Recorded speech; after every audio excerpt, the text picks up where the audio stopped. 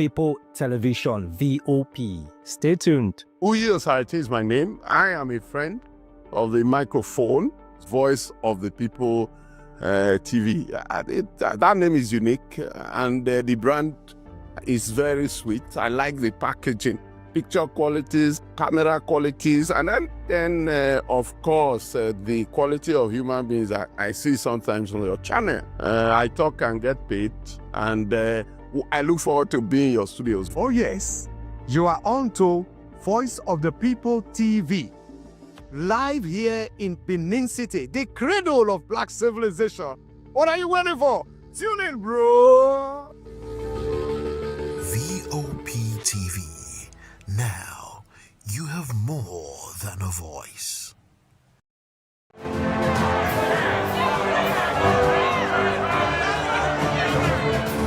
Do you want your voice to be heard? Do you know that you matter in the scheme of things? The People's Voice, the show where ordinary citizens take center stage as we discuss the biggest stories that affect you and I. With you in mind, we facilitate lively discussions, debates, and interviews on the topics that matter most to you and I. From social justice to economic empowerment, education to healthcare, governance, and more. Tackling tough topics and amplifying your voice. Join the conversation and make your voice count. The People's Voice. Make your voice count.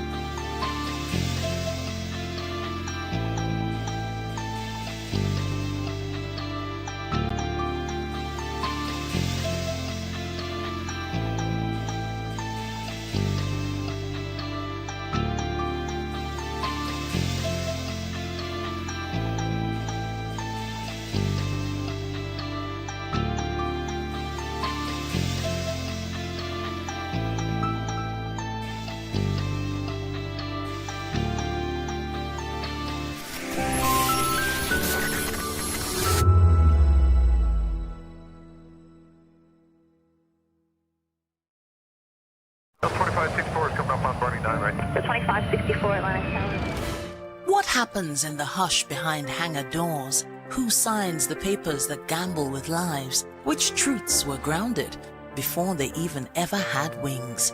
If you've ever buckled a seatbelt at 30,000 feet, if you've ever stared out of that tiny window and wondered who's really in control of the skies, it isn't just flight, it's power, it's politics, it's pressure sealed in steel.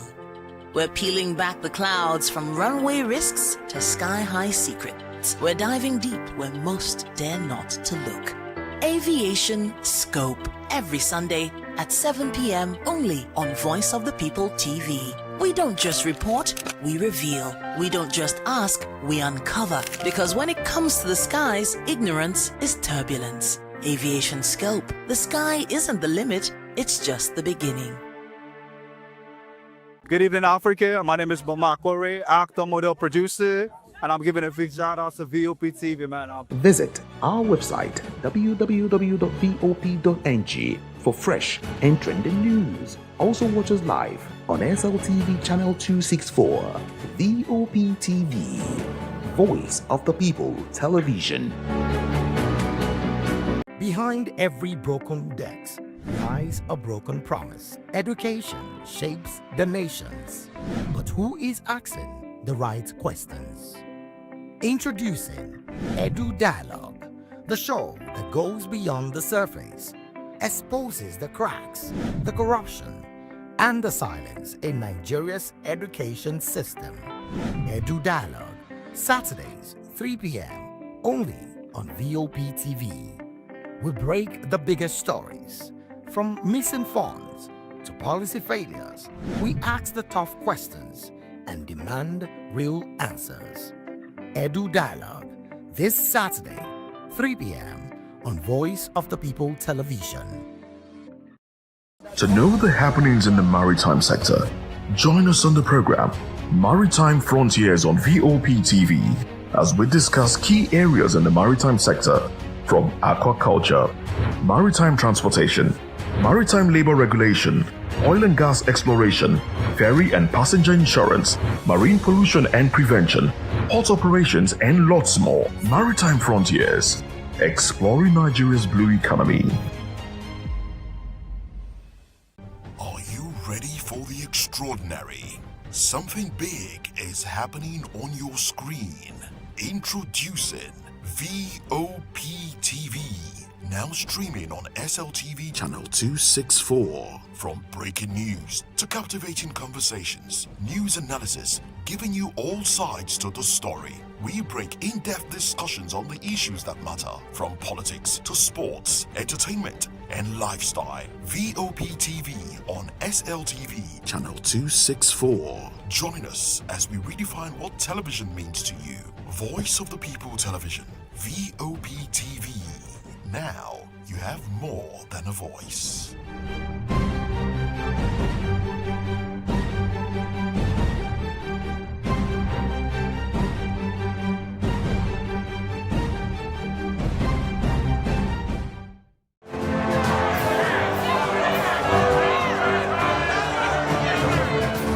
Do you want your voice to be heard?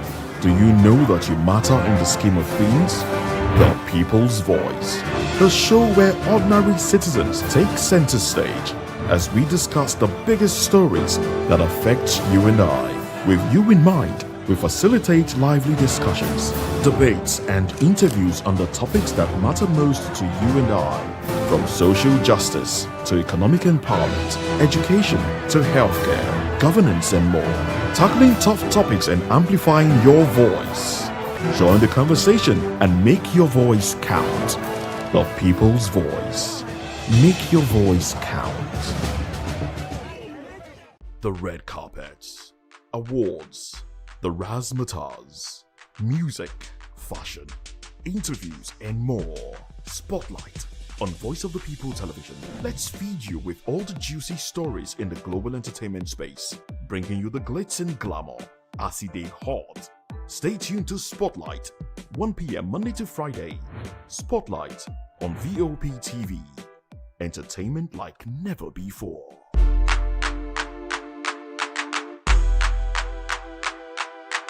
In a world where truth is the ultimate power and opinions scream the loudest, it's time to wade through the noise. Hunger no get tribe! Hunger no get religion! And scan the human interest and trending topics that matter. Stay tuned to The Issues, your plug to the stories making the buzz, from politics to science and technology, social justice, and more.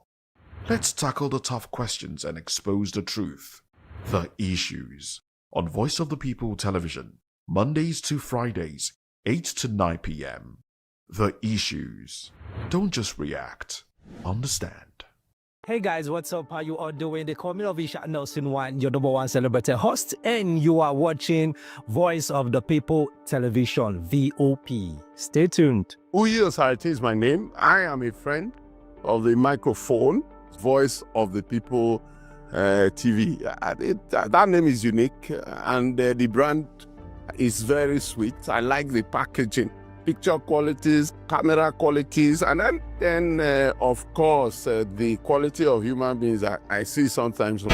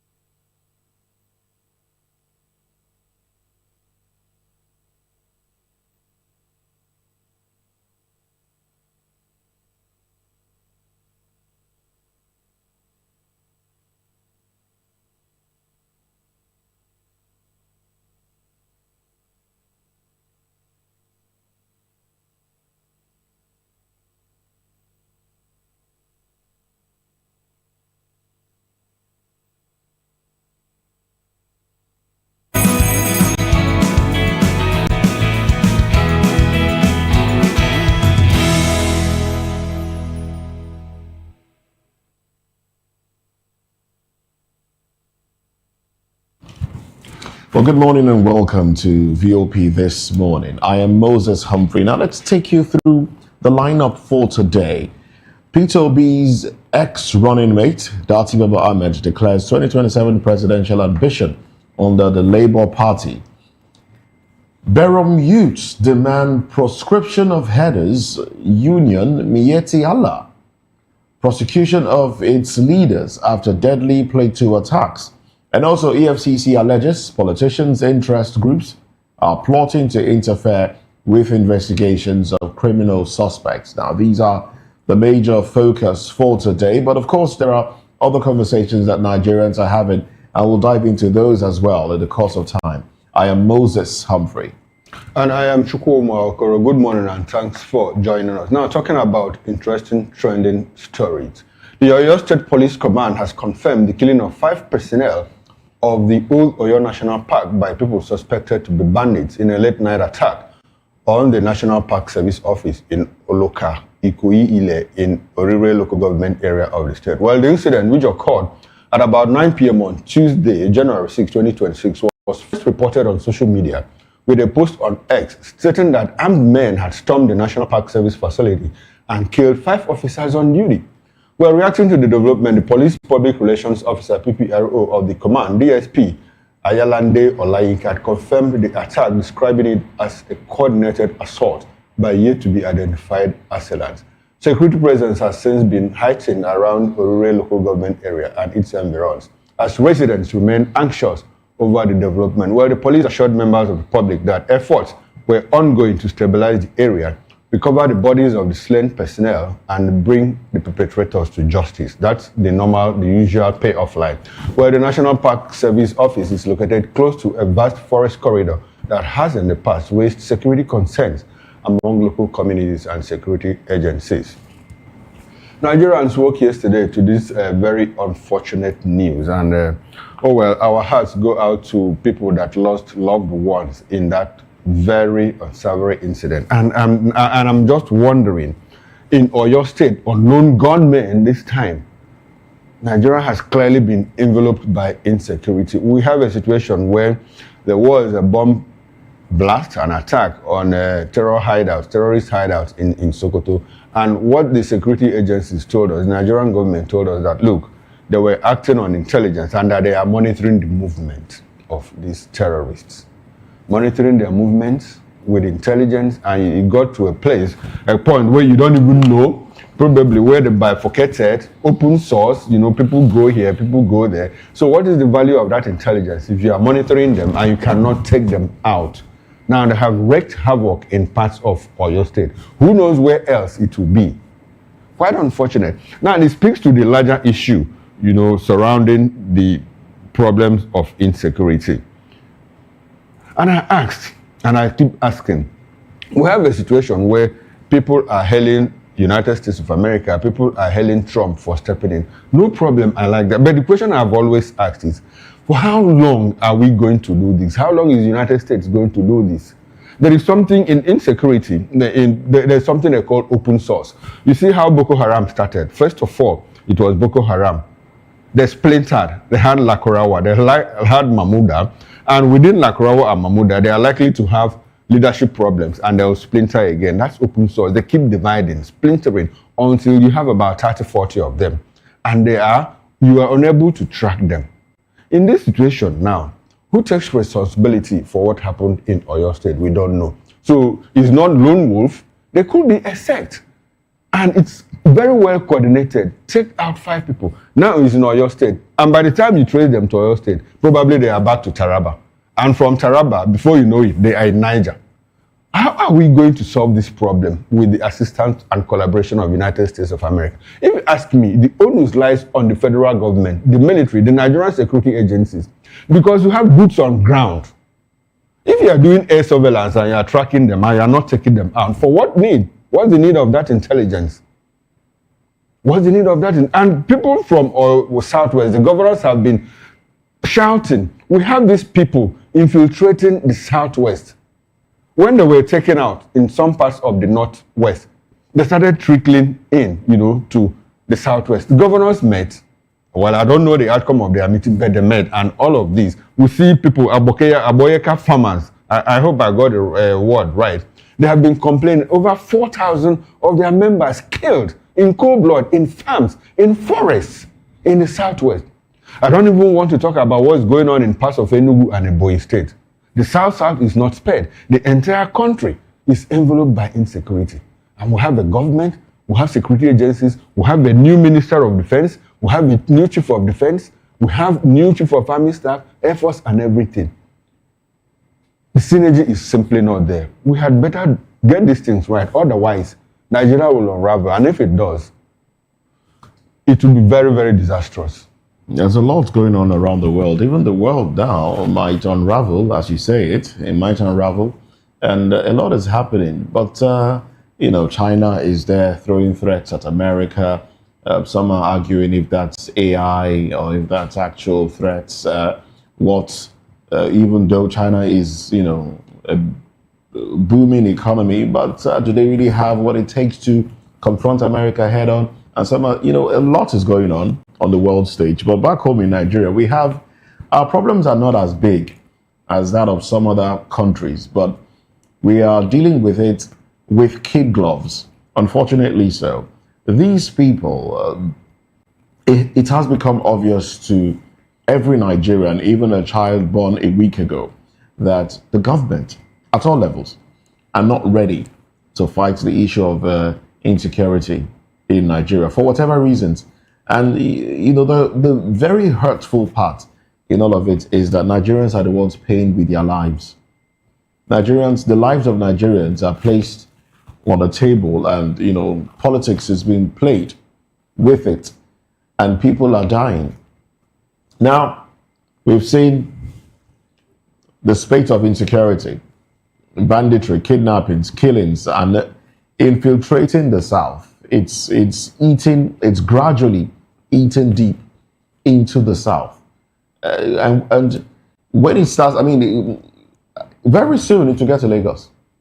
And by getting to Lagos, I mean that level. I know we have a bit of skirmishes here and there, but very soon it will be that level if care is not taken. So nobody is safe. Nowhere is safe. Nowhere, really. And what is the government doing? Like my colleague said, you put out information that, okay, we are monitoring these people. And what is the value of that information? No arrests, all right?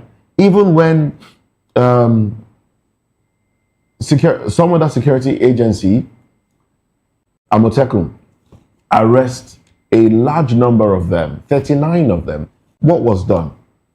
We saw them, their backs turned to the cameras and, and then addressing the press that, yes, we saw them in the forest. They were running away from the Sokoto bombing and we arrested them. And then what? Shortly after that, we saw bombings of police station and other, insecurity being perpetrated in that very state. Now it's Oyo.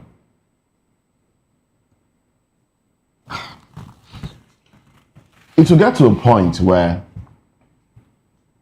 the other day it was Ayo that was being done in Lagos, and then we saw people brandishing guns underneath. So whether you like it or not, whether you admit it or not, guns are in hands that it shouldn't be. We have guns around. Some people are beginning to procure weapons and keep them for whatever reason. Now, it will get to a stage where those weapons will come out and people will decide to protect themselves against attackers. And then, I guess then, my colleague, Chukwuma Okoro, will throw his hands in the air and say, truly, finally, Nigeria is a failed state, according to the books. But it's gradually coming to that. So when the world, the outside world are dealing with bigger issues, we're dealing with issues that ordinarily, if government is willing to sort out, it can be sorted out within a week. Within a week, these people can be routed and decimated, their numbers largely depleted, and we'll be done with them. We can do it. Yes, yes. But we Moses. choose not to. Yes, I like your position. I align my thoughts with yours. But I would like also to add that those bigger issues that the world is dealing with, started small and they were not taken care of. Exactly. So, because we don't punish small crimes here, that is why the big ones thrive. And gradually, it looks like it might not be looking like it, but gradually it is taking the shape of it. When countries unravel, they start small and those early warning signals are ignored. So when you ignore them, it will get to a point where it spins out of control because that friction is always there. And if you don't manage that friction, if it spins out of control, that is where there will be a problem. Like you said, people brandishing guns, it will get to a point where, hey, government, if you can't protect me, I have to protect myself. Then that is the state of anarchy, where the state will have lost the legitimacy of monopoly of the control of the legitimacy of violence. Monopoly of violence. Monopoly of violence, you understand? And they also understand what I mean. So if we are gradually getting to that point, a tipping point, and I'm sure we have even reached the tipping point where any little spark now, could ignite a very dangerous conflagration, especially when people believe that, look, government is complicit in all that is happening. And the fact that government is not even taking these things seriously, taking them seriously to the extent that instead of government being active, even when they have failed to be proactive, and they are active and not just reactive, the government is hiding, under the principles of and tenets of propaganda. And as we speak at this moment, nobody can tell where our president and commander-in-chief is at this moment. So it is deeply troubling that in the midst of all these people are killed here and there, nobody can account for where our president is. Our president is nowhere to be found, and he's not even speaking from where he is. Instead, what we are seeing is pictures that is sparking arguments that it might be doctored, generated here and there. AI generated pictures and the rest. It's appalling. The other day I heard gunshots in my estate. I mean, I heard sound, and it was past midnight. And my wife was like, is that gunshots or is it fireworks? Fireworks. I said, that's not fireworks. It's not the sound of fireworks. That's gunshots. And it went on for a period of about 5 minutes, repeatedly. The sound kept going, boom, boom, boom, for like 5 minutes before there was calm. So it will unravel if care is not taken. It will. Oh well. Let's move on to another story. Now, following the sudden demise of his deputy, Lawrence Erujapo, Bayelsa State Governor Doyediri has ordered his cabinet members to undergo compulsory medical examination. Now, the Governor Doyediri, who gave the directive during a cabinet meeting on Wednesday in Yenagoa, directed the commissioners for health, Seyefa Brisibi, to ensure that every member of the State Executive Council underwent the compulsory medical check. He said the directive became imperative in light of the recent death of the governor, deputy governor, arguing that as public officers with hectic schedules, regular health checks are necessary to ensure medical fitness at all times to prevent avoidable deaths.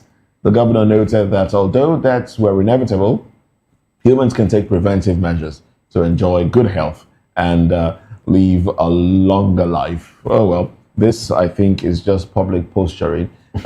Everybody should undergo health check. I mean, offices organize these things for the staffers. From time to time, you have people come around and check blood pressure, sugar level, and some of these other things, diabetes and, hepatitis. And just encourage this to continue and encourage people to exercise. Now, that's another angle to it. We work like, we are the most hardworking people on earth, but our productiveness declines. We wake up very early in Lagos, for example, where I have lived, for a long time. 5 a.m., 4:30 a.m., the streets are alive. People are running, trying to catch a bus to one location. Basically, going to work. And then later in the evening, from 5 p.m. or 5 p.m., you see people in traffic again finding their way back to their home. It's a cycle. It's more like a rat race. You know, it goes on. And then in the vehicles in the morning, if you board buses, you find people sleeping. So they just run, they get into the buses, and they make themselves comfortable, and they sleep all the way to their offices, usually from the mainland to the island, with little or no time. And then you get to your office, you're seated, you're working on the computer, you know, and then you're gathering a fat around the waist, and you are not active. All of that affect, you know. So officers should ensure that, you know, there should be breaks observed, not just you having lunch on your desk. You should move around. You should exercise. There should be some sort of exercise ground where you do. There are exercises that you can do without, you know, putting on sneakers and all of that. You can actually do movements that will ensure that your muscles are active. So that should be introduced. Government should start by introducing that in the civil service. I understand civil service, they have their own problems. You know, a lot of them come to work to as some would say, sell market. They don't come to work to actually work. But exercise and health checks should be encouraged at all levels. All right, at all levels. But well, the governor has said what he has said, and I wish them luck with the implementation of this one. Yes, I wish them luck too. But let me also still commiserate with the family of the deputy governor. And I don't believe in voodoo. I don't believe in charm and all of that. There are certain conspiracy theories around the governor's death. I don't believe in those things. Someone said the governor ported to APC, and the deputy remained in PDP. And days after that, he slumped in his office and died. Medical condition, it could happen to anybody. That's my own. That's my position on that. But it doesn't take out the fact that there are under table manipulations about life and all of that. If you believe them, they might actually come to you. Now, that said, the health issue is everybody needs to be healthy. And it's just a response to what Moses said, that Nigerians work very hard. I think our culture is also what pushes us into that, you know. As Africans, if you leave your community and get to the metropolis, you know, the first thing you have to do is, the first money you make, you go home and build a house. And when after building the house, you need to build one in the city. And after building the one in the city, you need to build another one where you probably correct rent and all of that. And so it makes you get up very early in the morning, you know, you go to work. And for people like us who have to cross 4, 5, 6, 7 states before we got to Lagos, our transport fare is different from those people that came by a nearby state. So if they do 5 times, we need to do 10 times, you know, so that if you pay 5,000 to come and I pay 50,000 to come, I mean, common sense demands that I should work 5 times harder than you. So that is why you see a lot of people. Ordinarily, people should live closer to their workplaces. Yes. If accommodation is such that you can afford it. But they are people building houses in places like, I mean, this is not a jab, this is not a swipe at those that live in Ikorodu. Okay. But we see people building houses in Ikorodu. I mean, they've built a house. Okay. And then they come and rent a house somewhere in Yaba because it's closer to their office. And they cannot be going from Ikorodu to Yaba every day. You'll grow old. You'll be because what you need to do is collect the rent from Ikorodu. If you cannot pay rent in Yaba State, what kind of life is that? And that is the African thing, you know. You need to build multiple houses, you know, to show that you're a real why African. People like Malami have about 57 properties.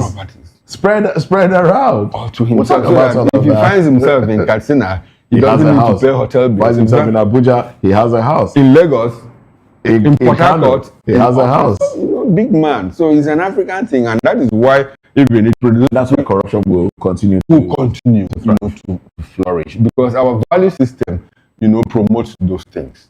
Our value system. I've been to places where you have estates that like run from here beyond Magodo, the other side of, you know, and you see them all look alike. Everybody live there, big man, small man. Nobody knows who is the other person. But here, I would like to differentiate, you know. I'm not saying that they don't have high-end buildings overseas, but then for the middle class, you know, you don't need to struggle extra hard, you know, to make a living. Unfortunately, that is why what we find here. So for medicals, it's important that when you get to a certain age, in fact, at any point in your life, you need to always do your medicals to check, whether you are fit or not. There's a very important, before we get into the newspapers, there's a very important message that we need to send out. The Katsina State government has distributed 72 motorcycles to the 17 newly recruited forest guards across the state to enhance security. While the Commissioner for Environment, Hamza Suleiman Faskari, was the one who flagged off the distribution. But we are just saying that, look, these motorcycles, we see motorcycles banned in some places, we see them distributed in other places. We just make sure that this thing don't end up in the hands of terrorists, because you see them come with like 50, 70, 100 motorbikes to attack and all of that. And these things are going to the forest. I will also be sure that, look, that the terrorists don't overpower these forest guards, take possession of these motorcycles and use it to attack Nigerians. It is important that the people that have distributed these motorcycles also monitor their use. All right, we'll leave that story there. We'll probably get back to it much later, maybe during newspaper review. But in the meantime, let's look at the headlines from the dailies. The Punch has these headlines, and I mean, this one we just talked about now. Court orders forfeiture of 57 properties linked to Malami sons. All right, that's another story. So there's another. I mean, we have a lot of these in government. A lot of people like this. That's why you have houses abandoned in certain parts of the country. Houses built, occupied by security men, but no individual lives in that house. And then the housing deficit continues to drop. Oh well. Or continues to increase. Now, how I cut Nigeria labor unions links with KGB, CIA, Obasanjo. Why Abure LP faction is not recognized. INEC. US slams $15,000 visa bond on Nigerians. Others, it's not over. Tax law, 5 trillion naira VAT windfall for states as new formula begins. New tax law tilts VAT revenue towards states. LGs as FG's share drops to 922 billion naira. And then we have display of guns and ammunition and drugs as well, right there, by the police. Togo, Niger, Benin, all Nigeria 25 billion naira for NERC collection money. Makinde fumes as bandits kill 5 Oyo forest guards. 2027, obedience back Obi as Dati eyes LP ticket. Those are the headlines on the cover page of the Punch newspaper. And from the Nigerian Tribune, court orders interim forfeiture of 57 properties linked to Malami, gets 500 million naira bail. US imposes visa bonds of up to $15,000 on Nigerians. Orders. Now the window headlines. Super Eagles boycott training ahead of Algeria match. Analysts forecast stable naira in 2026. Project trading ban of 1,350 naira to $1 to 1,450 naira to $1. Dangote withdraws petition against ex-NMDPRA boss Ahmed from ICPC. What's going on here? Now the big story. Bandits attack Oyo National Park, kill 5 forest guards. Makinde calls for calm, says cross-border bandits behind attack. CP deploys security teams in community. 5 farmers killed in Benue. And extension of budget lifespan, not an illegality. That's coming from the budget office. New tax law, stop inflicting pains on Nigerian workers. NLC tells federal government. Says workers were shut out of formulation process. Wants FG to review workers' wages before 2027. And in the world of health, researchers has developed treatment for advanced prostate cancer that could eliminate severe side effects. And that's it from the Nigerian Tribune newspaper. Well, that's pretty much it for the moment. We'll get back into the headlines and review of it much later in the day. But in the meantime, let's look at what's coming from the camp of Dati Baba Ahmed, Peter Obi's former running mate, where he has declared a 2027 presidential ambition under the Labour Party. Let's talk about this when we come back from this break. Stay with us.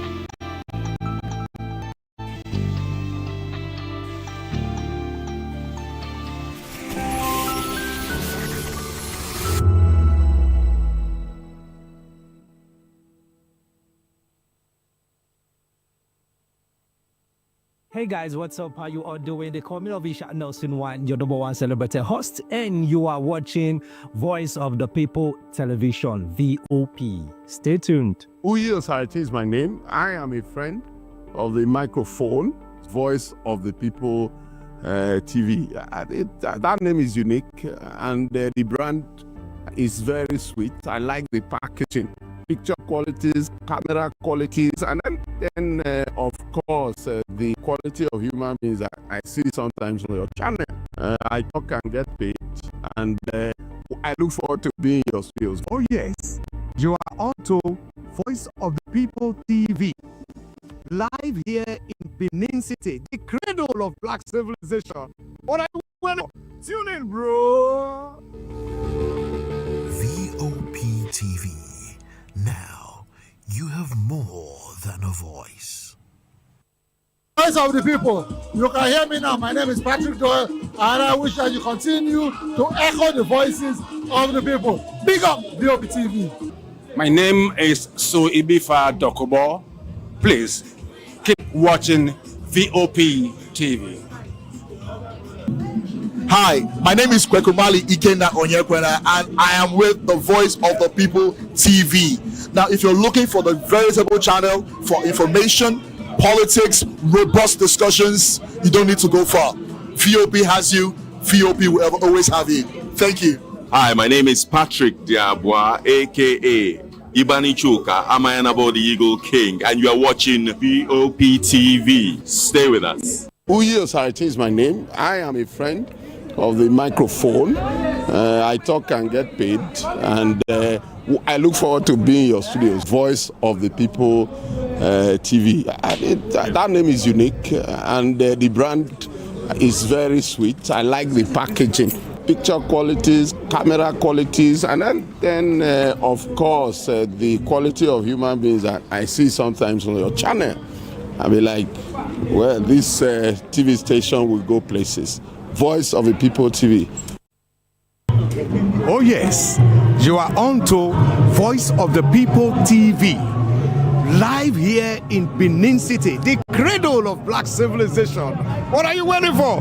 Tune in, bro. Hey guys, what's up? How you all doing? The coming of Isha Nelson One, your number one celebrity host, and you are watching Voice of the People Television, VOP. Stay tuned.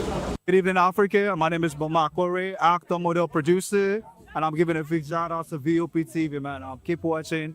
Don't change the dial. Thank you and God bless you. My name is AY, and of course, I represent the voice of the people, and that's why I'm on VOP. AY say so. Hi everyone, it's your girl Miriam Tima from the Real Housewives of Lagos and the Real Housewives Ultimate Girls Trip Africa. Shout out to VOP, the voice of the people. You already know. Stay tuned, keep watching. And don't forget, VOP is the best. All right, hello, all right, it's about that shaking the man fine back with Melanie Poppy Blast Skin Boy. This is VOP TV. If you're not watching VOP, I don't know what you're watching. Maybe you're watching your weight. Hello, beautiful people. This is Wale Ojo, and you're watching VOP, Voice of the People. Hi, guys. You already know who it is. This is New Energy. Flyers, whatever, live it. Keep watching VOP TV. Thank you. Hi, people. Jenny Albano here. Guys, please keep watching Voice of the People. From the views on the street, we go to bed empty hunger, to the blaring horns of a hustling city. The loudest voices of the common man got a medium to be heard. This particular administration, they were coming unprepared. It's not a bad thing to renovate the president's lawn. Through top-notch programming, unbiased reportage of news, sports, business, entertainment, and cultural documentaries, Voice of the People 90.3 FM became a symbol for 21st century media. And now, a new baby is born. Voice of the People Television, VOP TV. Youthful, full of vigor and penchant for excellence in the continent's media space. Exposing the wrongs, applauding the rights, dissecting the news without fear or favor, through factual and accurate stories and contents. Corruption kills three things that makes it society. Representing the interests of the people and giving them a voice. Voice of the People TV is here to stay towards building a fair society. VOP TV, Voice of the People Television, truly a voice for the people.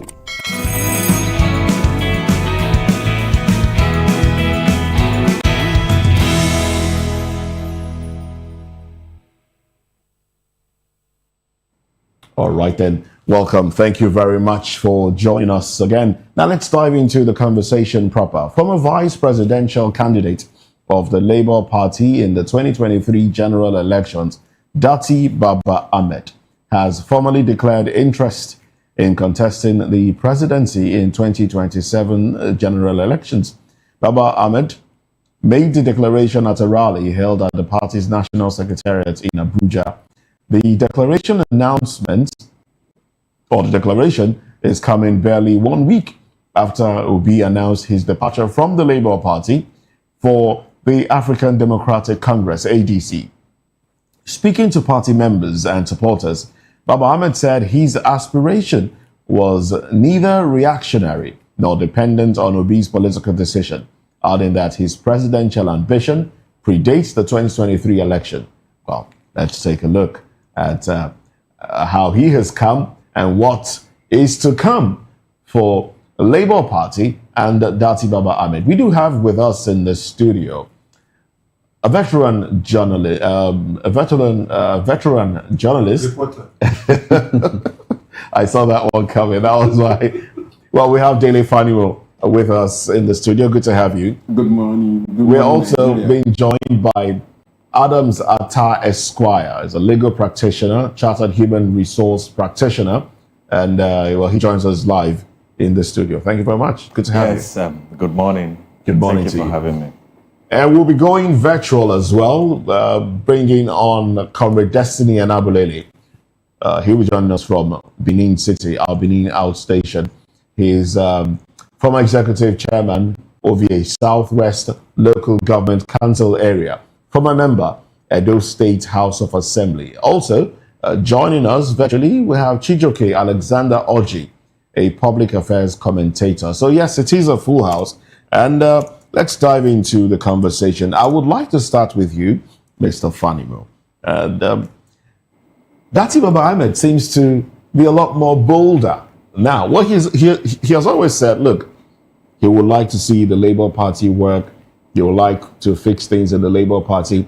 But here he is with the Abure faction in the Labour Party, a faction that we know is still having issues with INEC recognizing it. What is this? Is this a viable? Is it putting up a good opposition, or will this just further divide votes that will be coming from the north? You see, in any race, political race for that matter, there are three categories of contenders. You have also run, and you have negotiator, and you also have serious contender. Now, the also run is just for the optics, for them to know that, look, those are the ones that will pick a party, which I don't even consider a party, a platform, just to announce himself that so that it can be part of his CV, that I was also a presidential candidate at one time. But is that what we need at this time? Just wait. Then let me explain this. Then the negotiator is the one that places himself as an aspirant, knowing fully well that he doesn't have what it takes to become a candidate of that party. But so much that he will make so much noise, so that when the party wins the election, the candidate that emerges that wins that election will consider him for either ministerial or commissionership appointment or board appointment. Then you also have the serious contender.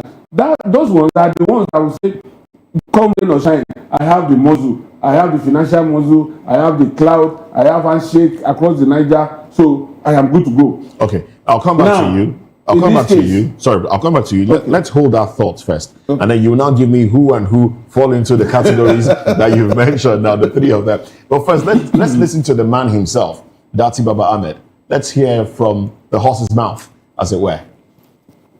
the June 2027 salaries of public servants, especially security personnel and teachers, will be 4 times as is currently paid. Please hear me again. Nigeria can afford it. My good friend, the police constable, the army private, the teachers that are looked down at, I think they should, and I know they should, and I am able to ensure that they will earn nothing less than 4 times what they are being paid today in June 2027. I am my own boss. Simple. I'm not following anybody's trajectory. I'm not stepping into anybody's shoes. Can I please remind you that before His Excellency Governor Peter Obi aspired for presidency, I aspired for presidency before him. The records are there to see. In October 2018, I participated in the primaries of PDP, the then PDP in Port Harcourt. And I walked to Governor Peter Obi and I said, please, can I have your vote? And he smiled at me. What a gentleman he was. And then Atiku won, and he took Peter Obi as his, as we call it, running mate. So forgive me, your question is not even relevant because it does not pertain to me. I aspired to presidency before His Excellency Peter Obi.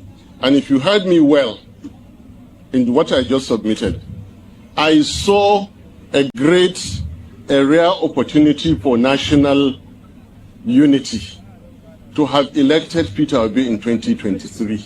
And that is why I decided to flow with it. You asked about religion. Yes, I am a Muslim, I'm a practicing Muslim, but I'm a Nigerian. And the Constitution allows me to contest. You asked about ethnicity. Yes, I am, as you say, Hausa man, but I'm a Nigerian. And Nigerian Constitution allows me to contest. I have never done anything because of. All right, so there you have it, the 56-year-old Yusuf Dati Baba Ahmed speaking. Yeah, basically, speaking with a lot of confidence. So which category does he fall under now? The categories that you mentioned. It's just an also run. Not a serious contender for that role. I know that Ahmed, one-on-one. I visited his university about 2 or 3 times. Base University. In Abuja. And I'm surprised that he's saying this. How much does he pay his lecturers?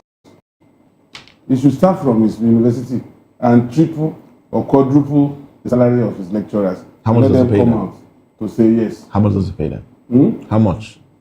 I am aware that he was not paying as much as Covenant and Akababa University as at that time. No, let's just get a figure. Do you have a? I don't have a figure. Okay. But in comparison, as at that time, and that time is what? So he should tell us now how much of increase he has affected in the lives of his lecturers and other non-teaching staff.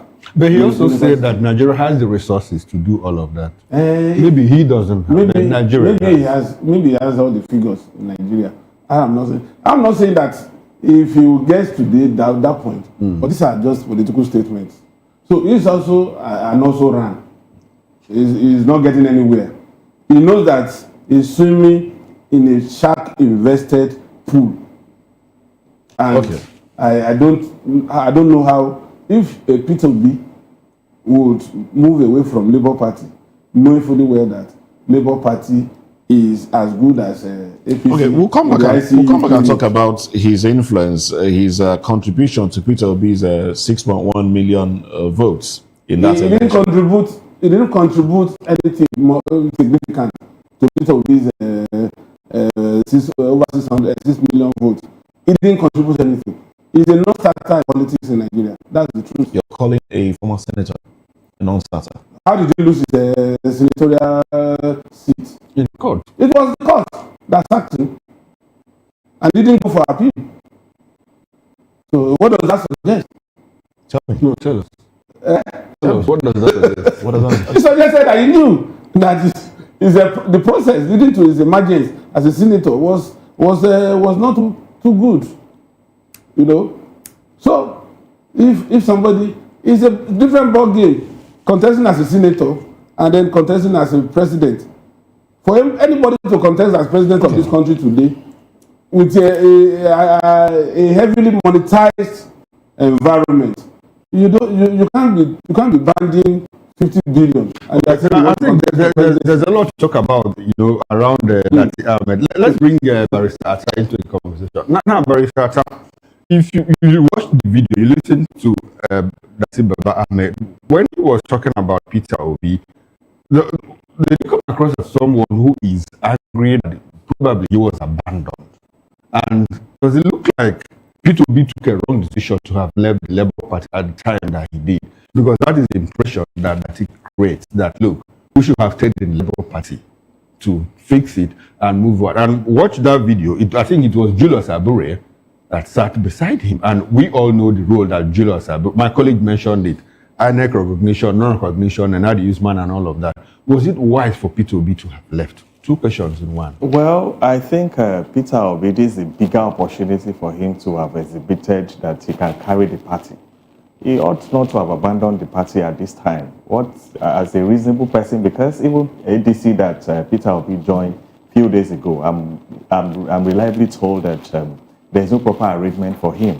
As we are speaking now, there are issues up and down as to who is the flag bearer of ADC.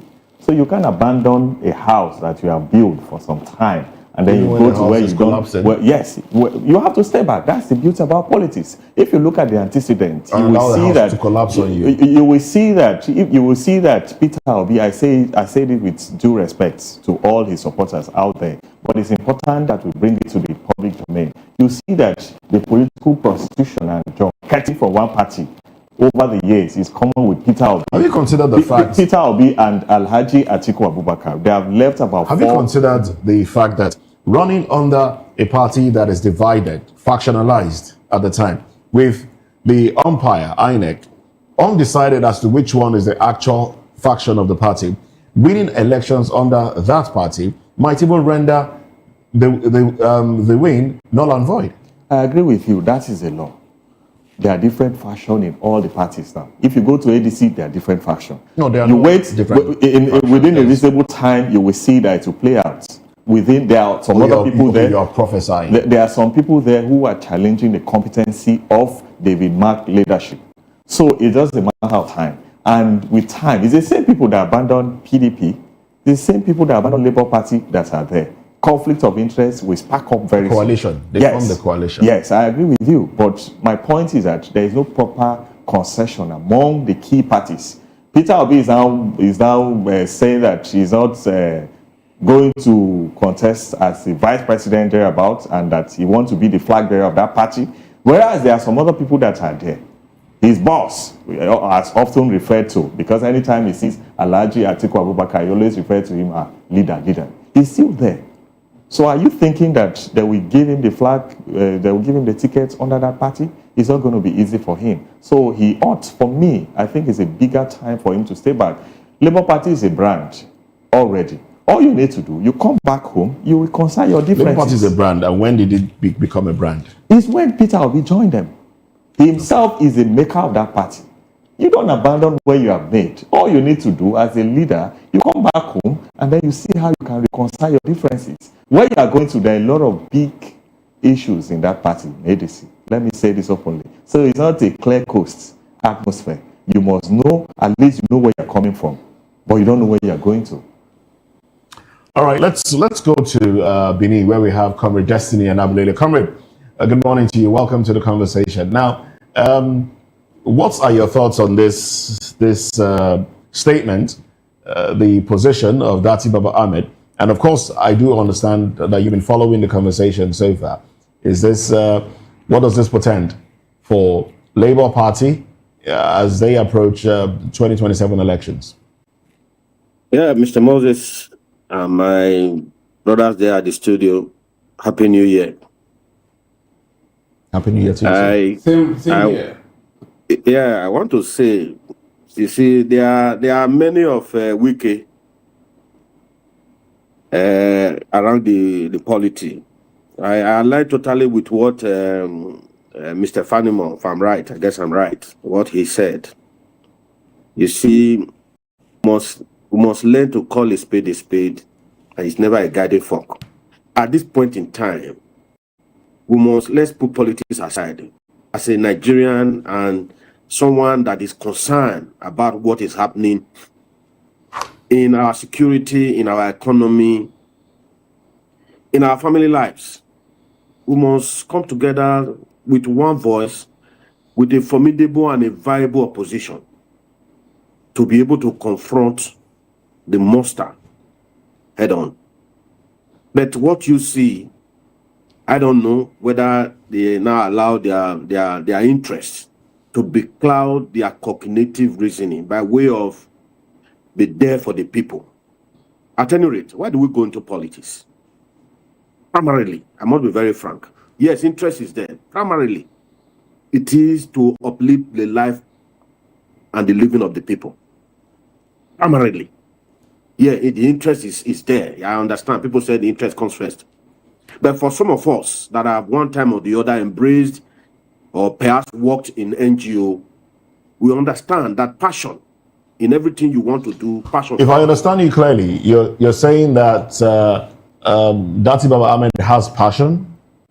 No, I'm trying to. I'm going somewhere. Oh, please, let's get there. Let's get there fast. Yes. See, what I'm saying now is this: that he's allowing his interest to becloud the collective, interest of the people. We all know the common enemy, and the common. What do you think the collective interest of the people is? Yes, the collective interest of the people is to give Nigerians a better life, to make a Nigeria as an entity a better place for all of us. To unseat the APC, you mean? Sorry? To remove the APC. That is one. And not just to remove the APC, but removing the APC, would that better the life of the average Nigerian? Because when the APC, when they were coming, they were saddled with the mind to remove PDP without knowing what to do afterwards. That is why we are in this conundrum. They don't know what to do. They are confused, as my governor in Edo State. Okay. With utmost humility, they are very confused. Comrade Destiny. For us as a people. Comrade Destiny. Yes, sir. Good morning once again. Good morning, sir. Now, do you think that Peter Obi took a proper decision to have left Labour Party at the time that he did, based on what that Baba Ahmed had said? Look, he shouldn't have left. What do you think? You see, Mr. Oko, let me quickly say this. I think that was a fantastic move and a fantastic choice, because as we speak, the majority of the opposition party in Nigeria, viable. Whether you take it or leave it. The only party, as we speak very just, and that will seem to be on the path of viability, is the ADC. So for me, for someone that truly want to help his fellow, countrymen or women, is to look for a viable platform to align with and see how we can, rescue Nigeria from this conundrum. And for me, I applaud him totally for aligning with ADC. Okay. Now, comrade, we are talking about who gets the presidential ticket of the ADC. Do you think that without consensus, like they sit back, a caucus, and sit back and said, okay, all of us are going to support Mr. A or Mr. B or Mr. C? Do you think that in the absence of a consensus, that Peter Obi will get into a primaries with Atiku Abubakar, Rotimi Amechi, and clearly win the ticket? Is there a possibility it could happen? I want you to factor in everything that goes around primary elections in Nigeria. Is there a possibility it could happen? I can say yes and no, because you can't seem to be jumping the gun. We must allow the party, as we speak very just now, the persons at the helm of affairs of ADC, the likes of, with utmost humility, with respect, David Mark, these are persons that some of us seem to be. They've been there from the very beginning of this dispensation. When I said this is from 1999, and they've been consistent. And for me, for us, we have been clamoring that there is need for ADC, PDP, SDP, Labour to form a formidable alliance or coalition, whichever name, to come together, having it in mind that they are not just only, exiting this present government, but to come up with a solution that will better the average Nigerian. So for me, I will say yes and no. As events unfolds, we begin to see how they are serious about rescuing Nigeria without allowing their quote unquote their personal interests to becloud their sense of cognitive reasoning. That's my point this morning. Okay, so one more question before we leave you and bring you back to the studio. Do you think Dr. Baba Ahmed moving away from beside Peter Obi and trying to do his own thing will affect Peter Obi's votes? You do recall that in 2023, together they garnered 6.1 million votes. You think not working together or supporting the other man will affect Peter Obi's votes? Will it affect the 6.1 million votes? With utmost humility to Ahmed, I must say this without missing words, without fear of favor. I just have put it by very respected journalists. You see, he's a lightweight. We must call a spade a spade. He's very infinitesimal when it comes to the Obi movement and the Peter Obi's Is he a lightweight? Is he a lightweight in the north? A lightweight in the north. Is he a lightweight in the north? He's a lightweight in the north. He's a lightweight in the north. So his emergence does not affect elections coming to the southern part of Nigeria retaining the elections. It doesn't affect that also. I doubt whether it will affect any votes of Peter Obi or votes for ADC. I'm going to be very frank with you, but I will still appeal with him to look at it very dispassionately, as a man that is willing, that have the Nigerian passion, to look at it dispassionately and see how he can align with any viable, with sincere, accepting he's saying that the present concussion, let me use that word, the present concussion in ADC, that maybe there's what he's hearing that some of us are not hearing. But from thus far, I can tell you that ADC is a formidable and viable vehicle in getting Nigeria to its destination for us at this moment. All right, then. Thank you very much, Comrade Destiny and Abulele. Well, let's bring it back to the studio. Let's bring it back to you, Dele Fanimo. Back to you. I really like the analogy you gave earlier, the separation classes, the segmentation of politicians. And with the Labour Party as it is, and the Nanadi Usman faction, Abure faction, do you think the Nanadi Usman faction will raise their own candidate as we walk towards 2027? Will there be a candidate presented as well? And how will that affect Dati Baba Ahmed, who has pitched his tent with Abure faction already? You see, let it not be that in the final analysis, somebody will say, it is the enemy without that is propelling all this. You see, I've watched elections closely. I've participated in elections closely, not just as a voter. In any case, I rarely vote because as a media practitioner, you are not likely to be where your voter's card can be useful on election day because you are like a nomad on a day like that. For instance, this election we are talking about, some of us will be in the studio analyzing for those out there. So we are not likely, but as an active participant, either working with a principal or doing anything, you see, every day, the way these things are evolving, every day, it becomes clear that you are ceding the turf to APC. With what is going on? Yes.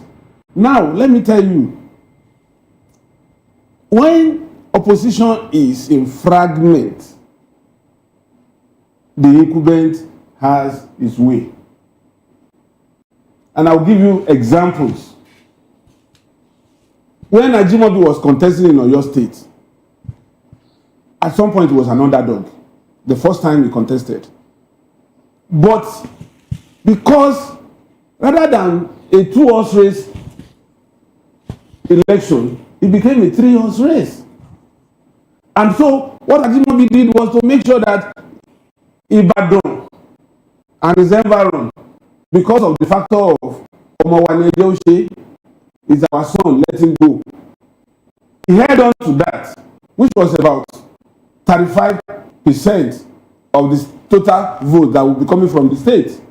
And so what he did was the stronghold of these two other people, he worked to ensure that he gets maybe 25% here and there. So by the time you add that, you know that Ajimobi didn't win the governorship of that state by scoring over 50%. He scored about 41.7% of the total vote to emerge as governor because opposition was in splinter. Now, this is what is going on now.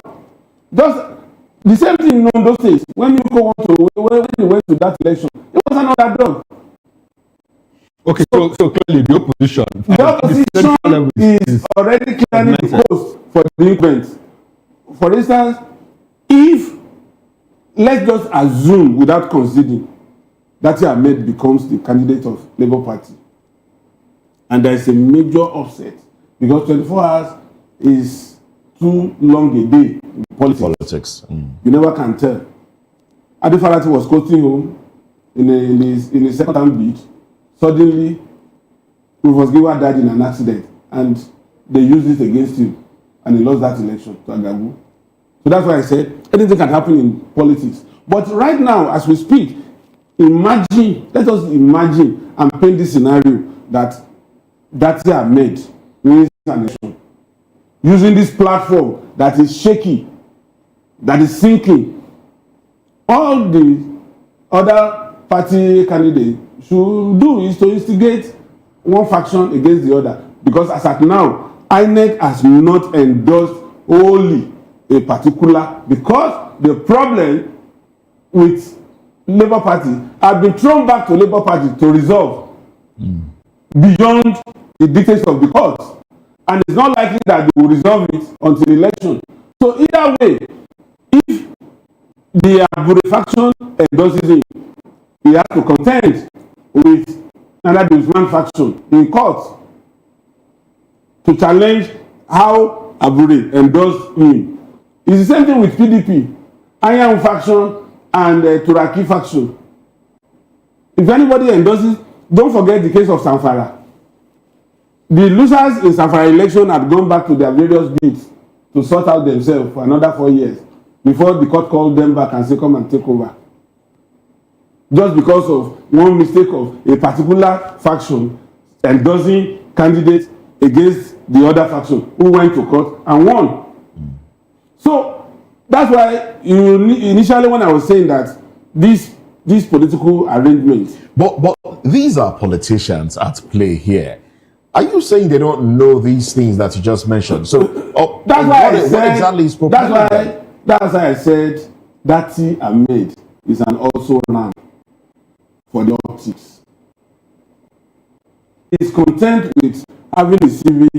You heard him when he was saying he ran as presidential candidate. There was nowhere he ran as presidential candidate. He only aspired and he lost at the primaries. So where is he? That he said he contested before Peter Obi. Peter Obi got his ticket and ran. But he never had any ticket. He lost to Atiku. Okay, all right. I'd like for us to talk about the opposition. The opposition now. Let's start with what is going on in the Labour Party. The Labour Party, everybody understands what gave them that momentum. Was the obedience of Peter Obi. Now, Peter Obi has yanked off that obedience and is dumping it in ADC. Yes. Now, we all know, let me not say we all know, Nigerians believe or think that the PDP is dead. And that even if it's not dead, it's in ICU. It's in ICU. Okay. So if they feel there is enough blood in the blood. Okay, now if they feel a presidential candidate that is not strong enough, maybe a feeble one in 2027, and people discover that people still apologize and PDP discover that, look, this person is actually not going anywhere. Now you have the obedient movement, you have a chunk of the PDP, all in opposition, and they dump all of this in ADC. No matter who emerges, either P2B, Atiku, or Rotimi Amechi, we have flipped the coin. What do you think will be, how will it play out in 2027 between the ruling party and the opposition? Let me start by saying that it's not going to happen. You're very sure? Yes, okay. I'm very sure. But in case something happens and there is this thought that brings together this fragmented opposition. So one thing that would assail them is the fact that interests vary in this coalition, supposed coalition that can happen. Interests vary. And because of the variation of interest, fears will come in to the say that they will say, these people came last minute to come and dominate our party, and now they are coasting home. What will be our lot? This is the way politicians think. Okay. At every point, what is a need for me is what the politician will ask himself. What if I support these people? Now, they came and just submerged us. Don't forget that this ADC that we are talking about, there is still a problem waiting to happen. A faction that was already in ADC before David Mark and Co. and Arabeshola jumped in and just sidestepped them, believing that they have no say, is still boiling. No, it's not boiling because the INEC has clearly recognized the David Mark faction. And if you take the case to court, we have the lawyer here, if you take the case to court, the court has clearly at the Supreme Court level decided that, look, any internal problem about leadership should be left at the party level. And INEC has taken a decision. David Mark-led leadership is the authentic one. The same INEC. Okay. The same INEC. So your position now is that the court will likely not do due diligence because they're already taking sides with the ruling government. Is that your INEC? Yes. No, the court is there as an independent body. But INEC is overdoing. They are overstepping their boundaries. INEC and the court. Yes, over a matter that is pending in court. INEC had already suspended a candidate, a PDP thereabout, is already disqualified somewhere in the forthcoming election. Is he Ekiti or one of Ekiti? So why is it that over a matter that is pending in court? Why not allow all the parties to contest? And why are you making it look like an already concluded election? I want us to come back to the issue in focus. And before I come back to you, let me ask the ladies question. Now, you are of the opinion that, look, the opposition is still fragmented. And because interests are bifurcated, at some point they intersect, at some point they overlap. And so because of that, it won't be possible, or it might be a near impossibility for them to agree finally to merge as an opposition and take out a formidable one. Now, what if they agree? You also tell me several times that 24 hours is a long time for things to change in politics. What if they're able to say, okay, let's get to the table first. When we get the table, we'll now start dividing the seats. If it happens, what will happen to the ruling party? I've not seen any scenario in my years of interacting with politicians and all of that. So he can't even summon a meeting of the Labour Party. Recall that Bola Ahmed Tinubu, the current president, when he was national leader of the APC, and people asked him, you were a national leader and you couldn't even do enough, to advise the APC and all of that in terms of governance. You know what he said? Recall what he said. He said, as the leader of the party, I don't even have any power. It was just nomenclature, it was tutelar. So what role should have P2B played as a former presidential candidate in mobilizing and rallying forces, disparate forces in the Labour Party to ensure that the party remains intact and Obi is a father figure in Labour Party. Okay. He's the maker of the Labour Party we are hearing today, the LOP, and then how the branding during the election period. He's a figure. So whether we like it or not, all the votes. What do you because do? that himself, even the vice president. Excuse me, lawyer. Yes. What do you do with position without authority? Well, your influence matters. Your influence, Obi influence, is what skyrockets what you know today as Labour Party. No, I don't know anything about them, about the leadership of Labour Party, and then many others. All I know is about obedience movement. That is a brand, and that is what we Nigerians, were feeling today. So that's my take on it. All right, then. Well, let's move on to another conversation now. Berom youths demand proscription of headers, union, Miyetti Allah, prosecution of its leaders after deadly Plateau attack. Insecurity, that's what we're talking about when we come back from this break. Stay with us.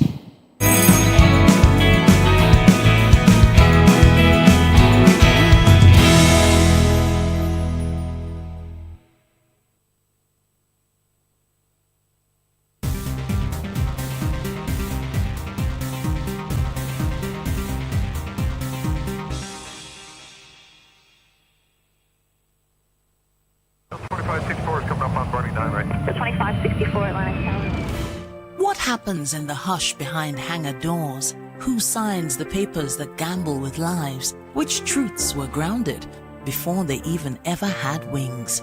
If you've ever buckled a seatbelt at 30,000 feet, if you've ever stared out of that tiny window and wondered who's really in control of the skies, it isn't just flight, it's power, it's politics, it's pressure sealed in steel.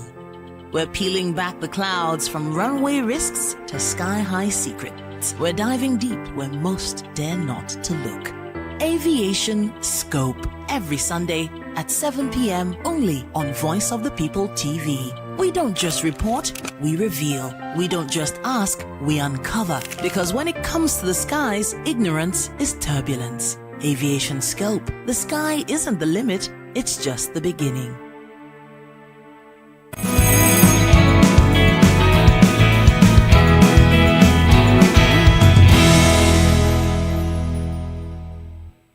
Berom Youth Model Association, BYM, has condemned the recent coordinated attacks on Joel community in Riom local government area and Gero in Giel district of Jos South local government area of Plateau State. Well, the government, they have condemned the attack, describing them as acts of sustained terror against indigenous communities. Well, VOP News gathered that the attacks, which occurred on Tuesday, January 6, 2026, claimed the lives of several persons. The BYM leader, Delop Solomon Wantri, described the killings as a grim reminder of the sustained and systematic terror being unleashed on indigenous communities of Plateau State. In a press statement signed by the association's National Publicity Secretary, Ruang Tengwang, the group accused the Miyetti Allah Cattle Breeders Association of Nigeria, MAGBAN, of complicity in the violence, where the association faulted the group's chairman for what he described as a false claim that Berom terrorists attacked Fulani persons. According to the statement, the attacks also resulted in widespread economic losses, with armed headers allegedly destroying dry season farmlands in Kwi community. The Berom Youth Group demanded the immediate proscription of MAGBAN and called for the arrest, investigation, and prosecution of its leadership. The association further demanded the immediate compensation for the families of those killed and affected farmers, as well as the deployment of adequate security personnel to protect vulnerable communities across the state. We still have our gentlemen here in the studio, Mr. Dele Fanimo and Barrister Adams. Barrister, let me come to you. And virtually, we still have Comrade Destiny Enabulele, who joined us from Benin Outstation. Barrister, we have a situation where we have associations, like MAGBAN, Cattle Headers Association, and they have their members wielding assault rifles like AK-47. We even see these members of this association recruited into some kind of government-funded groups to fight insecurity, besides our security agencies. And they are running riot in some parts of the country. Yet, we find it difficult, or the federal government finds it difficult, to proscribe these associations and call them and give them the actual nomenclature that they have, which is terrorists. It's difficult for us to do that. But we see people that are waving flags in parts of the southwest, in parts of the southeast, in parts of the Niger Delta, and these people are quickly proscribed by the government. How does that fit into the larger context of our intentionality in fighting insecurity as a government and as a people? I want to start by saying that the government is not serious about solving the issue of insecurity in our dear nation. And I say all this with all sign of respect to the system. Over the years, we have seen year in and year out, festive period, this and that. You can see what happened in the far north recently, where Americans have to intervene. You see the heat in Sokoto is not even in most of the states that we often see them on the media. So the facts that came out and then we saw is the fact that Sokoto is a base for most of the attack in the far north around that region. But I don't want to delve into that. Let me narrow down to the topic, the point you've raised. Okay. The government is not serious about solving the issue of insecurity in our country because the system is benefiting from it. Nemo that quod non habet. You can't give out what you don't have. And that's the fact. Most of our leaders, they are not experienced in solving the insecurity situation all over the Federation. That's number one. And then number two, the fact that the government is benefiting from that. The third one is that, according to one of the philosophers or a former president thereabout, he said, once an insurgency exceeds 48 hours, you should know that your president, the government is in, the government is aware. So what is happening today in the far north and all other parts of the Federation, the government is aware of it. When you say that the government is benefiting from it, can you appreciate? Okay, let me give a very practical situation. You see that at any point that you see that there's any hit, there's any bomb blast in the north, there are government officials or individuals like you and I who have branded NGOs, and these NGOs will write to international community. International community will release funds to them.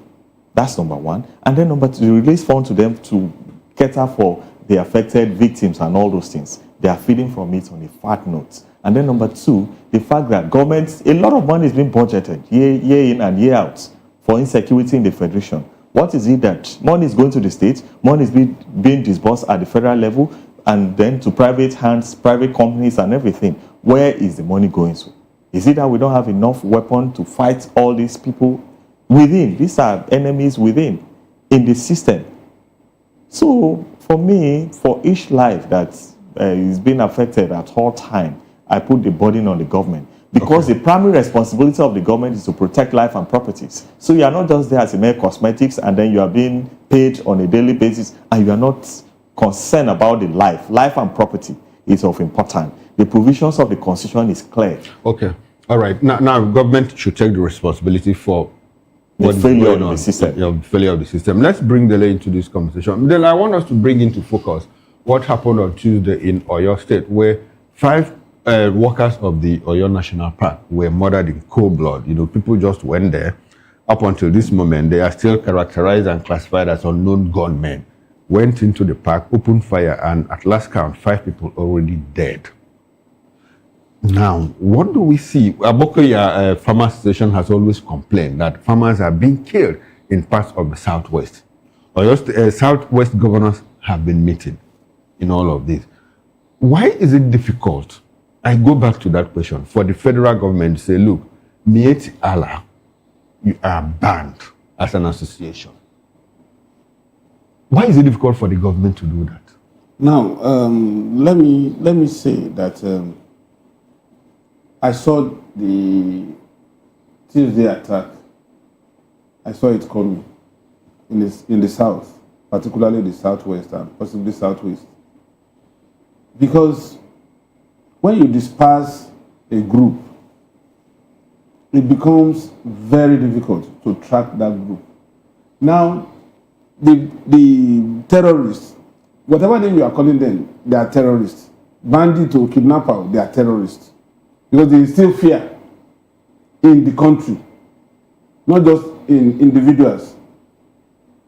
Now, that Sokoto bombing that swept a lot of them and, had automatically brought them to the realization that they need to strategize again to change their modus operandi. And what they are now doing is nomadic attack. which is akin to guerrilla warfare. Nomadic attack in the sense that before now, you can locate Troji in Samfara and part of KB. You can locate their camps. In Sokoto, Lokarawa, you can locate their camp. They move from this camp. The other terrorists around Nasarawa, you can locate their camps and say, this is where they are, and you can target them. But now they have morphed into a nomadic guerrilla, such that even when you see them moving, it is very difficult to target them, because right now they will be using human shields to protect themselves. As soon as that attack was carried out on Tuesday, I can bet it within 24 hours, if you trace them, they could be in the east as we speak, waiting for another onslaught. They could be in the south, waiting for another. They could even be in the middle belt.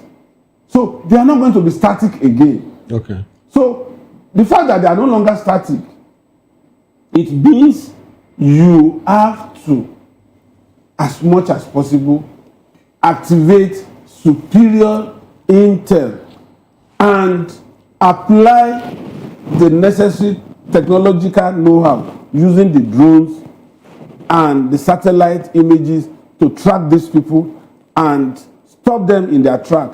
We can't continue to be reactive all the time. We have to be proactive. Okay. It's even at them, they activate the militant part of them that would only migrate, do the attack, and retreat. As if we ban them. If we ban them. Okay. So, for me, I would rather we go to the heart of this problem. Which is? Which is tracking these people before they unleash terror and exterminating them without this idea of you want to lure them out of their camps and then apparently banning them will not solve the problem, because if you ban them, you know, they will because the ones that are banning, the ones that are banning, they are known. Okay. But the ones that are attacking are not known. They may not be known to even the ones who are banning. Okay. So, apparently, my takeaway is that banning Mieti Allah and disarming them will not solve the problem. It will only escalate it. Now, let's bring Comrade Destiny Nabulele into this conversation. Comrade, you are conversant with what we are discussing and what has been going on in parts of the country regarding insecurity. On the 25th of December, we had a situation where United States, at the instruction of President Donald Trump, bombed a terrorist camp in Sokoto State. The rest is history. But now we have a situation where they have splintered. They have moved out of that place. Those ones that were not caught, in that web have moved out. Some of them coming down south, some of them coming down east, and all of that. Now, my question too is that the American involvement, will it be sustainable? And how long, how effective will it be if we don't put boots on ground? I mean, the United States of America, if they don't put boots on ground. I ask that in the light of the fact that now it's in Oyo State. So, are you going to bomb a camp in Oyo State? And before you know it, another one might happen in Taraba. And before you know it, it could be in Abia or Enugu. So how will United States involvement solve this our problem without putting boots on ground? Can you hear me? Okay, unfortunately, we've lost a connection with Destiny and Abulele. So we'll come back to the studio. Now, Barrister, you asked the question. Please, can you help us make sense of that? Yes. America's involvement without boots on ground. Because American coming in at this time, we need to be careful. More importantly, that before the last strike in their country, there have been series of statements that they are coming to interfere with our internal sovereignty, Syria, this and that. But we can see what happened in one of the countries where Americans have to set in to their aid recently. And then I'm very optimistic that they are coming. If they are well interested in their country's outfits, the security, I know for sure that to an extent, our government can cooperate with them, not that you allow them in fully, and then they will come and strike without the knowledge of our leaders, of our government. I do not support that. But I think that they can support us, supply more arms, ammunition to us, and then give us the drones we're talking about. We need more technology. They need to train up our professionals, our army, and then Navy personnel and others. And then they also need to allow them in so that they can come and partner with our internal While we mechanism. talk about prescribing them and that escalating violence, are you also part of that idea? I'm not in support of that idea. The government should ban them totally, because even before we even go there, the issue we have in this country is that we have enough laws. The laws are there. Nobody is even supposed to carry arms. You are not on no occasion. Okay. Nobody. But the laws are there. Except you have the license. So there will always be people who offend. But we see the Office of the National Security Advisor trying to curb the activities of bandits in the forest, give guns to Miyetti Allah members to help the Nigerian government fight bandits in the forest, give them vehicles as well. That's my point. That's what I'm saying, that the government is involved, whether we like it or not. Government is supposed to recruit a proper forest guard. Should we recruit them instead into the security architecture? No, it need not be them. You can recruit the community. That's why some people are clamoring for state police. And then you give power to the people by state police. People around that environment who are familiar with that place. It's just like you go into the east now, and then you empower people from the east. And then there will be part and parcel of the security outfits for that environment, for the purpose of the state police. Do you think any Miyetti Allah will come and then infiltrate that area? Whereas those people are more familiar with that environment than the visitors. So I think the government needs to buckle up and then start empowering these people. It's a government. I've said it. It is a government that is giving them the room for them to strike. The government is giving them room to strike, according to you. But we also hear, we'll go back to Comrade Destiny and Abulele because we have re-established contact with him. But I will always take us back to a conversation, we had here on the show when we had Sheikh Ahmed Gumi on the show. He made a point. He said, look, if America comes in, gets involved in these issues, it will only escalate the problem. We'll see more killings against Christians and the rest. And like it or not, we've seen a spike in insecurity in Nigeria. Comrade Destiny and Abulele, how should we handle this issue now? Because we were told that there will be an increase in insecurity if America gets involved. America has gotten involved. We've seen an increase in insecurity.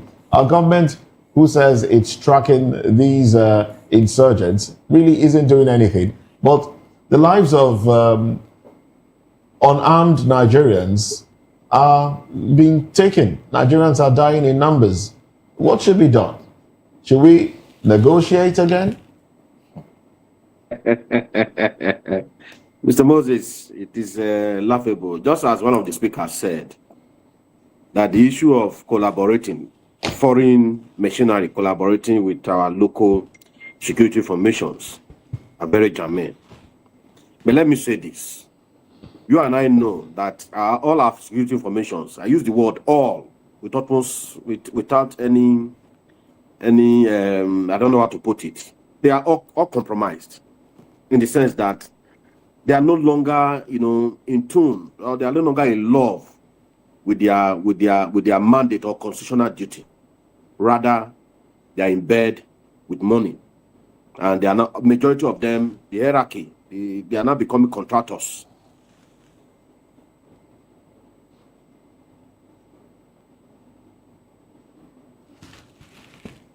All right, we seem to have lost connection again. The network is not making this conversation flow. But anyway, we'll put a peg on this conversation. Maybe come to it much later. Maybe if this comes up during the paper review, we'll touch on it again.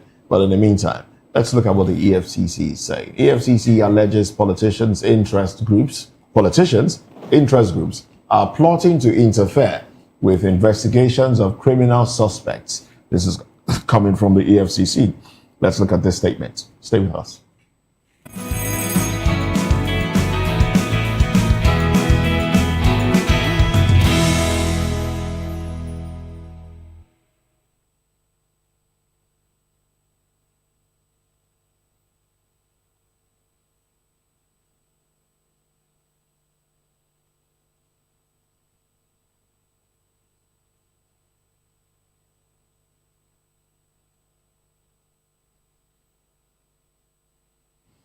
Well, the Economic and Financial Crimes Commission, EFCC, has raised the alarm over alleged attempts by Nigerian politicians and interest groups to interfere in its investigations and prosecutions of criminal suspects.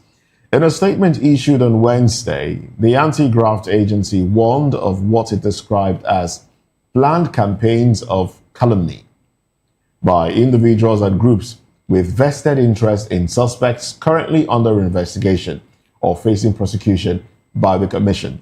The EFCC alleged that a network of politicians, academics, so-called civil society activists, and some Nigerian fugitives in the diaspora have been recruited to orchestrate sponsored media attacks against the chairman of the Commission, Ola Olukoyede, and the institution itself. According to the agency, the attacks are aimed at promoting what it called phantom allegations of political bias in the execution of its mandate. The Commission said the objective of the alleged campaign is to distract and intimidate it into adopting a timid mode in which it would be reluctant to investigate opposition politicians for fear of being labeled partisan. It warned that the campaign is likely to intensify as Nigeria's political atmosphere becomes increasingly charged ahead of the 2027 general elections. The EFCC stated that it is closely monitoring the activities of those involved and will not tolerate any attempt to derail it from what it described as its patriotic duty of promoting public accountability in Nigeria. Of course, the gentleman is still with us. Let me start off with the barrister with this one. Yeah, a lot of these trials, political trials, are in courts. We saw the case of Yahya Bello, how it went initially. The media attention, the involvement of the governor, who of course has immunity, and the chairman of EFCC spitting fire. Look, if Yahya Bello doesn't go to trial, if it doesn't prosecute him and get all the monies back, he will resign. We saw all of that. But now we are hearing that Yahya Bello is, looking to contest for a senatorial seat, get into the Senate while trial is going on. The coalition have come together, and campaigns will start full swing in a few months. I think by March or April, campaigns will go into full swing. And there are fears. There's also, let me just bring this to your knowledge in case you haven't heard of it, what they call ADP for VIPs. Have you heard about it? You can read out the full... Oh, yes. ADP for VIPs is an acronym which basically means arrest, detain, prosecute for very important personalities. I think we talked about it. Yes, we did. Yes, we did. Which is said to be, yes, which is said to be a task force created after the opposition. Yes, to go after opposition. Yes. So, how do you react to the EFCC statement with this knowledge, and then seeing that some other politicians who dipped their hands into the cookie jar are basically licking their fingers now? And then some of the politicians, there are fears that the government will use state powers to go after opposition. Is this the EFCC saying, look, we are going to do this, don't come out, we are warning you ahead of time? Or what do you make of this? I don't know what the stand that EFCC is taking right now, because it's like... What does it seem like to you? That it's openly clear that EFCC is now working with the what is it called, the current administration. And that is why you see that most of, what is it called? EFCC is now after most of the ministers that worked under the previous administration, the immediate president. You see they're after Malami. Very soon you see them after, what is it called, Rauf Aregbesola. He's just a man in prison that is walking on the street. That's how I see him. It's just like how Putin described one of his friend as a dead man alive.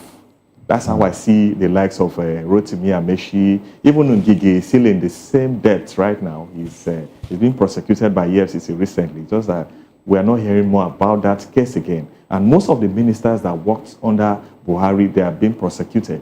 And those people that were in the APC at the point, But I'm speaking to you now, they are honoring and romancing with ADC. So, but because of that, would it be better if EFCC allows these people to continue so that they are not seen as, chasing around opposition politicians? Will that make you feel any better? My grievance is the fact that they are forum shopping. You don't forum shop. If you look at the provisions of Section 308 of the Constitution, the immunity is exclusively reserved for the president and the governor. Every other person, whether you are a sitting minister, whether you are a former governor. So the Constitution is clear. It's not there for mere cosmetics. It must be followed.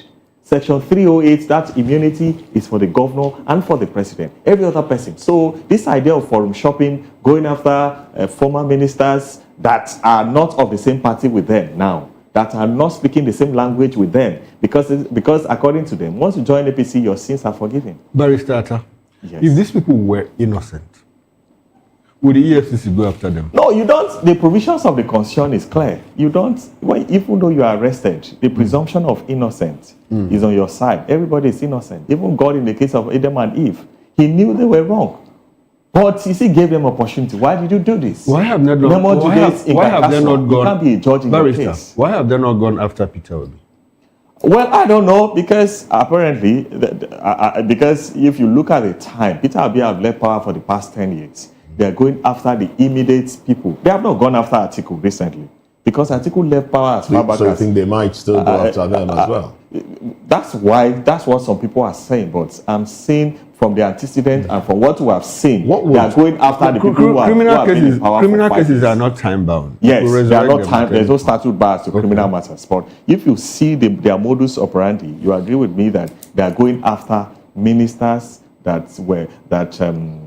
ministers that left power at least 5 to 6 years ago. That's the antecedent. That's the track record. So as to Yaya Bello, there's the presumption of innocence is still there. He can contest. There's no law that forbids him from contesting. All right. The law is clear. Our law is certain. The fact that you are facing criminal charges does not foreclose you from contesting. It's only when you are convicted that you may be foreclosed. You will be foreclosed in certain situations from contesting. So he can contest his constitutional right.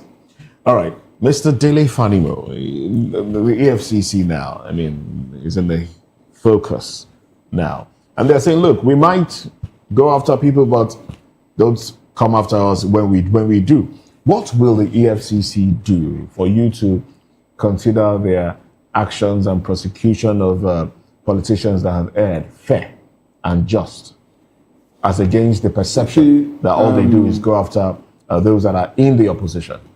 You see, I've always said it, that cases are won and lost at investigation stage.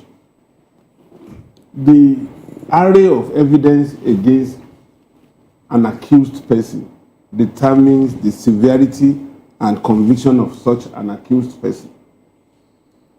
For the upteenth time, I've always said it here, I don't like this issue of why me. Why are you leaving somebody else and going after me? Why did you commit offense in the first instance? If you knew that you are close to the fire, why must you rub yourself or douse yourself with gasoline? So this idea of they are fighting opposition, they are using this against opposition. There are some people in opposition. We have just mentioned one now. And if there is anybody that is primed to be dealt with by the ruling government, it's Peter Obi. But because there is nothing against him, they couldn't go after him. You think they would not have investigated him before now? The problem would have investigated him. You see, EFCC should do due diligence in prosecution. Is there nothing against Atiku by your assessment? Well, Atiku has never been convicted. He's still in the realm of rumor. We have not seen trial. We have not seen trial that is inconclusive. But those rumors carry tales no matter of how mismanagement. big, he is a lawyer, he will say it. No matter how big a suspicion is, it does not assail for conviction unless it is proven.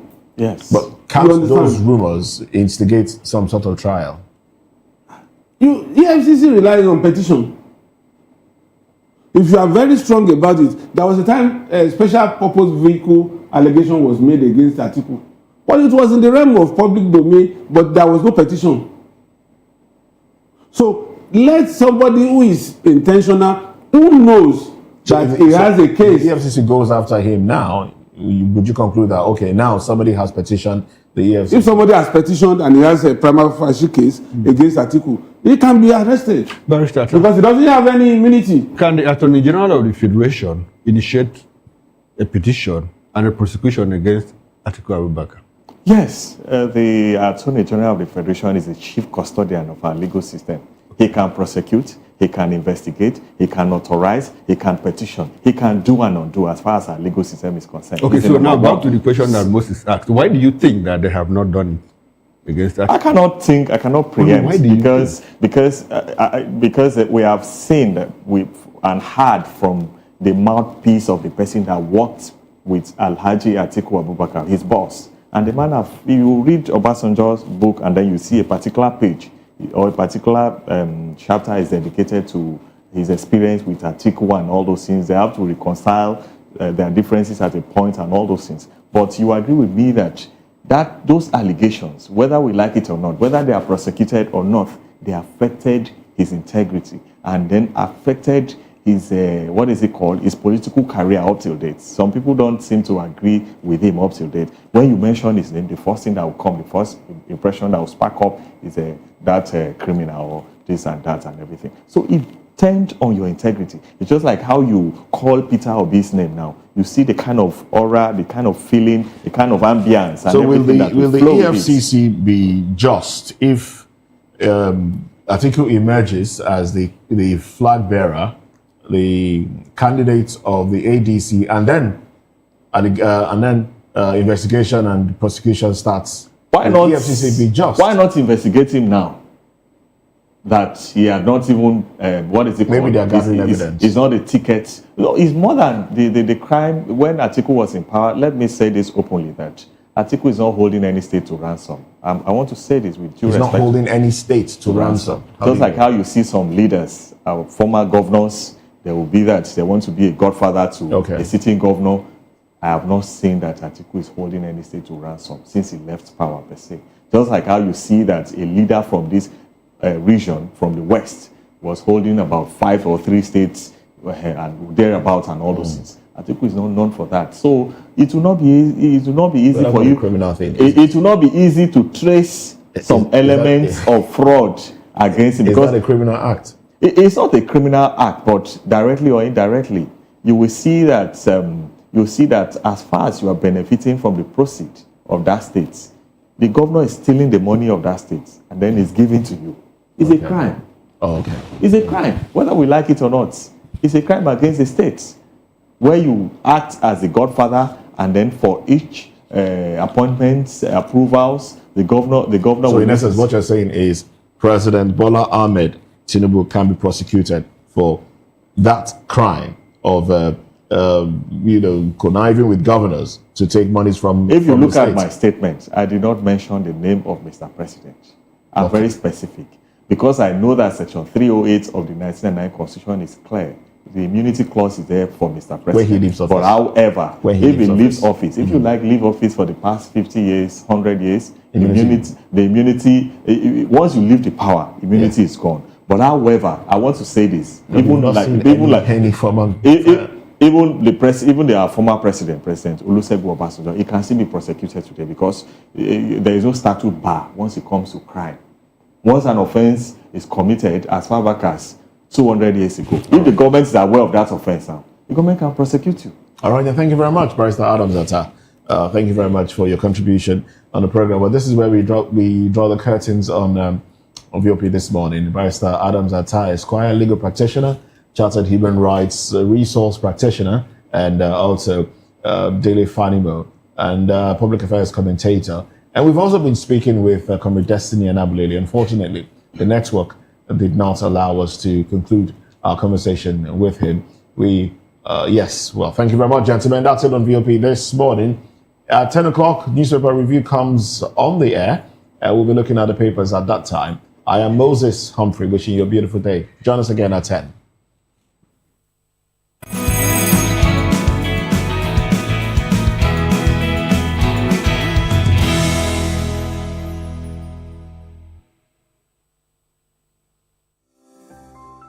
VOP TV.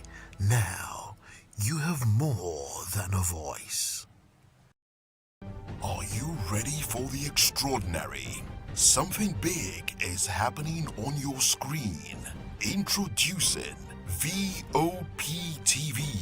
Now streaming on SLTV channel 264. From breaking news to captivating conversations, news analysis, giving you all sides to the story. We break in-depth discussions on the issues that matter, from politics to sports, entertainment, and lifestyle. VOP TV on SLTV channel 264. Join us as we redefine what television means to you. Voice of the People Television, VOP TV. Now you have more than a voice.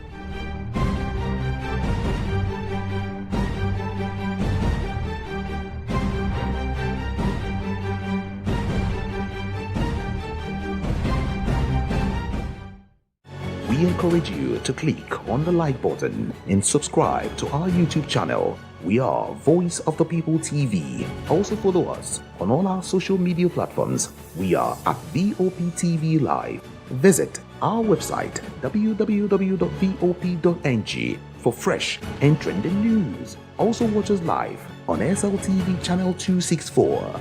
VOP TV, Voice of the People Television. Behind every broken desk lies a broken promise. Education shapes the nations, but who is asking the right questions? Introducing Edu Dialogue, the show that goes beyond the surface, exposes the cracks, the corruption, and the silence in Nigeria's education system. Edu Dialogue, Saturdays, 3 p.m., only on VOP TV. We break the biggest stories, from missing funds to policy failures. We ask the tough questions and demand real answers. Edu Dialogue, this Saturday, 3 p.m. on Voice of the People Television. To know the happenings in the maritime sector, join us on the program Maritime Frontiers on VOP TV as we discuss key areas in the maritime sector, from aquaculture, maritime transportation, maritime labor regulation, oil and gas exploration, ferry and passenger insurance, marine pollution and prevention, port operations, and lots more. Maritime Frontiers, exploring Nigeria's blue economy. Hey guys, what's up? How you all doing? They call me Ovisha Nelson One, your number one celebrity host, and you are watching Voice of the People Television, VOP. Stay tuned. Uyi Osarite is my name. I am a friend of the microphone, Voice of the People TV. That name is unique, and the brand is very sweet. I like the packaging, picture qualities, camera qualities, and then of course, the quality of human beings that I see sometimes on your channel. I talk and get paid, and I look forward to being in your studios. Oh yes, you are on to Voice of the People TV. Live here in Benin City, the cradle of black civilization. What are you waiting for? Tune in, bro. VOP TV. Now, you have more than a voice.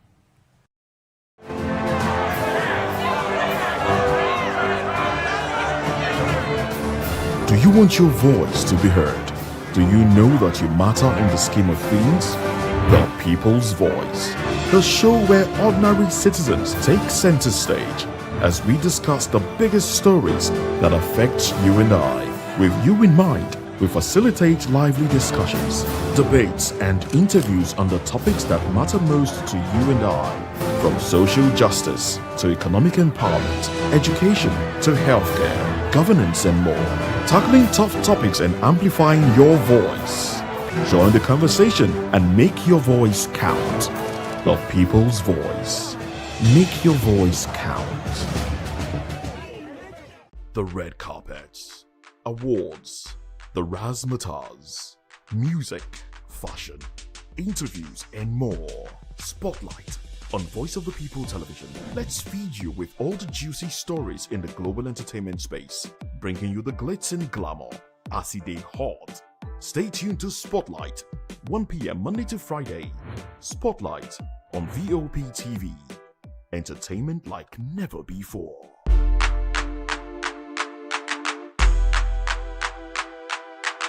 In a world where truth is the ultimate power and opinions scream the loudest, it's time to wade through the noise. Hunger no get tribe!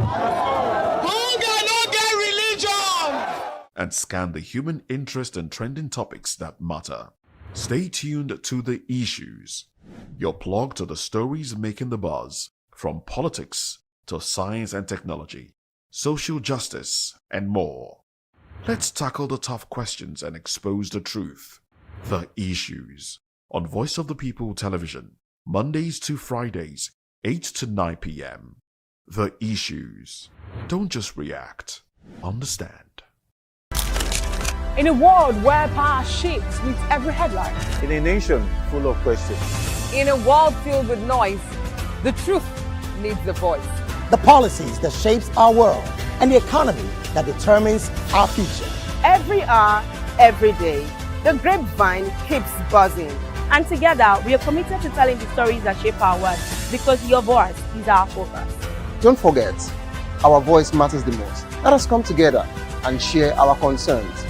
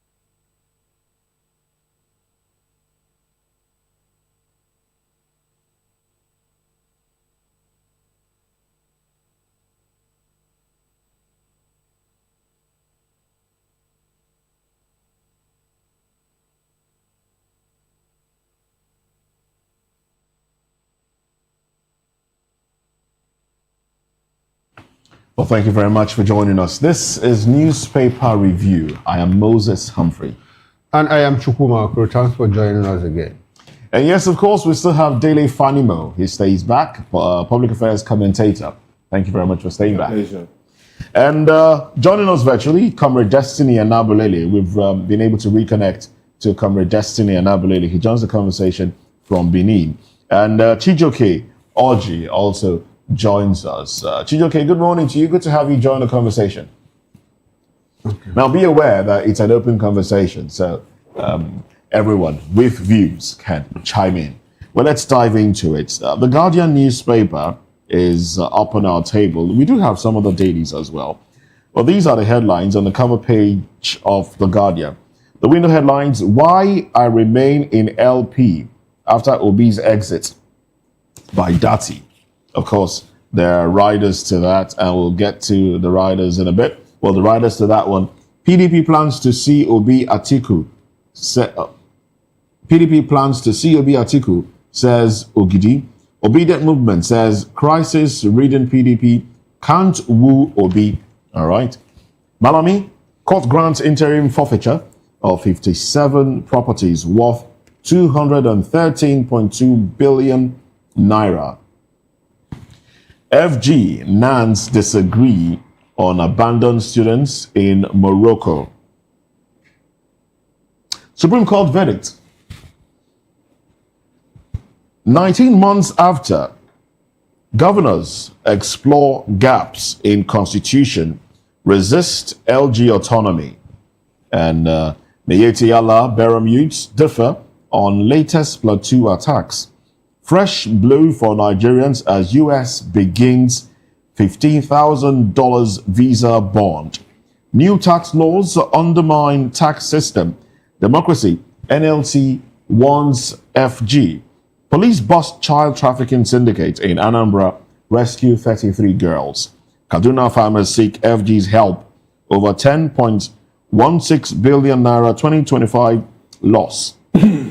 And 2027, ADC inaugurates mobilization, registration, revalidation committee. Well, these are the headlines, gentlemen. Well, I want to chime in on the Malami issue. 57 houses. 57 houses. Spread across Nigeria. Now, when you Sons and wife. When you consider the preponderance of forfeiture, accumulation of wealth by public service and politically exposed people, you wonder, is it that our resources in this country is so infinite that we absorb some of these massive rapacious stealings? We hear this thing almost like a repeated music on air. We are just smarting from Emefiele's 753. 753, duplexes. Now almost completed. Yeah. Now we are now faced with another 213. Don't forget that this particular Malami bought over 60 SUVs and distributed to emirs and sheikh around his state. Now, when you put all this together and the flamboyant life he lived while in government and the flamboyant life Emefiele lived while in government, then you know that when Dati Ahmed said, if worker salaries are increased by 4 times the current rate that Nigeria can absorb, you will not want to doubt him.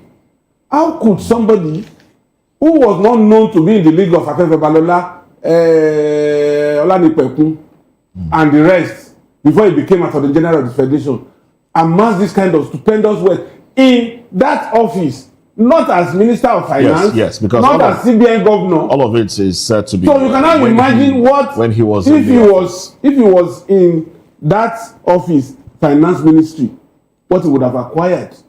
Probably we'll be talking about trillions of naira. And this economy can absorb all this. Putting his son, 29-year-old son, as MD, chief executive of all these companies. Within how many years? 8 years of his stay in the Buhari's government. And this is why some of these politically exposed people do anticipatory declaration of assets. They imagine what they... I'm sure Malami wouldn't have imagined that he would acquire so much. Probably he would have declared over 2 trillion assets while coming into office. Okay. A governor in the northwest, when he was to be sworn in, he came up with about 1.3 trillion assets declaration, which is, to me, anticipatory declaration of assets. in preparation for what is likely what he would loot to come in. So, what should bother us is not this forfeiture, because no matter how big this forfeiture is, you will find out that it is just a minute and negligent fraction of what this particular person had been exposed to.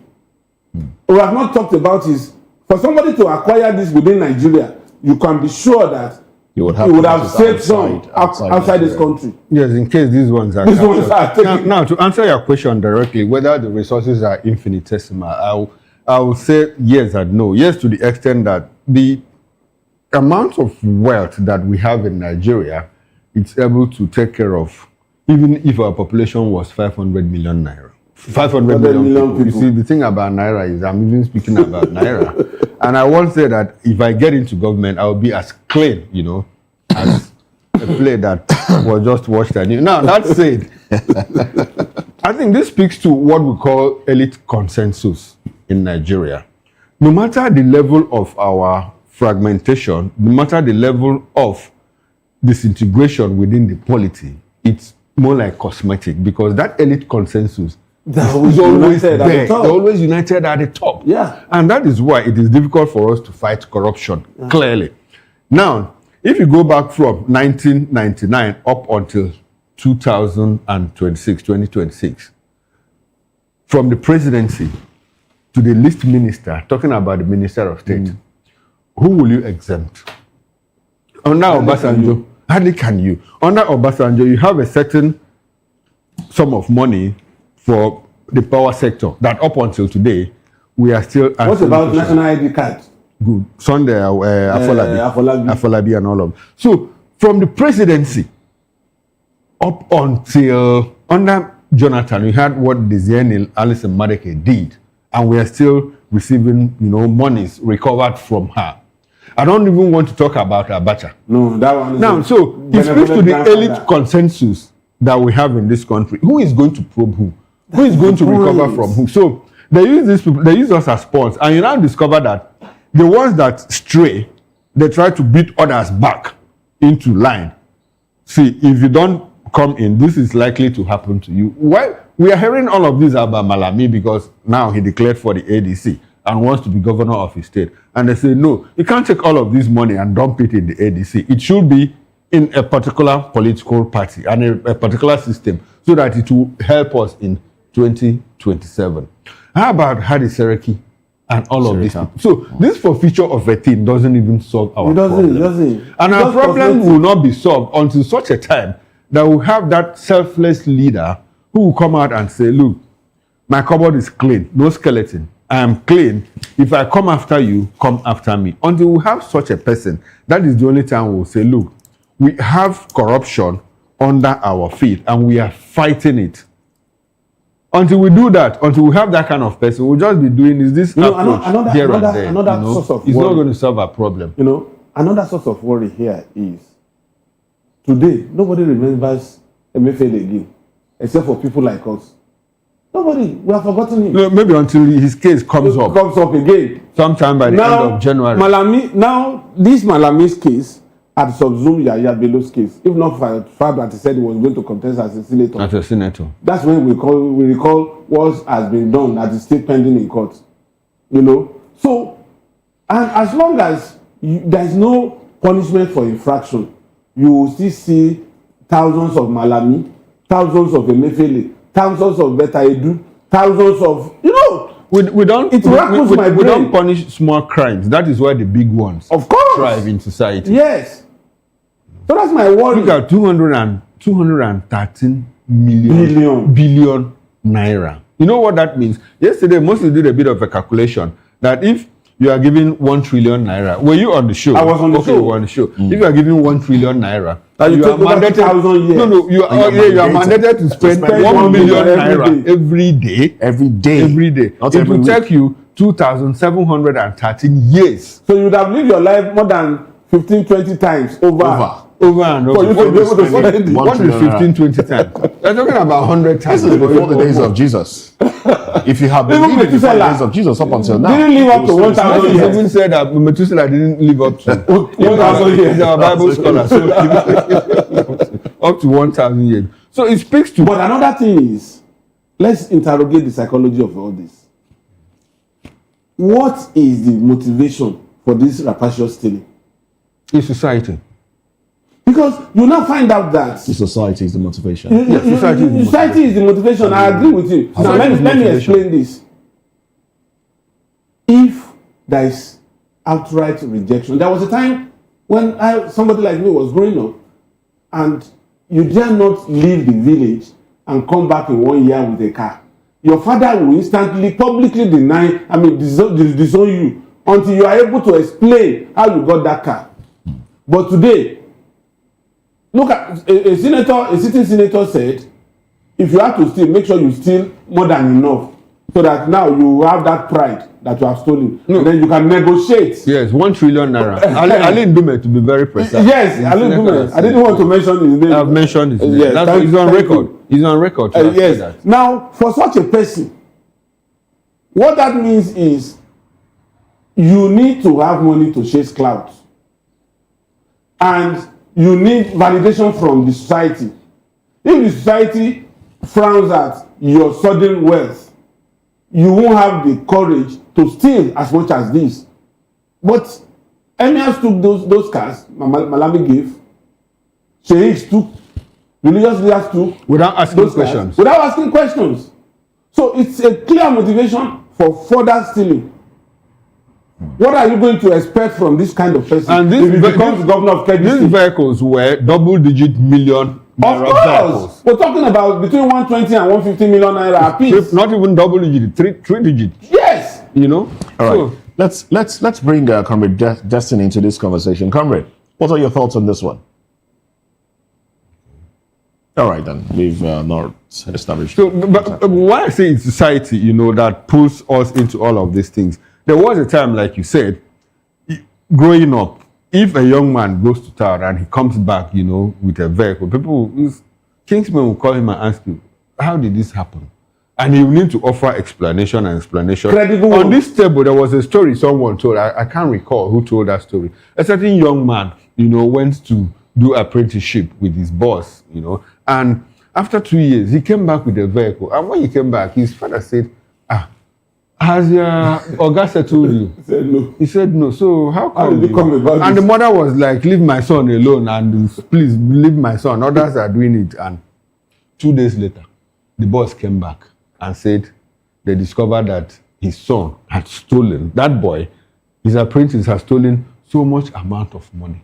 And now when the guy cited his boss, he knew, say, like he will say, alarm don't blow, you know. So he had to run away. And the father called the mother and said, where is your son?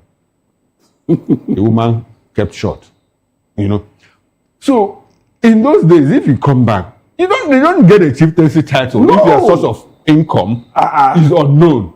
Yes. But now they will even beg you to come and take it. So society helps us in all of these things until we go back to our African values, because we have clearly lost those values. Until we go back to those values where wealth is determined by sincerity, how did you make your money and all of that. And somehow I think that politicians are also part of the problem, because when they get into government, instead of helping solve basic problems, providing they resort to palliatives, one-off palliatives, you know, it doesn't help solve our problem. If you have a young man who has a skill, and instead of you setting him up, when you come back, you give him 50,000 naira.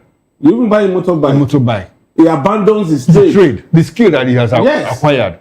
So it's all in the mix of the society taking responsibility, government taking responsibility, and it all boils down to a clear failure of leadership. Yes. If we have a leadership that reorientates us towards our African values of honesty, decency, I think we'll do better. Before you can reorientate, you must lead by example.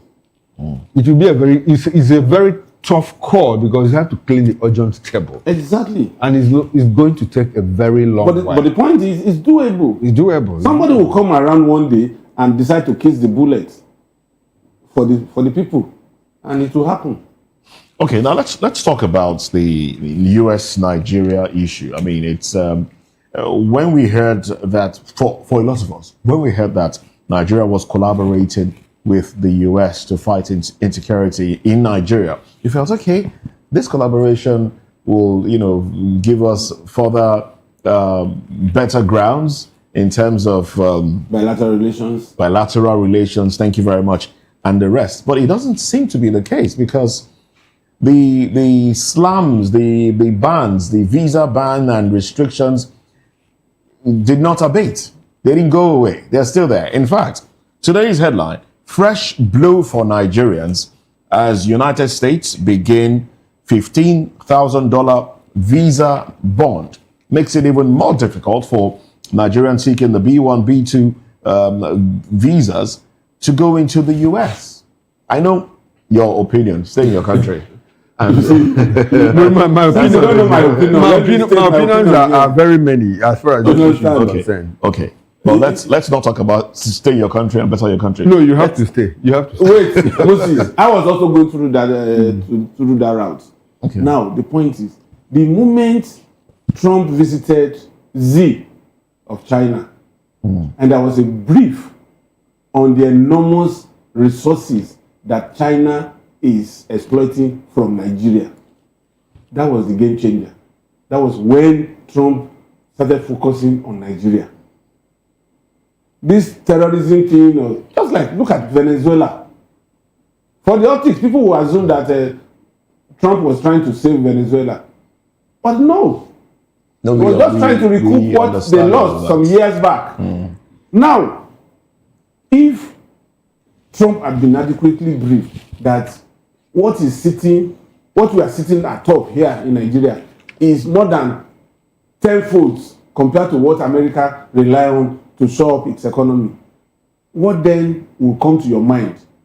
If we have to have a reversal of role, if you are an American and you are talking to me as a Nigerian, the question you say, this man is so wealthy but poor. Then why should he come and disturb me in my homestead? Stay in your homestead, fix everything. Now the bond is just about, please, if you are not buoyant enough to take care of your shenanigans when you get to America, we have had enough of keeping you in our prisons. Stay back home. And somebody who has $15,000 bond, which is about 22 million naira, that person is buoyant enough.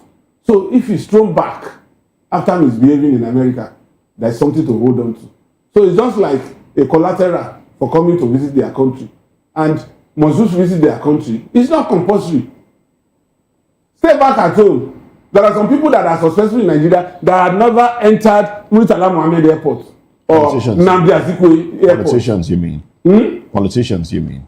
I said some Nigerians. Politicians. Well. Even some Nigerians that are not politicians, they still make ends meet and they are still successful in their own right. So why must everybody jet out to America? So the man is just trying to dissuade you and say, stay back, do your business, whatever you want to do in America, fix Nigeria. Okay, how would a Trump, if you are to be in the shoes of Trump, how will you imagine 213 billion in one person's hands? Which is enough to build 2 first-class hospitals in each of the geopolitical zones. Because you don't need more than between 10 and 15 billion to build a world-class hospital, well-equipped.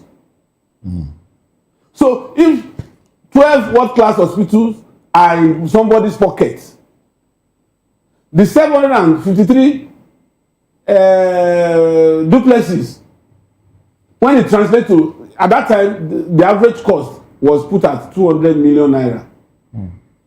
Now multiplied by 753. That is enough to fix internal rates in Delta, Edo, Anambra, and adjoining contiguous states. So what are we talking about? So these are the things that these people are looking at. That you have so much wealth, but 70% of this wealth resides in people's pockets. Okay.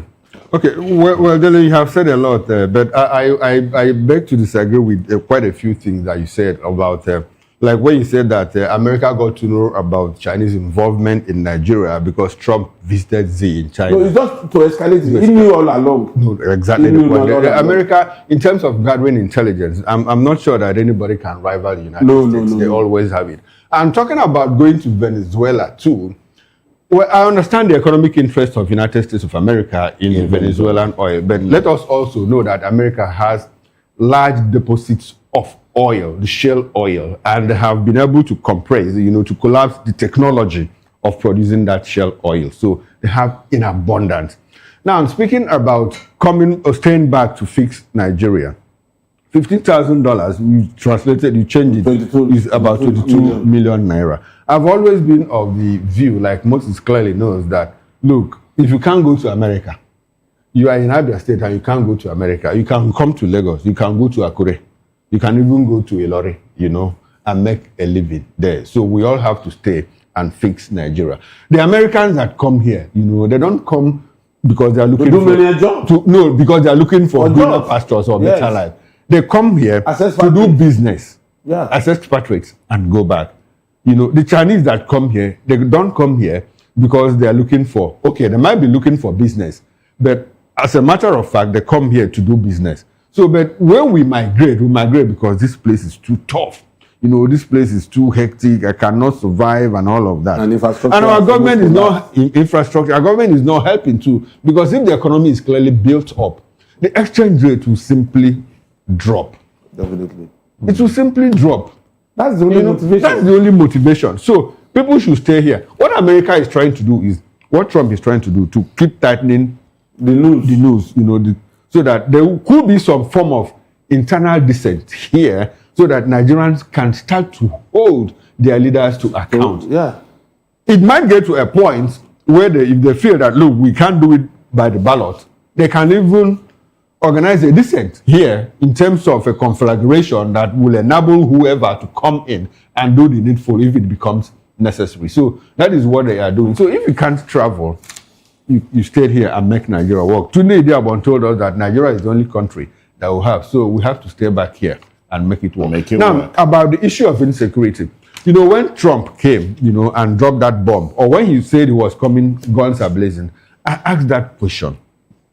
Will Trump be able to sustain that drive? And I kept asking until he dropped that bomb in Sokoto State. I was asking that question in light of the fact that as a student of history, as a student of strategic studies, I understand clearly that it is very, very difficult to fight insecurity and insurgency from outside, if not from within. And I asked that question, can anybody tell me since 1945 where America has gone to intervene and came out successful and maintained peace there? I cited Vietnam, I cited Iraq, I cited the recent Afghanistan where they had to cut and run. I cited Somalia, where they got a bloodied nose. I cited the Bay of Pigs, and all of that. America, they never. What they do is, like the policeman of the war that they pretend to be. They go there. Okay, what of Libya? What did they do in Libya? What of Egypt? So, I like the fact that they are intervening. Their intervention in Iraq. Yes. Iraq is still split. It's almost similar to what is happening in Libya. In Libya. And look at how the Taliban chased them out. So if they are coming here, they have dropped the bomb. And what did that do? The guys have doubled down. That's it. Now they struck the other day. Strategized. By the time they struck in Oyo State, if they are the ones, which is likely that they are, and when you are going there to look for them, they are in Taraba. That is it. And by the time they leave Taraba, they are in Anambra or in Enugu. So how do you coordinate all those efforts? I like the fact that America is coming in, but it shouldn't be in terms of coming because they can't even put boots on the ground. What they should do is to collaborate in terms of intelligence and work on the government to be very intentional and sincere in fighting this thing. If it turns to a guerrilla warfare, it becomes a problem. Already it has turned into that guerrilla problem. Because guerrilla you can't really track these people. When they strike and hide. You know, it's asymmetric. They don't wear uniforms like the normal. Yes. So you don't even know who you are fighting. They are embedded in societies. And it becomes more dangerous when you find them in the city centers.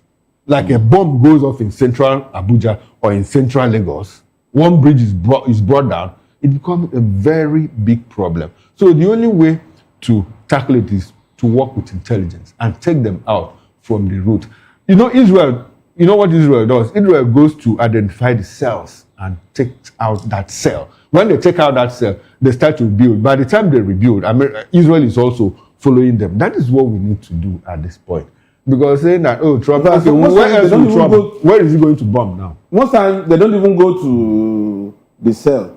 They just pick out the leader of the cell. And once you decimate a rank by removing the leader, then it takes time for you to regroup and then bring up. So we should actually be careful what we wish for. Those that are calling Trump to, come, Trump, come. In what form and shape is he coming? What is he coming to do? Because the Venezuelan example that you gave, I mean, they basically just took out Maduro and the wife. The vice is there. The cabinets, Maduro's men are still there. Yeah. Now they just went to bury the 100 people that died in that raid. Now they're saying they lost about 100 of them. That in itself will make people, make the international community react differently. In trying to get out the president, you succeeded in killing 100 people that were guarding him. Whether the number is up to that or not, but that's the figure that they put out there. They could also increase the figure so that to attract international sympathy. Of course. So it's not only in Nigeria that we do and see those things happen. It's everywhere. And then we know that crime, yes, there is crime. Like I said yesterday, the oil, the resources in that country, like we have here in Nigeria, has become a curse. Of course, yes. Because the leaders don't use those things to better the lives of the people. So it's been, and then I said this here before. Talking about drugs coming into America, and that's part of the reasons, weapons coming into America, and that's part of the reasons they want to, take out Maduro and the rest. A lot of the cocaine that gets into America gets in from Colombia. And even Mexico. A lot of meth that gets into the United States gets in from Mexico. So it's not exactly Venezuela. A lot of weapons coming from Mexico into America. In international relations, there's what we call... So it's more about resources. Yes, really. There's what we call idiosyncratic variables. The personal doctrine of the leader also determines, Indeed, the shape of America's foreign policy. Absolutely. You recall too, Maduro has been, calling Trump's bluff. He said, Trump, I'm waiting for you. Come. And until one day he taps him on his bed and say, hey, young man, come, let's go. And that was it. Well, so let's bring it back home. What bothers us here? 19 months after, governors explore gaps in constitution, resist LG autonomy, the local government autonomy. Local government autonomy. Between Dele and I don't know who is an expert in local government autonomy. I would like to start with you. He's the expert. Well, you see, it's quite unfortunate that sometimes you assume that people in government are all-knowing. But suddenly you just realize that there are times they fail and disappoint you. The present administration couldn't have pretended not to know that local government autonomy is a constitutional matter that requires a lot of lobby before they went to Supreme Court to get that judgment.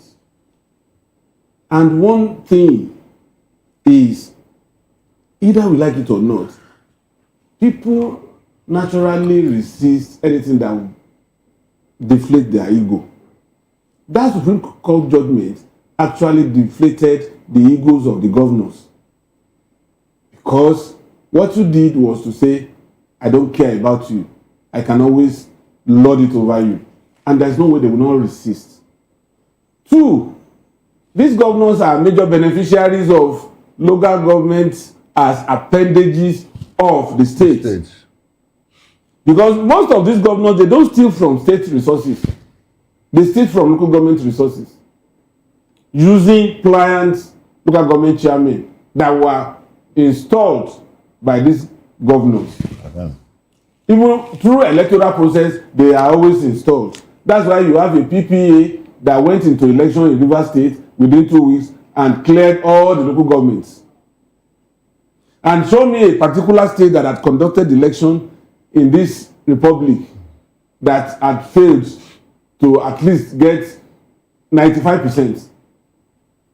That is to show you that they are just appendages. And what they do is to say this is 400 million naira allocated from the federation account. Take this 100 million naira, go and do whatever you like with it.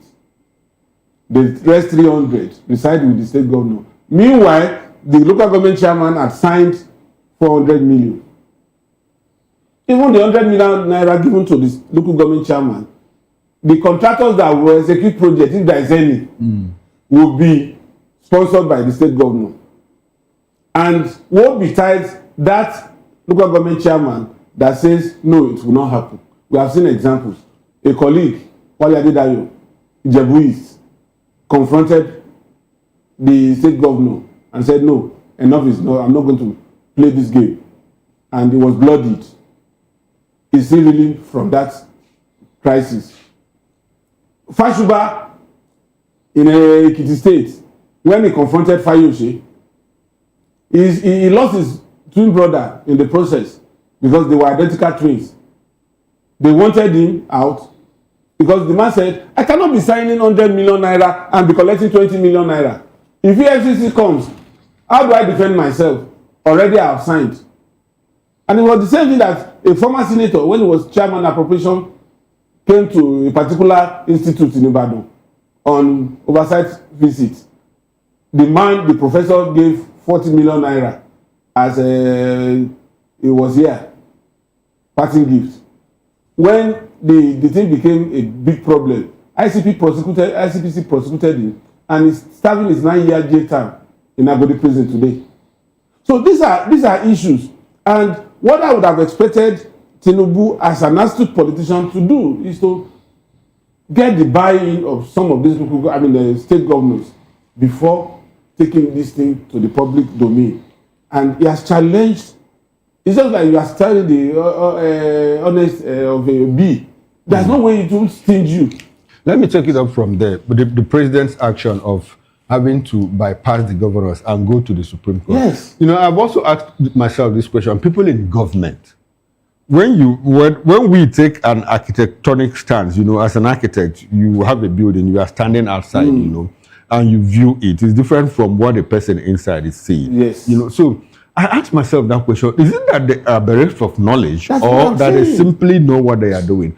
So I came to the conclusion that regarding local government autonomy, I think the president is merely playing politics with it, because he clearly understands that it is a constitutional issue, and that the only way you can change that is by going through the constitution to amend it and remove that power of the State House of Assembly, who are under the terms of the governors, to make laws for the good governance and administration of local government areas. Now, another problem and another contradiction is in the principles of federalism. We have a Supreme Court or a High Court that has come out to say, look, local governments are a third tier of government. No federalism does that. In a federalism, there are only two units, the center and the federating states. That's all. Any other thing is an appendage. So, okay, let's say local governments become autonomous now and are third tiers of government. So, what is the responsibility of the governor? Who is the governor governing? Because in each local government, there's another governor. And probably councillors too, in council, in wards, will also become autonomous. Because they are also making laws for the local government. So that is the point. Until I asked that question, why did they quickly run to Supreme Court? And when they went to Supreme Court, you know what the governors did? The governors asked the local government chairmen, their appointees, whether elected or what, they are their appointees, and said, don't open any account with central bank. And central bank kept waiting. If you divide that. And the central banks kept waiting. They didn't see any governor, any local government account. So when it got to the point of paying the monthly allocations, the governor simply cited the constitution, a section of the constitution that says that there must be a joint account, the jack between the state and the local government. And until that section, that clause is removed from the constitution, you can't hold anybody against it. So what did they do? They resorted paying to that same account. Controlled by who? By the governors. In fact, in my state, when Alex Otti became governor, you know what he did? He collected all the, we understand that he collected all the, what do you call it? This thing, the seal of all the 17 local governments from the chairman and kept it in his house. So how do you no, when it is time for distribution, you come. And you now sign and he will seal and you go. That is it. You know, so, and Sheyi Makinde said, no, this thing cannot happen. All the governors. Immediately that judgment. And you know what? He was the first person that said. Until you go to the constitution, make that amendment, and now run, and you know what our constitutional amendment process, it also has to pass through the State House of Assembly. And we are looking at 26 states here. That is two-thirds. We tried it in 2021 or so, and it failed. It failed, yes. It failed. Most of the so that's why, and I hear a lawyer say on this table that, look, that the Supreme Court can amend sections of the Constitution by judgment. And I said, excuse me, where did you get this from? That means the Constitution is now subservient to the judgment of the court, which is not true. As far as my basic understanding of government, law and principles is concerned. So until the president goes to the National Assembly and says, gentlemen, please, I seek an amendment of this section so that local governments can become autonomous. And I don't like the fact that courts can say, look, local governments constitute a third tier of government. It's anti-federalism. It has never happened anywhere. Okay, well, let's but jump states should also be allowed to create the number of local governments that they wish. Some states. All states. Lagos is it shouldn't be is doing that already. Until you go to the constitution and remove that clause, that is only the federal government. Upon the amendment of the constitution, yes, states should be able to. States that should determine the number of local government they should have. Yes. Oh well, let's touch on a few other headlines here. The tax laws. The Guardian report says new tax laws undermine tax system. Democracy, NLC warns FG. I know some call NLC Dr. Bag. When did NLC, when did they understand that these laws undermine this? Why didn't they speak out? There's another headline here. Tax law, 5 trillion naira VAT windfall for states as new formula begins. New tax law tilts VAT revenue towards states. LG's as FG's share drops to 922 billion naira. All right. And yes, that's that on the tax laws. I'd like for us to... One thing we have to give to this president, this government, is that they've been able to devolve financial capabilities to the states. Yeah. Look at this, 5 trillion naira for the states to share. 5 trillion naira among 37 states. 36 plus Abuja. 5 trillion naira is a lot of money. Some of the governors that are very intentional, that are governance minded, that are value driven, in their deliverables, and are doing very well. I keep going back to Oyo State, where Dele, has interest in, and to Enugu State, where I also have interest in. I visited Enugu like 2 months ago, and I was pretty impressed with what the governor is doing and his promises, his campaign promises. He's fulfilling them. I talked about a certain motor park where I went to about 40-something years ago when I was traveling to go check my JAMB results, and that park remained like that till 2 years ago. In fact, till about a year ago, when he came, now brought down the park, the motor park, and built it into an ultra-modern motor park. I couldn't believe it when I saw it. And he just didn't do that park in about 4 or 5 places. He built smart schools. People are complaining, how could you build smart schools without smart teachers? But at least there are smart schools. He can now train smart teachers. He's doing a lot, paving the roads. When he was campaigning, he said he was going to do a certain 1,000 kilometers of roads. And people said, promises. He said, excuse me, What do you mean? That this thing is possible. And in 1 year, he did about 25-30% of what he promised. Rural roads. So which means he's doing it. He will do 100%. He's getting more money. Which means it's doable. It's doable. But a lot of the governors, what have they done with the subsidy money? What have they done with that? The money saved from subsidy. No, that's the question. Yes, and then you're adding this one to 5.7. For a lot of them. Said one This thing, is excluding that the those that are focus should working. not be on the federal government alone. Let's begin to interrogate how these governors spend their money.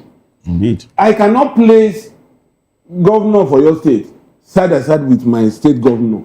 Who is the okay, Edetiwa? Ayedatiwa. You have I cannot place them. You have a Golden Gate now, the one that was built with 700 million. That was stopped through public outcry. Oh, you people didn't build it. We didn't. Oh, that is because of your problem now. How would big money come if you don't have the Golden Gates? Only 700 million. And in Lagos State, they said they built a House of Assembly complex with how much? 2.7 billion. And you people were just grappling with 700 million. Now, on our course, on our problem. Okay, no problem. we'll find solution to our problem in due course. All right, as we coast home now, let's talk about insecurity. I hate the fact that we have to talk about this all the time, but it's before us. And we just have to talk until we find a solution. Us in the face. Until we find a solution to the problem. The issue of insecurity. Chief of Army Staff tours terror-ravaged Niger as bandits attack Old National Park in Oyo. And there are riders to that one. Promises enhanced troop deployment. UN urges Nigerian authorities to protect civilians, schools after new Niger attacks. State reviews schools reopening policy. All institutions in North Senatorial Zone to remain closed. Police foil kidnap attempt, rescue 76 children in Kaduna. Okay. 5 killed as bandits attack Oyo National Park. Armed herders kill 5 farmers in Benue. Wow. You see, this calls for serious introspect. And one thing is clear here.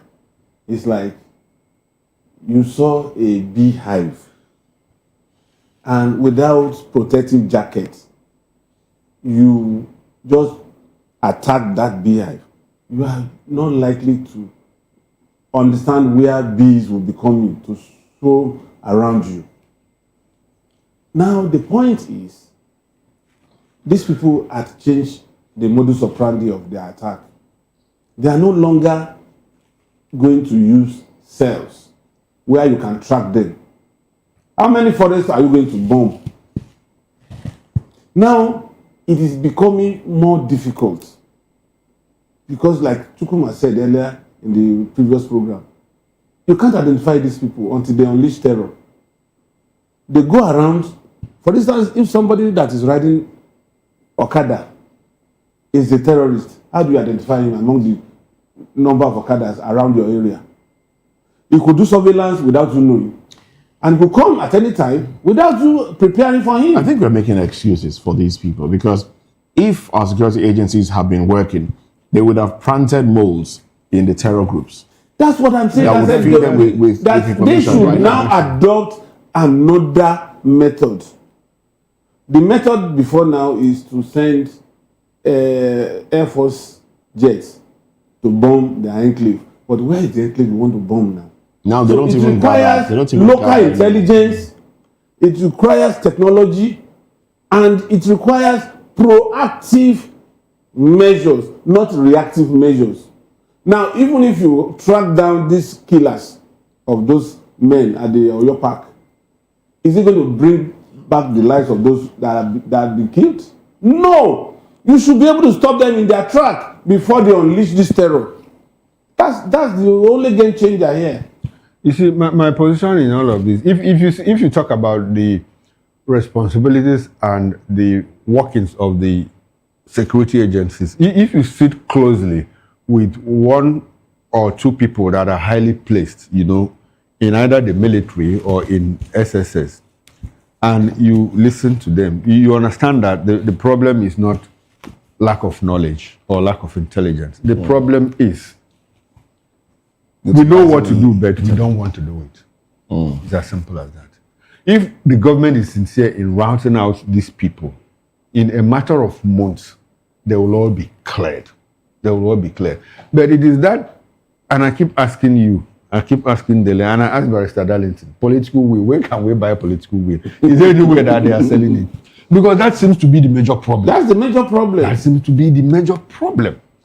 The government, the president, the governors have enormous amount of intelligence at their disposal. That can be worked on. Calculated and coordinated intelligence that when you take a decision, okay, just go do this.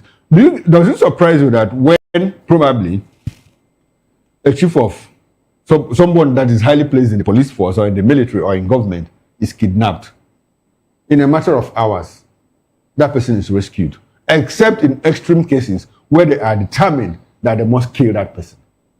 Probably by true bomb blast or one helicopter crash and all of that. But the moment someone that is highly placed is kidnapped, they activate emergency response instantly and that person is rescued. So that tells you that they know the whereabouts, they know the movement of these people. Like they told us, they are monitoring them. So what are you doing with the monitor? I wonder. What are you doing with it? So any day that government decides to say, look, enough is enough. Enough is enough. And something will be done with all of this. All right, let's go back to Rivers State. We have 1 minute, really. 1 minute. So I'm just going to put this information out there, and then you can react if you can in 1 minute. Wike, Fubara is an ungrateful child. Declares Rainbow Coalition will produce all elective positions. Now, let me quickly read up on this one. Now, the Minister of the Federal Capital Territory, Nyesom Wike, has scolded Rivers State Governor Siminalayi Fubara, describing him as a bad child who lacks gratitude. And Wike declared that his Rainbow Coalition will produce all elective positions in the state come 2027. And you ask yourself, what is the Rainbow Coalition all about? He says the Rainbow Coalition is his APC and PDP working together to produce winners in an election. That's his Rainbow Coalition. His loyalists in the APC won 20 local governments out of the 23 in the state, while PDP was also to win just 3 local governments. So basically, according to this, he still has the structure. Well, both in APC and PDP. The sharing formula will decide what will happen in the River State. You don't think his Rainbow Coalition? What is Rainbow Coalition? I like By the time, you see, whatever PK is able to achieve here is dependent on the body language and the actions of the president. Nothing more. No, well, I think so too, but he all said, based on my understanding of who the president is, he's not just going to discard Wike just like that, because you also understand that no matter how little, no matter how infinitesimal, Wike might just be able to cause small damage. And that small damage, if it is what not... the president doesn't want. Yes. He doesn't want any form of damage. That small damage, if it's not... But he's not going to sacrifice Fubara. If it's not clearly handled, could also spiral. He's not going to sacrifice Fubara. I tell you. Fubara wants a second term. He will get. Yeah, sure. Sure. So I think what the president will clearly do is to ensure that Wike and Fubara work in harmony. Anyhow he is going to achieve that, he will do that. Like he is trying to do, or he has done, between Sanwo-Olu and what's his name? Obasa. What if Siminalayi gets a second term and then the courts take him out? Which courts? Which courts? The courts. Which courts? Maybe ICC. Supreme Court. Supreme Court that is answerable to the president.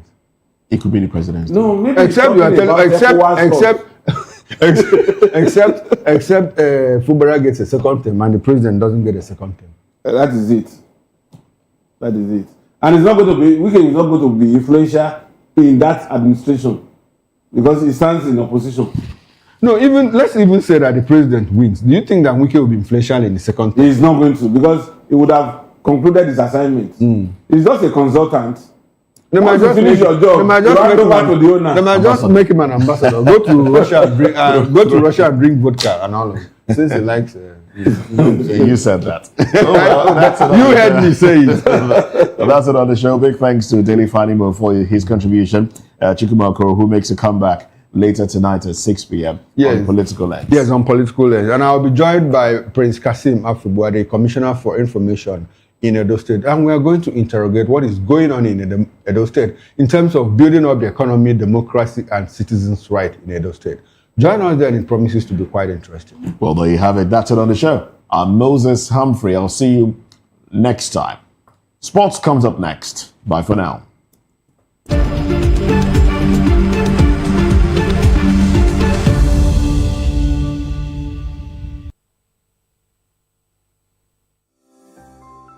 VOP TV. Now, you have more than a voice. This is African News on Voice of the People Television, where we don't just bring you the news, we bring you Africa's heartbeats, the policies that shapes our world, and the economy that determines our future. African News on Voice of the People Television. Stay with us. Behind every broken desk lies a broken promise. Education shapes the nations. But who is asking the right questions? Introducing Edu Dialogue, the show that goes beyond the surface, exposes the cracks, the corruption, and the silence in Nigeria's education system. Edu Dialogue, Saturdays, 3 p.m., only on VOP TV. We break the biggest stories, from missing funds to policy failures. We ask the tough questions and demand real answers. Edu Dialogue, this Saturday, 3 p.m. on Voice of the People Television. Welcome to the locker room, the home of football talk that matters. I am Jerry Arpeon.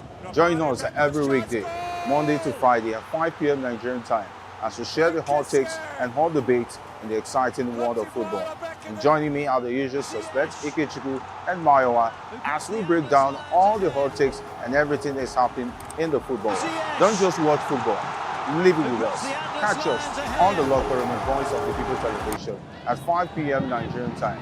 And like I always say, if not 20 minutes off, with the sport. And it's Hakim Ziyech, who puts the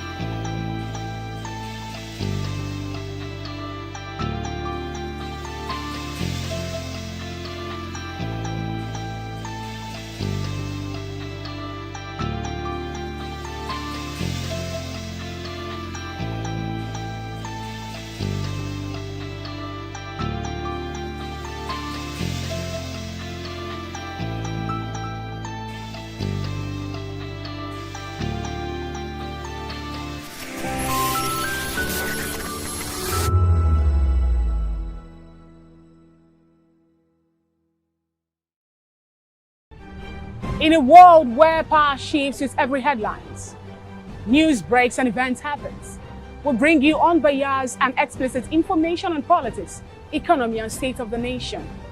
We break down the chaos. Facts, not fluff. Truth, not spin. We discuss not just politics, but a glimpse into the future.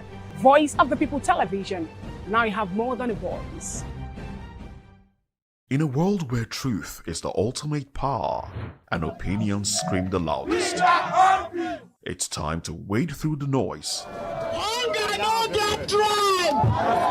Hunger no get religion. And scan the human interest and trending topics that matter.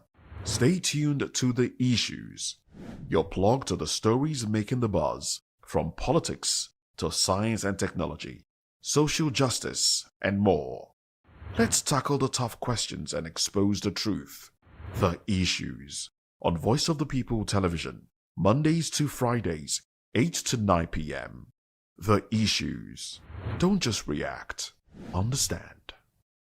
Are you ready for the extraordinary? Something big is happening on your screen. Introducing VOP TV.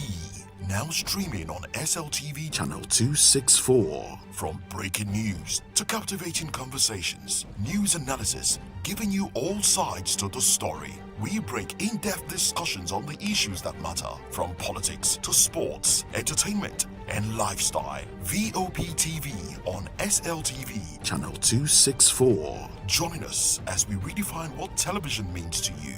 Voice of the People Television, VOP TV. Now you have more than a voice.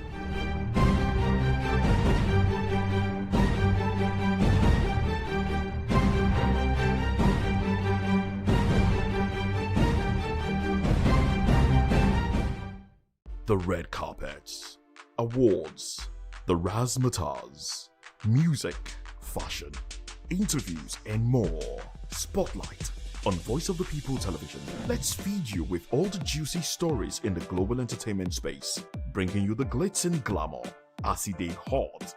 Stay tuned to Spotlight, 1 p.m. Monday to Friday. Spotlight on VOP TV. Entertainment like never before.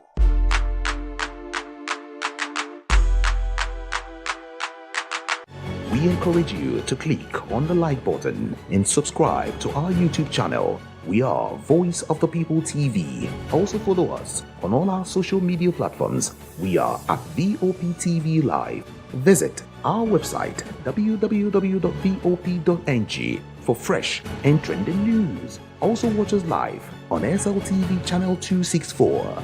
VOP TV, Voice of the People Television.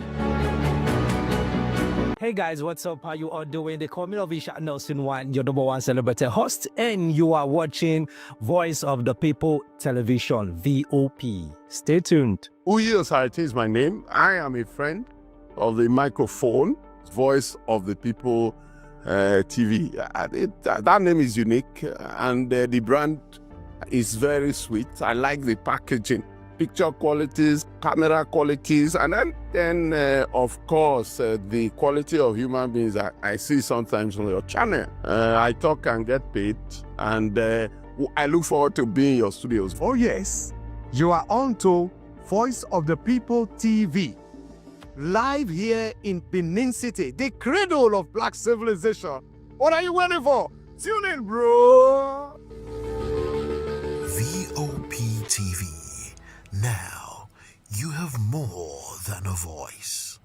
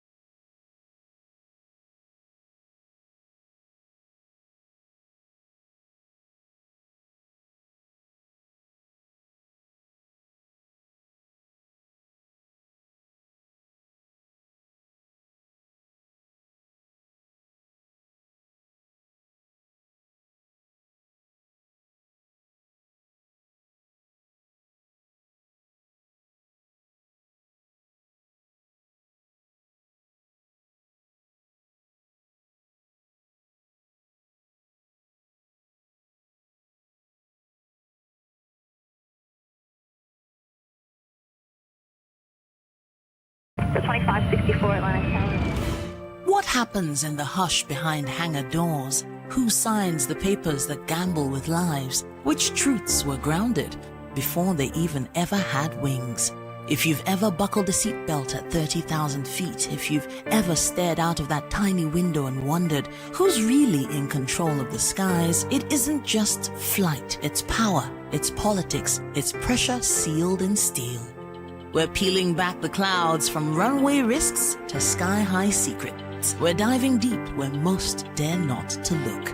Aviation Scope, every Sunday at 7 p.m. only on Voice of the People TV. We don't just report, we reveal. We don't just ask, we uncover. Because when it comes to the skies, ignorance is turbulence. Aviation Scope, the sky isn't the limit, it's just the beginning. On Edu Dialogue, we bring you fresh ideas and conversations, shaping the future of learning in Nigeria and beyond.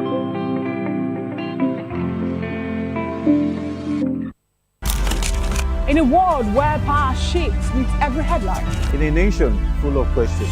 In a world filled with noise, the truth needs a voice. The policies that shapes our world and the economy that determines our future. Every hour, every day, the grapevine keeps buzzing. And together, we are committed to telling the stories that shape our world because your voice is our focus. Don't forget, our voice matters the most. Let us come together and share our concerns.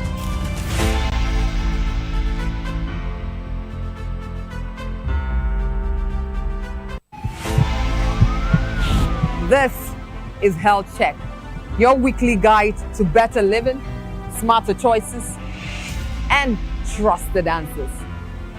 From everyday wellness to urgent health issues, we've got you covered. Health Check, only on Voice of the People television, where your health has a voice.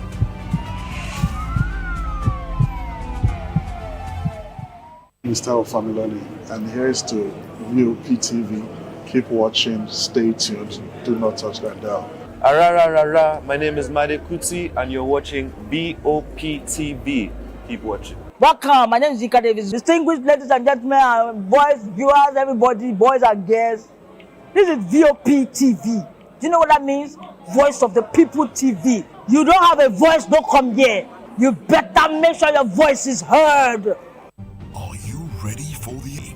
Something big is happening on your screen. Introducing VOP TV.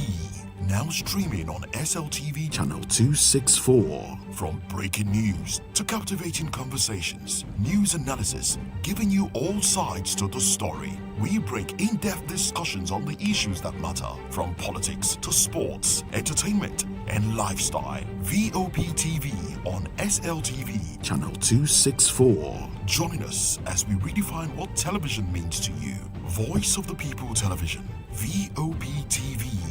Now you have more than a voice.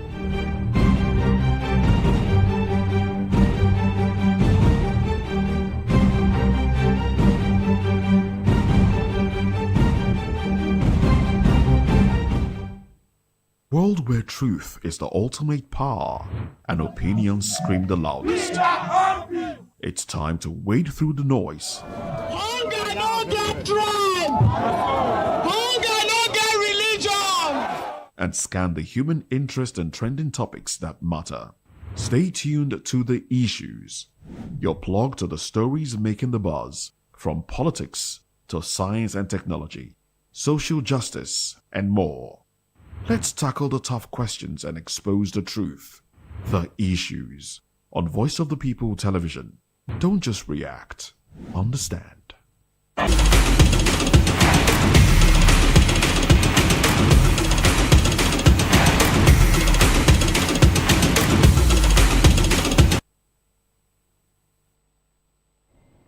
All right, it's the quarterfinals of the African Cup of Nations in Morocco 2025. Yes, it is eating up. The round of 16 has been done and dusted. And of course, the men have been separated from the boys and is now all men up against each other. 8 of the top 10 teams in Africa as of December 2025. Of course, they will be doing battle, of course, in the quarterfinals right there in Morocco. And the Super Eagles of Nigeria, of course, are in action up against the Desert Foxes of Algeria. Yes, they had to, dig in deep up against the DRC, the Leopards of the Democratic Republic of Congo, and they won that game 1-0 to set up a quarterfinal clash against the Super Eagles of Nigeria, and that will be happening on Saturday, 7 p.m. Nigerian time.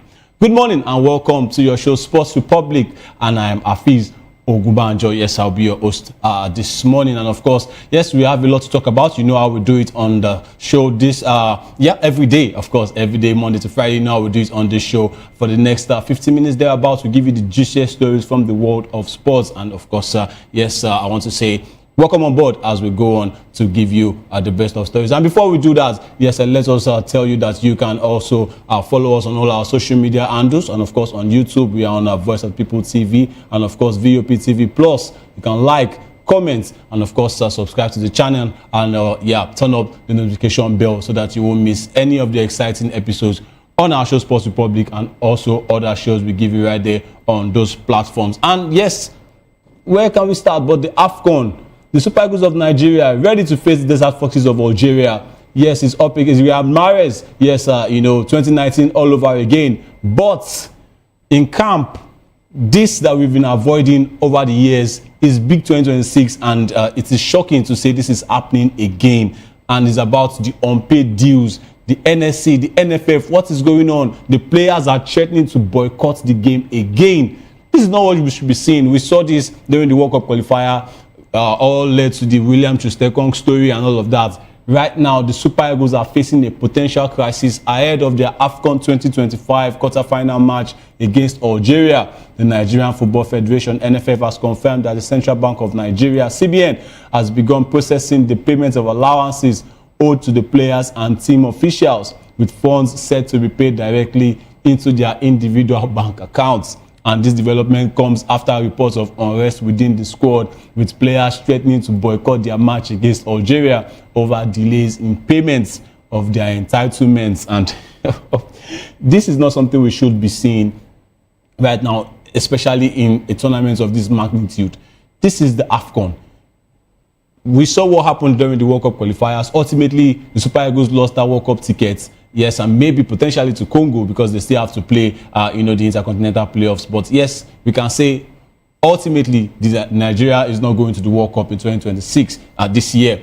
And we saw what happened with the bonuses, the training bonuses, the dues players have been owed. And it's even sad to know that 4 months running, the Super Eagles coach himself, Eric Sekuchel, is also being owed by the NFF. I mean, this is 2026. This is not a story we should be hearing at this point in time. Yes, the World Cup, I expected this story should have been dead and buried with the World Cup qualifiers. Now it's rearing its ugly head again. And the Super Eagles are now threatening to boycott the quarterfinal game. This is a game that you have to play in order to go on to win the tournament so that you can get on the good books of Nigerians. And now you are saying you want to boycott that one.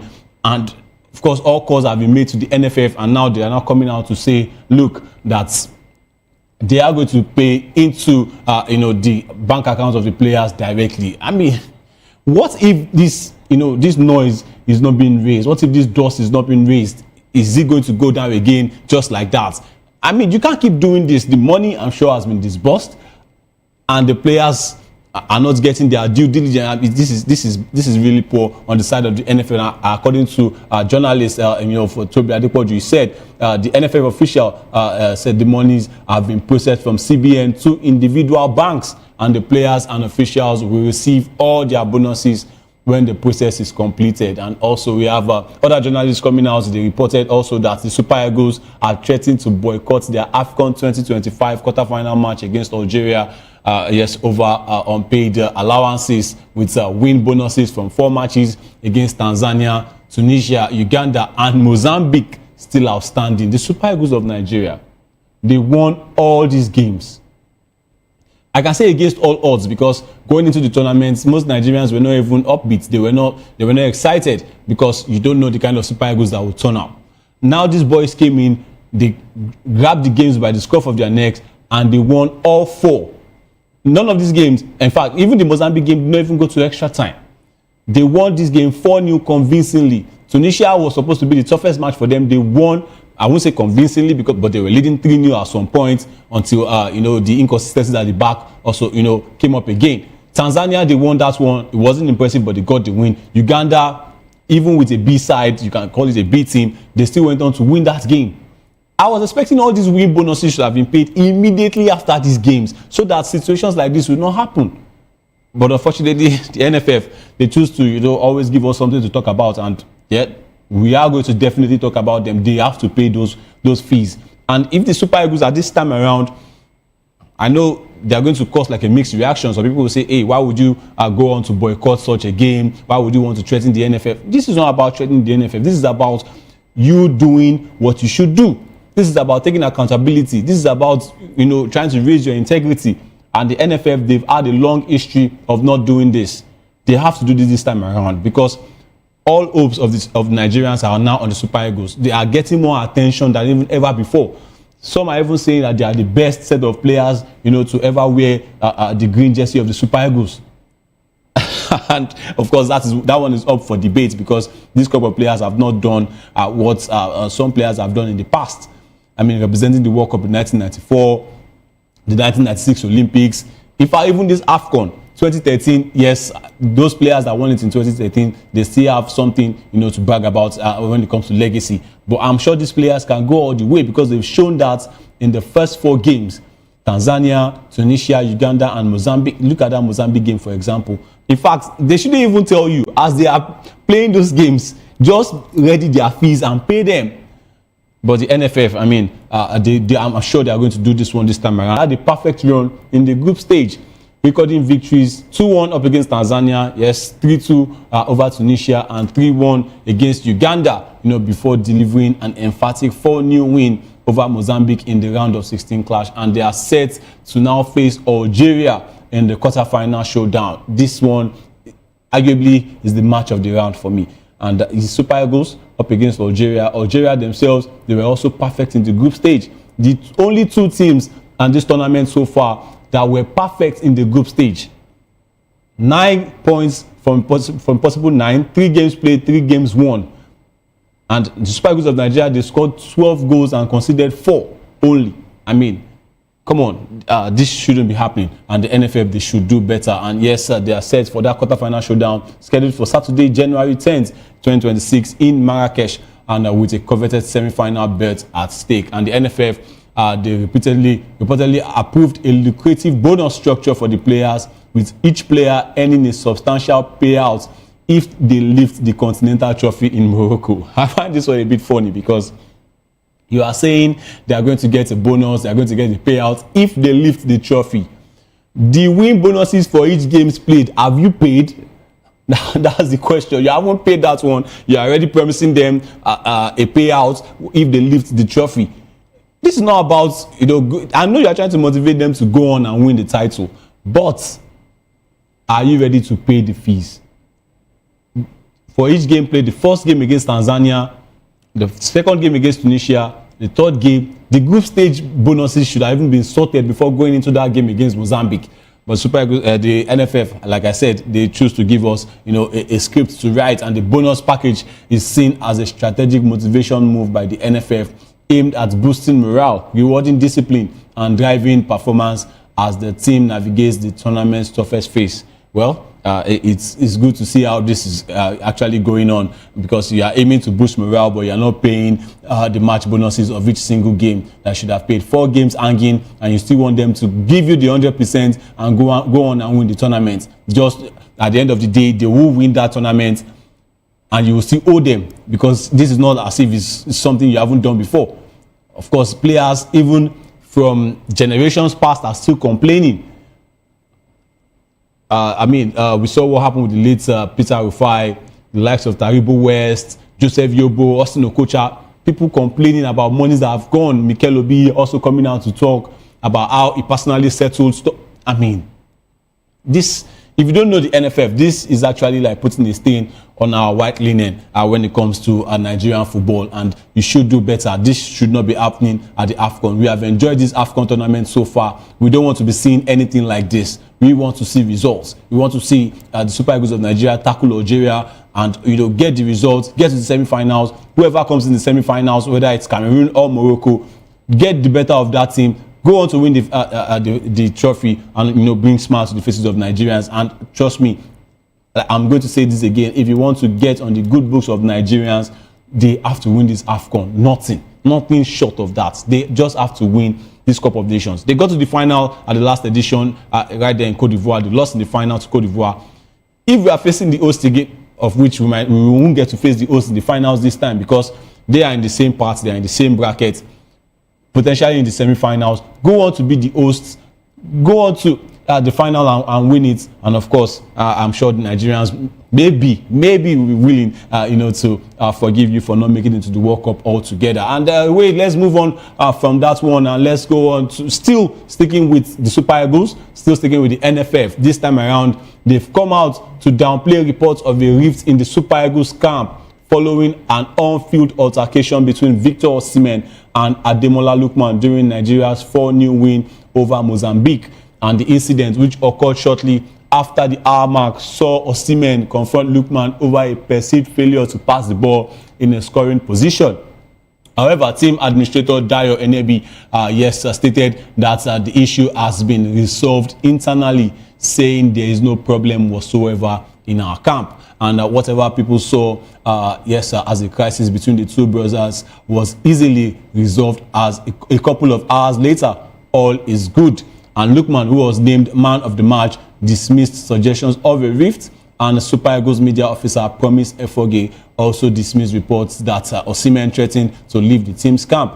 Despite official assurances, several ex-internationals and football stakeholders have expressed different views on Osimhen's conduct, with some calling for him to be dropped from the starting lineup ahead of Nigeria's quarter-final clash against Algeria. I mean, in this Osimhen story, a lot of theories, a lot has been said. We all saw that incident. I personally also said that there's no way in the world where you have to, smack your captains, and you don't do that. And he went on to meet Ademola Lookman, pointing his finger, saying it's a team game and all of that. This was a player that has already assisted you in that game. Ademola Lookman, we've seen so far in this tournament, as a selfless player. That is why he has 7 goal contributions in just 3 games. He didn't play the game against Uganda. In the game against Tanzania, he was there. In the game against Tunisia, 2 assists in that game, one including one for Victor Osimhen himself. The 3 goals that Victor Osimhen has scored at this tournament have come from chances created by Ademola Lookman. So I don't know why that should be going on. Bruno Emechi was originally the one who should have given Osimhen that pass, but it didn't happen. He chose to take a shot. Then Victor Osimhen he sparked up a little bit, and Ademola Lookman, while trying to calm him down, Victor Osimhen came back and pointed his fingers, walked off the pitch, asked to be substituted, didn't join the team in the team prayers after the game, left the dressing room early. Personally, for me, that is unacceptable. That is really, really unacceptable, and you don't do that. As a professional footballer, you don't do that. And yes, should he be dropped? That's the main question right now. Should he be dropped against Algeria? It's a crunch quarter-final game. Yes, let me say this is good news for the NFF and the media officer to also come out and say that it's been buried. But an official apology, an official statement should come from Victor Osimhen. We don't want this. This is like a form of distraction. I mean, we mentioned the unpaid dues, the unpaid allowances, the unpaid bonuses, and also this one, on field and off the field. The Super Eagles are now beginning to have issues, and they have a crunch quarter-final game in Saturday. This should not be happening. And yes, like I said, this is a major distraction, and I'm glad that the NFF have come out to squash it. And hopefully, the Super Eagles will also get this one behind them and, move on with the good vibes, the good energy, and go on to play Algeria and get the better of them. There's a lot of questions also raised as about, how the players will feel this time around. Should Osimhen start? Because there will be times when Ademola Lookman will be true on goal. He will have a chance. He will see Victor Osimhen. Should he pass the ball or should he go himself? Well, I'm sure Eric Chell and his team members, they will definitely address that one. And yes, we want to see Victor Osimhen on the pitch, because when Victor Osimhen is on the pitch, the centre backs of the opponents don't get to rest. And yes, he has shown that one in this AFCON so far with 3 goals, and Ademola Lookman also getting 4 assists and also 3 goals himself. And yes, that game against Algeria is going to be a very, very tough one. And Super Eagles, yes, they face Algeria, who edged DR Congo 1-0 after extra time, and they'll be facing them on Saturday in Marrakesh. And former Nigeria winger Garba Lawal has urged the team to remain focused on the task ahead, saying no matter what happens, we must remember that there is another game ahead of us and stay focused. And of course, a lot of people have also come out to say, Osimhen should not start, Osimhen should start, Osimhen. Nah, I feel like they should settle it, just like they've reported. They should settle it, and we want to see Victor Osimhen all guns blazing when it comes to that game up against Algeria. We'll take a short break quickly, and when we come back, we'll continue with the stories we have for you on Sports Republic. Don't go nowhere. We'll be back.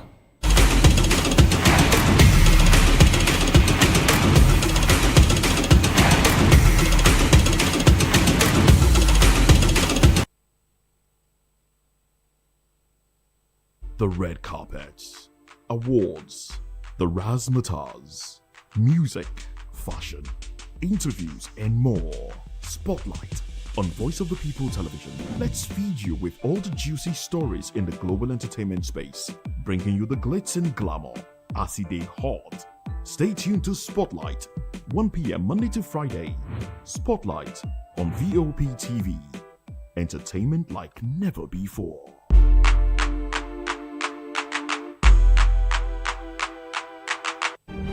In a world where power shifts with every headlines, news breaks and events happens, we bring you unbiased and explicit information on politics, economy, and state of the nation.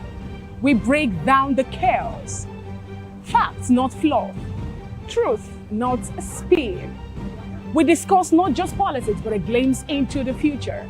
Voice of the People Television. Now you have more than a voice.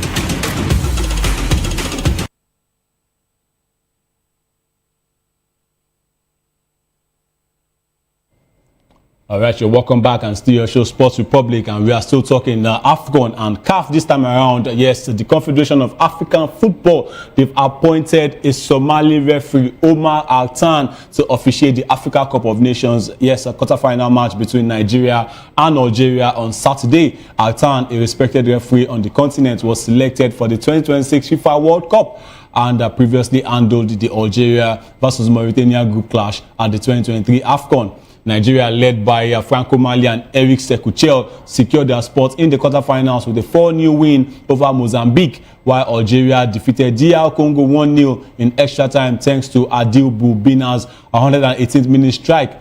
And the encounter will be a repeat of the 2019 AFCON semi-final, where Algeria won 2-1 courtesy of Riyad Mahrez's late free kick. And the match is set to kick off at 5 p.m. Nigerian time at the Stade de Marrakech in Marrakech, and Algeria has a historical advantage, having won their previous encounters, including that 2019 AFCON semi-final, and they ultimately went on to win that one. And since then, they haven't qualified from the group stages. So sad for Algeria. But this time around, they were perfect in the group stage, and they are facing the Super Eagles of Nigeria. Nigeria, however, they are in top form, having won all 4 matches and scored 12 goals in the tournament. Omar Altan, good one for him, the Somali referee, recently named the best referee in Africa. Of course, he was the CAF referee of the year during the CAF Awards. And yes, for the men, that was Omar Altan. Good one for the Somalian. But Algerians will be looking at him with, let me say, one side eye because of what happened in 2023 up against the Mauritania, where he placed his hand on an Algerian player.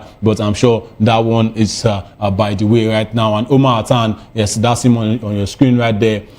is a man for the big games, and of course Nigeria up against Algeria is a big game, of course, in the quarterfinals, and we would love to see what Omar Atan will be ready to do, because that game, trust me, there will be fireworks. It's attack up against attack, and the Super Eagles of Nigeria, they will not want to hold anything back, because I'm sure their eyes are set on that trophy. And the Algerians also coming into the AFCON, I could say that they were the ones that were they were less fancied amongst the big boys. I was talking about Algeria. Nobody really fancied them. People were talking about, Ivory Coast, the defending champions, Super Eagles of Nigeria, Morocco, Tunisia, and all of that. No one was mentioning Algeria. But trust me, they have lit up this tournament. Riyad Mahrez, he has 3 goals to his name. Ibrahim Maza, I'll be talking about him, very soon. Ibrahim Maza, the Leverkusen man, has done really well as well. Anis Haji Musa, and that's goal. Also, if they can't, sort it up, with the players that are starting the game, they have people on the bench they can call on, and we saw that one. They proved it up against the DRC, where Adil Bubina came off the bench,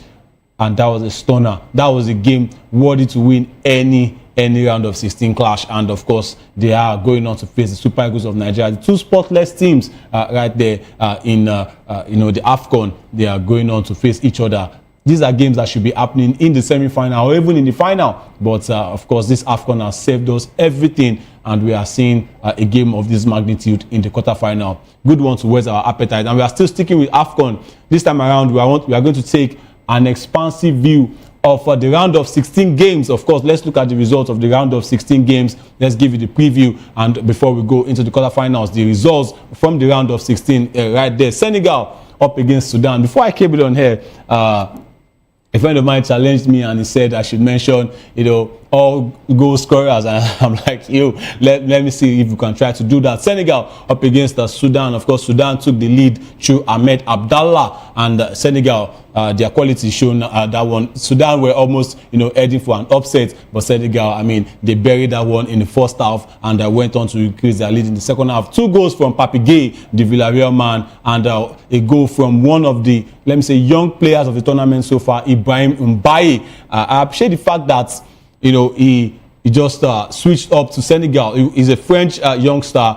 He was born in France, but he switched up to say he wants to represent Senegal right here in the AFCON, and also in the World Cup as well. Hopefully, we are going to see the 17-year-old PSG player Ibrahim Mbaye. He scored a goal, and Senegal won that game ultimately 3-1 to book a quarterfinal spot against their opponents, which will be Mali. Of course, Mali, they got a red card up against Tunisia right there. Tunisia took the lead. Mali got the red card in the 25th minute, but Tunisia took the lead in the 87th minute through Faris Shawat. Of course, Firas Shawat. Yes, that's the man, the CS Faxian man. But Mali, they got the goal back, a penalty in the 90th minute through Lassine Sinayoko, and he plays for Auxerre. Lassine Sinayoko, interestingly, Mali have scored 3 goals in this tournament. They are the draw kings of this tournament. That's talking about Mali. They are the draw kings.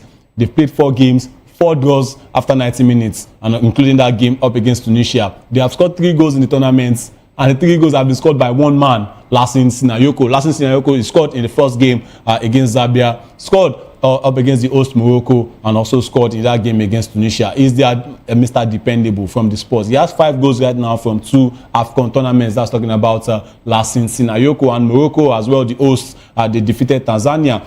Tanzania also almost gave an upset, but ultimately the host came through, and is the man who people are saying, many are believing is the player of the tournament, but I think that should go to Ademola Lookman. Brahim Diaz of Real Madrid, he got the goal for them. 4 games right now at this AFCON, and he has scored 4 goals. The first Moroccan player to do that one. Beautiful for Brahim Diaz. And South Africa, they lost to Cameroon that game.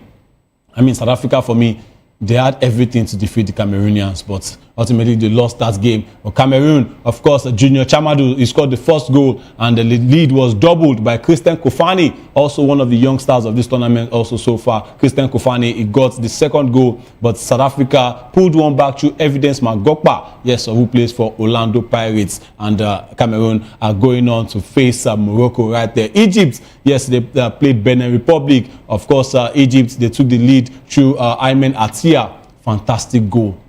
Bullseye from way out. Fantastic goal for him there. But Benin Republic equalized through Jodel Dosu, and it was 1-1 heading into extra time, but Egypt's Yasser Ibrahim, he scored a header to make it 2-1. Then the legend himself, the man, the myth, the legend, Mohamed Salah, of course, he got the goal to make it 3-1 and put a gloss on that one. The Super Eagles of Nigeria, yes, they just dispatched the Mozambique team, the likes of Jenny Katamo and all of that. The Super Eagles, of course, we saw goals from Ademola Lookman, 2 goals from Victor Osimhen, and 1 goal from Sevilla man Ako Adams. And Algeria as well, defeated DR Congo with the goal from Adil Bobina, yes, in the 119th minute. That goal must have hurt. And there's a particular fan, the DR Congo fan, who will stand for 90 minutes.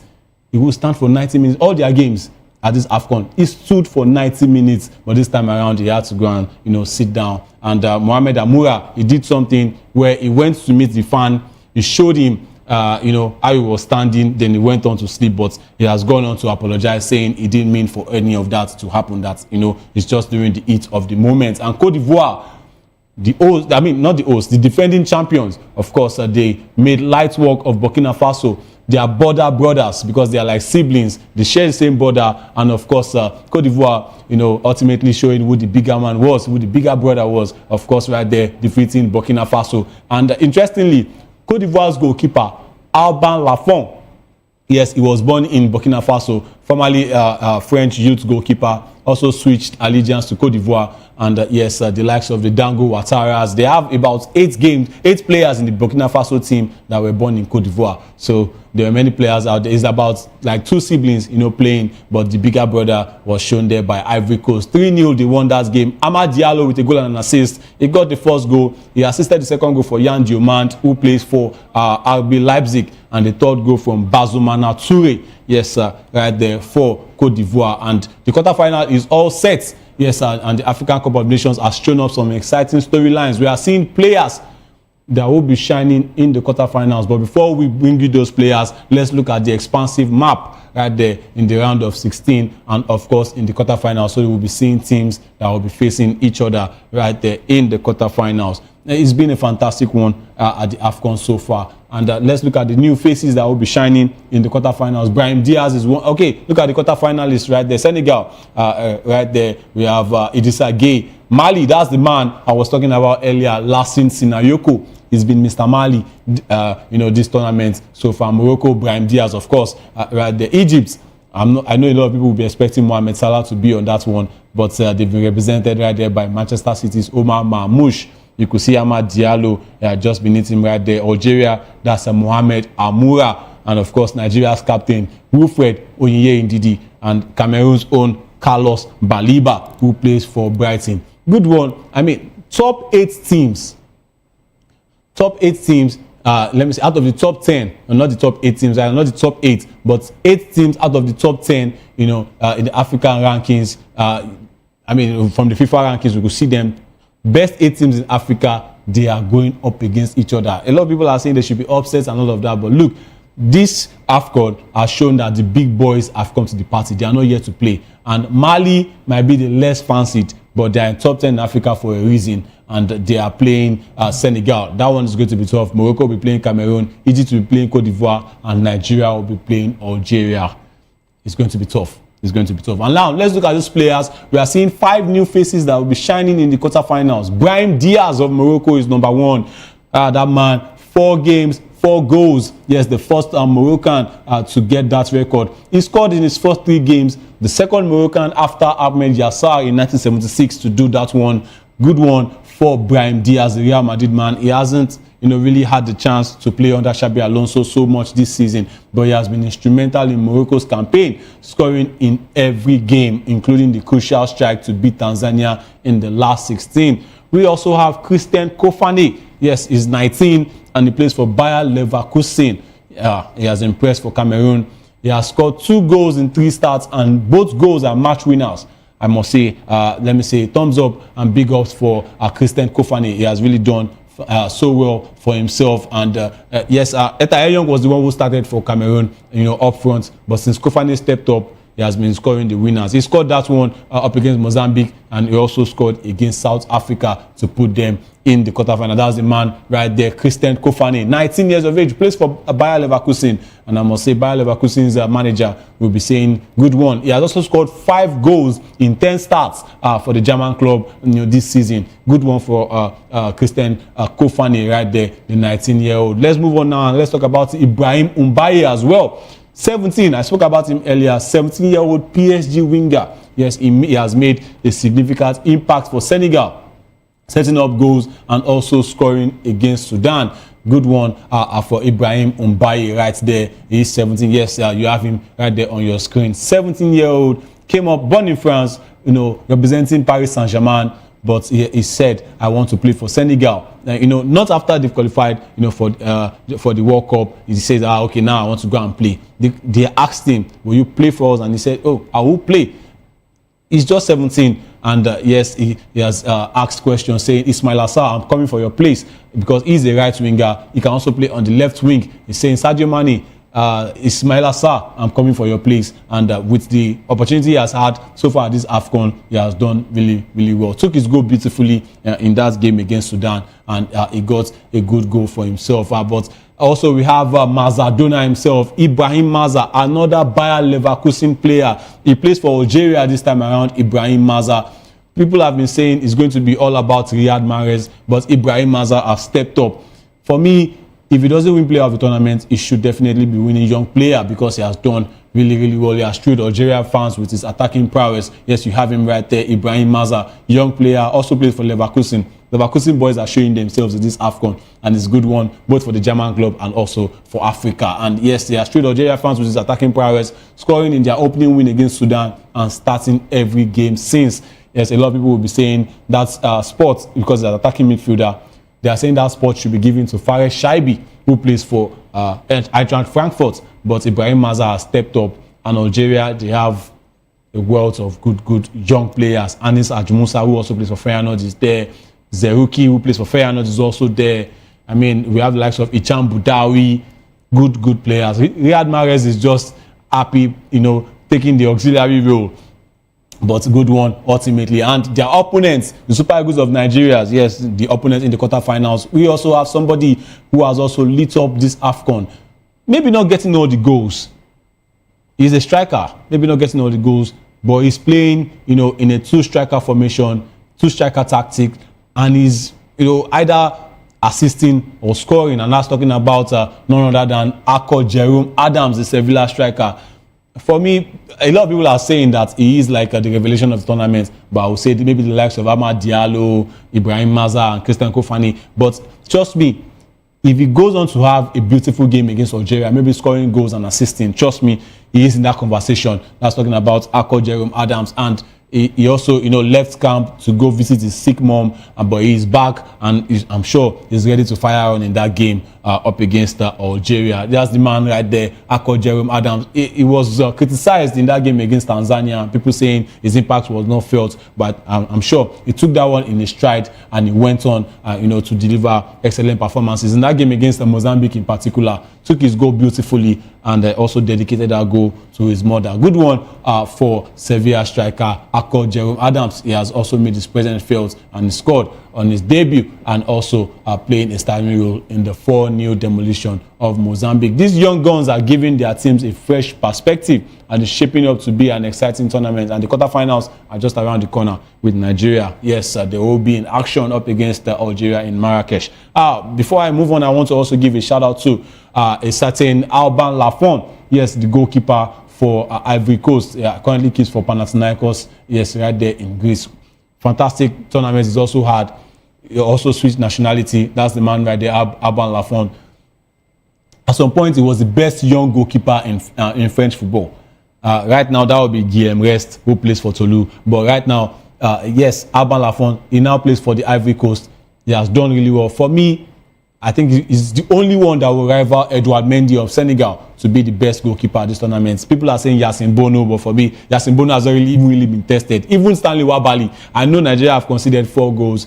Lucas Zidane is also one, in conversation. That's the Algerian goalkeeper. But trust me, Alban Lafont, he has been making fantastic saves. Edouard Mendy. But yes, just like my producer sounded in my ear right there, Lucas Zidane, the son of the legendary Zinedine Zidane himself, of course, is also in that conversation. And trust me, he's also one to be the revelation of the tournament. And moving on from AFCON and all of that, let's talk about Barcelona. Quickly, the Super Copa happened, the semi-final, one of the semi-finals happened last night, and Barcelona, they showed no mercy up against Athletic Club Bilbao right there in Saudi Arabia, because Barcelona secured the spot in the Spanish Super Cup final with a dominant 5-0 win over Athletic Club in Saudi Arabia. Rafinha scored twice, while Ferran Torres or Fermin Lopez, who got 2 goals, and also Rooney Baggi, who also got a goal for himself. Hansi Flick's team have now won 9 consecutive matches across all competitions,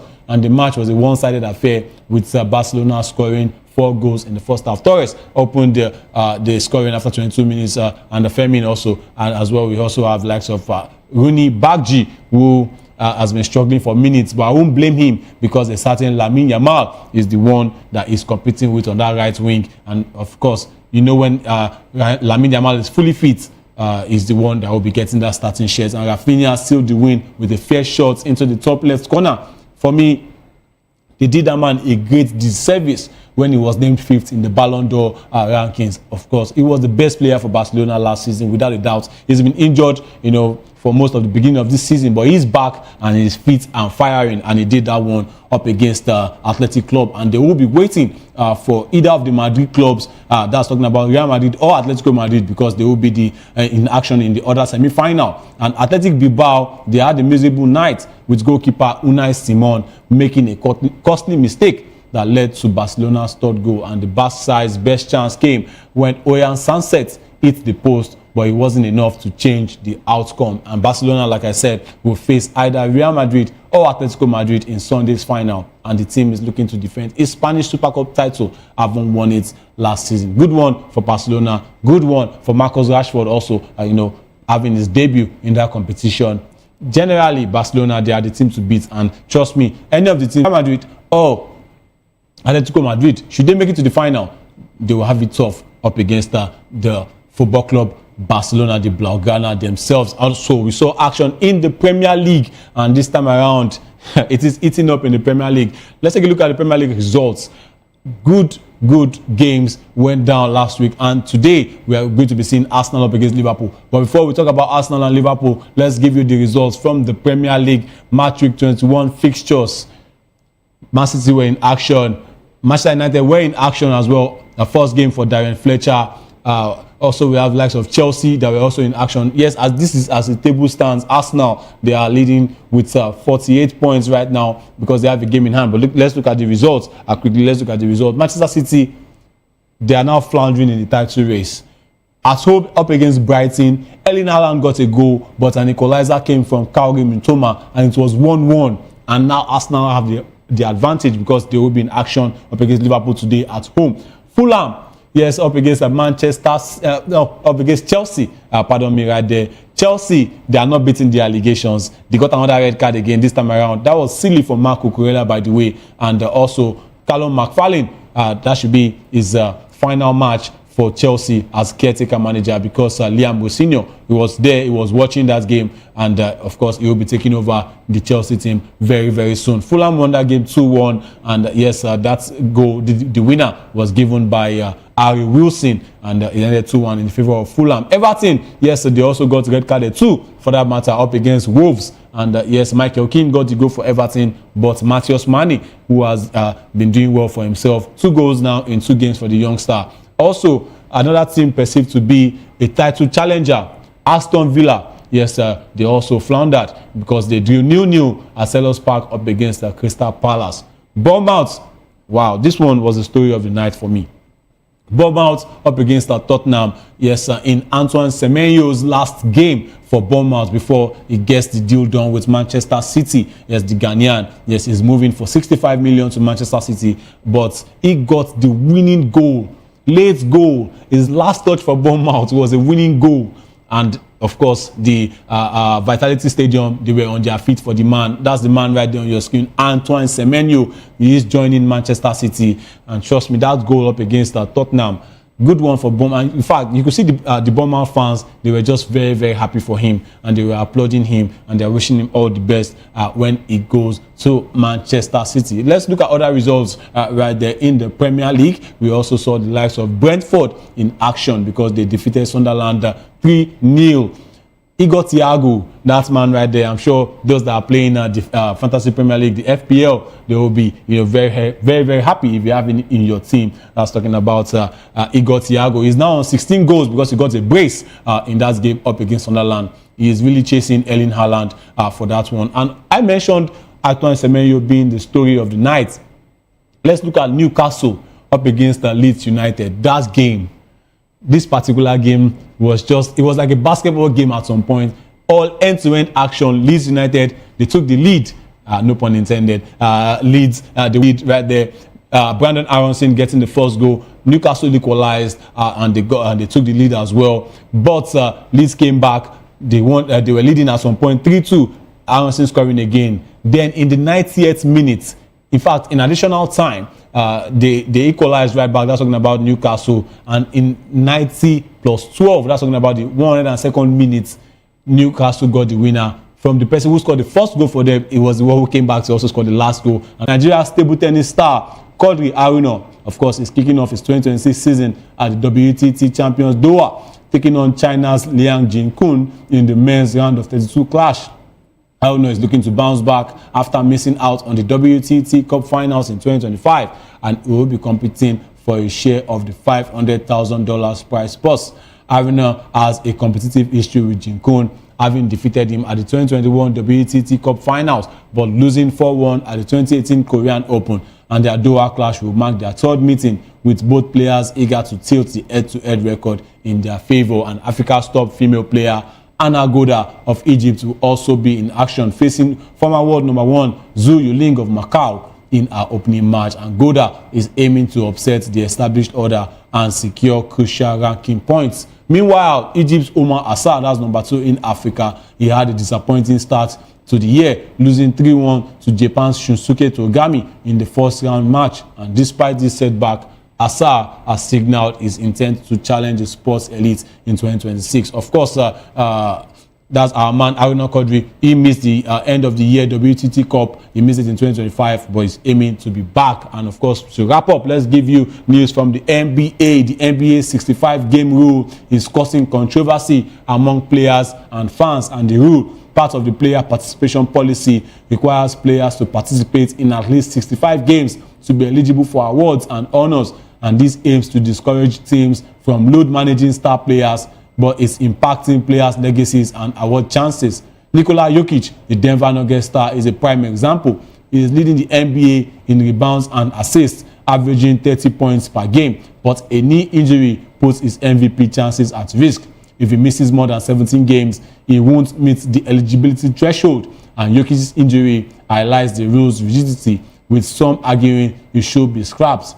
And the reaction to the rule is mixed. Yes, some, like Denver Nuggets coach Michael Malone, he supports it, saying it ensures star players are available for games. Others, like basketball journalist Grant Offset, believe it's too rigid and should be more flexible. And fans are also expressing frustration on social media, calling for the rule to be abolished. And the rules' impacts extend beyond Jokic, because players and teams are navigating 82-game season, balancing performance and injury prevention. And the NBA's decision to implement this rule reflects a broader debate about player workload and league competitiveness. Of course, let's see how this one is going to pan out in the NBA, because they have to, navigate 82 games in a season. But if they can get 65, it will improve their chances of winning awards at the end of the season. And with that, we'll be wrapping up business on the show this morning. It's been a wonderful ride. And of course, the midday news will be coming up next. And I'm saying, before we do that, let me say, it's been Sports Republic, and I'm Afizo Gubanjo, and I'm saying, have a wonderful rest of the day. Bye for now.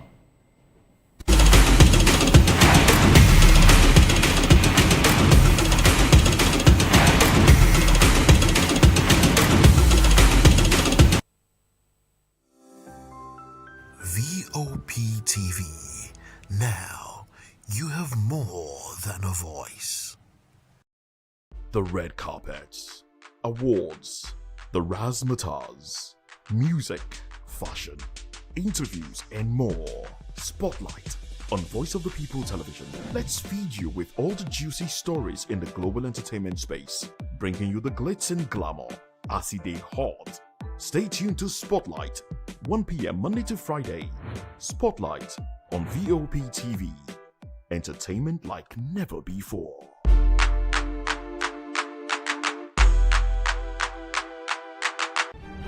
In a world where power shifts with every headlines, news breaks and events happens, we bring you unbiased and explicit information on politics, economy, and state of the nation. We break down the chaos. Facts, not fluff. Truth, not a spin. We discuss not just politics, but a glimpse into the future. Voice of the People Television. Now you have more than a voice. Are you ready for the extraordinary?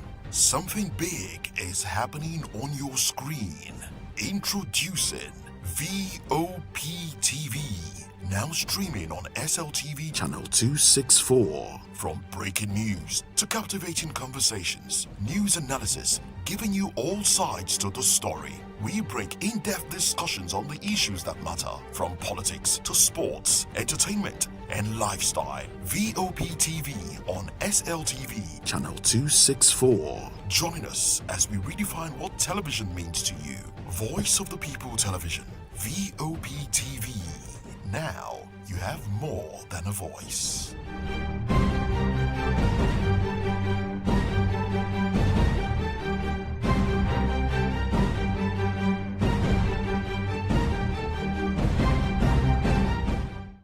To know the happenings in the maritime sector, join us on the program Maritime Frontiers on VOP TV as we discuss key areas in the maritime sector, from aquaculture, maritime transportation, maritime labor regulation, oil and gas exploration, ferry and passenger insurance, marine pollution and prevention, port operations, and lots more. Maritime Frontiers, exploring Nigeria's blue economy.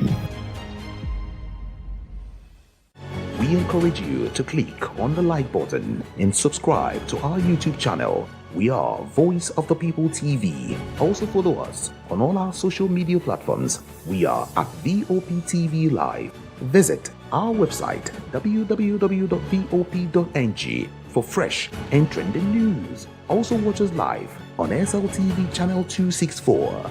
VOP TV, Voice of the People Television. Welcome to the locker room, the home of football talk that matters. I am Jerry Arpillon. Join us every weekday, Monday to Friday at 5 p.m. Nigerian time, as we share the hot takes and hot debates in the exciting world of football. And joining me are the usual suspects, Ikechukwu and Mayowa, as we break down all the hot takes and everything that's happening in the football. Don't just watch football, live it with us. Catch us on the locker room and Voice of the People Television at 5 p.m. Nigerian time. And like I always say, if not going to the thought, please the sport. And it's Hakim Ziyech who puts the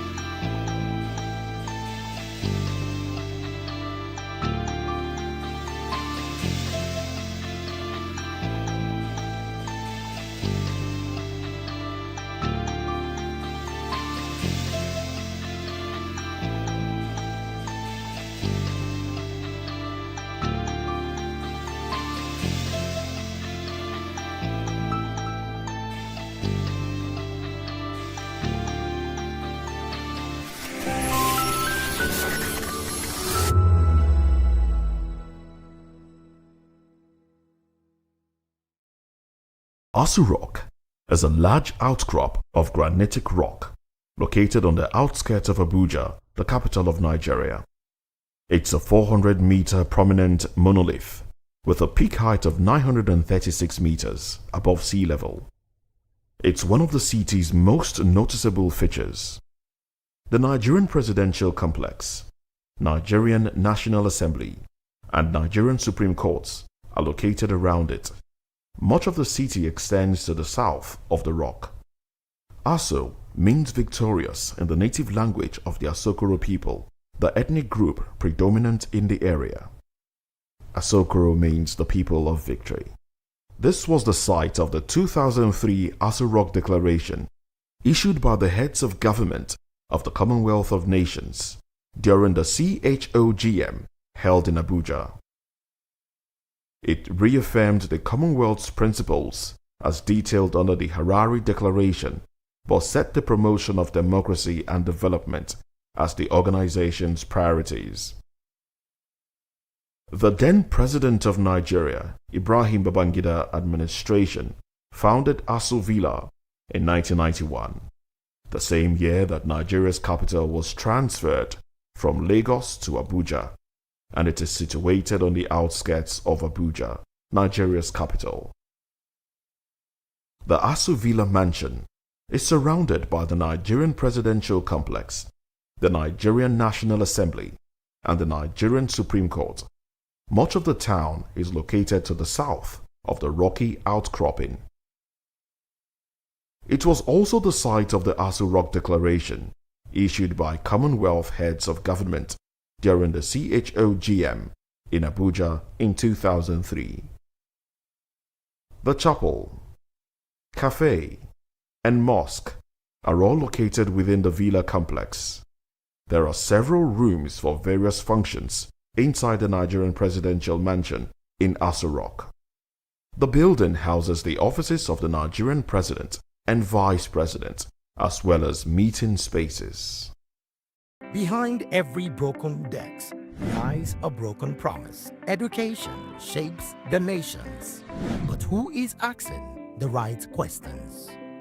Introducing Edu Dialogue, the show that goes beyond the surface, exposes the cracks, the corruption, and the silence in Nigeria's education system.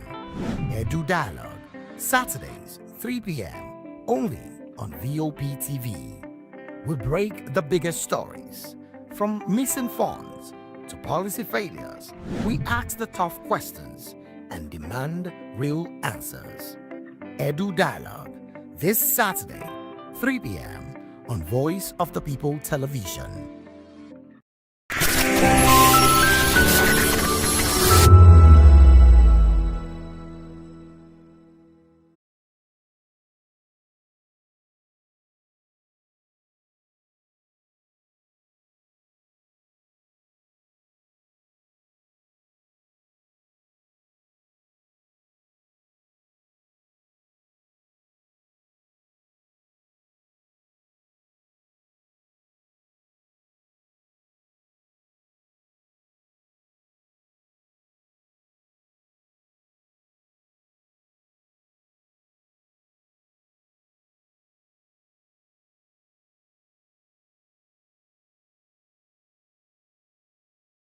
To know the happenings in the maritime sector, join us on the program Maritime Frontiers on VOP TV as we discuss key areas in the maritime sector, from aquaculture, maritime transportation, maritime labor regulation, oil and gas exploration, ferry and passenger insurance, marine pollution and prevention, port operations, and lots more. Maritime Frontiers, exploring Nigeria's blue economy.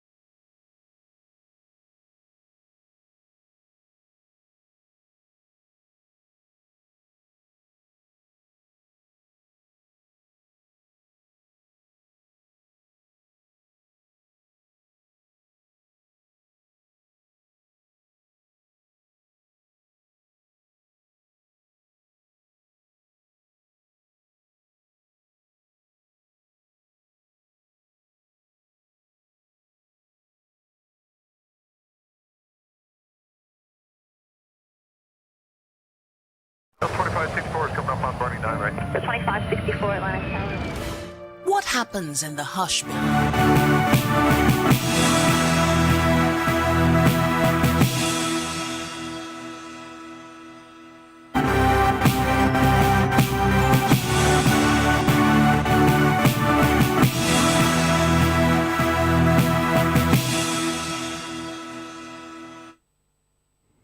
Well, hello and welcome to the Midday News on Voice of the People Television. I am David Edwin. Before we begin the news, we would urge you to kindly visit our website. It's www.vop.ng for fresh and trending stories. First, the headlines. Rivers Assembly starts impeachment proceedings against Governor Fubara. EFCC stalls politicians' no fear or favor. PDP seeks relevance ahead of 2027 polls. Ugochinyere quits PDP, blames betrayal and infighting. Court freezes 213 billion naira assets linked to former justice. ICPC to continue Farouk Ahmed's investigation.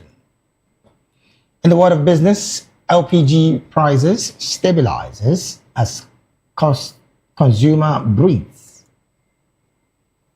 In sports, President Bola Ahmed Tinubu okay Super Eagles bonuses, cash being processed. In entertainment, Adekunle Gold and Simi welcomes double blessings. And now the news in full. The Rivers State House of Assembly has begun impeachment proceedings against Governor Siminalayi Fubara and his deputy Ngozi Odo. During Thursday's plenary, the majority leader, Major Jack, read out allegations of gross misconduct against Governor Fubara. 26 lawmakers signed a notice citing issues such as demolition of the assembly complex, extra budgetary spending, and refusal to comply with the Supreme Court on the financial autonomy of the Assembly. The notice will be formally served to Governor Fubara within 7 days. Meanwhile, the Deputy Majority Leader, Linda Stewart, presented similar allegations against Deputy Governor Odo, including reckless spending and obstruction of the Assembly's duties. The Assembly says these proceedings follow Section 188 of the Nigerian Constitution. The matter is now underway and all eyes are on Rivers State politics as the process continues. Moving on to other stories, the EFCC has raised alarm over planned smear campaigns by some politicians against the agency and its chairman, Ola Olukoyede. Officials say paid operatives are spreading false claims of buyers to intimidate the commission. Spokesperson Dele Oyewale stressed that these attacks are designed to scare the EFCC from investigating high-profile opposition figures. The agency promises it will not be distracted from its mandate to fight corruption. Oyewale warns that both rulings and opposition politicians with corruption cases face no safe haven. The Commission reiterated its commitment to justice and transparency, insisting it operates strictly within the law. With elections approaching, the EFCC says it will continue investigations without fear or favor. Citizens are urged to trust the agency's non-partisan role in holding all public officers accountable. Meanwhile, the People's Democratic Party is making fresh moves ahead of the 2027 general elections, announcing plans to hold talks with Peter Obi and Atiku Abubakar. Party leaders say the move is aimed at building a stronger position against the ruling APC. The PDP South-South chairman says consultations with key political figures are already underway to revive the party's national influence. He confirmed that both Obi and Atiku are among those the party hopes to engage. However, the move has drawn swift reactions from the Obedient Movement and the African Democratic Congress. Both groups say the PDP's internal crisis weakens any serious attempt to lure the former presidential candidates back. Atiku's camp insists the ADC remains the preferred platform for opposition collaboration going forward. Meanwhile, political watchers say the unfolding talks signals early realignment as parties position themselves for the 2027 race. Still talking the PDP, and of course in another development, a federal lawmaker from Imo State, Ikenga Imo Gochiere, has dumped the People's Democratic Party for the Action People's Party. He announced the move at a rally in Akokwa Idiato North local government area of the state. Ugochinyere says his exit follows years of internal crisis, court battles, and what he described as abandonment by the People's Democratic Party's leadership. He accused the party of failing to stand by him despite multiple legal victories. The lawmaker alleged that he faced intimidation, false criminal allegations, and repeated attempts to remove him from office. He says those experiences convinced him that the party had become impossible to work with. Ugochinyere also took a swipe at the FCT minister, Nyesom Wike, urging him to stop undermining the PDP. He says his new political journey is about building a structure where loyalty and hard work are rewarded. Moving on, George Moghalu, Labour Party's chieftain, warned opposition parties that defeating President Bola Tinubu in 2027 will require unity and sacrifice. He said fragmented opposition has historically failed to unseat incumbents. Moghalu recalled how the APC was formed by merging several opposition parties to beat the PDP in 2015.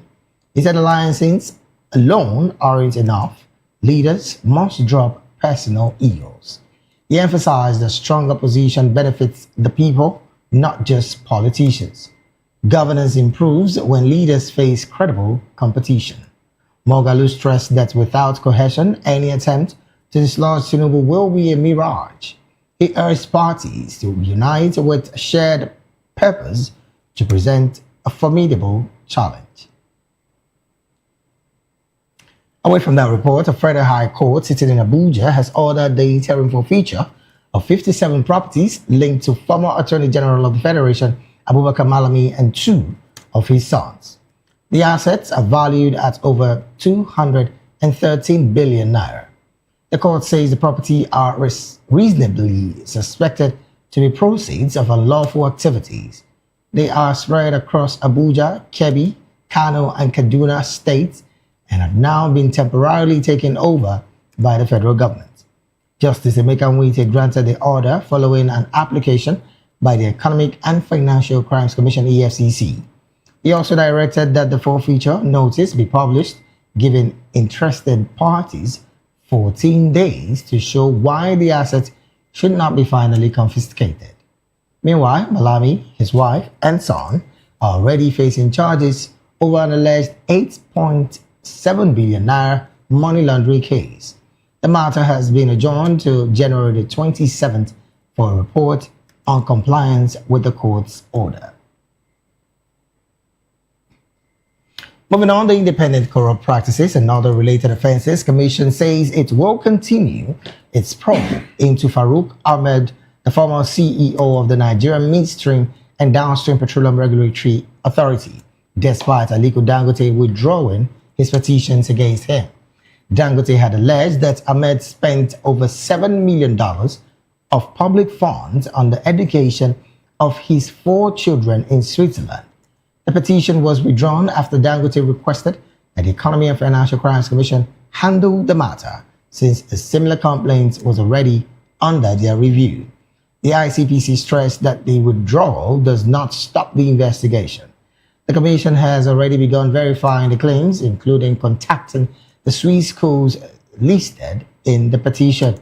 Officials say the probe is in the public interest, noting that investigations into public funds will continue to ensure transparency, accountability, and adherence to the law. Meanwhile, Nigeria is being owed more than $25 billion naira for electricity supply to neighboring countries.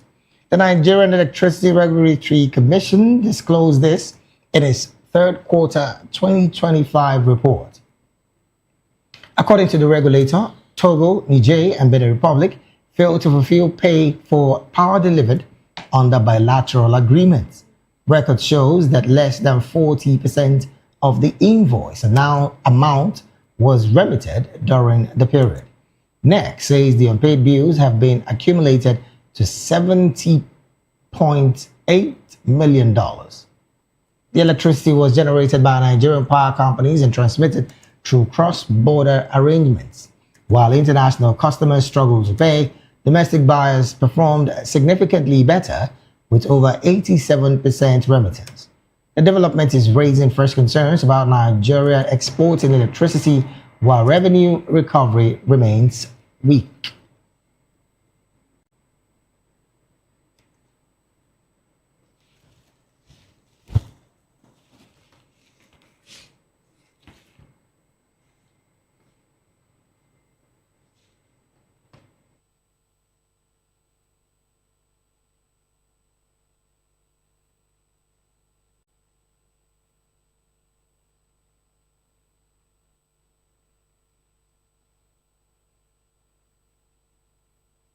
Consumer Advocacy Network, NECAN, has criticized the federal government's service-based electricity tariff policy, saying it has failed to reduce subsidies and has worsened inefficiencies in the power sector.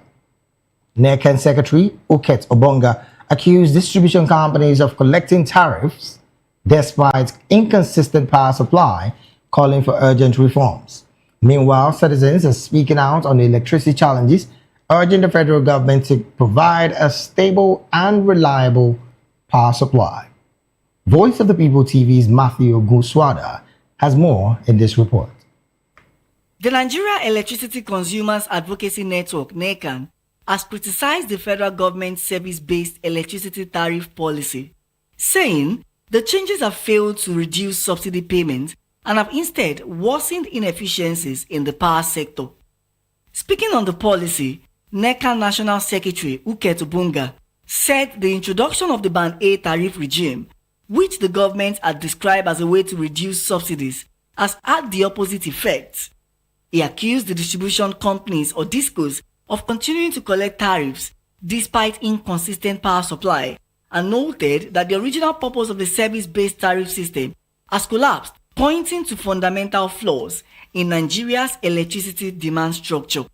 Meanwhile, Voice of the People TV spoke to citizens who shared their thoughts on the ongoing electricity crisis and the challenges they face with power supply. There is nowhere in the world that government don't subsidize energy. It's only here that we are hearing that we have to now begin to look at faces, you being Band A, you being B, and you being C. Even at the end of the day, Nigerians cannot still get the electricity to use. And you know what that means. So I am not seeing any change.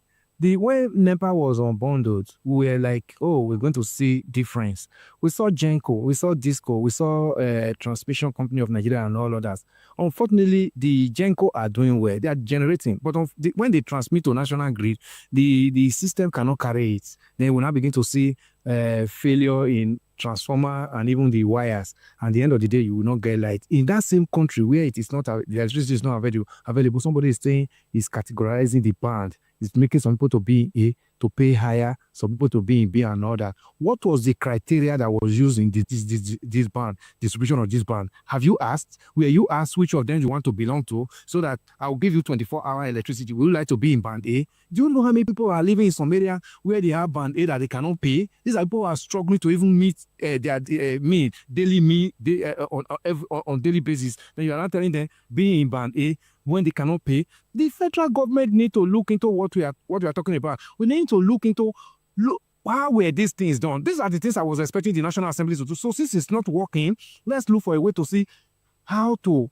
get the laws that actually brought us to this level and see how we can amend it and make it functional. If you have electricity 24/7, I think to do a lot of good for the country too. Because people will like to come in and do their business. Companies will do well, I think it will also reduce the rates whereby what is it called? Inflation will also come down because we have to sell things at a higher cost due to fuel scarcity and the rest. So there are a lot of benefits that comes with having 24/7 electricity in the country. As citizens continue to speak out, they are urging the government to take decisive action to resolve the electricity crisis and ensure a reliable power supply for all Nigerians. Matthew Okunswada, reporting for Voice of the People Television. Yeah. Thank you so very much, Marty, for that report. Moving on, your state governor, Seyi Makinde, has assured residents that those responsible for the attack on forest guards will be brought to justice. He also appealed for calm as security agencies intensify investigations. 5 National Park Service operatives were killed when armed bandits attacked their office in Oloka village, Orire local government area. The governor described the incidents as a devastating loss and condemned the violence. Makinde says preliminary findings indicated that the assault was a cross-border operation carried out by bandits. He added that security agencies are working together and have increased deployment in the area. Police have launched a manhunt for the attackers and say forensic investigations are ongoing at the scene. Authorities are urging residents, especially border communities, to cooperate with security operatives to prevent further attacks.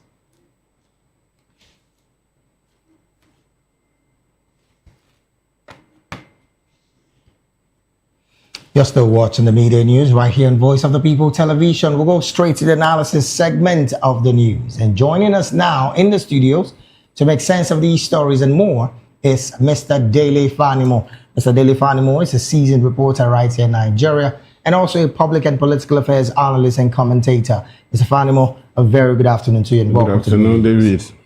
All right, let's get right into it. Well, news just broke that Siminalayi Fubara'S is again in some hot waters, according to the assembly sitting in Rivers State. Impeachment proceedings have started against him. I mean, this is at the backdrop of the fact that he has become, sarcastically, let me use the word, 0001 of Rivers State, particularly when it comes to the APC.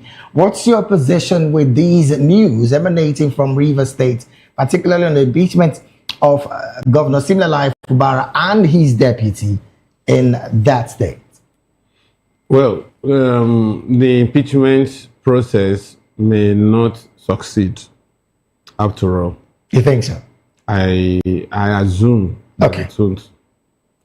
Because what these guys are actually doing is to raise the dust, to twist the governor, to pay them arrears, and also some other packs to make up for the 6 months that they were not in the saddle. And so it was the reason why they moved to APC.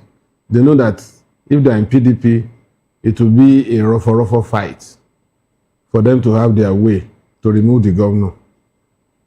Now it has become an internal crisis that should be resolved by the internal mechanism of APC.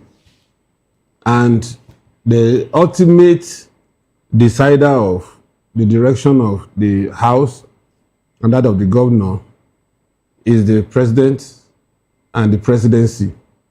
Who is also the leader of the party. Who is also the leader of the party. So the days ahead, it will be a little bit tough.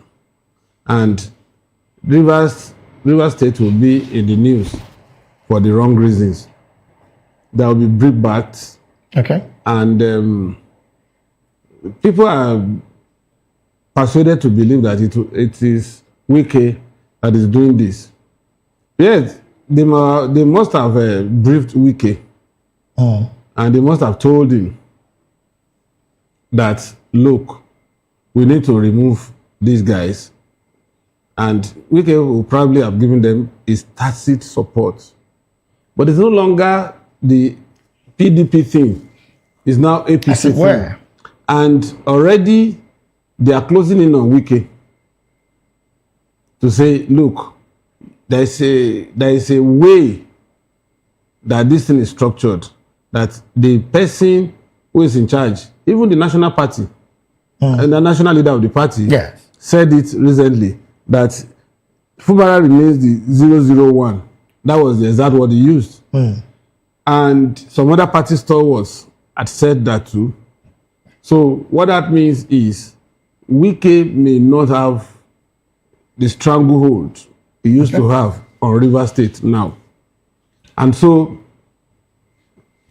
the ultimate thing is for the governor to call these people using the instrumentality of the presidency and the president to ask them, what do you want? And if it's something that can be accommodated within the polity of River State, so be it. Now, and then the tension will go down. Interesting. But I don't see them pulling through this impeachment. Well, interestingly as it stands, one of the reasons that they gave, the issues that they gave, is the fact that the demolition of the assembly complex and, of course, extra budgetary spending and refusal to comply with the Supreme Court's order on the financial autonomy of the assembly. Something that it's a bit neither here nor there. Ambivalent. I mean, so looking at these kind of issues that they've cited, should that be a strong enough reason? Plus, the fact that right now, Fubara has cross-carpeted to a safe haven, so to say, so to the point where he now has full power to do anything and everything that he wants to do within his state. Not also letting off the fact that there is also the fingerprint of the likes of Nyesom Wike, of course, allegedly on this matter now. Do you think as it stands, these issues that they've cited, I'm talking about the 26 lawmakers that they've cited, is weighty enough to even carry out an impeachment proceedings? You see, there will always be reasons for impeachment. Right. It's just like if you buy a brand new car and you put that brand new car on the road, if an experienced policeman stops you, he has about 21 cases he can use against you on that brand new car. So the sing-song is always high-handedness, lack of probity, lack of transparency, and there is nobody in government that such allegation will be leveled against that there won't be proof, either genuine or counterfeit. Okay. But what we are saying here is that it would always come this way. And the onus is on the assembly to prove this. And most times they don't even wait to prove this. Once they push this to him, they will say he should appear before a panel. And most times governors don't appear because it's premeditated. What is going to be the outcome? Yes. So they don't appear and then they will just follow the procedure. But I don't see them following it through before intervention comes from above. And even if they impeach this man, to what end? What is likely to happen is Amewule will be there as the Speaker of the House for some time before election is conducted. And if you recall, last year when Fubara was set to come back, I said he must come down from his high horse and discuss politically with these legislators, because 27 is too huge. And there is no way he can take back this 27 from the clause of Wike. Don't forget that when these people were on forced holiday, it was Wike that took them to UK. Right. Took care of them. So, you know, it is said that you don't bite the finger that feeds you. Well, so some want to ask questions like, how much of godfatherism are we going to consistently see in Rivers State? Now, you would recall in the time of Rotimi Amechi, there was a former boss who, again, the person of Odili, who again had this kind of, you know, ruffles that did not end well. Same happened with Nyesom Wike and, of course, Rotimi Amechi. The same is happening right now with Wike and Fubara. Is this a continuum of what overall would be seen as no godfatherism in a state like Rivers State last more than his first tenure?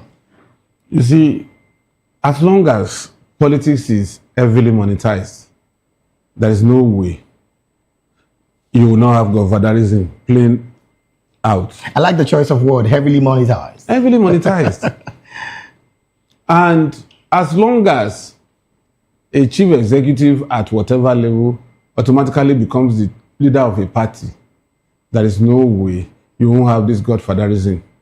So until those parameters are changed, we will continue to have godfathers, because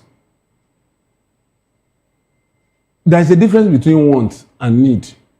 Okay. Most of these past leaders, they want, but they don't need. You understand? It's just like a klepto. A klepto steals what he doesn't need. Right. So these governors are, to me, are like kleptos.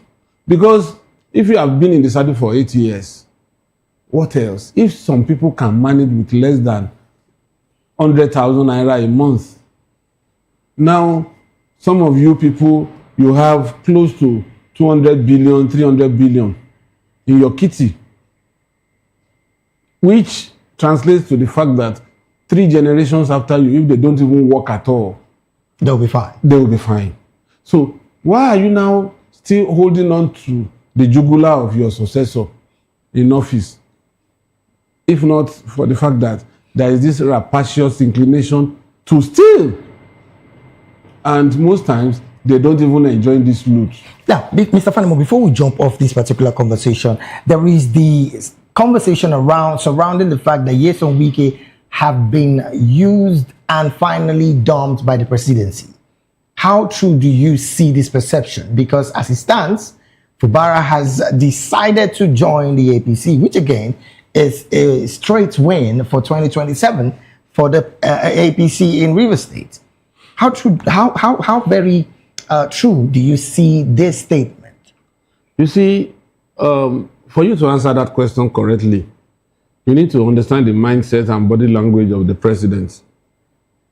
You see, the outcome of this impeachment process will determine the direction of the government, and particularly the president.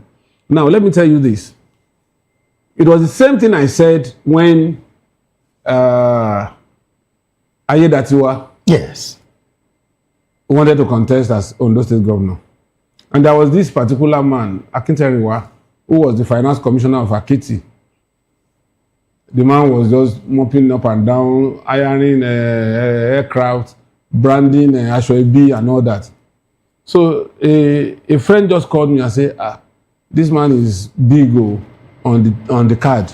I said, look, if that guy fails to stop what he's doing, he will be in EFCC custody until after that election.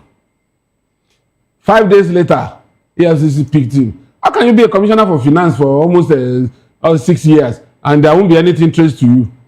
By the time EFCC picked him, 3 days after, when he was released, he quickly joined the bandwagon and became Ayedatiwa's supposed DG campaign organization. Now, what I'm saying in essence is, because I told them, I said, even if Ayedatiwa is the worst candidate for that election, the president and the party will prefer him to another person that is coming. Because it's like you have somebody who has the state's resources, both human and material, right, who has the machinery of government, who is in a ruling party, that you don't need to use presidential funding. Right. And then you are now dumping him to bring somebody that from poster to vehicles for campaign and all that, you have to start providing. So government will not want to dabble into that. So it's going to happen in this case of Fubara. Fubara is the next governor in 2027, I can assure you. No matter what anybody does, the fact that he has even crossed to that party is sure banker for him. And Wike should begin to wind down if he doesn't want to be rubbished. They are tolerating him because he is still useful in decimating the ranks of opposition. Okay.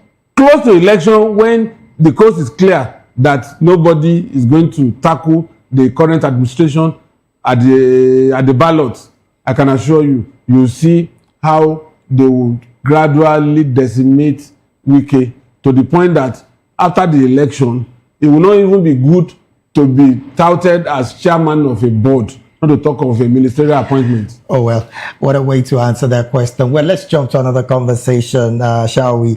The Independent Corrupt Practices and, of course, other related offenses, ICPC, has said that clearly we will continue investigating the Farouk Ahmed situation, and we're not even letting it go, even though, yes, Dangote has withdrawn the petition, but the ICPC is saying right now, we would not be letting this investigation go. How much of an impact and, of course, public confidence would these investigations give to the downstream sector that has also been accused of several irregularities in the past years? You see, let me tell you, if you do content analysis of prosecution and conviction between EFCC and ICPC, you will see that EFCC is more of media trial than prosecution and conviction. Okay. Whereas ICP works silently and they have secured high-profile convictions. Right. ICPC is meant to look at civil servants and public servants, whereas EFCC is supposed to focus more on politically exposed persons. This man, Farouk Ahmed, is a career officer. So it falls within the purview of ICPC to investigate him. Okay. Secondly, the fact that Dangote cannot withdraw that case again. He has written a petition. It's a crime against the state, not a crime against Dangote.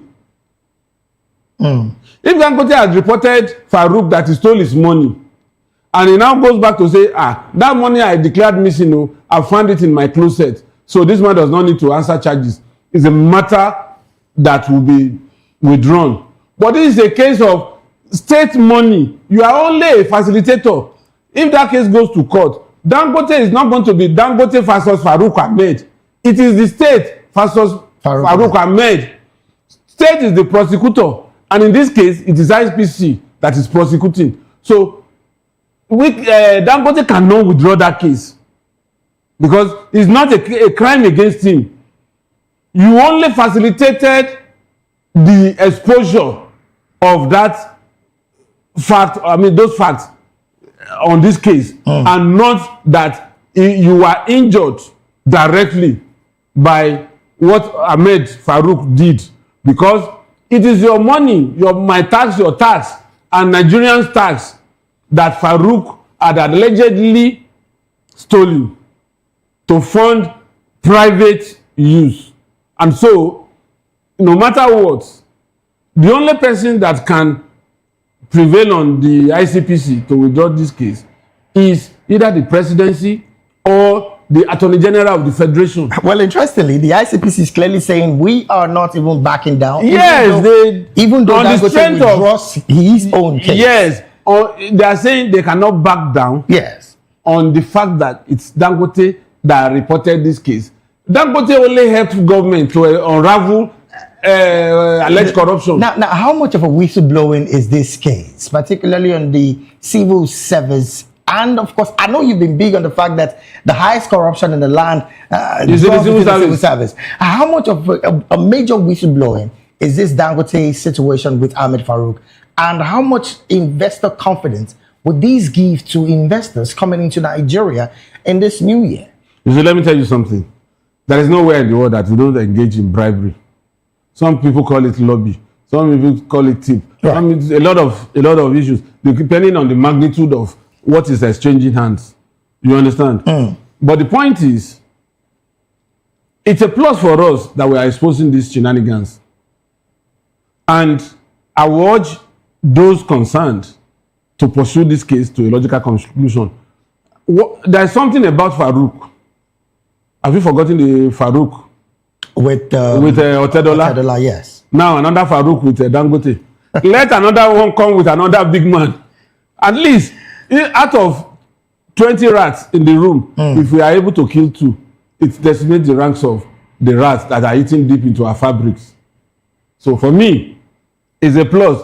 And Dangote should just continue with his business and allow SCPC to do his job. You have blown the whistle, and it is the referee that determines the infraction that is embedded in that whistle blowing, and that is ICPC. Let them investigate, let them prosecute, and possibly get conviction. Now, there is also, yes, the part of investigation, prosecution, of course, getting conviction in these kind of situations.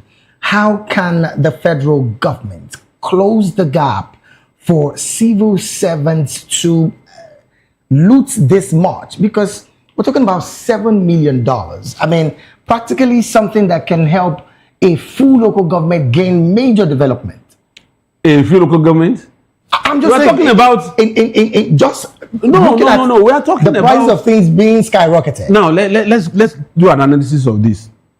7 billion translates to about 7 million. 7 million translates to about 11 billion or more. Right.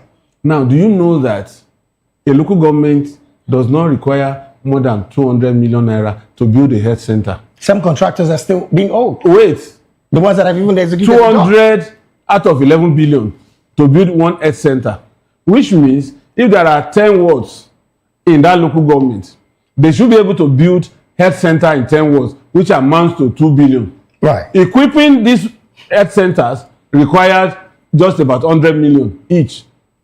Mattresses, beddings, consumables, drugs, and all that. Now, let's say 100 million times 10 wards. That's another 1 billion. You are still left with 4 billion. No, you are still left with about 10 billion. Yes, now, you said 11. 10 billion, let's assume it's 10. 10 billion will take, one of the 10 billion will take care of the emolument of staff that will be recruited to man these places. And then you can use 2 billion to open access roads to get into the hinterland where crops and farm produce are moved to the city. Now, we have not spent half of it, and it's in custody of just one person whose salary may not be up to 2 million naira a month. There we go. Mr. Fanimo, you've just proven how much of infrastructural decay we're experiencing, and how much political office holders have continuously looted the nation dry. Now, my question now would be, how can that gap be bridged even to the barest minimum, where there cannot be the lacuna for one individual to have gotten that level of looting and successfully done it? You know one funny thing that people don't know? Financial regulation that has been in the civil service, that is still there. That law, especially made for civil servants, has always been there and will continue to be there. But they observe the financial regulation in breach. Early in my life, when I was employed by a local government after my secondary school education, I sat for this exam, financial regulation, and the record is still there in my local government. I was the first person that sat for this exam once and passed.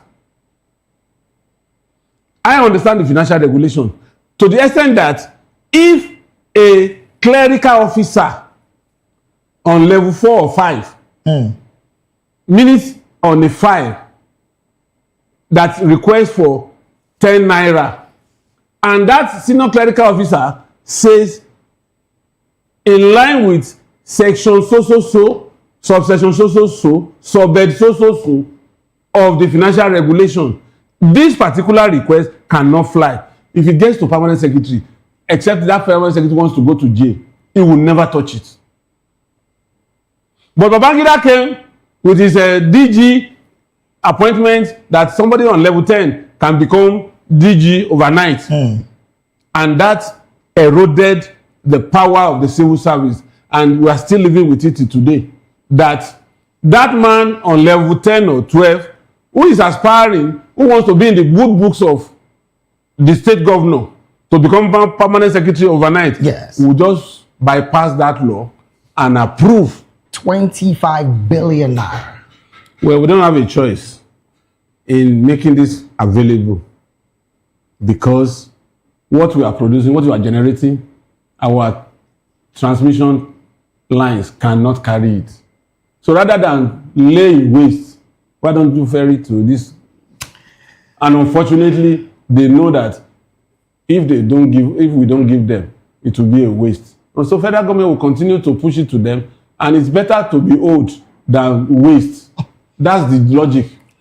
Better to be owed than wasted. 25 billion naira for electricity supply to neighboring countries. They will recoup their money. Anyways, we'll keep our eyes on this, and definitely we will be unveiling it to you as the news progresses. I want to say a big thank you to Mr. Dele Fadimo for being here. As always, thank you so very much, sir, for being here. It's always my pleasure. We'll take a very short break right now. When we return, more stories on the midday news will be up next. Please do stay with us.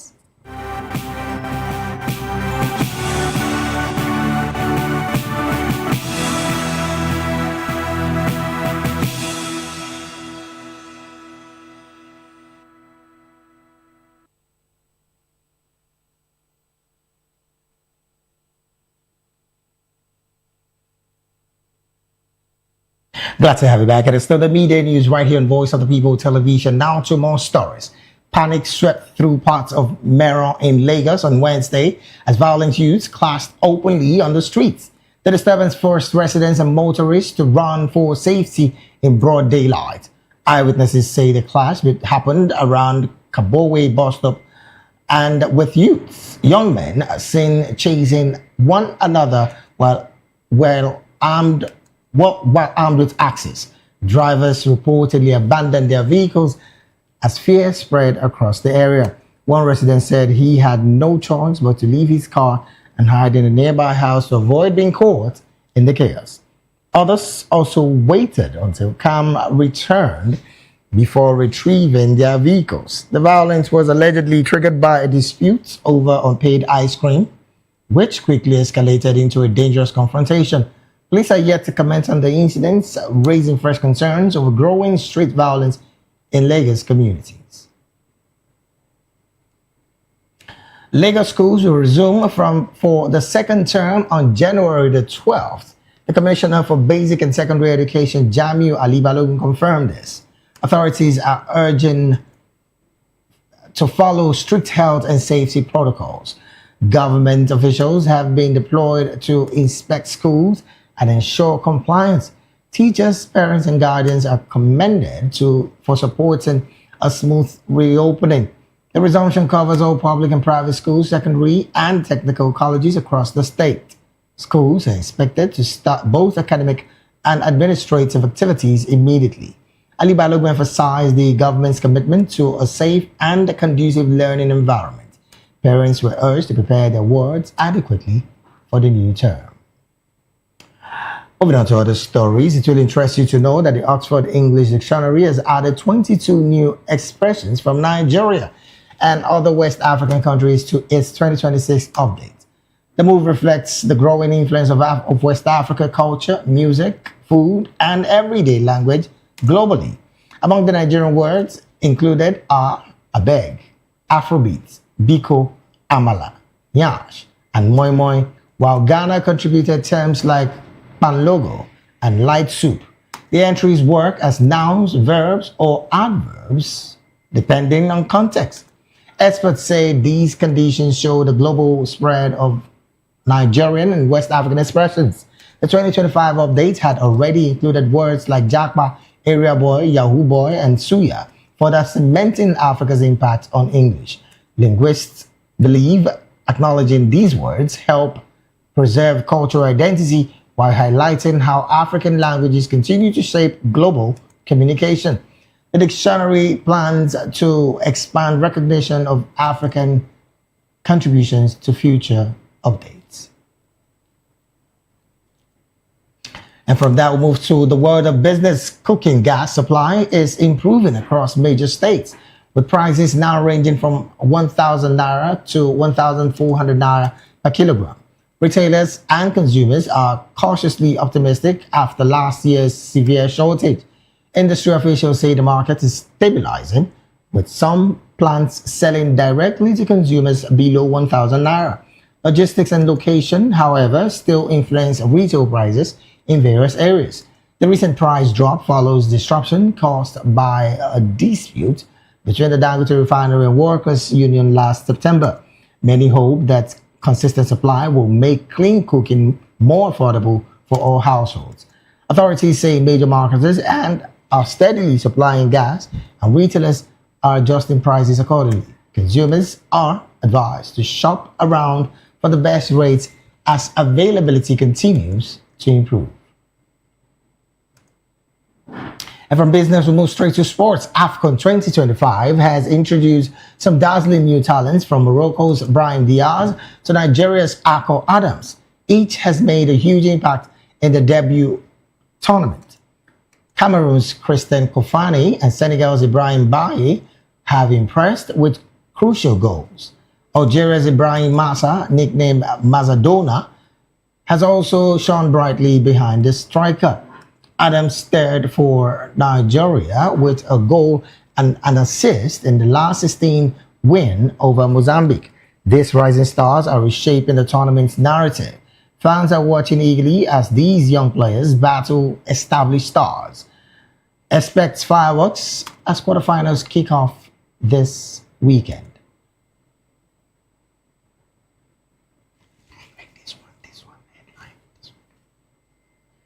Still talking sports, the Super Eagles AFCON 2025 bonuses have been approved and payments are underway. Nigerian Sports Commission Chairman Shehu Digo confirmed that daily allowances have already been settled. Meeting with the NFF and senior players ensured everyone understood their entitlements. The Ministry of Finance and CBN are working to release the funds promptly.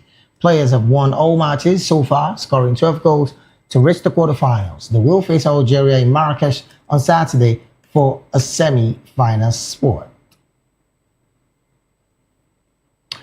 And from that particular story, we'll be moving straight to talking entertainment. Nigerian singers Adekunle Gold and Simi have welcomed twins, sharing their news with fans on social media. Adekunle Gold called it a double blessing after praying for another child. The couple married in 2019 and are already parents to a daughter, Deja, born in 2020. Fans celebrated online, praising the pair for their growing family. Simi has hinted at the pregnancy last December, posting a clip from Adekunle Gold's music video with a visible baby bump. The announcement confirmed weeks of speculations amongst followers. Congratulations to Adekunle Gold and Simi for the welcoming of their twin. That would be the end of the media news right here at Voice of the People Television. Do also subscribe to our YouTube channel.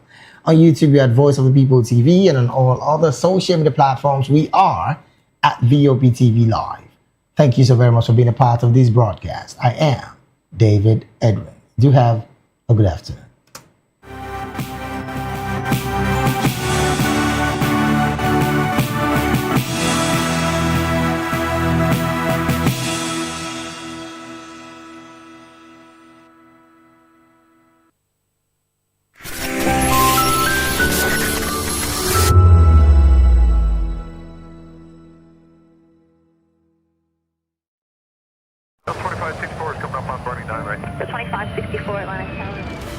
What happens in the hush behind hangar doors? Who signs the papers that gamble with lives? Which truths were grounded before they even ever had wings?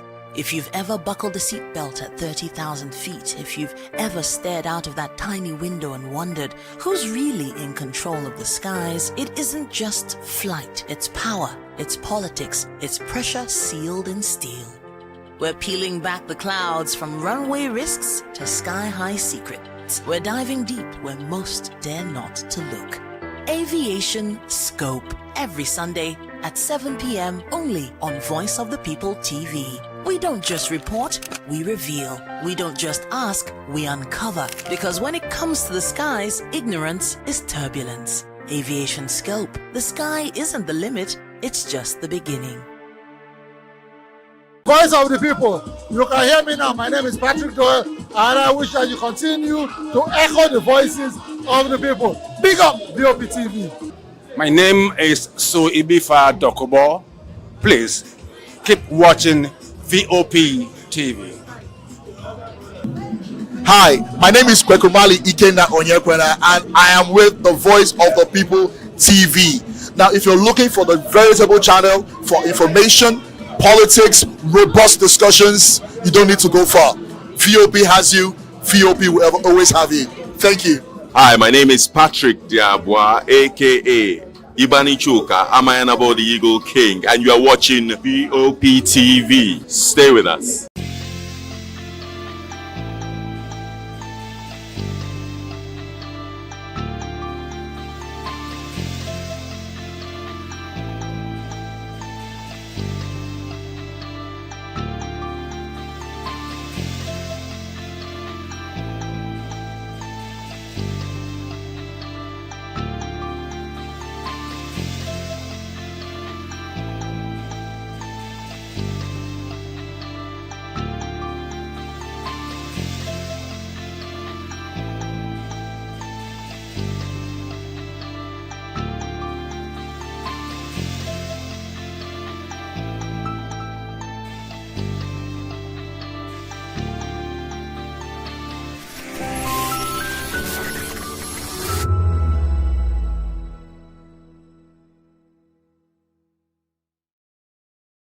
Welcome to the locker room, the home of football talk that matters.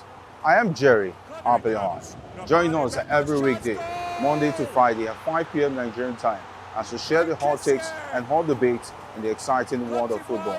And joining me are the usual suspects, Ikechukwu and Mayowa, as we break down all the hot takes and everything that's happening in the football.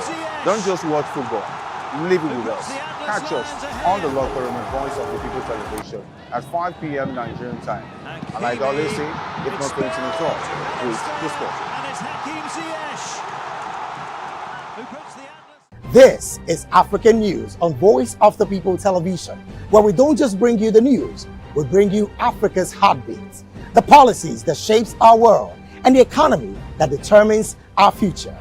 African News on Voice of the People television. Stay with us. Are you ready for the extraordinary? Something big is happening on your screen. Introducing VOP TV.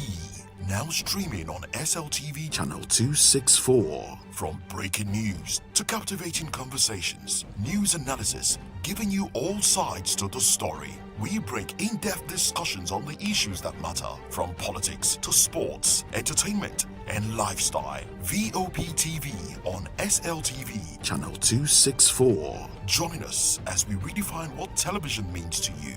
Voice of the People Television, VOP TV.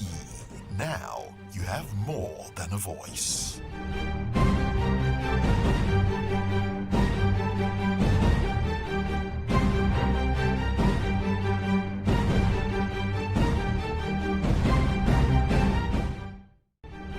In a world where power shifts with every headlines, news breaks and events happens, we bring you unbiased and explicit information on politics, economy and state of the nation.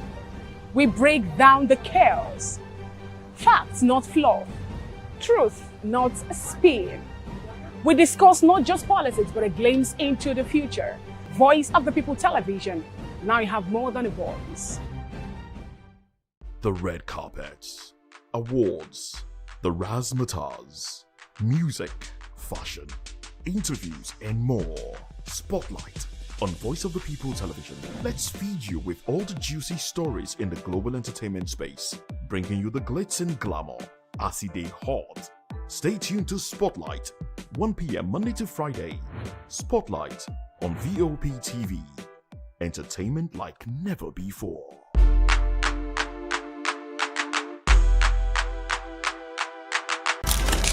In a world where power shifts with every headline. In a nation full of questions. In a world filled with noise, the truth needs a voice. The policies that shapes our world and the economy that determines our future. Every hour, every day, the grapevine keeps buzzing. And together, we are committed to telling the stories that shape our world, because your voice is our focus. Don't forget, our voice matters the most. Let us come together and share our concerns.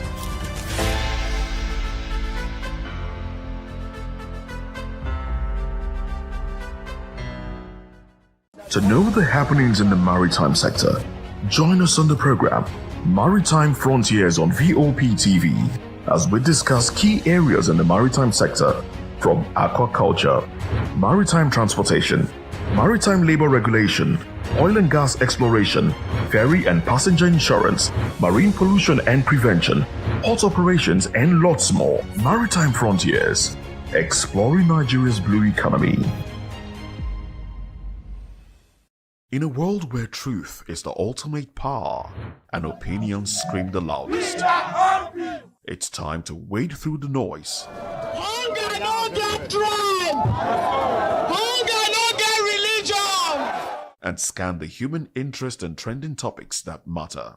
Stay tuned to The Issues, your plug to the stories making the buzz, from politics to science and technology, social justice, and more. Let's tackle the tough questions and expose the truth. The Issues on Voice of the People Television, Mondays to Fridays, 8 to 9 p.m. The Issues. Don't just react, understand. We encourage you to click on the like button and subscribe to our YouTube channel. We are Voice of the People TV. Also follow us on all our social media platforms. We are at VOP TV Live. Visit our website www.vop.ng for fresh and trending news. Also watch us live on SLTV channel 264. VOP TV, Voice of the People Television. VOP TV. Now you have more than a voice.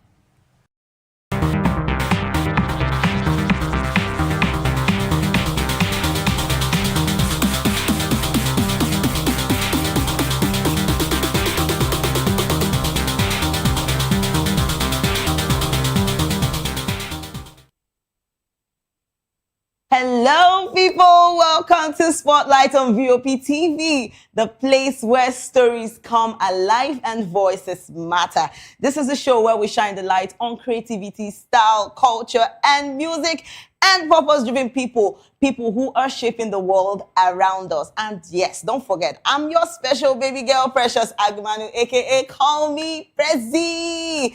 And yes, we are still in the referral of the new year, and I'm sure you're still thinking about, you've gotten your work started, everything, everything you've planned out for the year, you've actually started it. And yes, please get ready, because we are about to ride together through stories that inspire, music that moves, and people who make a difference. And it's a beautiful day today, I just want to advise you.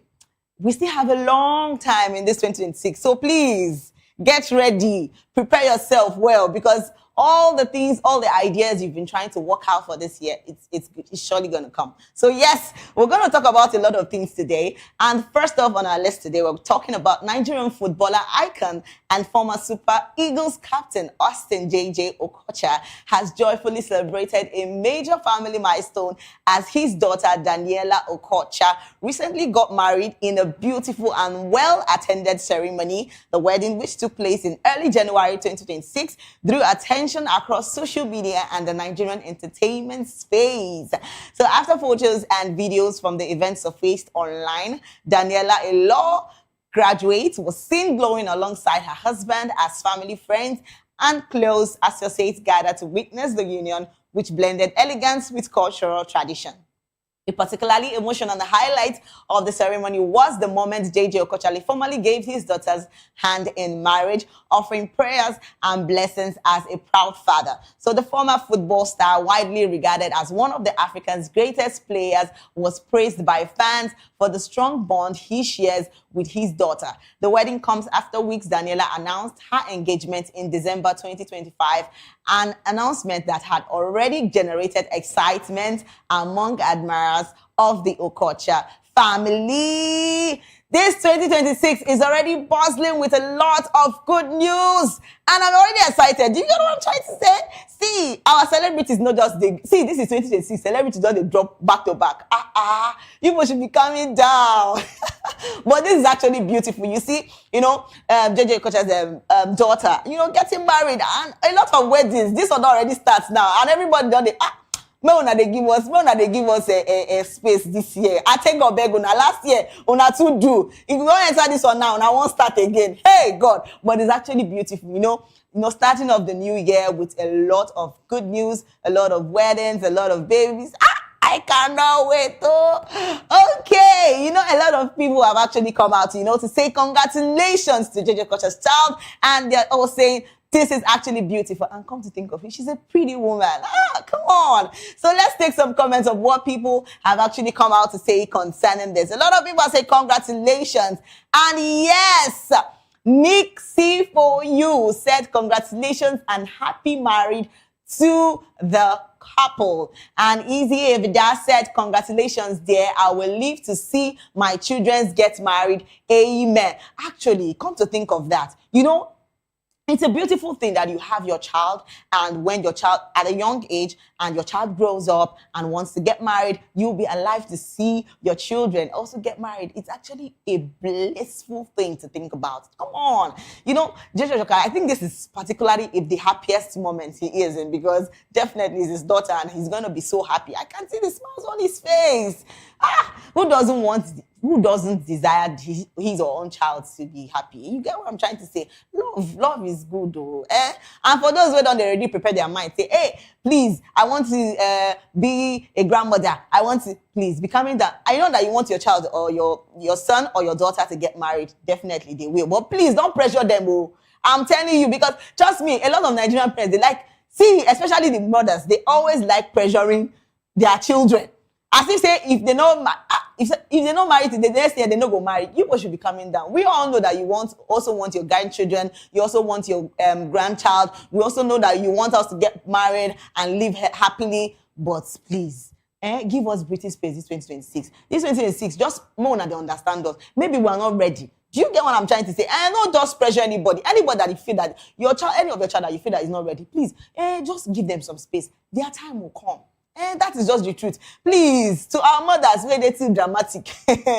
Because I've been saying it all the time. Mothers, we are too dramatic. Don't worry, you also give us time. Maybe we just plan ourselves. Maybe they don't think of how they want it. They do things. And trust me, be how you go enter inside, rush everybody. And so you rush, you go still rush, come outside. So give your child that space. May you use in hand, decide what you want to do. You get what I'm trying to say? So let's take more comments. A lot of people are talking about this, and it's actually beautiful seeing wedding bells ringing so soon. And yes, somebody said congratulations, and oh God, Wine said she's so fine. Come to think of it, she's actually so beautiful, because when I saw those pictures, I'm like, oh, she actually made a beautiful bride. Hey God. All right, always Big Deal said private wedding, no broke shaming that they don't have money. Private wedding is the best.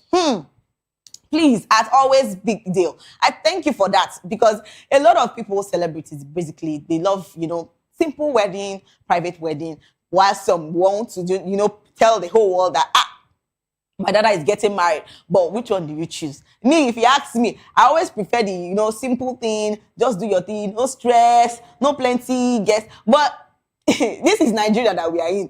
And come to think of it, some of our Yoruba people, they like party well. So when call this one person, this one go say, you're not coming for the wedding, I go there. So obviously, I'm not sure for this small wedding where they talk about, but trust me, if it requires you to do a small wedding, a simple wedding, it's okay. It doesn't mean that if you like this person, you will get caught the whole world. When I beg.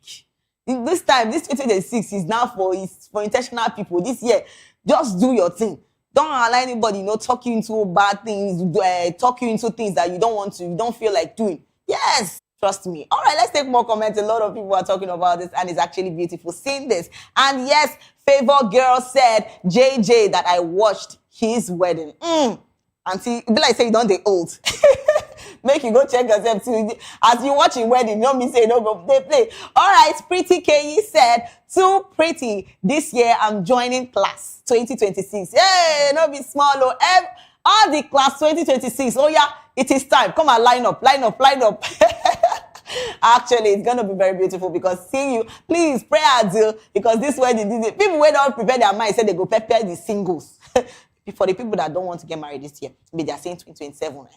But this year will be 2026. Everybody done it.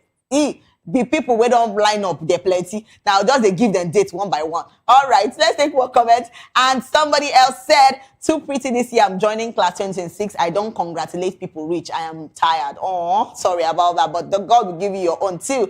And Super Squeeze said, it good to born early. They play. He said a joke. But it's actually, but when your time come, I actually love the fact that, you know, we have young mothers, young fathers that actually that married early and gave birth early. It's actually beautiful to see those kind of things. So when you don't grow, you will take care of your children, you understand?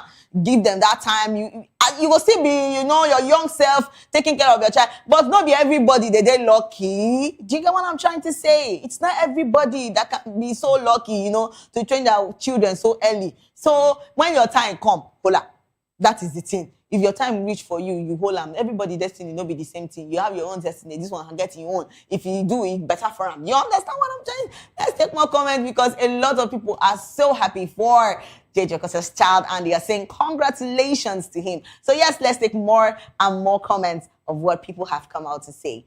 And Evans, I want to tell you the truth, Evans, and it's truth. Not be everybody marriage fits favor. I don't know why you people are dragging this thing. If you don't marry, they'll come, they drag you like generator. After now, they calm down. This is 2026. Not be everybody want. Some people say wants to go do become Reverend Father. Some people want on to sister. So not be, concern you. If they decide say now what they want, leave them and enjoy themselves. That's just the truth. Life goes on. Life no suppose hard.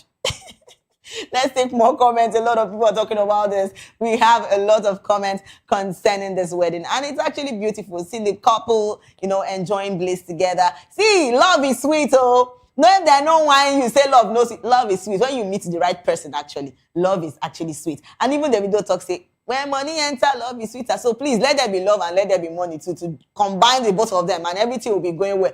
Because if you tell me that there is no money inside the world, please, I will not even accept that one that you're telling me. Please, both of them should just work hand in hand. Yes. Let's take more comments. We have a lot of people talking about this and it's actually beautiful seeing this kind of things this year 2026. And somebody said, we have a lot of comments, and trust me, this year for our celebrities, we don't hold our camera because this year we now just want pepper us. And Glossy Chebuka said she's such a beauty. Yes, actually, she's actually beautiful. And Just Collins Patrick said she go sabi bolo. And another person said the likes of Iyabo cannot relate with this kind of wedding. They calm down. See, I've said this thing before. Consign them now. If you want to do big wedding, you do. If you want to still do small wedding, you do. It not be my fault. Maybe they don't go church, they don't wed them, they don't join them together, husband and wife. I don't know why that they. When they calm down for this comment section, when I too they carry things like for your head. I just don't know how people are doing it, but people should be relaxing. This is 2026. Anybody will decide say, I want to do big wedding. It's their money and their pocket will be speaking. It's not your money that is it to do the wedding. Oh God. Let's take some comments because we have a lot of people talking about this. And Uchela Ijeoma said, picking way no when the burner.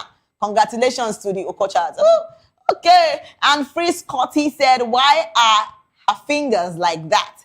Africa need to say no to bleaching. You see the kind of people where we get for this Nigeria. Others they congratulate and you yourself, you don't carry, waiting be on a Free Scotty, you don't carry yourself come. They say waiting concern fingers with wedding where they talk about now. Una don't start. Hey, this is 2020. I tell una say when una leave that bad character for one side, you. See this 2026, everybody should just respect themselves. Keep that bad character one side. This year, everybody still go collect. Don't come and be saying plenty things here. If you don't congratulate them, leave them. Don't come and be saying things. Wetin concern fingers now, way brown and finger way white. Ha!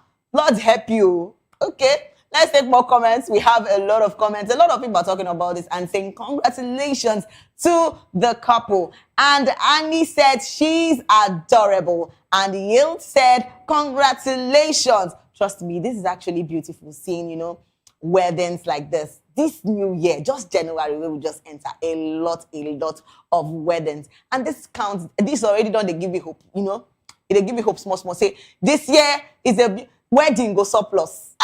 God. And Balls said project, all right. Another person said the joy of every parent. Yes, the joy of every parent is to see their child happy, their child celebrate, their child joyful. You get what I'm trying to say? And somebody said Nkechi with the good genes. Okay, congratulations to their daughter. And Prezi Kozi 83 said definitely. And another person said, make una leave Taribo West daughter for me. Una non they call the one by waiting be this. Una want now online in-laws be this one, pre-online fiances. I been I go call them as well.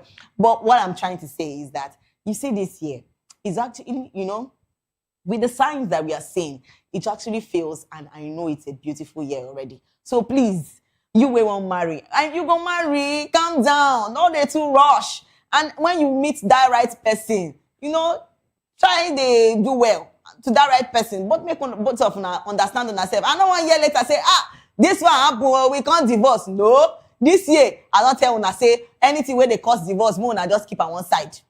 I'm serious. I don't want to be hearing plenty divorce. I don't tire. But yeah, see, 2025 don't pass. I don't hear plenty divorce for that side, but I beg. This is a new year, and please, more marry, more stay for our husband and our wife, and more date together. Because I not get straight for all these plenty divorce. This one leave, this one say he leave because of violence. This one say, I beg.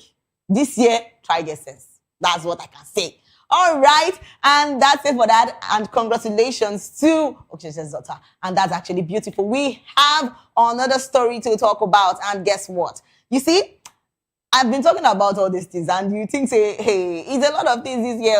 Okay, let's take another story, and that happens to be Nigerian Afrobeat singer and songwriter Hadiza Bell, popularly known as Dija, has welcomed her fourth child, bringing joy and celebration to her family and fans. The music star announced the good news via her social media platforms, revealing that she and her husband were blessed with a baby boy on December 29, 2025, sharing maternity photos and heartfelt words. Dija expressed deep gratitude to God, describing the birth as a moment of thanksgiving after a challenging year. She also appreciated the support and prayers she received from loved ones throughout her pregnancy. So the singer noted that she was stepping into the new year as a proud mom of 4, filled with hope and renewed strength. Following the announcement, fans, colleagues, and well-wishers flooded her comment section with congratulatory messages, celebrating the singer's growing family and wishing her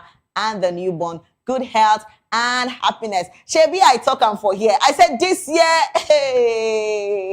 is already a good year. And me, I'm feeling the vibes. Please, nothing to come and stop this vibe for me.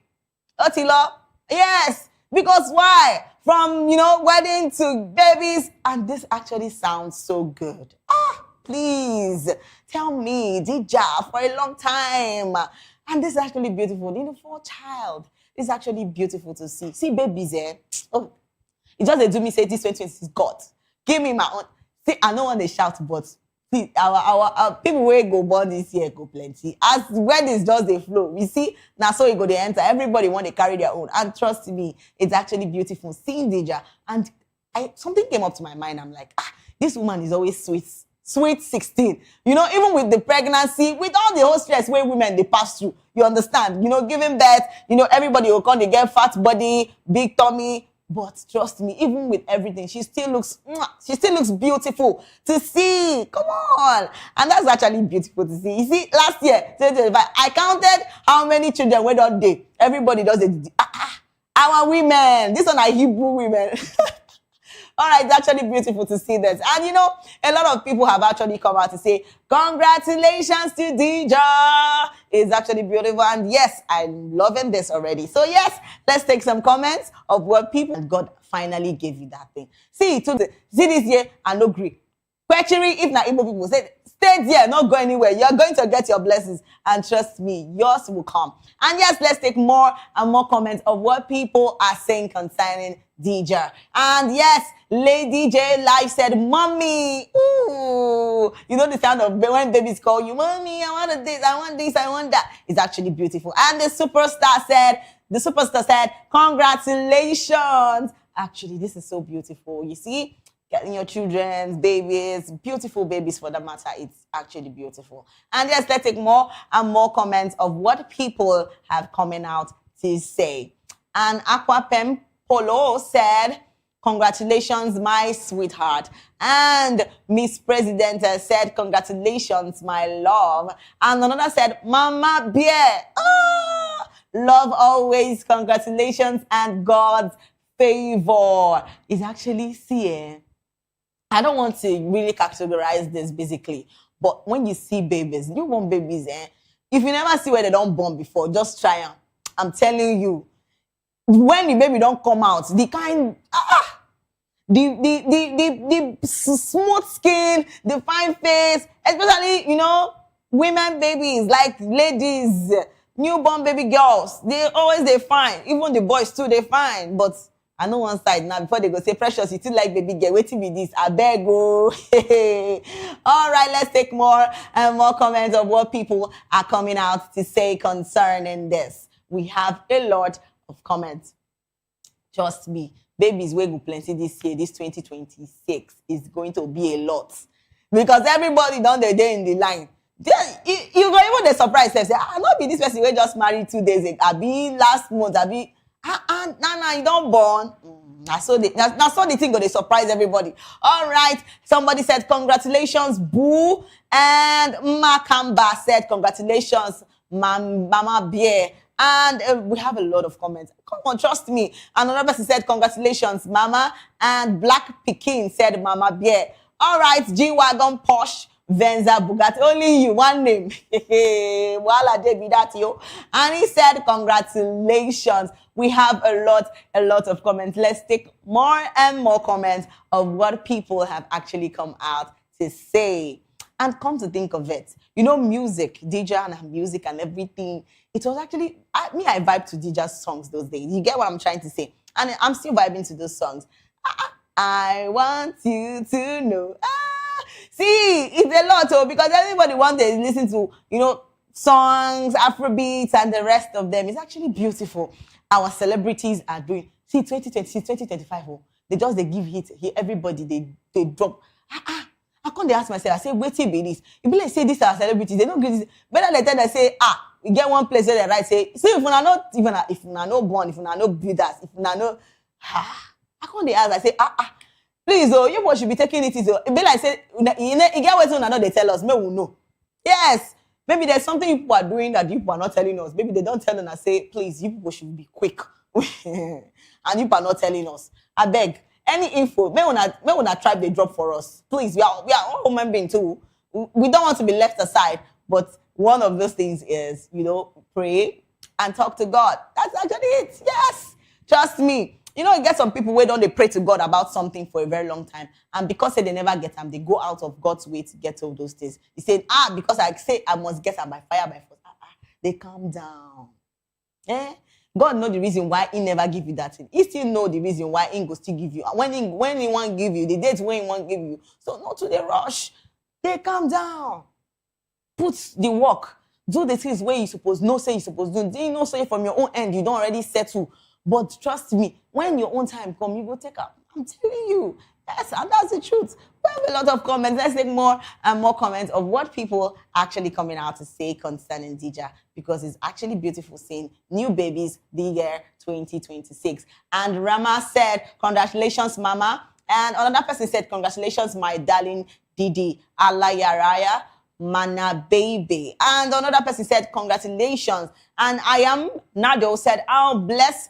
Congratulations, D. God bless you and your little one. And yes, congratulations to Dija, because this is a sign of new beautiful more babies this year for every waiting mother and everyone hoping to get their own child, because this is actually beautiful. Surely your own testimony will come. And yes, that takes us to our next gist, and this one particularly because I just want to talk about this. It's a lot of things, because what people really face in churches right now is, it's a lot of things. A lot. See, 2025 just carry plenty church matter, church this, wahala.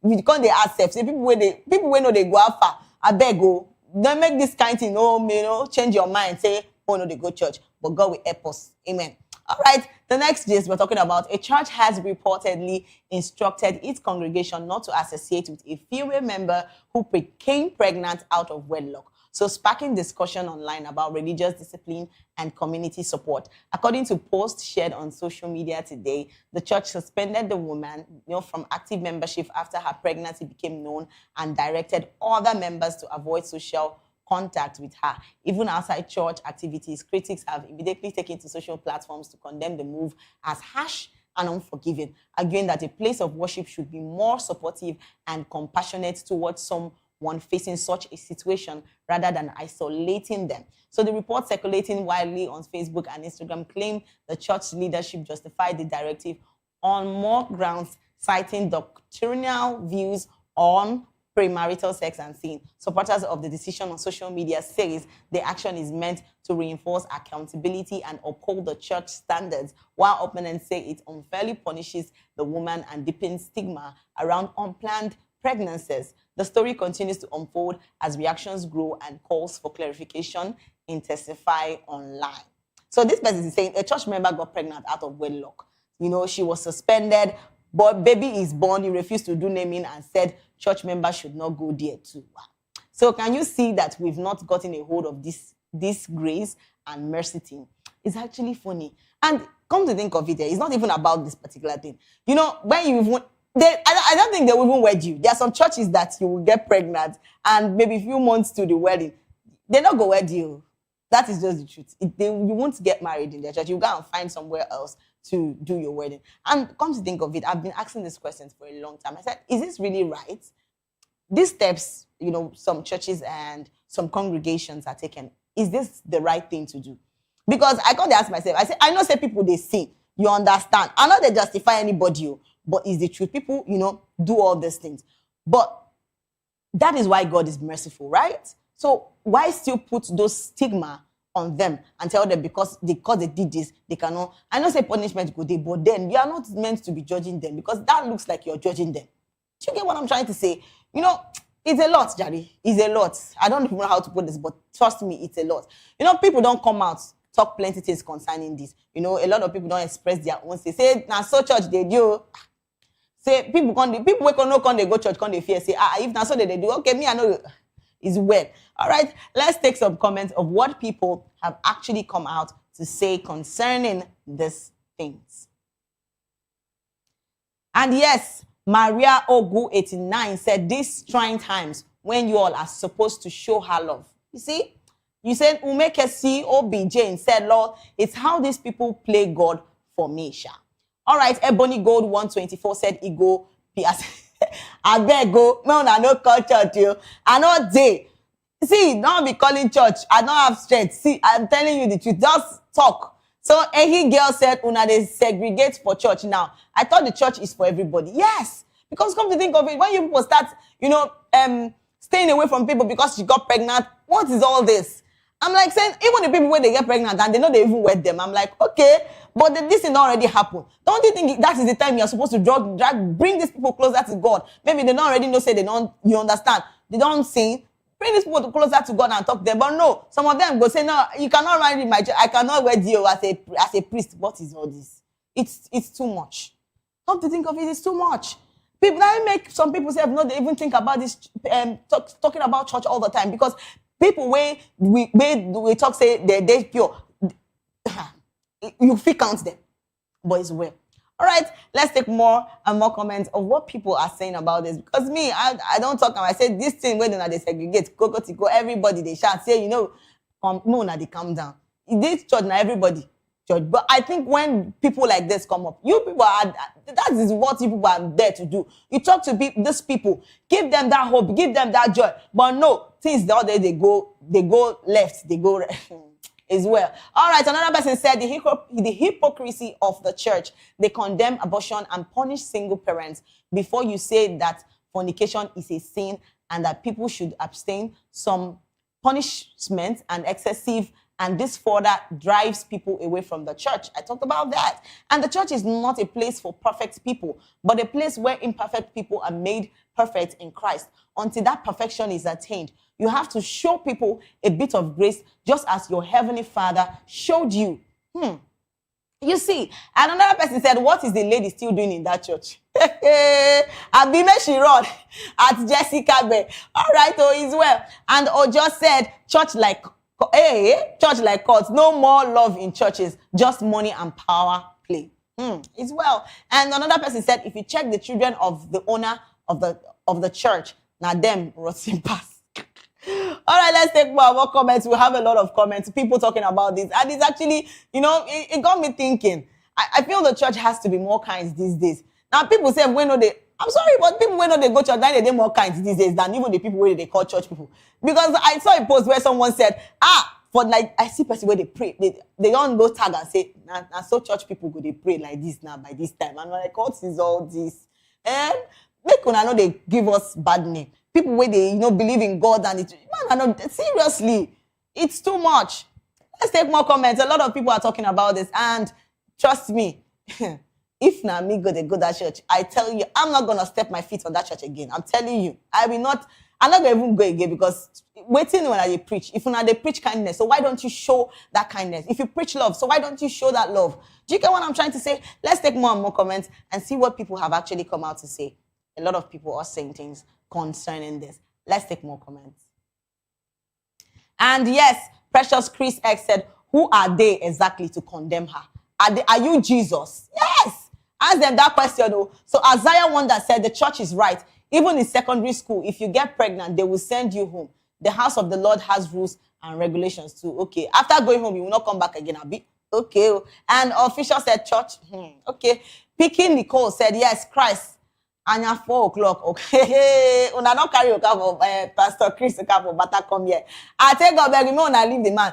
See, I don't tell now. I said 2025 don't. See, all things are passed away, and all things have become new. Because people should leave me in this comment section. I beg you people, in the name of anything that you believe.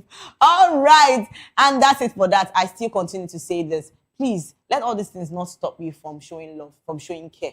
A lot of people, do this, and it's a lot of things. But yes, we still have to be loved. We still have to show love. We still have to show care. This is 2026, and trust me, a lot of people deserve to be loved. And if you're going to, show that love and show that care and show that kindness, please don't hesitate or don't allow anything when they talk plenty, make you do what you want to do. You get what I'm trying to say? All right, we'll take a short break, and when we come back, we still have a lot of gist to talk about. So please don't go anywhere. Stay put.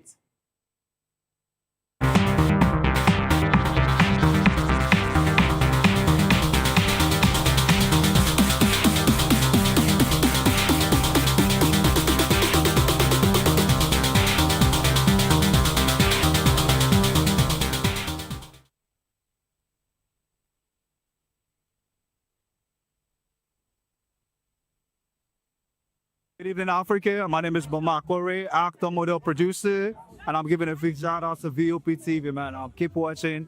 Don't change the dial. Thank you and God bless you. My name is AY, and of course, I represent the voice of the people, and that's why I'm on VOP. AY say so.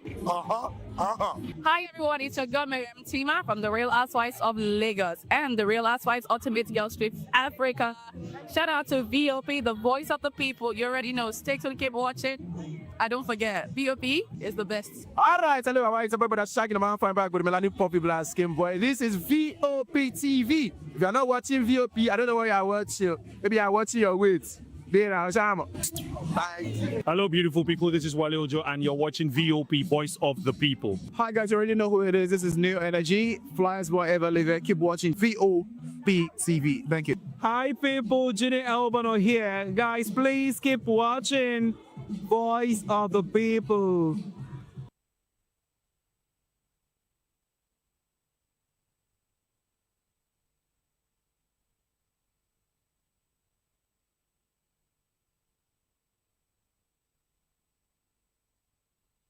Distinguished ladies and gentlemen, boys, viewers, everybody, boys and girls, this is VOP TV. Do you know what that means? Voice of the People TV. You don't have a voice, don't come here. You better make sure your voice is heard.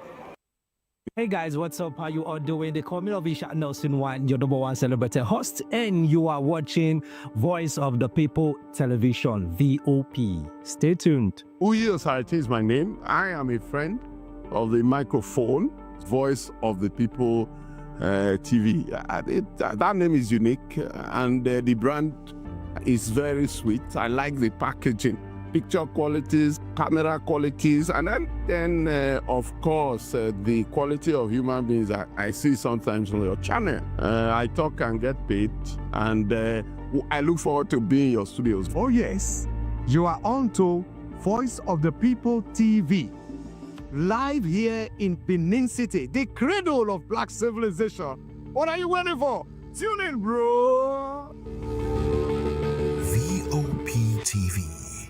Now, you have more than a voice. Voice of the People. You can hear me now. My name is Patrick Doyle, and I wish that you continue to echo the voices of the people. Big up VOP TV.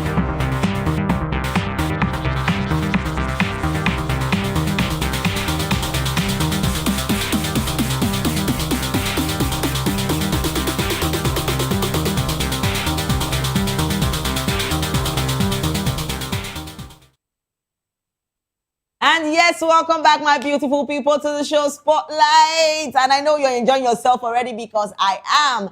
And don't forget that I'm your special baby girl, Precious Agumanu, aka Call Me Prezi. And yes, we've been talking about a lot of things that are happening. This 2036 don't start now. Everybody don't they do. Hey, God, I beg. All right, we've been talking about a lot of things, and you know, next on our list, we're going to talk about American singer, actress, and dancer Teyana Taylor has reportedly ended her relationship with British actor Aaron Perry less than 6 months after the couple went public with their romance. The pair first sparked dating rumors in early 2025 before confirming their relationship a few months later, appearing together at high-profile events and on social media. So their relationship drew widespread attention from fans, especially from Taylor's highly publicized divorce from former NBA star Iman Shumpert. So according to entertainment reports circulating online, the couple has now quietly gone their separate ways, although neither Taylor nor Perry has publicly addressed the split or disclosed the reasons behind it. So, you know, suggesting that the breakup was amicable, with both parties choosing to focus on their individual careers. So the development has since generated mixed reactions from fans, with many expressing surprise at how quickly the relationship came to an end. And please, this year has to be very intentional year for everybody. They guided. All right, let's take more comments of what people have actually come out to say. We have a lot of comments. And yes, Devan Zozo said, maybe it was just, okay, we have a lot of comments. And Hugh Ola said, oh yeah, Aaron Perry, look my side now. Hey, person will just come out and I done the online fiancés or fiancé, which one I go call them. When I know they line, they talk plenty. More than they count down. All right, let's take more and more comments of what people have actually come out to say, because it's a lot of comments. See, divorces this year is too much. See, this year, everybody have to know what they are doing. I'm serious. We have a lot of people, don't they come out? I said 2025 we just passed. Now, so I go, they count. This is just January. May we just start with good notes, good paper, good sheets. Don't come here and be doing plenty things. If you know, say you know one day relationship, no cuckoo day. Don't say because everybody's there and you want to go. Pressure one wound you. This year, pressure not supposed to wound you. Supposed to get sense in Jesus' name. Yes, nobody should pressure you.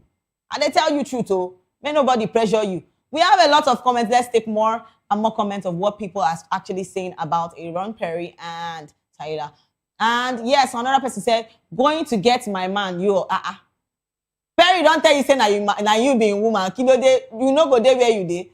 Okay. Also, you are even happy that they broke up. Wow, very interesting. As VIP Divas is well with you. And I mean, Natumsi said they weren't compatible anyways. I suit him better. Okay. All right, all the online ladies is well with you people. And luxury hair by Niger Boss Lady said, say all you gotta say, but it was good while it lasted and she was healed. Okay. And Sandy Coco said they were both too cute to be together. Actually, maybe because you've stayed with somebody for some months doesn't mean that the person will get married to you, because I still say it all the time. You might get married, you might get both of you, and they love each other. This one brings, this one brings. You don't expect the man only to carry the whole burden because you are who? Because he's trying to be your friend or wants to love you. You not being be your papa.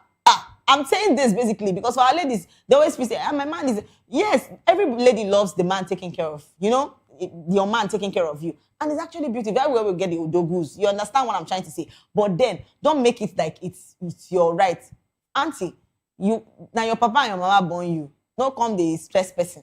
You already know what to do. And as for the men, you can't say your woman, they buy you things, they try to take care of you. Don't forget your own responsibilities in the relationship or in the marriage. You forget yourself, they do another thing.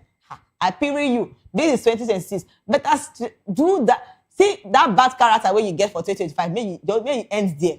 This is 2026. Everybody is serious. It's a serious matter we are coming into this 2026 for. So please be guided. Yes.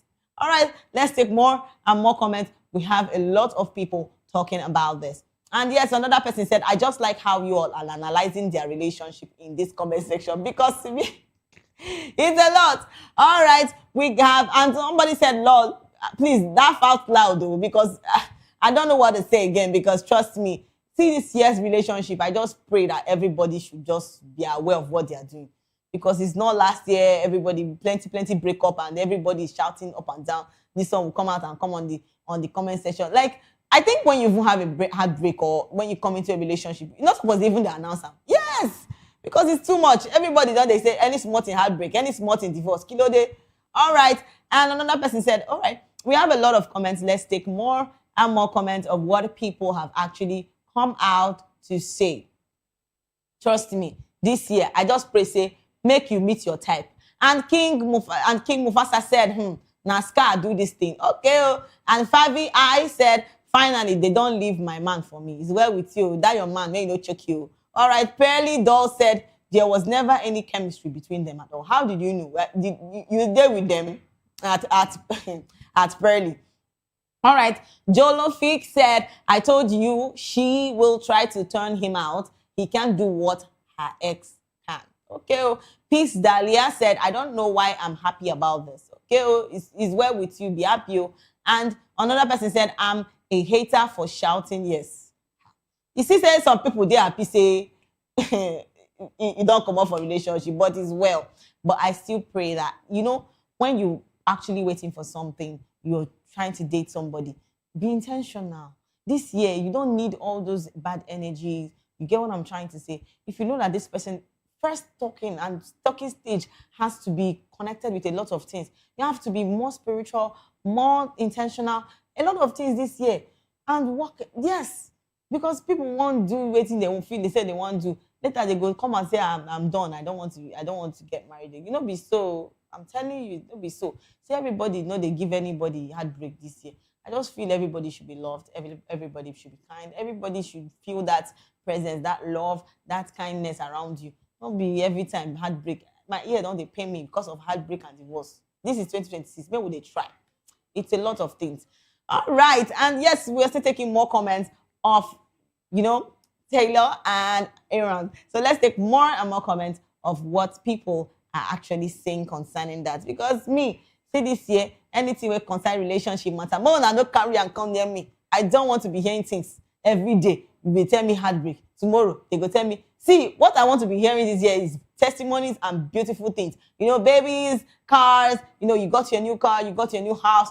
All those kind of things, they give me joy. So now when we see, we prepare our own, this kind of things. Not be they carry bad belly for this 2026. What we say? They carry bad mouths.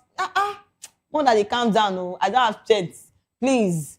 All right, we'll still have more and more comments. Let's take more comments of what people are actually coming out to say, because this is a lot. Trust me.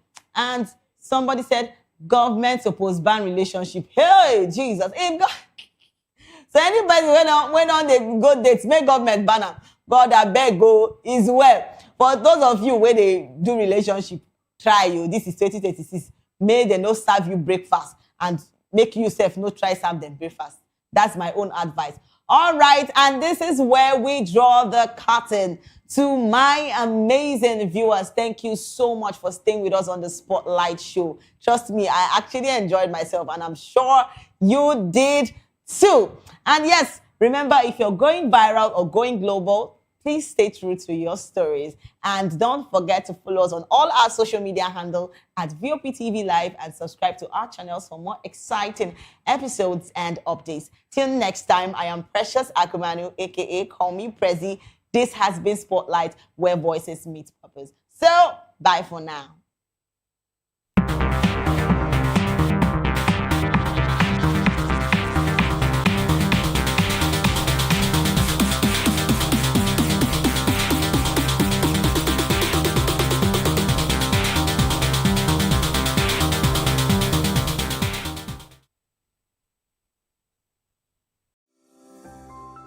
VOP TV. Now, you have more than a voice. My name is Michel Dela. I'm the Consul General of the Netherlands in Lagos. Keep watching VOP, Voice of the People TV. I'm Sarah Nystrom from Sweden, aka Chief Omobawale, Communication Queen. Keep watching VOP TV. Hi, I'm Samantha Jacobs, representing the States. Miami's in the house. And I want to make a shout out to VOP TV. I'm a humanitarian, and I'm also a rep in the film industry and the art industry. I help dreams come true, and I help you keep on that path. Shout out to VOP TV, because you're helping people stay on their path too. Cheers. All right, my name is John Odibo. Keep watching Voice of the People, because it's a fantastic station to be with all the time. Thank you very much. My name is Pastor Elvis Siru, the convener of the Voice Achievers Award, and keep watching VOP. Yes, that is the channel for all the people. No color, no race. Thank you so much. Yo, ladies and gentlemen, this is Abbas Sunkan from the Netherlands. I am a designer, and I'm here in Eco Hotel and Suits. Keep watching VOP, the Voice of the People. Don't touch that dial. My name is Dr. Tony Bello. I am the chairman of Shine Bridge Global Incorporated. And guess what? You are watching the Voice of the People television. To know the happenings in the maritime sector, join us on the program Maritime Frontiers on VOP TV as we discuss key areas in the maritime sector, from aquaculture, maritime transportation, maritime labor regulation, oil and gas exploration, ferry and passenger insurance, marine pollution and prevention, port operations, and lots more. Maritime Frontiers, exploring Nigeria's blue economy. Behind every broken debt lies a broken promise. Education shapes the nations, but who is asking the right questions? Introducing Edu Dialogue, the show that goes beyond the surface, exposes the cracks, the corruption, and the silence in Nigeria's education system. Edu Dialogue, Saturdays, 3 p.m., only on VOP TV. We break the biggest stories, from missing funds to policy failures. We ask the tough questions and demand real answers. Edu Dialogue, this Saturday, 3 p.m. on Voice of the People television.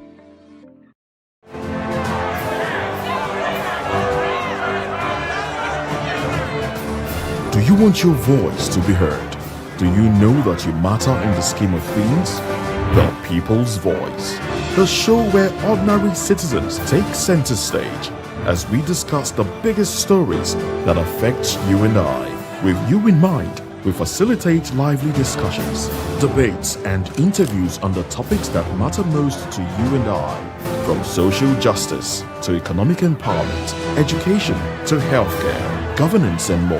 Tackling tough topics and amplifying your voice. Join the conversation and make your voice count. The People's Voice. TV. If you're not watching VOP, I don't know what you're watching. Maybe you're watching your weight. Bye. Hello, beautiful people. This is Wale Ojo, and you're watching VOP, Voice of the People. Hi, guys. You already know who it is. This is New Energy. Flyers, whatever, live it. Keep watching VOP TV. Thank you. Hi, people. Ginny Albano here. Guys, please keep watching Voice of the People. In a world where truth is the ultimate power and opinions scream the loudest, it's time to wade through the noise. Hunger no get tribe. Hunger no get religion. And scan the human interest and trending topics that matter. Stay tuned to The Issues, your plug to the stories making the buzz, from politics to science and technology, social justice, and more. Let's tackle the tough questions and expose the truth. The Issues on Voice of the People Television, Mondays to Fridays, 8 to 9 p.m. The Issues. Don't just react, understand. Join us as we drive into the world of politics through insightful interviews with prominent political figures, both serving and former governors, ministers, senators, legislators, party chieftains, activists, and analysts. Get first-hand information into the decision-making processes that affect our daily lives. Highly engaging one-hour program that brings political discourse into focus. I am Chukwuma Okoro. Political Lens, Monday through Friday, 6 to 7 p.m. Join us. In a world where power shifts with every headlines, news breaks and events happens, we bring you unbiased and explicit information on politics, economy, and state of the nation. We break down the chaos. Facts, not fluff. Truth, not a spin. We discuss not just politics, but a glimpse into the future. Voice of the People Television.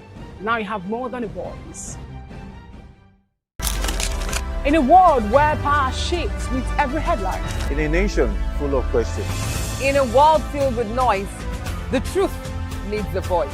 The policies that shapes our world and the economy that determines our future. Every hour, every day, the grapevine keeps buzzing. And together, we are committed to telling the stories that shape our world, because your voice is our focus. Don't forget, our voice matters the most. Let us come together and share our concerns.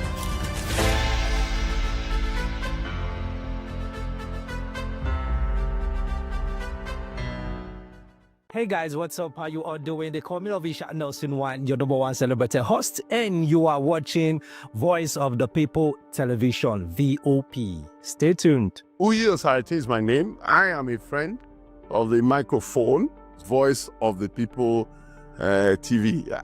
That name is unique, and the brand is very sweet. I like the packaging.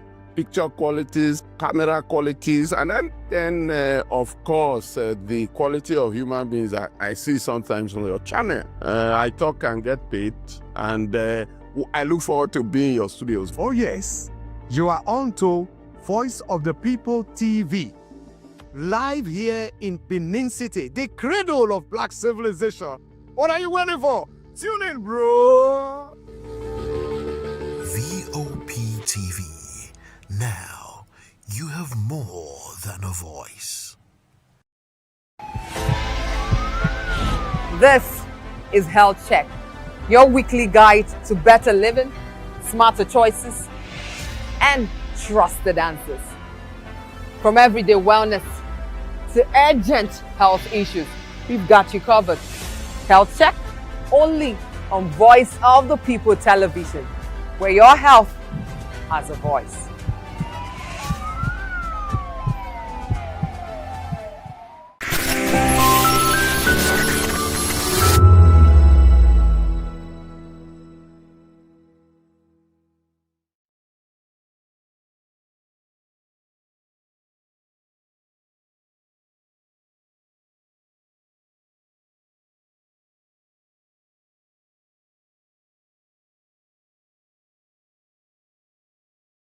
Voice of the people. You can hear me now. My name is Patrick Doyle, and I wish that you continue to echo the voices of the people. Big up VOP TV. My name is Ibifa Dokubo. Please keep watching VOP TV. Hi, my name is Kwekumali Ikenda Onyekwena, and I am with the Voice of the People TV. Now, if you're looking for the veritable channel for information, politics, robust discussions, you don't need to go far. VOP has you. VOP will always have you. Thank you. Hi, my name is Patrick Diabwa, aka Ibani Chuka, Amayanabo the Eagle King, and you are watching VOP TV. Stay with us.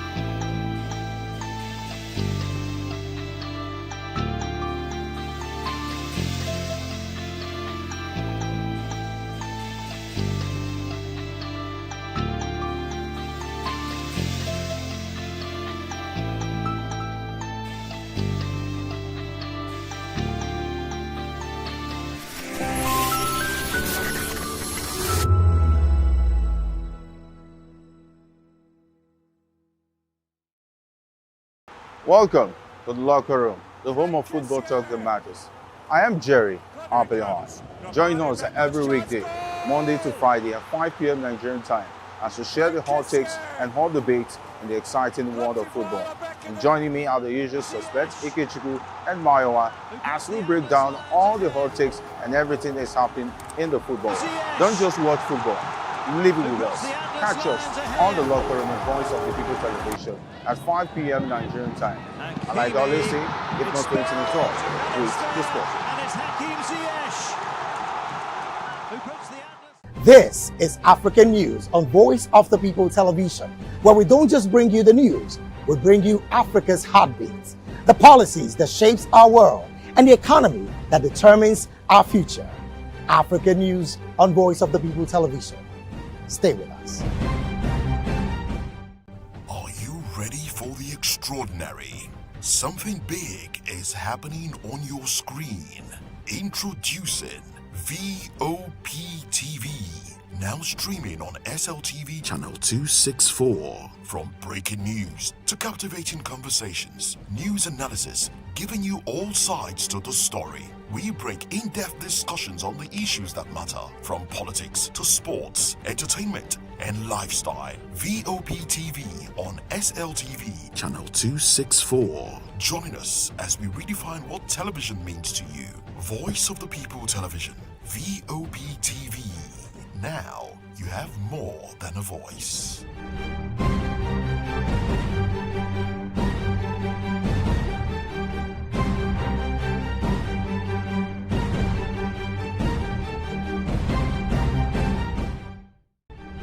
In a world where power shifts with every headlines, news breaks and events happens, we bring you unbiased and explicit information on politics, economy, and state of the nation. We break down the chaos. Facts, not fluff. Truth, not spin. We discuss not just politics, but a glimpse into the future. Voice of the People television. Now you have more than a voice. The red carpets, awards, the razzmatazz, music, fashion, interviews, and more. Spotlight on Voice of the People television. Let's feed you with all the juicy stories in the global entertainment space, bringing you the glitz and glamour as it is hot. Stay tuned to Spotlight, 1 p.m. Monday to Friday. Spotlight on VOP TV. Entertainment like never before.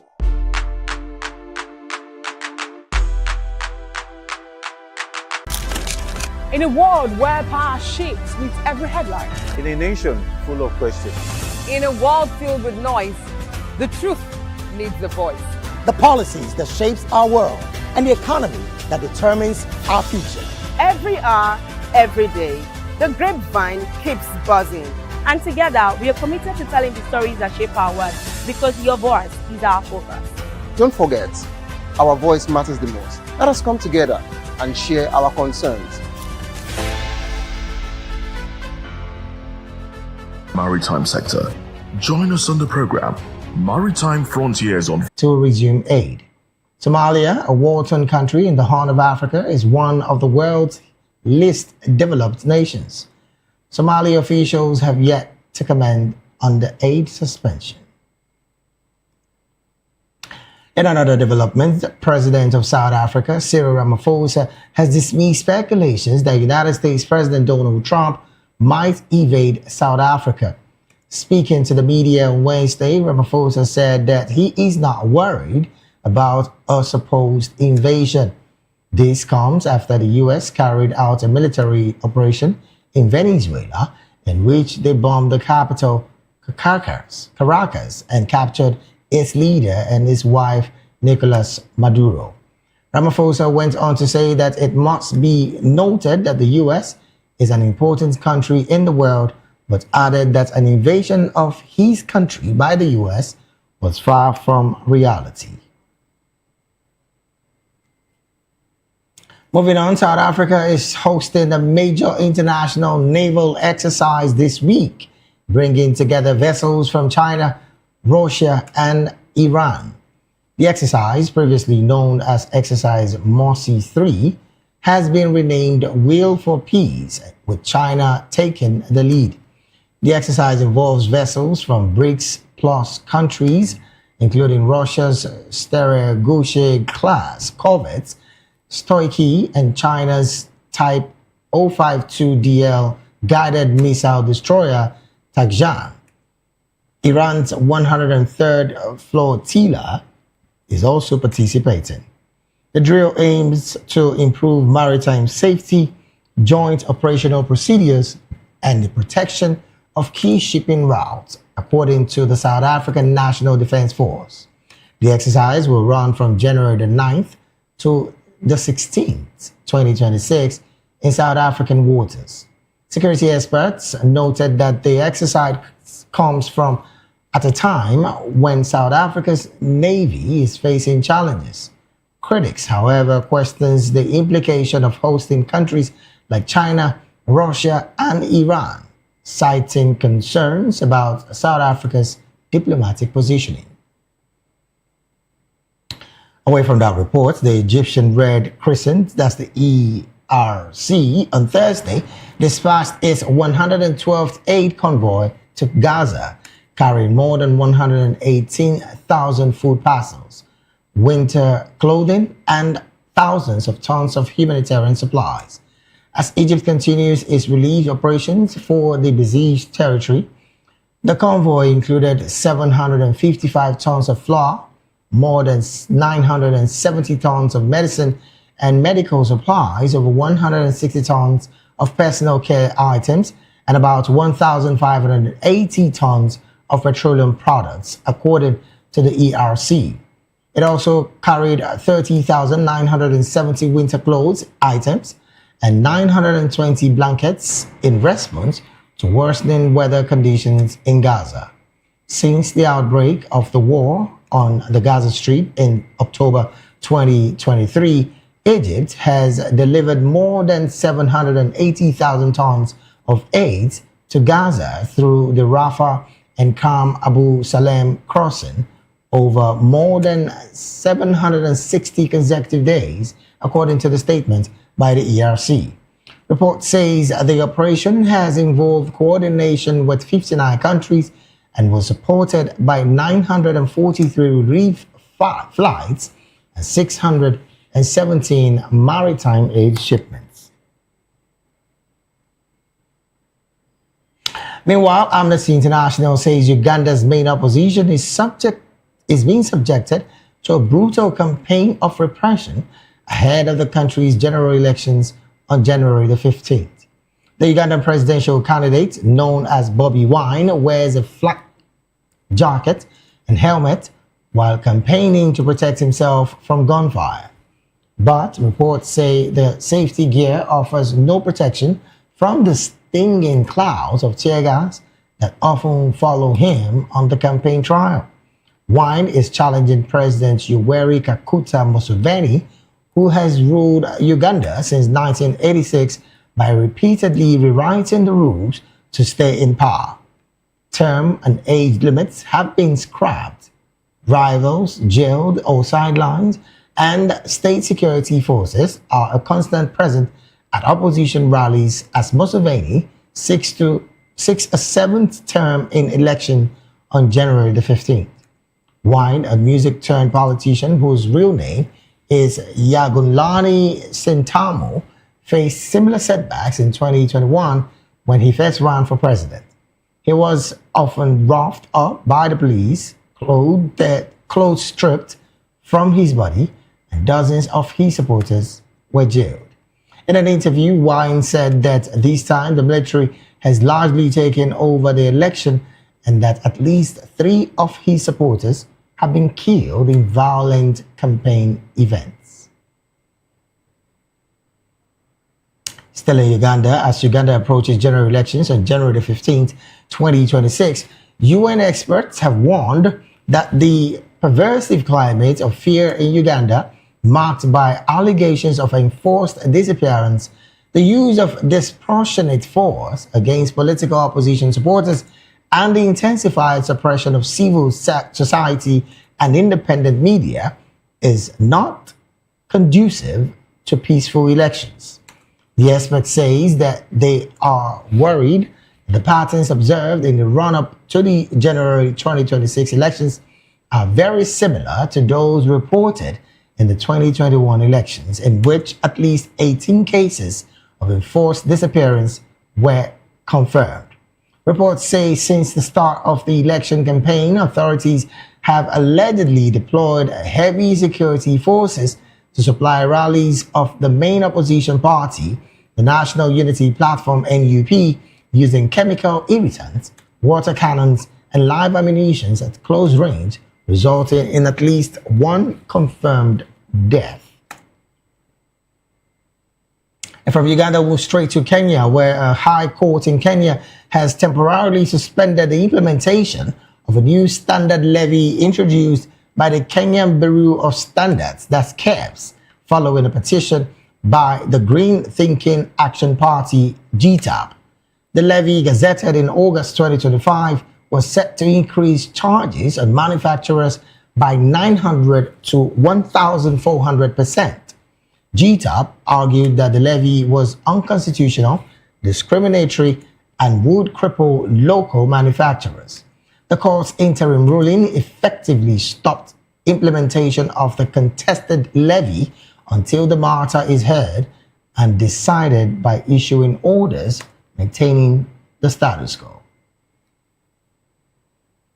Still in Kenya, Kenya's Central Organization of Trade Union, KOTU Secretary General Francis Atwoli has joined the debate of how the late former Prime Minister Raila Odinga lost the 2022 presidential election.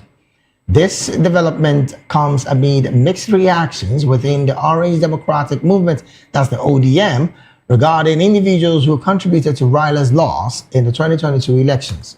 You may recall that the ODM Secretary General, Edwin Sifuna, had publicly blamed National Assembly Minority Leader Junet Mohammed, saying he mismanaged campaign funds donated by former President Uhuru Kenyatta.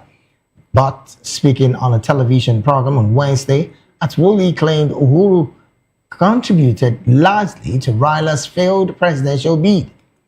According to Atwoli, Uhuru never convened a meeting with people who were on the front line campaigning for Raila, despite him backing his bid.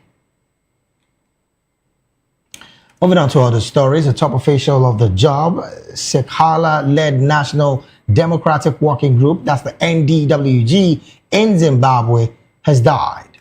In a statement, NDWG spokesperson Silonkosi Moyo said the Women's Movement president, Sibutshiwi Sibanda, passed away on the night of her birthday on January the 6th in South Africa, where she had visited during the festive season.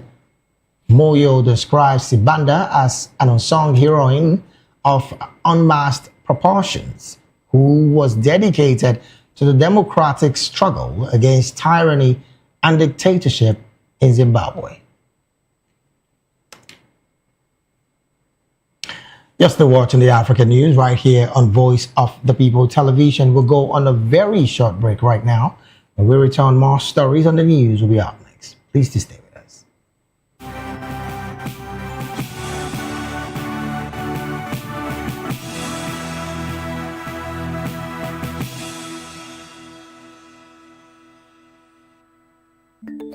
Africa is on the move, a continent of rising voices, untold stories, and powerful transformations. From the streets of Lagos to the heart of Nairobi, from the mines of Congo to the tech labs of Cape Town, the African story is being written every day. Bold, dynamic, unstoppable. This is African News on Voice of the People Television. We don't just bring you the news. We analyze and bring you Africa's heartbeat, the politics that shapes our nations, the economies that drives our future, the cultures that defines who we are, the voice that must be heard. Africa News, Africa's voice, Africa's future. Where Africa speaks, the world listens.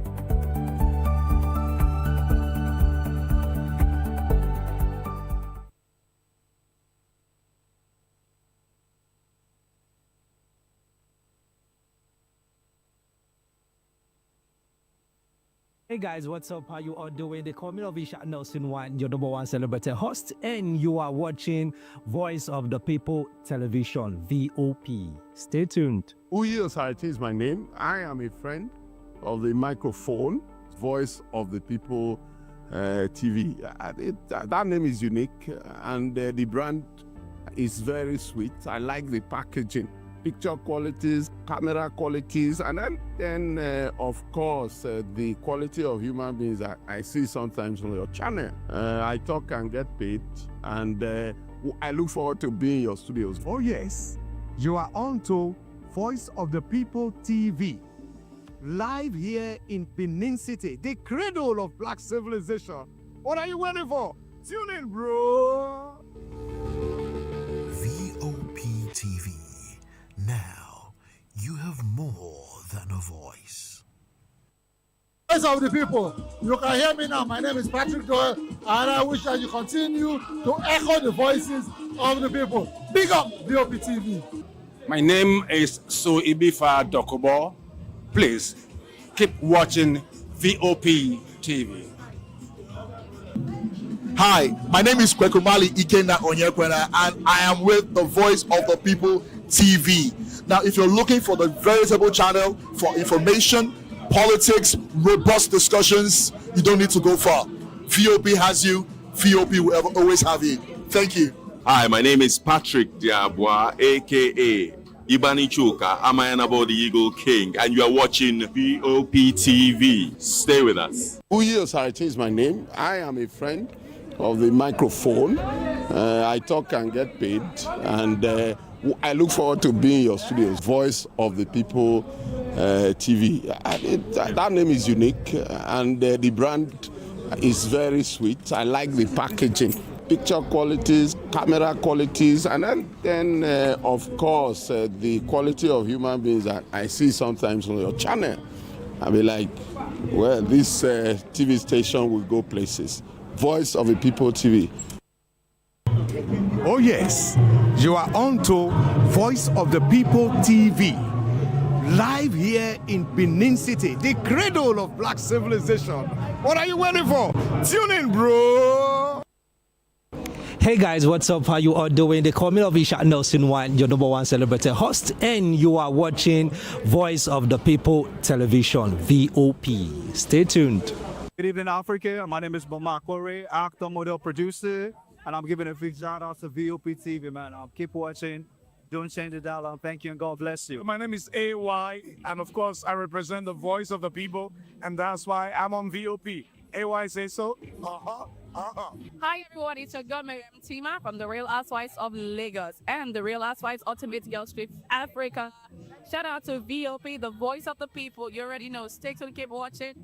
And don't forget, VOP is the best. All right, hello, all right, it's about that shagging the man fine back with Melanie Poppy Blast Game Boy. This is VOP TV. If you're not watching VOP, I don't know why you're watching. Maybe you're watching your weights. Hello, beautiful people. This is Wale Ojo, and you're watching VOP, Voice of the People. Hi, guys. You already know who it is. This is New Energy. Flyers, whatever, live. Keep watching VOP TV. Thank you. Hi, people. Jenny Albano here. Guys, please keep watching Voice of the People. Streets We go to bed empty hunger.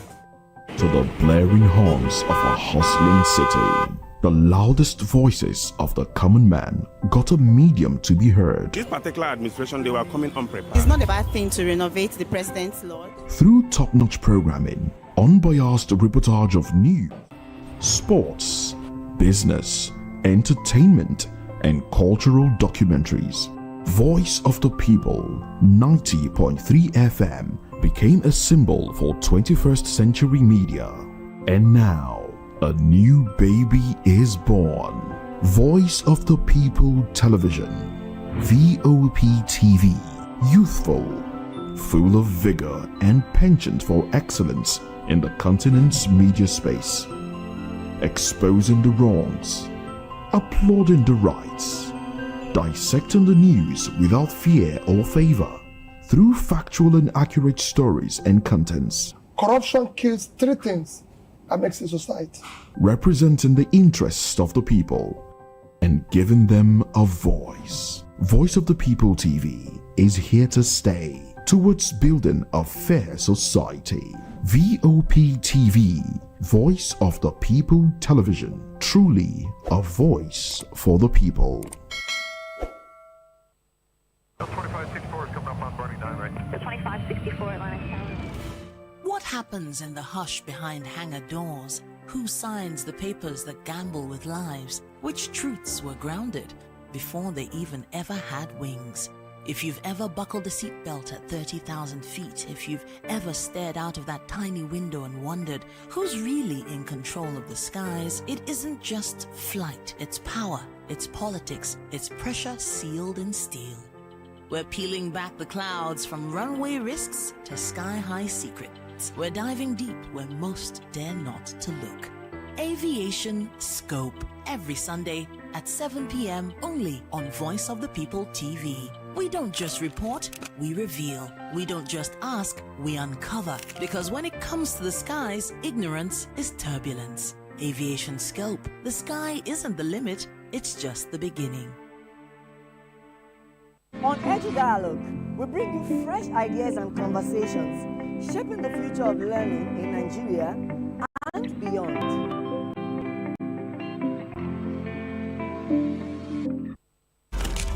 In a world where power shapes with every headline. In a nation full of questions.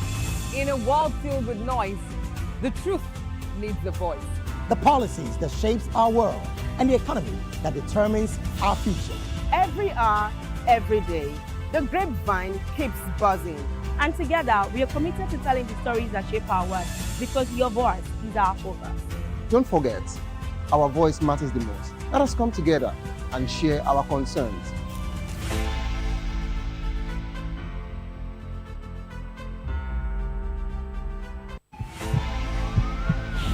This is Health Check, your weekly guide to better living, smarter choices, and trusted answers.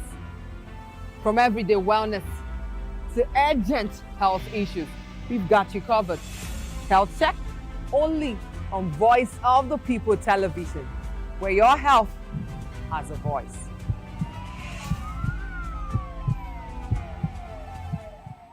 My name is Tao Familoni, and here's to VOP TV. Keep watching, stay tuned, do not touch that dial. Arara, my name is Made Kuti, and you're watching VOP TV. Keep watching. Welcome, my name is Zika Davis. Distinguished ladies and gentlemen, boys, viewers, everybody, boys and girls. This is VOP TV. Do you know what that means?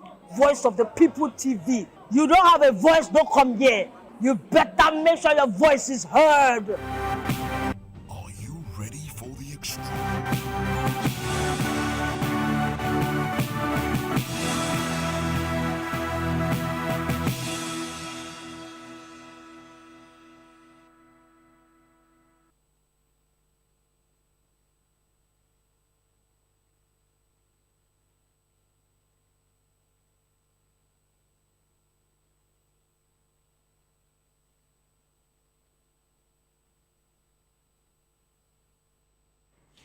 Glad to have you back. It is still the African news right here on Voice of the People television.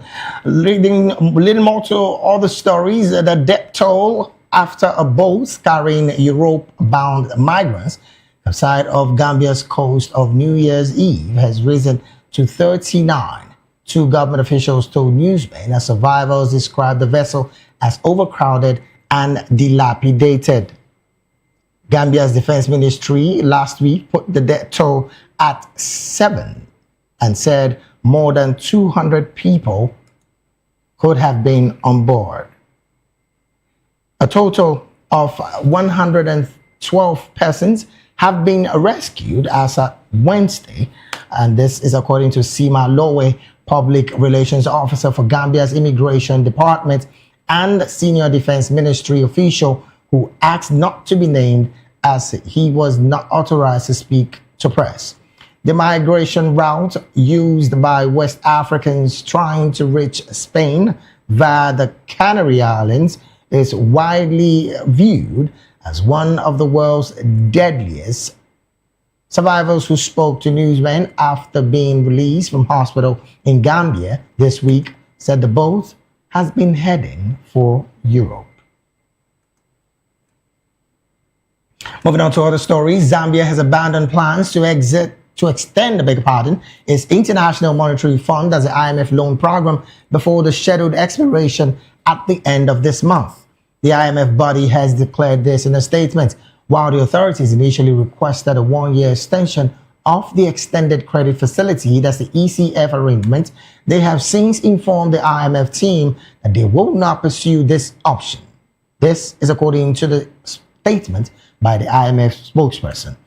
The program was agreed in 2022 to help Zambia restore debt sustainability after its 2020 default. The sixth and final review under the arrangement is expected to be considered by the fund's executive board at the end of January. Zambia had hoped to secure about $145 million in additional funding through the extension. For his part, Zambia's finance ministry said in a statement on Thursday that the country intends to replace the abandoned option with a full loan sustainability program that runs the full course.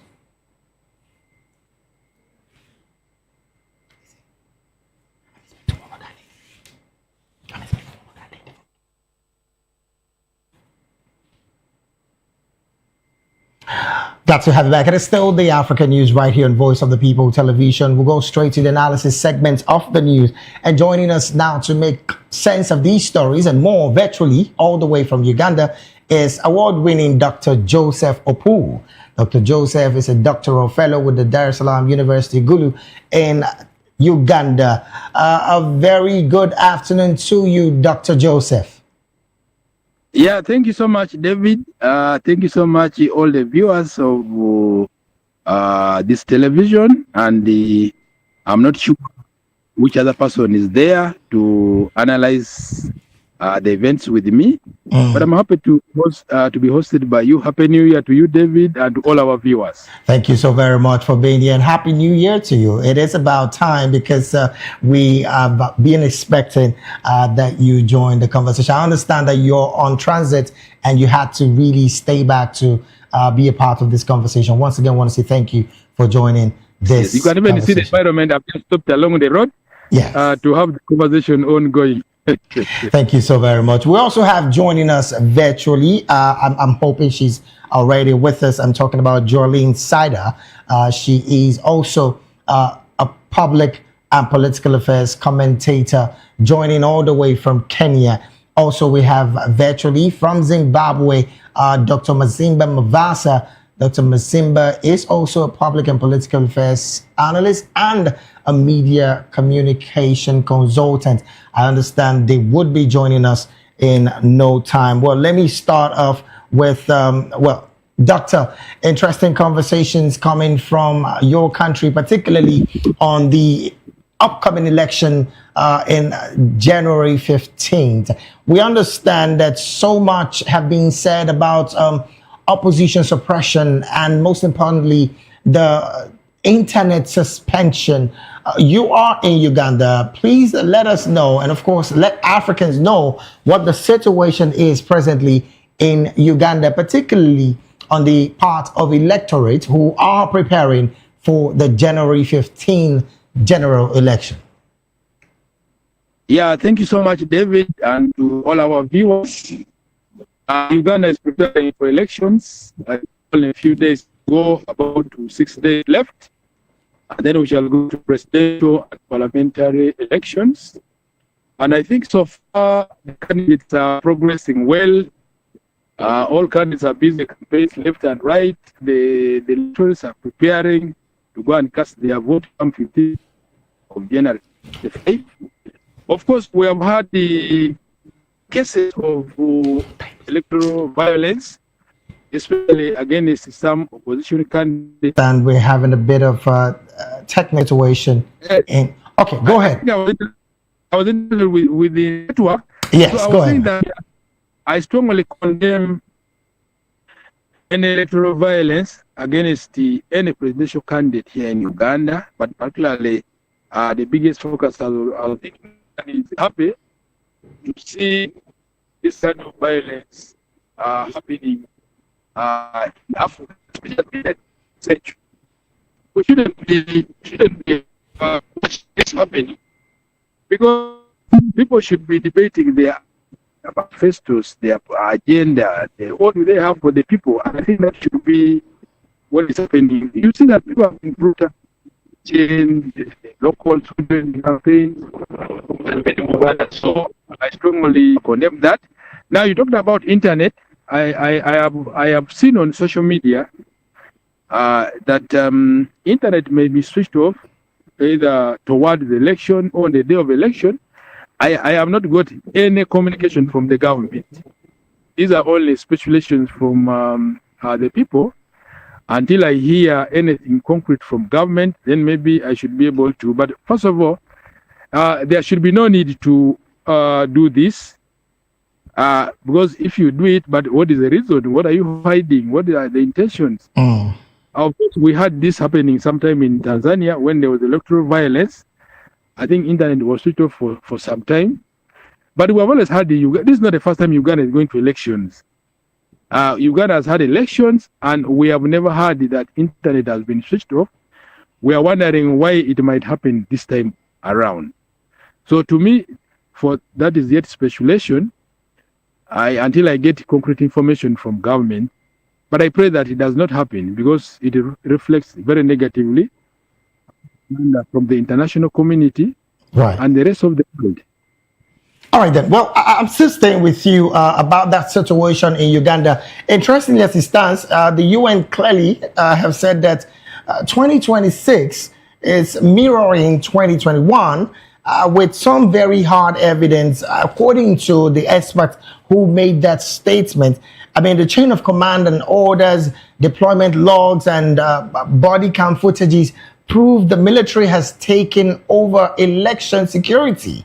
Now, this is of a major concern because Bobby Wine also has said that he has consistently gotten attacks from the ruling party, who again have been consistently having security operatives all around him. In fact, Bobby Wine did say that 1 out of every 3 of his supporters is either arrested or killed.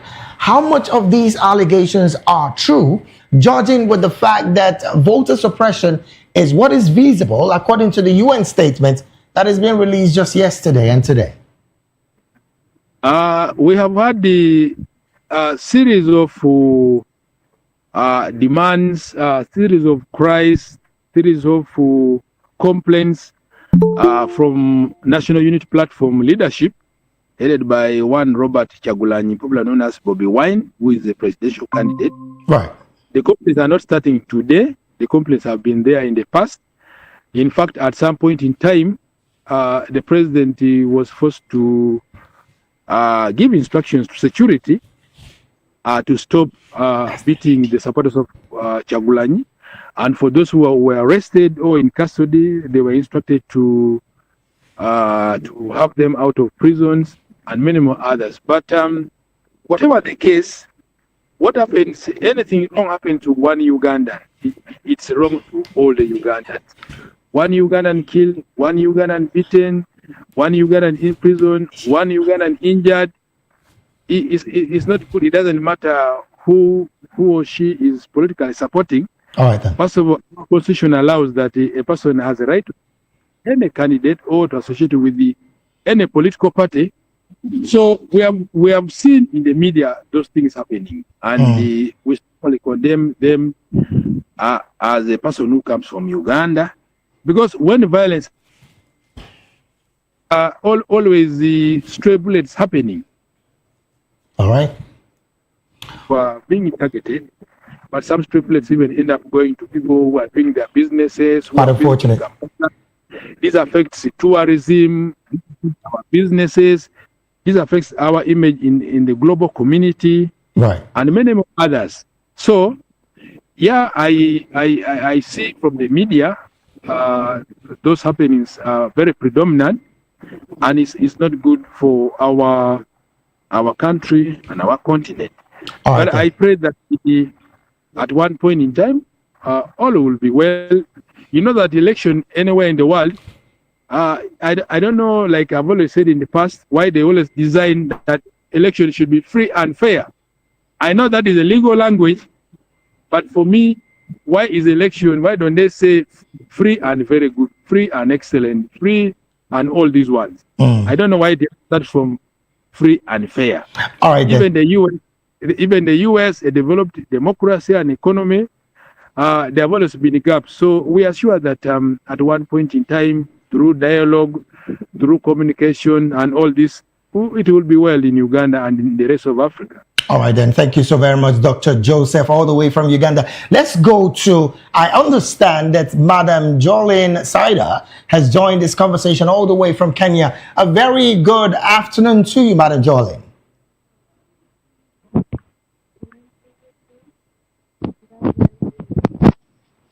I hope you can hear me. Yes, definitely we can hear you. Thank you so very much for joining the conversation in a very short time. We sincerely appreciate you. Well, what we are talking right now, before I go to situation coming from Kenya, is the fact that the UN clearly has made a statement, a damning statement, about the fact that voter suppression, opposition suppression is largely visible and could undermine the credibility of the upcoming election in Uganda come January the 15th. What's your position about these statements coming from the UN, particularly as the election approaches in a couple of days from now? Plus, the fact that in that statement, UN experts did confirm that 18 enforced disappearances did happen in 2021. How many cases of these 18 disappearances have been prosecuted, and then how many convictions have so far been gotten? Because this again is pointing accusing finger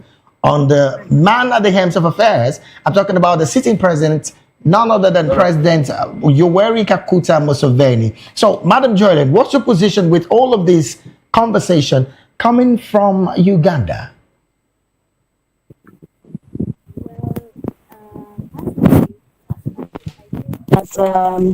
For the powers that are normally on place, like for example, now we have Yoweri Museveni in Uganda. These people normally at times don't really want to get off power, so they normally look for ways to ensure that they're always up there and they don't come down. So we can see, like now you're saying that about 18 people, their deaths, their kidnappings, their those kinds of things. So I think the UN is right to say that oppressing the opposition or trying to silence the people will not be leading to fair elections, because people are being silenced in their own ways. Yes.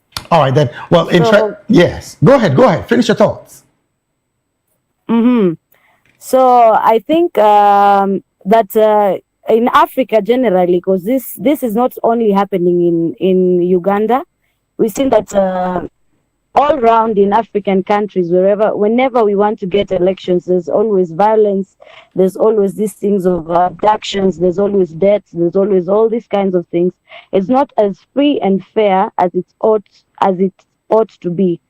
So I think yes, the opposition it needs to be given a chance to speak out, a chance to air out whatever they need to air. No one needs to be silenced, and they should vote according to what they want and not what is being imposed to them. All right, then I'm still going to stay with you, and I want to talk about stories emanating from Kenya today, where a high court sitting in Kenya has temporarily suspended the implementation of a new standard levy introduced by the Kenyan Bureau of Standards following a petition by the Green Thinking Action Party. Now, you would recall that the levy, gazetted sometime in August 2025, was set to increase charges of manufacturers by 900 to about 1,400%. Well, GTAP have argued that the levy was unconstitutional, discriminatory, and of course, would cripple local manufacturers. What's your position with these court injunction, particularly on these levy that has been so far suspended from the court's judgment?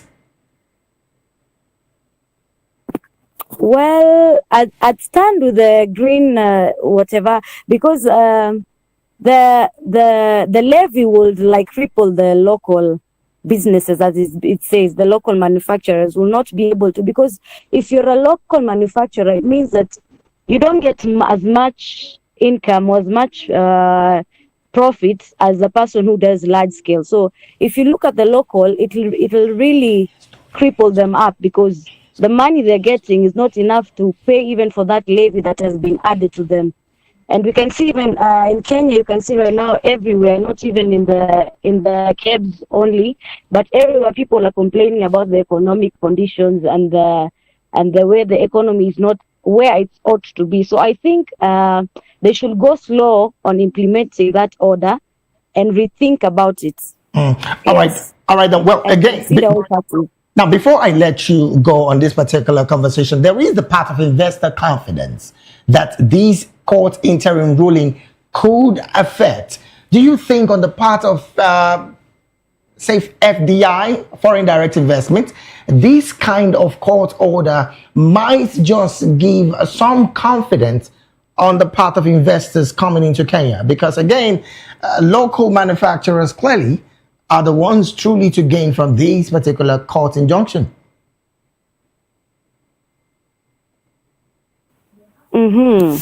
So can I please get the question again? My internet is a bit... Oh, so sorry about that. I'm talking about investor confidence, particularly in the part of these court interim ruling. Do you think that getting foreign direct investment into the country as a result of these court injunction, there might be some investor confidence coming into the country, or would the local manufacturers be the ones to do more and to gain more with these court order? Well, I think with this court order, it will be more on the side of the foreign investors, because they'd be able to reach the standard that is required by KEBS to manufacture and do the things. But for our own people, it will cripple them, because they will not be able to rise up to the standard of paying whatever they need to pay in order to continue producing. So I think they should really consider, because we also need the investors, because when they come, they give job opportunities to many people who are around here. But we also need to grow ourselves locally, and and then be able to grow ourselves as a nation. So I think they need to do it in a way that it won't affect the local man, and it will still be able to allow investors to come in, so they can balance it out. Yes. All right, then. Thank you so very much, Madam Jolien. Well, I don't know if Dr. Joseph is still with us. I want to find out from you, this court suspension of the implementation of this new standard levy introduced by the Kenyan Bureau of Standards, do you think it might, again, same question really, it might in any way have some level of investor confidence going into the new year, because the country clearly is trying to rejig her economy. And of course, by way of these kind of levy, they might just be thinking on the other side of it. What's your position, Doctor?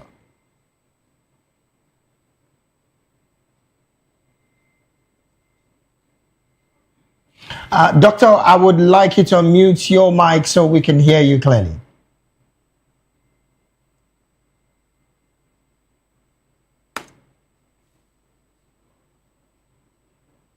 Okay, I think we still have a bit of a network situation coming from that particular one in, of course, Uganda. Well, let me stay with you, Madam Jolene.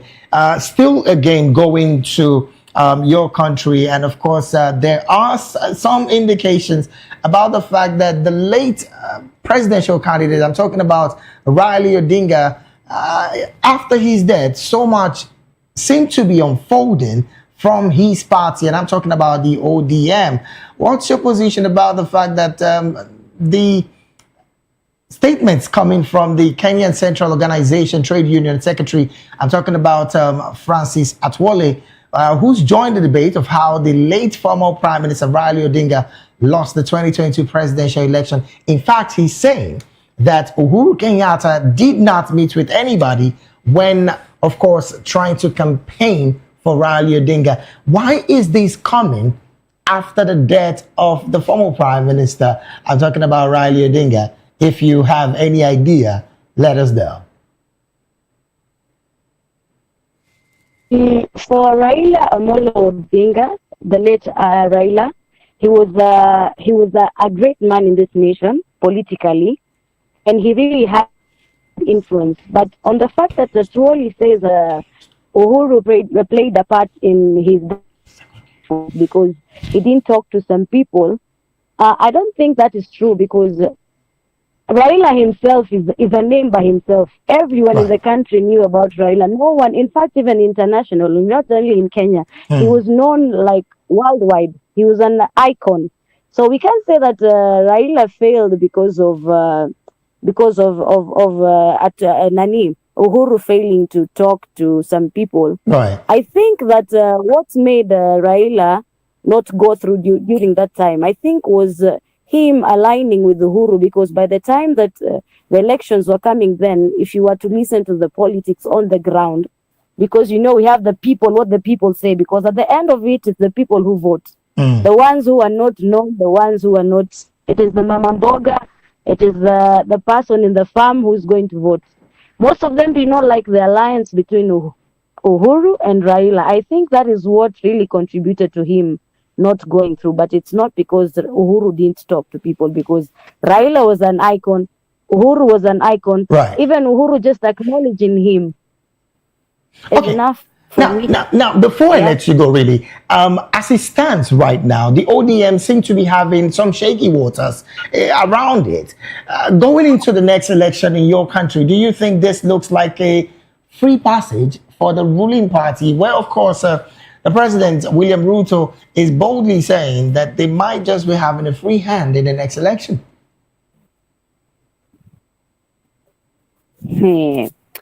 Well, for me, I think that, okay, ODM was really a party, having Raila Odinga as the head of it.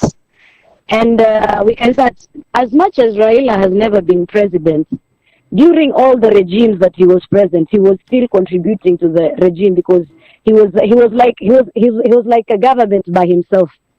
So him not being there will really influence the politics that is coming up next. But about Ruto, I don't really know what I'd say there, because people on the ground, yes, some people are still rooting for him, but most people are not for Ruto. All right, then. So we'll just have to wait and see, because now I know that the Kenyan politics has really taken a shift after the late Raila Amolo Odinga's death.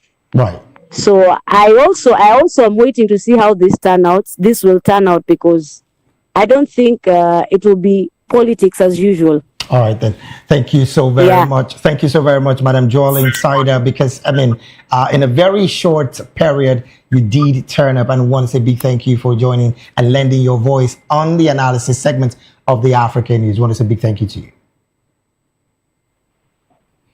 Also, we want to say big thank you to Dr. Joseph Opul, all the way from Uganda, who joined the conversation as well, all the way from Uganda. Even though he was in transit, he had to really take his time to join the conversation. Big thank you to you as well. We'll take a very short break right now. When we return, business stories, African business stories and sports will be up next. Please do stay with us.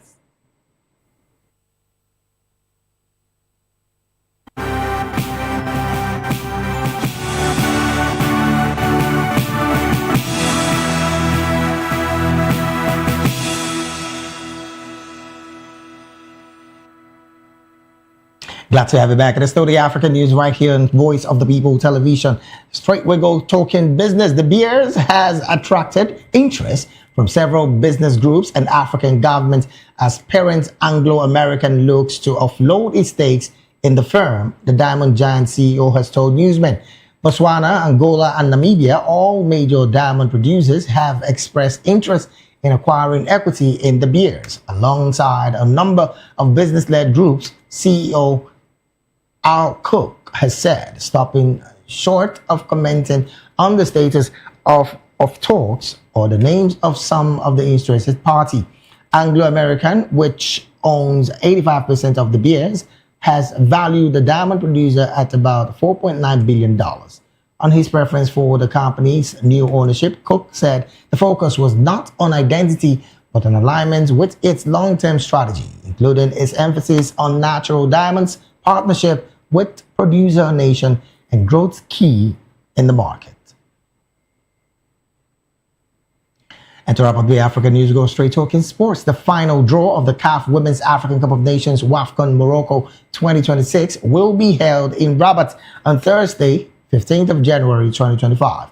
On the same day, the Confederation of African Football CAF will also announce the winners of the CAF Women's Coach of the Year and other standing women's football awards. The draw will mark a historic moment for the competition, featuring an expanded 16 teams fielded for the first time. It will take place at 2 p.m. local time in Morocco. The 16 qualified teams are host Morocco, Algeria, Burkina Faso, Cameroon, Cape Verde, Cote d'Ivoire, Egypt, Ghana, Kenya, Malawi, Mali, Nigeria, Senegal, South Africa, Tanzania, and Zambia.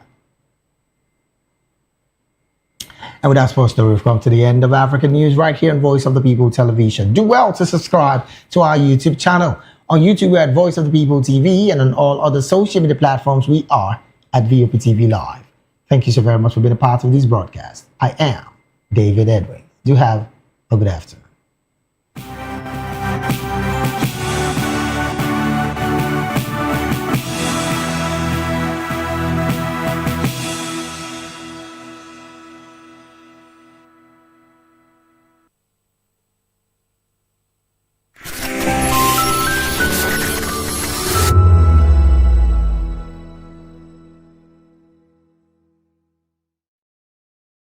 We encourage you to click on the like button and subscribe to our YouTube channel. We are Voice of the People TV. Also follow us on all our social media platforms. We are at VOP TV Live.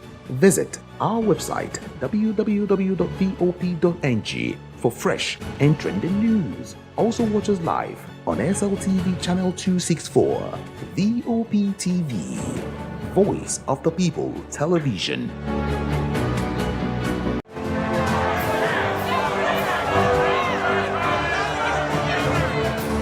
Do you want your voice to be heard? Do you know that you matter in the scheme of things? The People's Voice, the show where ordinary citizens take center stage as we discuss the biggest stories that affect you and I. With you in mind, we facilitate lively discussions, debates, and interviews on the topics that matter most to you and I. From social justice to economic empowerment, education to healthcare, governance, and more.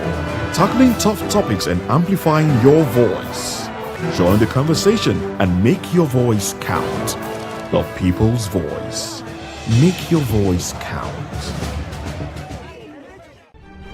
In a world where power shifts with every headlines, news breaks and events happens, we bring you unbiased and explicit information on politics, economy, and state of the nation. We break down the chaos. Facts, not fluff. Truth, not a spin. We discuss not just politics, but a glimpse into the future. Voice of the People Television. Now you have more than a voice. In a world where truth is the ultimate power and opinions scream the loudest, it's time to wade through the noise. Hunger no get tribe! Hunger no get religion! And scan the human interest and trending topics that matter. Stay tuned to The Issues, your plug to the stories making the buzz, from politics to science and technology, social justice, and more. Let's tackle the tough questions and expose the truth. The Issues, on Voice of the People Television, Mondays to Fridays, 8 to 9 p.m. The Issues. Don't just react, understand. The red carpets, awards, the razzmatazz, music, fashion, interviews, and more. Spotlight on Voice of the People Television. Let's feed you with all the juicy stories in the global entertainment space, bringing you the glitz and glamour as they hot. Stay tuned to Spotlight, 1 p.m. Monday to Friday. Spotlight on VOP TV. Entertainment like never before.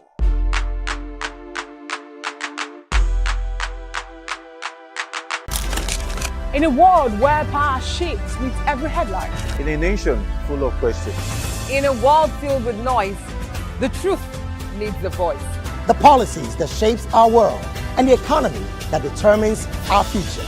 Every hour, every day, the grapevine keeps buzzing. And together, we are committed to telling the stories that shape our world because your voice is our focus. Don't forget, our voice matters the most. Let us come together and share our concerns.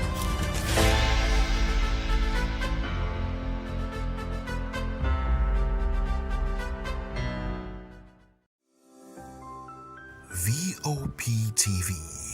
Now, you have more than a voice.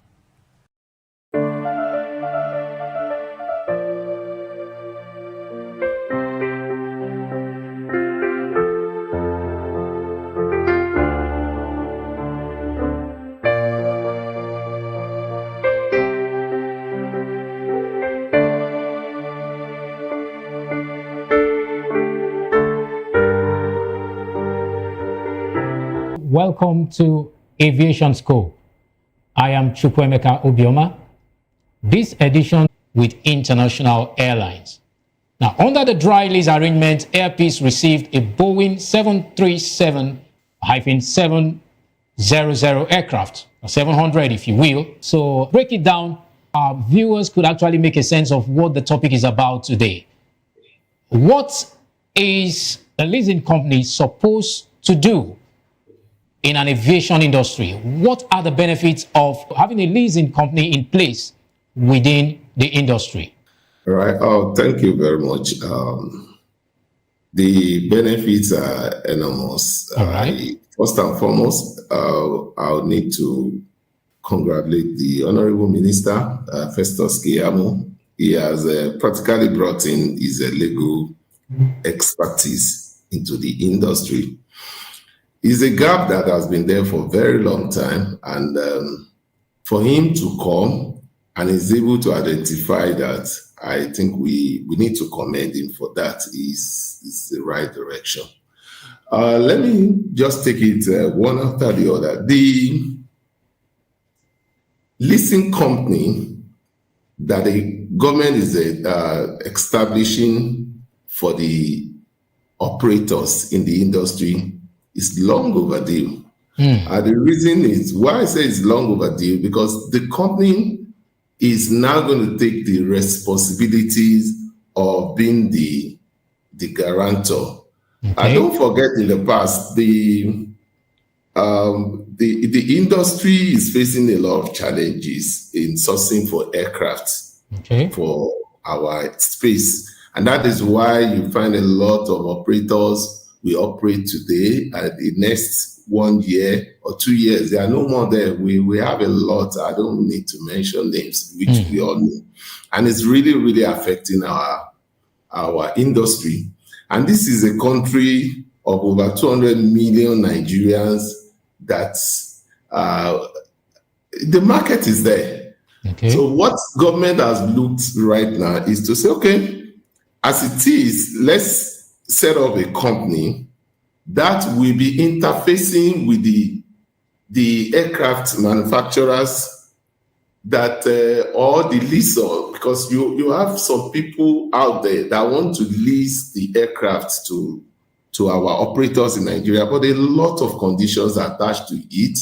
And right now, the government has taken it upon themselves indirectly to now be the one that will interface with these manufacturers on behalf of the operators. Okay. And this is a boost for the industry because as it is, you begin to see new fleets of aircraft that will be coming into the country. Okay. Ordinarily, the operators might not be able to get it on their own, because if they have to do it on their own, the cost is huge. Yeah. And a lot of operators are doing well. They need more fleets. Okay. And those ones that need that fleet, they don't have the resources. They don't have the backing.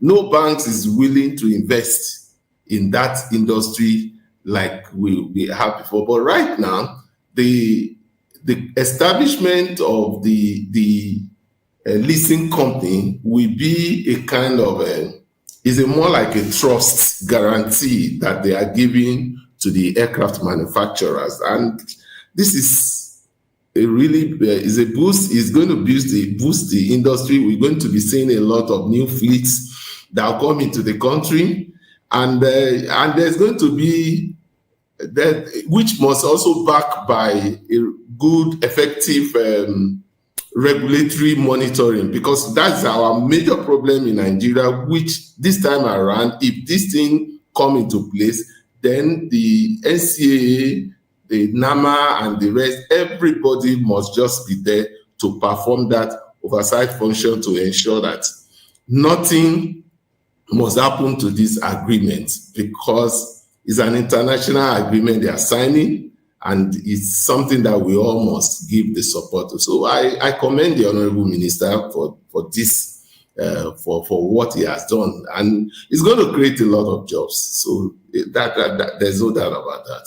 Okay. So it's good for the industry. Thank you. All right. You're welcome. We understand that leasing business in the industry or sector is subdivided into two categories, or if you would like, is two-pronged. And one is that a dry lease, which is just a part of it, refers to an agreement where only the aircraft is provided by the lessor, while the lessee handles crew, insurance, as well as maintenance. Now, this differs from the more common wet lease, which includes full operational support. I'm asking, which would you recommend? Which do you think that airline operators would be capable enough to actually manage? Yeah, it's good. Like I said, the whole arrangement is well thought of, and the dry lease is the best for today in Nigeria, because it will give the airlines operational control. Good operational control. What they need is the aircraft. They will be the one to provide the maintenance. They will provide the crew and the insurance. That's just what they need. Okay. And it will, because so we're talking about dry lease in this instance. Yeah, a dry lease, yes. Because if you look at the wet lease, a lot of things are attached, and which does not really favor the industry, even the operators. Don't forget, our exchange, the transaction is in Naira. Naira's value is not as strong as like we had it before in the past. So if you have to go for a wet lease that you have to pay for the MRO in dollars, that is the maintenance and overhauling that they're going to do, it's going to cost them a lot. Even because presently everybody is talking about air ticket going up, but the cost of running the airline business is not cheap, and it is calculated in dollars. If they have to take the aircraft for D-check, they know how much they are paying in dollars, not in naira. And we have a lot of issues to that. So right now, like I said, the dry lease is the best because a lot of things are attached. They don't need to look for foreign crew. The crew are here. It's also going to open up other eco businesses for us because you're going to have the training schools that are going to be there, and the market will be attractive for investors. Banks can finance with ease. A lot of things will go with. In fact, the logistics business is going to really jump up. I tell you today, to bring in an aircraft to Nigeria to ferry out exports in Nigeria today, not even the passengers alone, it costs a lot. And that is why most of our export-driven businesses are not competitive abroad, because you will have spent larger part of it in the air freight. But when you have this type of arrangement, the aircraft is located in Nigeria, obviously we will be able to compete with other export that we're doing. That is for the cargo alone. You are not talking of the passengers as well. You have the aircraft, you have a lot of fleets here. Obviously, it's going to really help us. So for now, the dry lease is the best option because gradually it will help the operator to have to increase their fleets and make sure that they have the well-competitive aircraft that can really match the market. Because as it is, what is the likes of the Emirates and the Turkish Airlines are doing? It's because of the aircraft that they are bringing. If we have the same opportunity, it will okay. Thank God for the airpiece. The airpiece is really making us proud. But I know that we have other airlines too that can make us proud in Nigeria. So the dry lease is good because it comes with a lot of opportunities. We are not outsourcing our jobs. The jobs is in Nigeria, and it will also increase more opportunities, and it's a catalyst for our economy, because you are looking at how the economy will be driven. It goes beyond just the aircraft. A lot of things. You're going to look at the job that is going to create. You're going to look at even the revenue to the aviation industry, because you're going to have a lot of the aircraft that will be on ground. And when you have a lot of aircraft on ground, then you're also going to have opportunities for on the long run, the tickets will be cheaper. I know in the past. Yeah, I was coming to that. I was going to ask how this would translate to airfare for air travelers.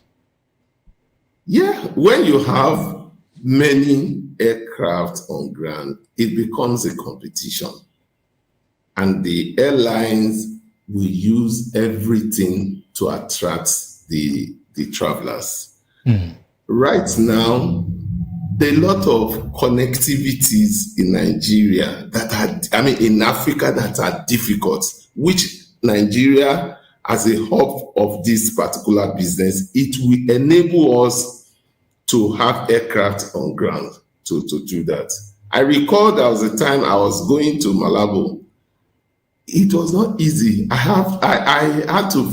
flew Camp Air to Douala, from Douala to this, and I even missed the presentation I went for, because there are a lot of things there are a lot of challenges there. So if it's going to really help connectivity with ease, it's going to drop our ticket. I mean, domestic tickets, especially, because it's not that easy to fly with the current rate if you compare it to the outside world. So I believe it's going to really help the industry. It will help the passenger, it will help the operators, and it will help the economy. All right. Okay. And with that line, we'll go on a short break now. And when we return, Aviation Scoop continues. Please stay with us. Aircraft leasing is gaining momentum in Nigeria's aviation sector, offering a way for local airlines to access modern jets without huge upfront investment. In fact, Nigeria was recently removed from the global aviation leasing blacklist, opening up better access for international leasers. The Nigerian government is also planning to launch a domestic aviation leasing company, which would act as an intermediary between local airlines and global lessors, helping reduce capital flight and making leasing more affordable. Insurance rules for leased aircraft have been relaxed too. Recent changes by NICOM and the Ministry of Aviation ease foreign insurance restrictions, making leasing safer and cheaper for Nigerian carriers. A key milestone is that Air Peace recently became the first Nigerian airline to receive a dry-leased Boeing 737-700 from Aircar, the first such lease into the country in over a decade. But there is still a gap. Nigeria currently lacks its own leasing company, costing the aviation sector an estimated $2 billion a year in lost revenue. As the global aircraft leasing market is projected to hit $315 billion by 2033, this shift could be transformational for Nigeria's airline growth and fleet modernization.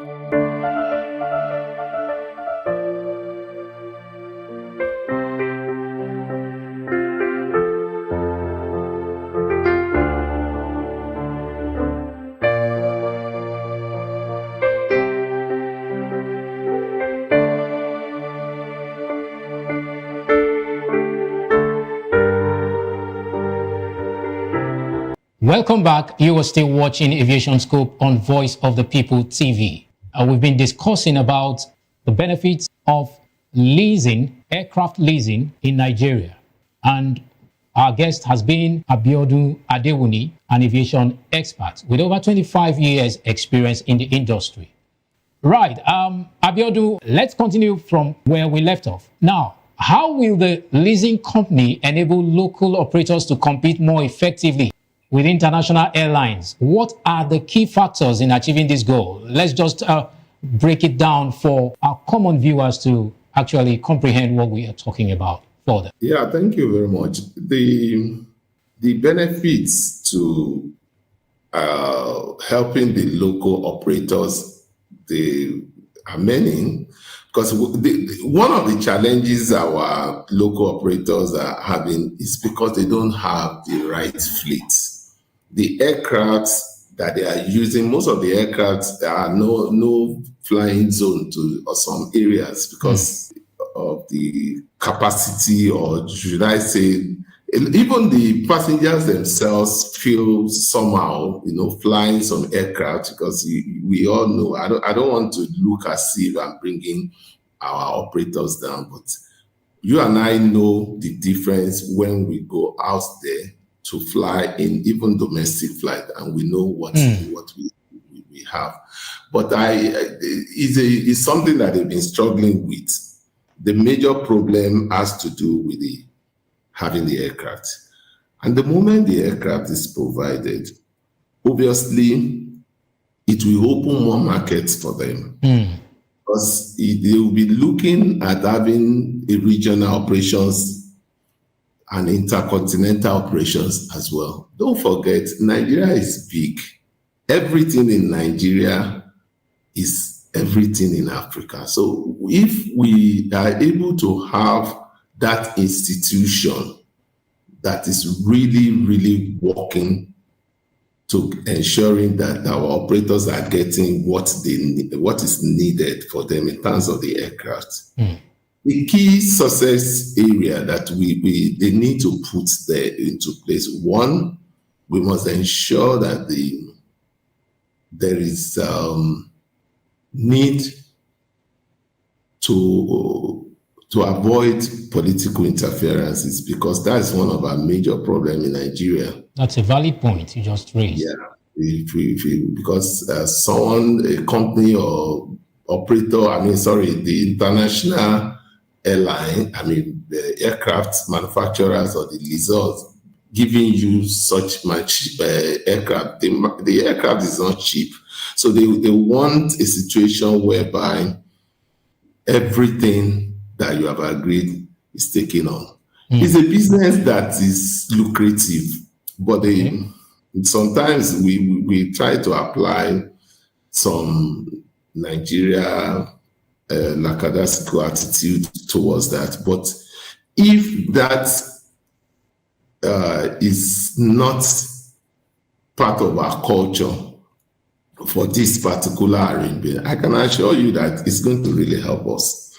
And if the political interferences is not there, that we enable some cabal to now take control of the industry, because we need to make sure that we have a level playing ground.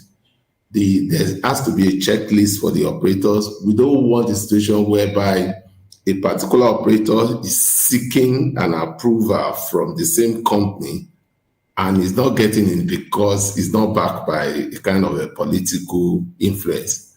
This is something that can really have a negative effect. But I trust that the Honorable Minister is a process person. But in every industry there is also cabal.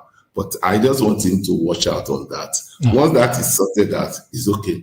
We also need to make sure that the regulator, especially the NCA, make sure that they perform their oversight function.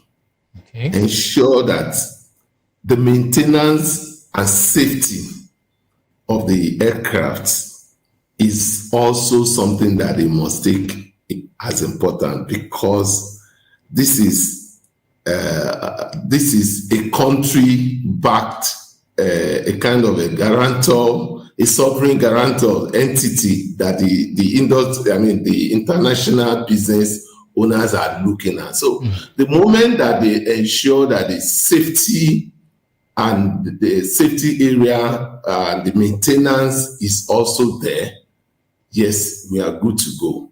And finally, we also need to make sure that the needed funding, the needed support from the CBN and possibly Exim Bank is also available. Talking about funding, there has been this, the government has actually proposed aviation development banks. I don't know how feasible you consider that. There's been this talk about government proposing aviation development bank, ADB as we know it. It is considered somewhat a potential solution to these hurdles posed by maintenance and competitiveness.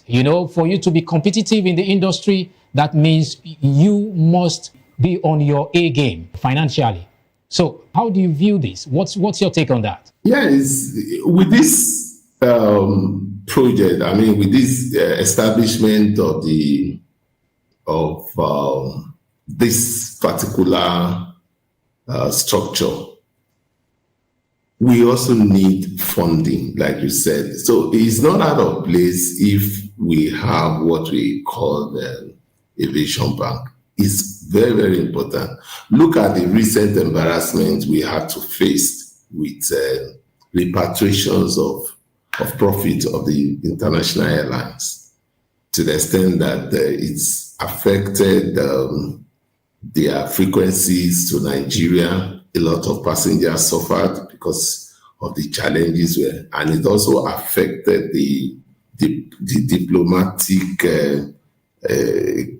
relationship between two countries. If we have these banks, it's going to help in a lot of ways. Like I said, the industry is not cheap. A lot of people want to invest in the industry, but because there is lack of structure, which the industry is coming up with through the ministry, I believe the Aviation Bank will play a critical role in ensuring that the needed funding for the business is achieved. And it's also going to help a lot of new investors into the industry, because in the past, everybody see it as a high risk industry. It is, high risk. And right now, when you now have a government backing, apart from the government backing, you have international international leasers bringing in aircraft, just like we have it in Singapore and Ireland. What gives us the impression that Nigeria cannot be the hub of the West Africa for the leasing company? All right. That every listen. So it's something that is needed, and we need the bank. And the bank can work with our local bank and the Exim Bank. A lot of opportunities are going to be there. So, like I said, what the industry, the new company is going to achieve is beyond just the aircraft leasing. It is going to enable the economy in a lot of areas. Is it tourism? You will begin to see a lot of promos on the long run, because a lot of people will come into the business, and a lot of things that they used to, the airline used to compete. All right. They use the service to compete. Thank you also very much, sir. Price. Thank you, Abiodun. I know you have so much to say on this particular topic, on this edition of the program, but my producer has just signaled me that we have run out of time. Okay. So it's been wonderful discussing this with you, Abiodun Adewuni. Thank you very much for your insightful contribution. Thank you very much. I look forward to having other conversations in the industry with you. All right. All right. Thank you. You're welcome. Yeah. We have come to the end of this week's edition of Aviation Scope. Keep a date with us again, same time next week. I am Chukwuemeka Obioma. Thank you for watching.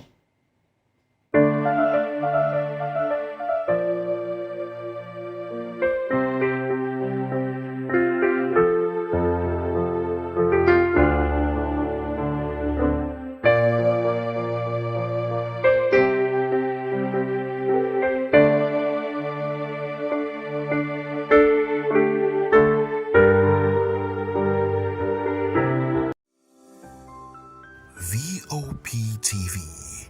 Now you have more than a voice. Are you ready for the extraordinary? Something big is happening on your screen. Introducing VOP TV. Now streaming on SLTV channel 264. From breaking news to captivating conversations, news analysis, giving you all sides to the story. We break in-depth discussions on the issues that matter, from politics to sports, entertainment, and lifestyle. VOP TV on SLTV channel 264. Join us as we redefine what television means to you. Voice of the People Television, VOP TV. Now you have more than a voice.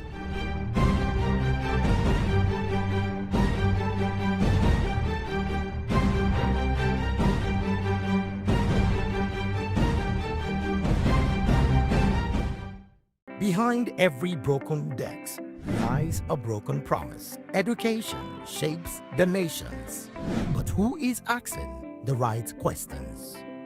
Introducing Edu Dialogue, the show that goes beyond the surface, exposes the cracks, the corruption, and the silence in Nigeria's education system.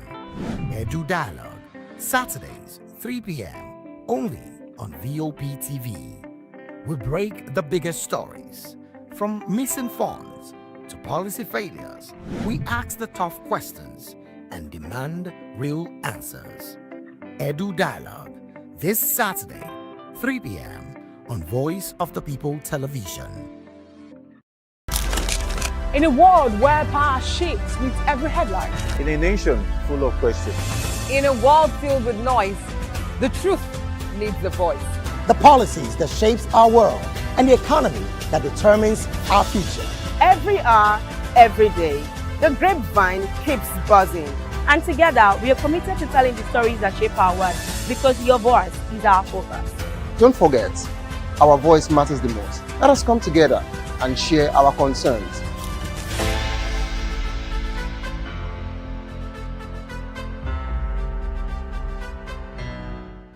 Good evening, Africa. My name is Mama Kore, actor, model, producer, and I'm giving a big shout out to VOP TV, man. Keep watching. Don't change the dial. Thank you and God bless you. My name is AY, and of course, I represent the voice of the people, and that's why I'm on VOP. AY say so.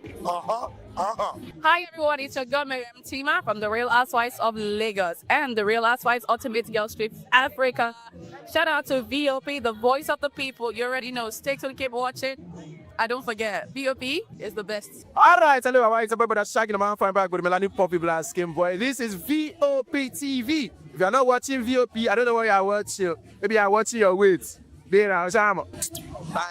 Hello, beautiful people. This is Wale Ojo, and you're watching VOP, Voice of the People. Hi, guys. You already know who it is. This is New Energy. Flyers, whatever, live. Keep watching VOP TV. Thank you. Hi, people. Ginny Albano here. Guys, please keep watching Voice of the People. Africa is on the move, a continent of rising voices, untold stories, and powerful transformations. From the streets of Lagos to the heart of Nairobi, from the mines of Congo to the tech labs of Cape Town, the African story is being written every day. Bold, dynamic, unstoppable. This is African News on Voice of the People Television. We don't just bring you the news. We analyze and bring you Africa's heartbeat, the politics that shapes our nations, the economies that drives our future, the cultures that defines who we are, the voice that must be heard. Africa News, Africa's voice, Africa's future. Where Africa speaks, the world listens.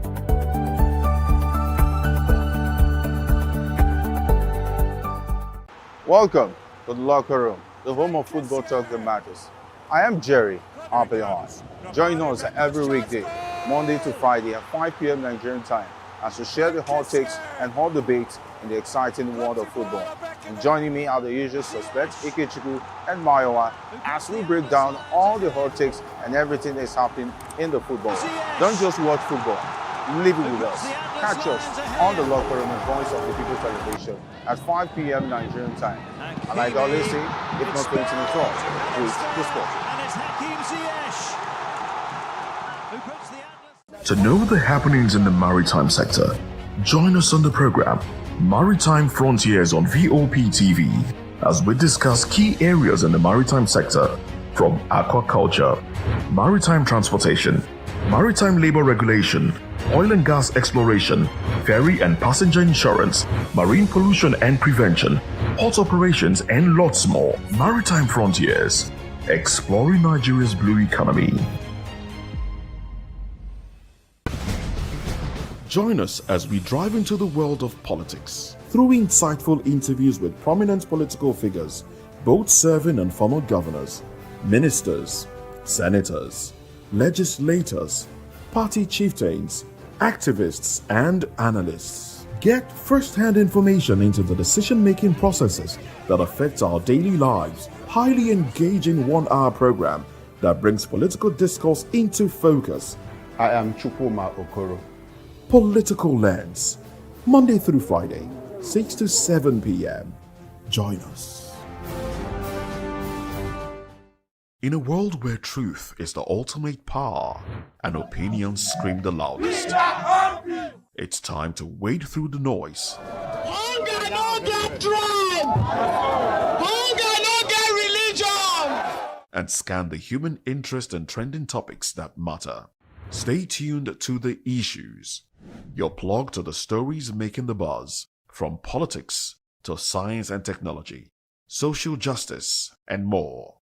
Let's tackle the tough questions and expose the truth. The Issues on Voice of the People Television, Mondays to Fridays, 8 to 9 p.m. The Issues. Don't just react, understand.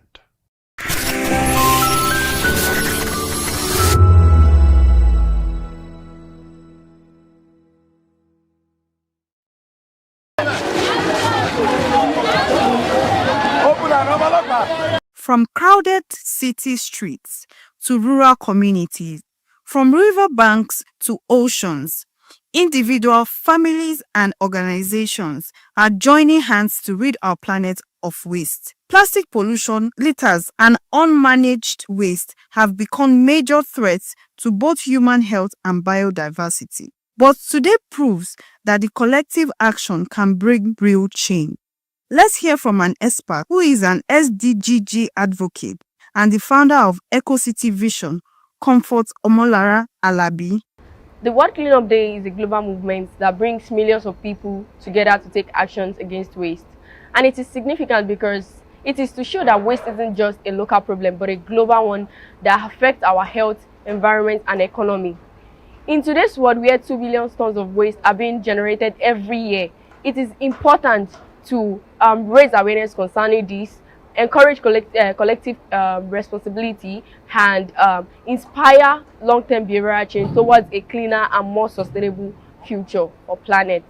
Poor waste management has caused a lot of environmental challenges like flooding, which is due to the blocked drainages, air pollution from open burning of waste, contamination of water, which has led to increase in diseases like cholera and malaria. It also contributes to climate change because decomposing of waste releases greenhouse gases like methane, CO2, and these gases trap it in the atmosphere, which causes natural disasters like flooding and Ukraine. In Nigeria, some major challenges we faced when it comes to waste management is the inadequate waste collection system. We don't have enough of waste collection services, and this has led to uncollected waste. And there's also low public awareness. People don't even know about the importance of proper waste disposal. And one problem again is the poor recycling facility. There are not enough facilities, and this has led to so many waste going to the landfill, and it has brought upon pressure on the landfill. And also lastly, the indiscriminate dumping, whereby people just dump their waste anywhere, and this has led to so many environmental challenges. It is important we take care of our environment because there are a lot of things happening in our environment that we are not aware of, and waste is something that is very harmful to the environment, and which many people don't even know about the harmful effects. We have a lot of people going through health challenges, but they don't know that the things happening in their environment are actually the one causing it. So I feel like if you are hygienic and then we are taking care of our environment, it is going to like bring more of like good health, and we don't have to spend money on taking care of our health every time. The aim of this day is not just to pick up trash, but to raise awareness about the danger of plastic pollution, poor waste management, and unsustainable consumption habits. According to the United Nations, about 2 billion tons of municipal waste are generated each year, much of it ending up in the ocean and landfills, threatening wildlife and human health. We also spoke to the assistant of the EcoCity Vision, Okpeyemi Boluwatife Afuwakwe. So globally, it started in Estonia in 2008, where everyone has to like rush in to clean up the community in less than 5 hours. Then from there, we started locally at Nigeria, where over 60 million volunteered annually to clean up the community. And this is where EcoCity Vision comes in, where everyone, both the community-based cities, the NGOs, the students, and group of people came in to clean up the community. This is what happened daily, I would say.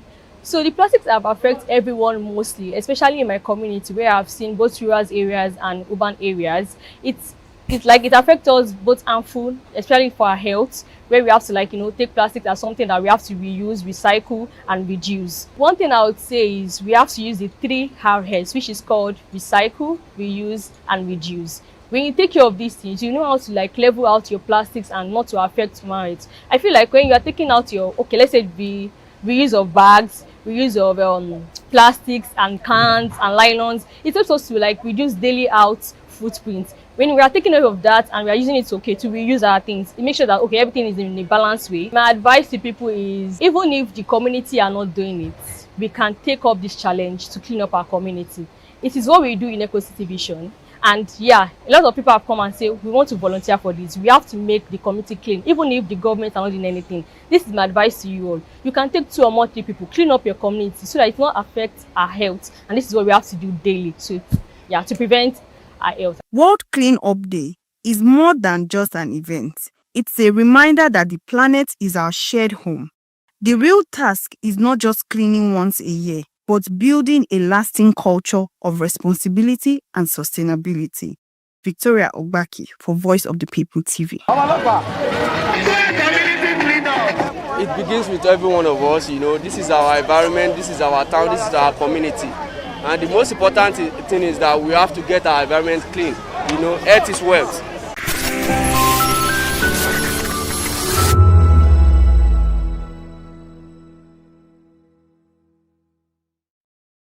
Behind every broken desk lies a broken promise. Education shapes the nations. But who is asking the right questions? Introducing Edu Dialogue, the show that goes beyond the surface, exposes the cracks, the corruption, and the silence in Nigeria's education system. Edu Dialogue, Saturdays, 3 p.m., only on VOP TV. We break the biggest stories, from missing funds to policy failures. We ask the tough questions and demand real answers. Edu Dialogue, this Saturday, 3 p.m. on Voice of the People Television. In a world where power shifts with every headlines, news breaks and events happens, we bring you unbiased and explicit information on politics, economy and state of the nation. We break down the chaos. Facts, not fluff. Truth, not spin. We discuss not just politics, but a glimpse into the future. Voice of the People Television. Now you have more than a voice.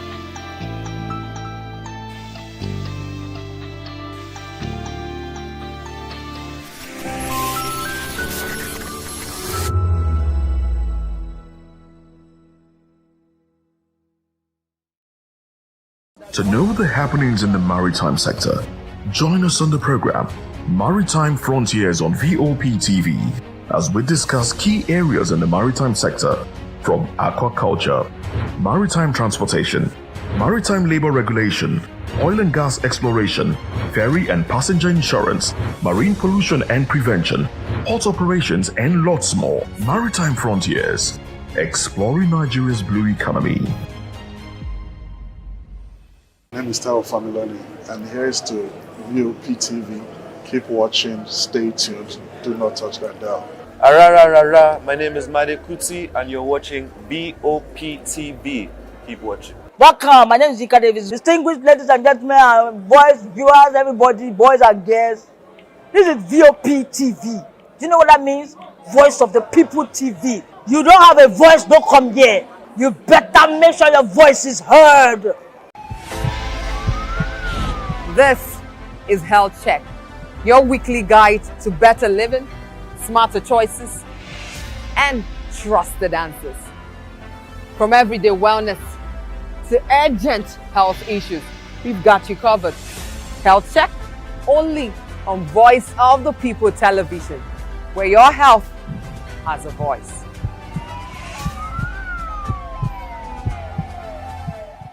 Hey guys, what's up? How you all doing? They call me Ovisha Nelson One, your number one celebrity host, and you are watching Voice of the People Television, VOP. Stay tuned. Uyi Osarite is my name. I am a friend of the microphone, Voice of the People TV. That name is unique, and the brand is very sweet. I like the packaging, picture qualities, camera qualities, and then of course, the quality of human beings that I see sometimes on your channel. I talk and get paid, and I look forward to being in your studios. Oh yes, you are on to Voice of the People TV. Live here in Benin City, the cradle of black civilization. What are you waiting for? Tune in, bro. VOP TV. Now, you have more than a voice. 2564 is coming up on Bunny 9, right? The 2564 Atlantic Tower. What happens in the hush behind hangar doors? Who signs the papers that gamble with lives? Which truths were grounded before they even ever had wings? If you've ever buckled a seatbelt at 30,000 feet, if you've ever stared out of that tiny window and wondered who's really in control of the skies, it isn't just flight, it's power, it's politics, it's pressure sealed in steel. We're peeling back the clouds from runway risks to sky-high secrets. We're diving deep where most dare not to look. Aviation Scope, every Sunday at 7 p.m. only on Voice of the People TV. We don't just report, we reveal. We don't just ask, we uncover. Because when it comes to the skies, ignorance is turbulence. Aviation Scope, the sky isn't the limit, it's just the beginning. My name is Michel Dela. I'm the Consul General of the Netherlands in Lagos. Keep watching VOP, Voice of the People TV. I'm Sarah Nystrom from Sweden, aka Chief Omobawale, Communication Queen. Keep watching VOP TV. Hi, I'm Samantha Jacobs representing the States. Miami's in the house, and I want to make a shout out to VOP TV. I'm a humanitarian, and I'm also a rep in the film industry and the art industry. I help dreams come true, and I help you keep on that path. Shout out to VOP TV because you're helping people stay on their path too. Cheers. All right, my name is John Odibo. Keep watching Voice of the People because it's a fantastic station to be with all the time. Thank you very much. My name is Pastor Elvis Siru, the convener of the Voice Achievers Award, and keep watching VOP. Yes, that is the channel for all the people. No color, no race. Thank you so much. Yo, ladies and gentlemen, this is Abasunka from the Netherlands. I am a designer and I'm here in Eco Hotel and Suits. Keep watching VOP, the voice of the people. Don't touch that dial. My name is Dr. Tony Bello. I am the chairman of Shine Bridge Global Incorporated. And guess what? You are watching the Voice of the People television.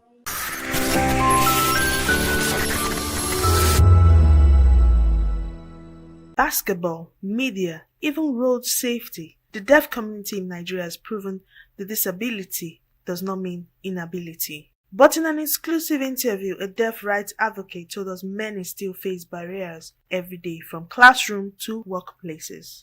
She recalled the painful memory of her deaf uncle, who died in a road accident. That loss, she said, fueled her campaign for inclusive road safety, and now change is happening. She says awareness is growing, but much more must be done. Her vision is sign language to become part of schools, workplaces, and public services, ensuring that no one is left behind. Sign language is recognized as human right because, like George Gray would say, that inclusion is not a privilege of few, but human right. It means that when something becomes a human right, it's no longer a privilege to give that to that person, but more of a necessity, as it were.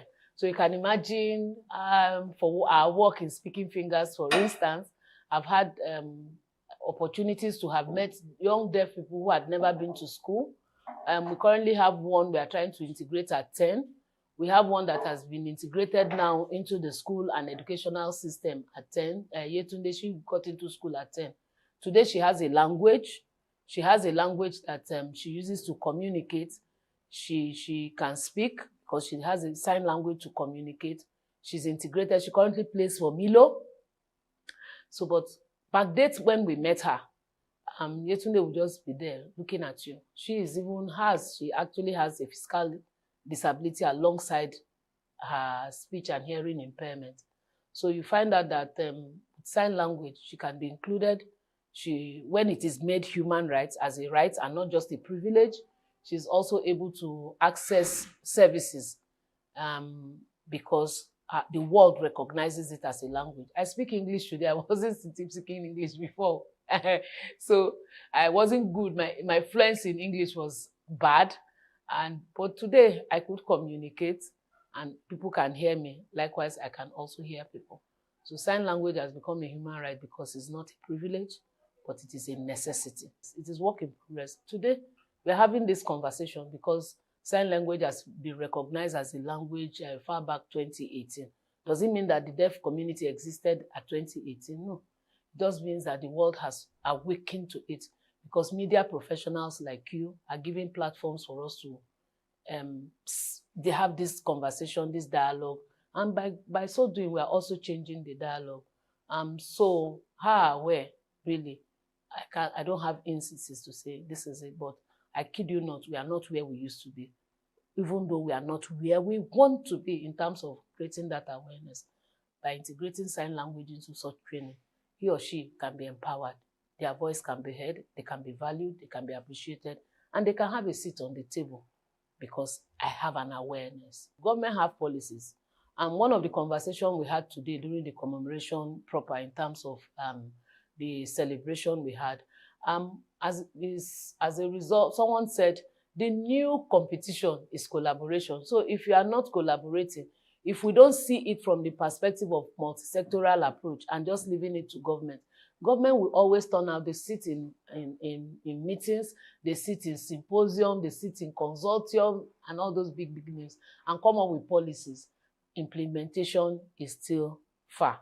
So what's happening is that we are the government. It takes a village. So you are that village. I am that village.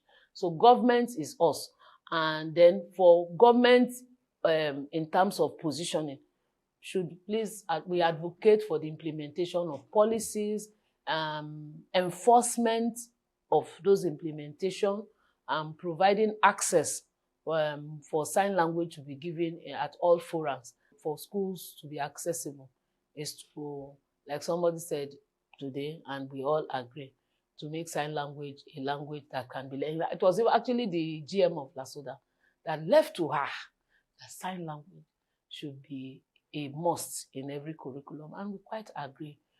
So as we make awareness available to all, accessible to all, because this interview, without captioning or subtitling it or providing a sign language interpreter, a young deaf person, which is our population, will not be able to hear it in a way that he or she is passionate enough to drive that conversation in his own sphere of influence. I kid you not, today, I serve in an all-deaf church. As part of my commitment to this work, I serve in an all-deaf church, choir, usher, pastor, everybody, songs, everything is done in sign language, ensuring that sign language is signed everywhere. Deaf people are free to use their language. You and I learn how to sign and communicate with them and ensure that videos, things are accessible, communication is provided in an accessible manner. Truly just leave no one behind. So that's what this year is talking about. Seeing it from the perspective of, we are not doing them a favor. We are providing access. We are providing rights. We are ensuring that, look, you deserve this thing and you have to get it at whatever form. Even though we don't also want to build an entitled mentality, doing it from the place of empathy, understanding that we are all a work in progress, part-time, part-time. World Federation for the Deaf and the UN came up and said, let's discuss sign language as a right, as a full right. For her, inclusion is not a privilege, but a right, and she believes society must give the deaf community a seat at the table. I'm Onyeka Ogolo, reporting for VOP TV. VOP TV. Now, you have more than a voice. This is African News on Voice of the People Television, where we don't just bring you the news, we bring you Africa's heartbeat, the policies that shapes our world, and the economy that determines our future. Africa News on Voice of the People Television. Stay with us.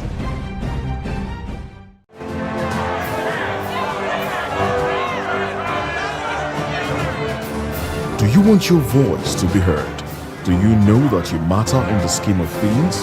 The People's Voice, the show where ordinary citizens take center stage as we discuss the biggest stories that affect you and I. With you in mind, we facilitate lively discussions, debates, and interviews on the topics that matter most to you and I. From social justice to economic empowerment, education to healthcare, governance, and more.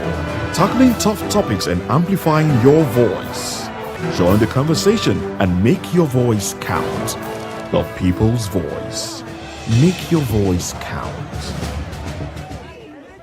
To know the happenings in the maritime sector, join us on the program Maritime Frontiers on VOP TV as we discuss key areas in the maritime sector from aquaculture, maritime transportation, maritime labor regulation, oil and gas exploration, ferry and passenger insurance, marine pollution and prevention, port operations, and lots more. Maritime Frontiers, exploring Nigeria's blue economy. The red carpets, awards, the razzmatazz, music, fashion, interviews, and more. Spotlight on Voice of the People Television. Let's feed you with all the juicy stories in the global entertainment space, bringing you the glitz and glamour as it is hot. Stay tuned to Spotlight, 1 p.m. Monday to Friday. Spotlight on VOP TV. Entertainment like never before.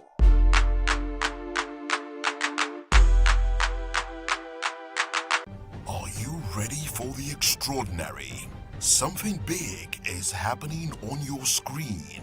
Introducing VOP TV. Now streaming on SLTV channel 264. From breaking news to captivating conversations, news analysis, giving you all sides to the story. We break in-depth discussions on the issues that matter, from politics to sports, entertainment, and lifestyle. VOP TV on SLTV channel 264. Join us as we redefine what television means to you. Voice of the People Television, VOP TV. Now you have more than a voice.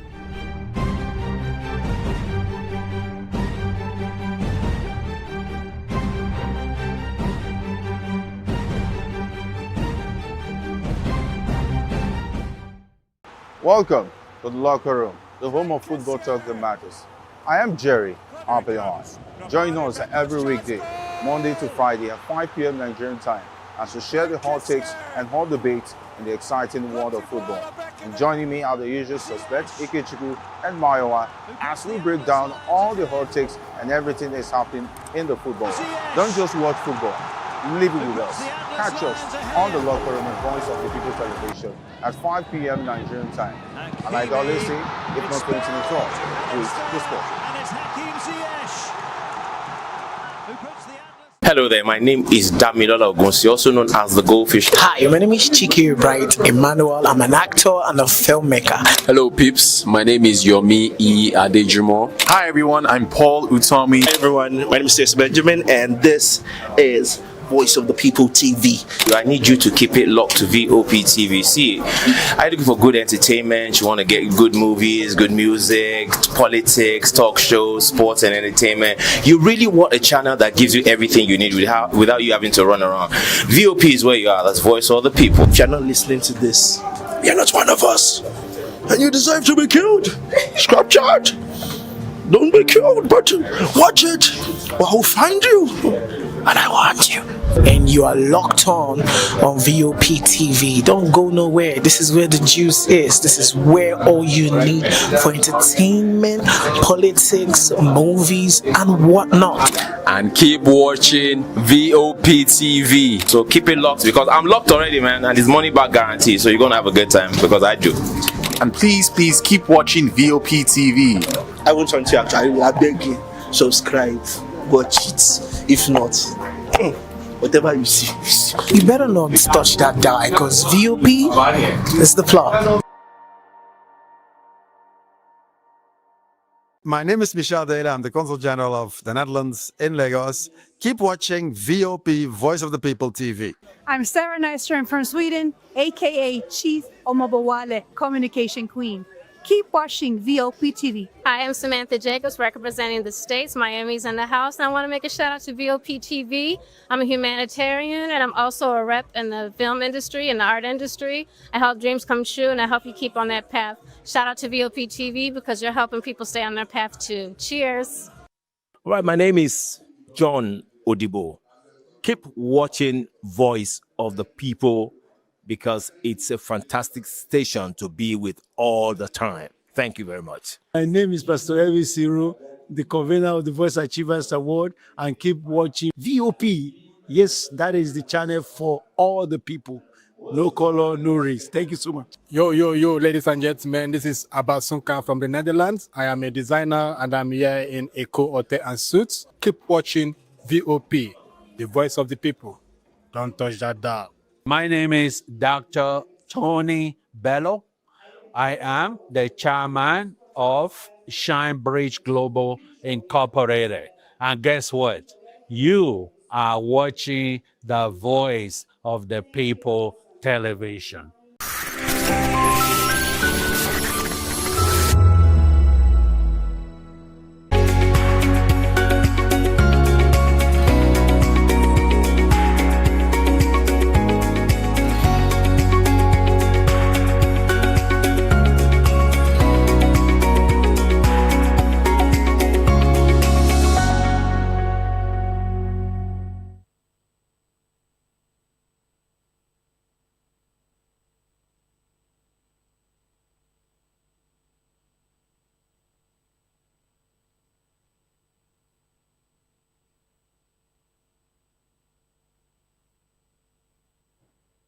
All right, it's always a wonderful day and a wonderful time to be out here. And of course, I believe that you're actually enjoying, yourself over there. But don't forget that the Yuletide season is getting to an end, and we're all getting back to status quo. This is People's Voice on VOP TV, where season stories shape the narrative. And today, we'll be talking about what concerns the people. Nigerians' 2026 budget aims to solidify reform gains. Of course, I join the conversation with experts inside and citizen perspective. Share your thoughts with us. I am Savior Udo. Let's look into other news stories with details.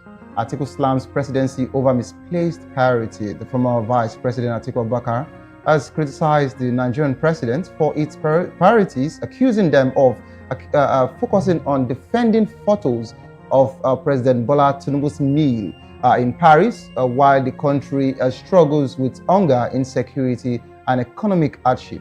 Atiku described the presidency's action as a misplaced priority and official shamelessness, questioning their sense of urgency amid worsening national conditions. And away from that particular one, Nigeria's economic deadline, Peter Obi warns of looming crisis.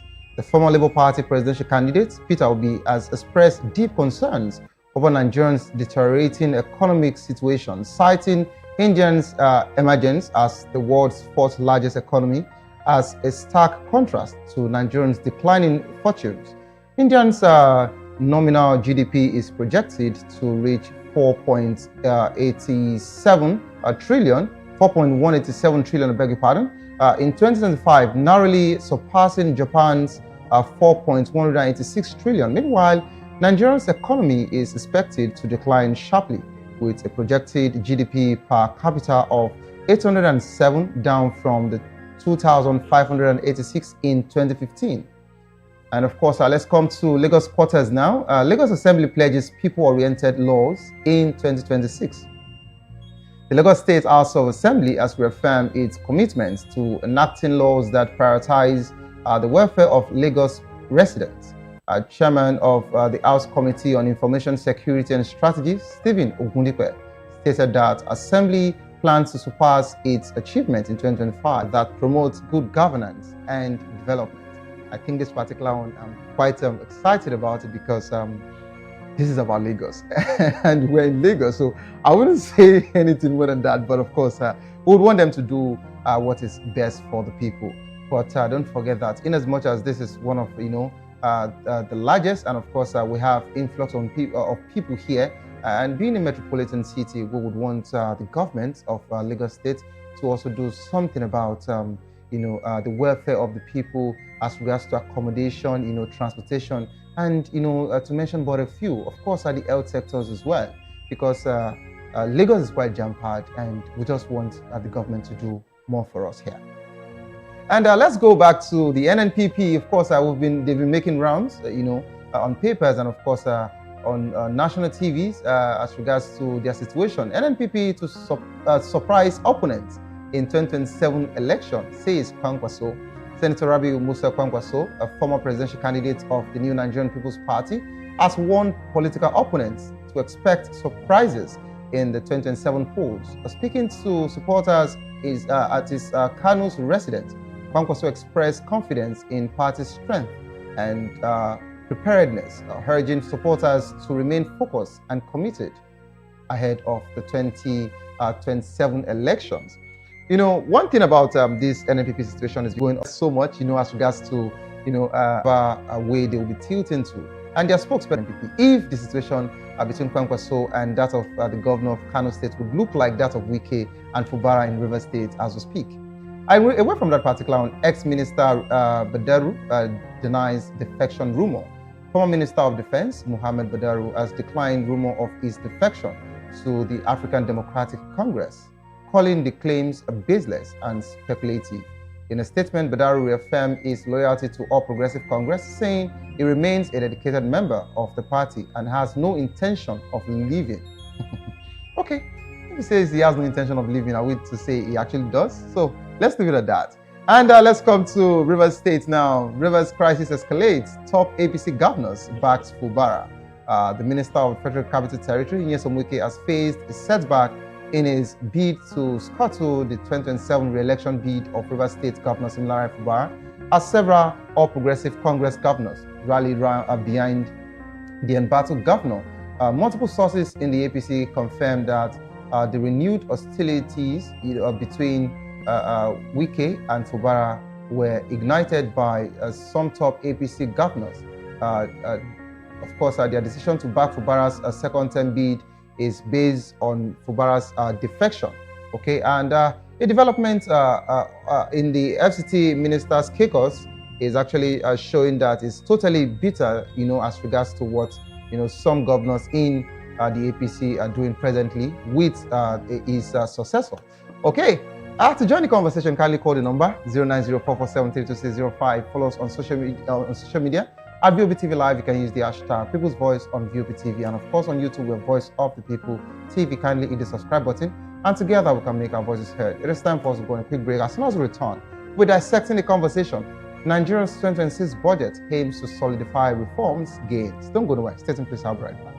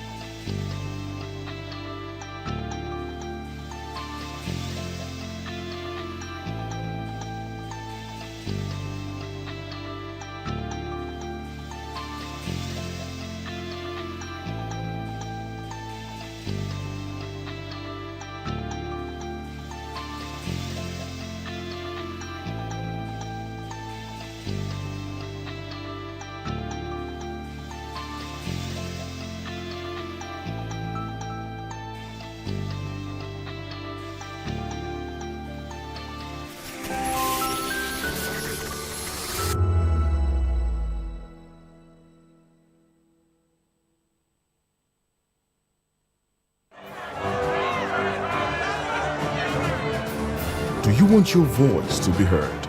Do you know that you matter in the scheme of things? The People's Voice, the show where ordinary citizens take center stage as we discuss the biggest stories that affect you and I, with you in mind We facilitate lively discussions, debates, and interviews on the topics that matter most to you and I, from social justice to economic empowerment, education to healthcare, governance,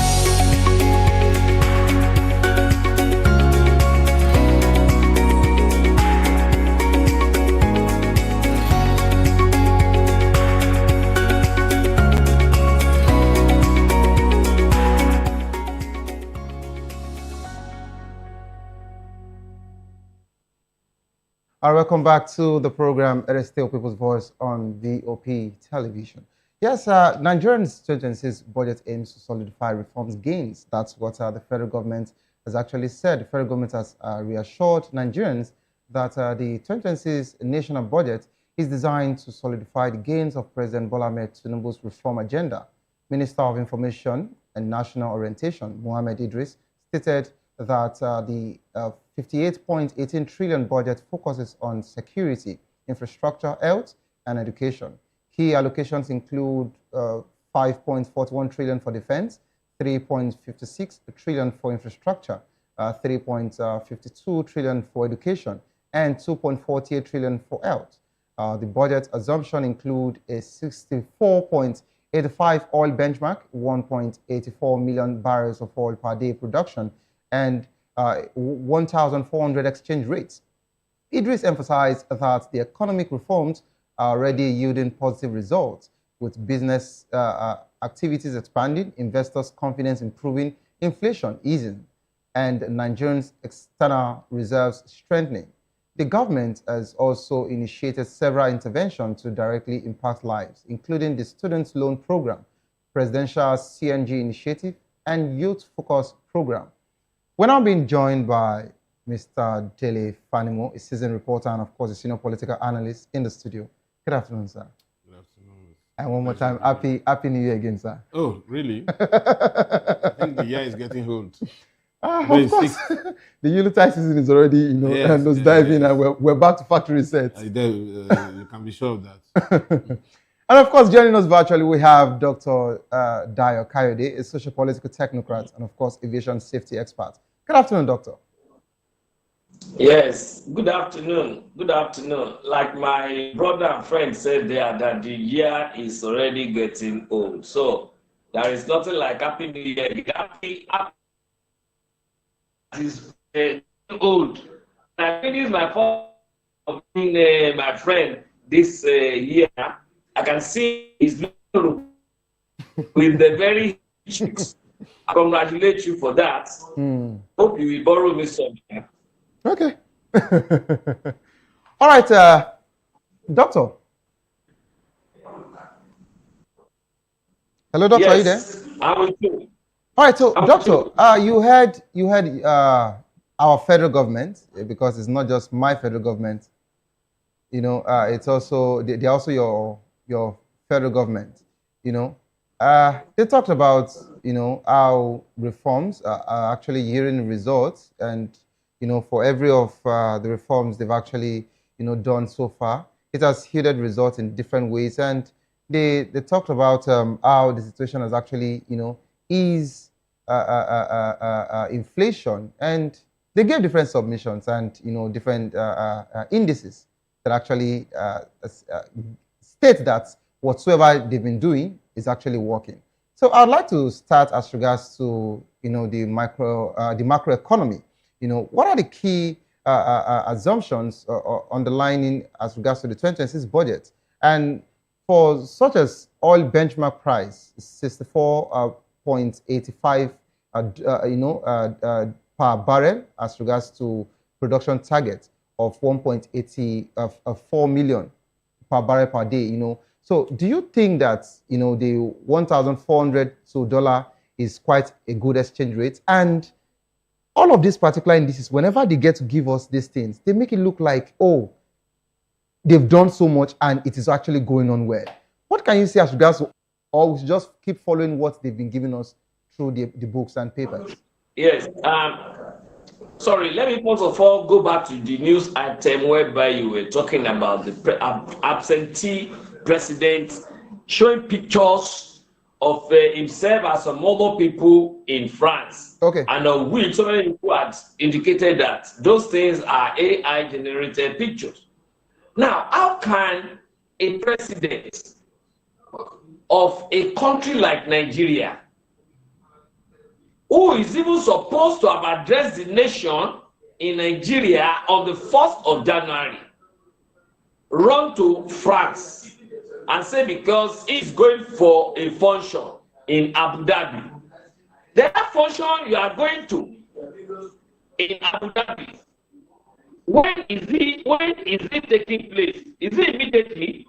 Has it taken place even by now? Why should you just be taking Nigerians for granted? Despite all the problems that we are facing in this country, you don't know you have to stay with us? Only living on propaganda. Now, look at what his aide is saying now. Talking about the microeconomy in Nigeria. Things you have been doing, they are now yielding. Your investment is now yielding. No, it is not yielding. We're having a series of economic problems. And your system is yielding. What is it yielding? Listen, children cannot go to school. I know of some children in my locality that couldn't resume school last Monday. And I told them, I was asking why. Because they are still owing school fees for last term. And they will not be allowed to come into school. You will wake up in the morning. You will see small ogi and pure water early in the morning. Because if they don't do that, they will be able to have money for breakfast. Go to the pharmacy, go and see how much they are selling drugs. And then go to various neighborhoods and see how many people are dying because they don't have money to go to the hospital. Go to the market. Go to the market and feel the prices of goods and the commodities there. Now, let us come to the budget that you're talking about. Before you can say a budget is going to perform, two indexes need to be reviewed. Number one, what is the performance index of that budget in contrast or in comparison to the former one? Number two, all the stipulated items there, how sustainable are they? How sustainable are they? Now let's pick it one after the other. Performance. What has been the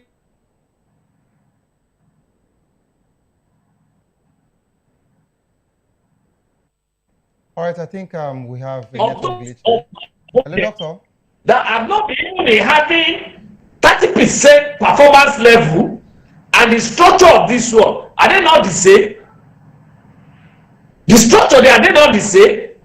So we can always say that, listen, because they have the same structure with the one in the past, then the performance too is not going to even be up to 30%. Okay.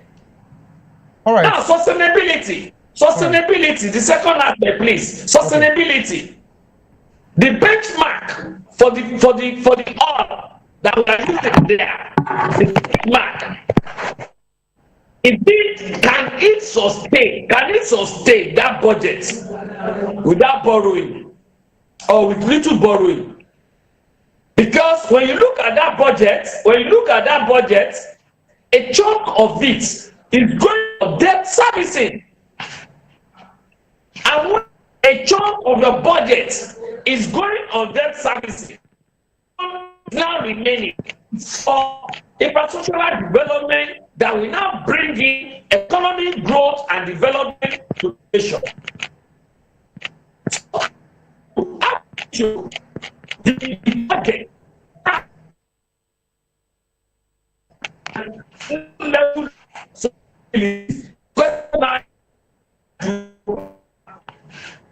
coming back. Okay. All right, doctor. Thank you so much. Thank you so much for that particular one. And I think we're having a network glitch there. It's not really making us get it clearly. Well, I'm also told that we have Comrade Ragbe Anslem join us. Good afternoon, Comrade. Yeah, good afternoon. Can you hear me? Yeah, I can hear you loud and clear. Thank you for joining the program. Comrade Ragbe Anslem, National Youth Leader, Labour Party. My pleasure to be here. All right. Also, we have Chijoke from Canada. Chijoke was just meant to even greet us because today Chijoke is just recovering, and maybe he will have to join the program, tomorrow or next. Chijoke, are you there? I don't know if. Yeah, I'm here, but it's all right. I can give you guys the grace of today. Then tomorrow I will come back. I asked after you the other time. Chijoke is just recovering. Chijoke is just recovering. I was very sick. Bonko. All right, Chijoke, thank you so much. Chijoke, just enjoy your Canada. You'll be joining the program tomorrow or next. Okay, let me allow the gladiators dig this situation of reforms. Okay, so let's bring it back to the studio. Mr. Dele Fanimo, I'd like to come straight to you. When we talk about reforms and the federal government telling us that the budget, the 2026 budget will solidify, reforms, gains as regards to all of, the things they've been doing before now. Do you think that they're actually giving us, the right, statistics, or it is just about paper and pen? You see, there are two fundamental ways of looking at the trajectory of the economy of a state. You have the macro level and the micro level. Yeah. You see, the macro level is at the point where you reel out statistics on inflation, price index, GDP, and all that. That is for the elite. Then when you now come to the micro level, you're talking about how the economy impacts individuals and the society. What is the living condition before now? How far have we gone in changing the living conditions of the average Nigerian? And what are those things that you intend to do to ensure that life becomes more abundant and livable? Now, having said that, I would rather go into some of these details for the avoidance of doubt.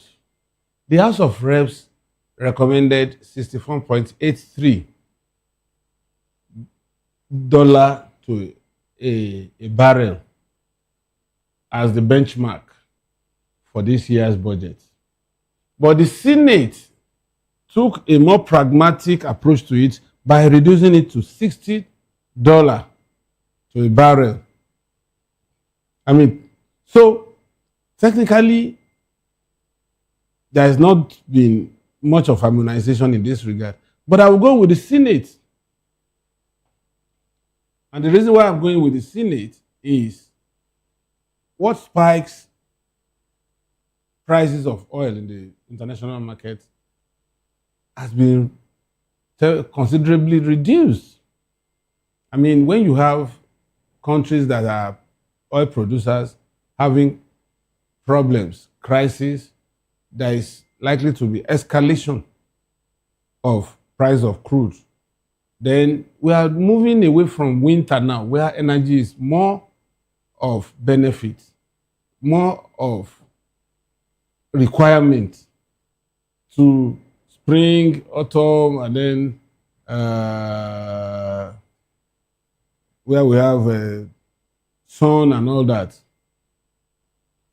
So for me, it is more realistic to put the oil price at $60 to a barrel in the international market.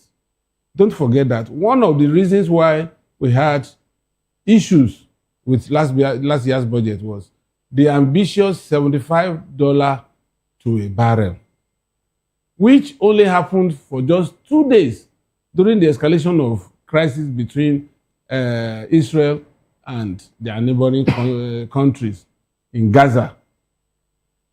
And people were also expecting that maybe the Russian-Ukraine crisis would boil over. But somehow, Trump came in and there was a little bit of reduction in tension. China couldn't come in and all that. So, now this year, we shouldn't expect escalation of price of crude. It will likely come down than what we experienced last year. So, and when you have that, you are going to borrow money to shore up the lapses. That's why the federal government went a borrowing last year to shore up the almost between $12 and $15 shortfall. Now, we're talking about crude exploration.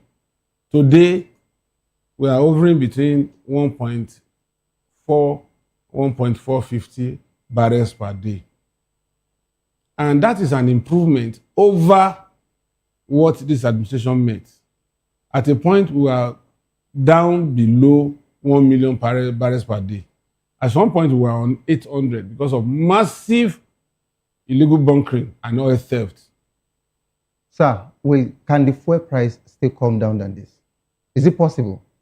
You recall that last year, when people were saying price of crude, petroleum yes, will cost 1,500 by December. Yeah, I was the only one that said it here. You said no. I said it will come down to That's what I'm asking. 700. Yes. So will it still drop more than this? I am telling you, before June, price of petroleum products, particularly petrol, will come down to less than 600.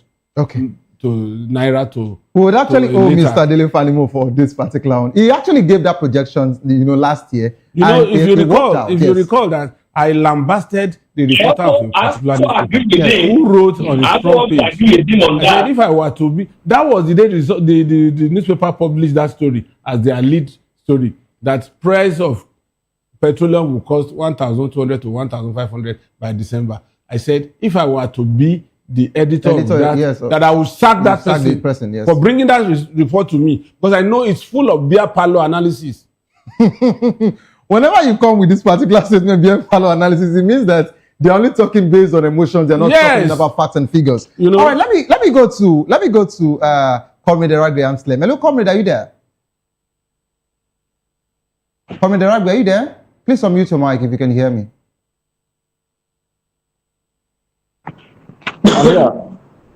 I'm here. Hello, comrade. Yeah, I can hear you. Okay, so, comrade, if you can hear me, I would like to ask you, the government actually claims reforms are yielding results, like easing inflation and stronger reserves. What evidence supports this, and how will the budget accelerate these gains for ordinary Nigerians?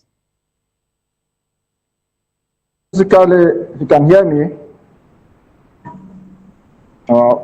basically, there are benchmarks for assessing every budget's performance everywhere in the world.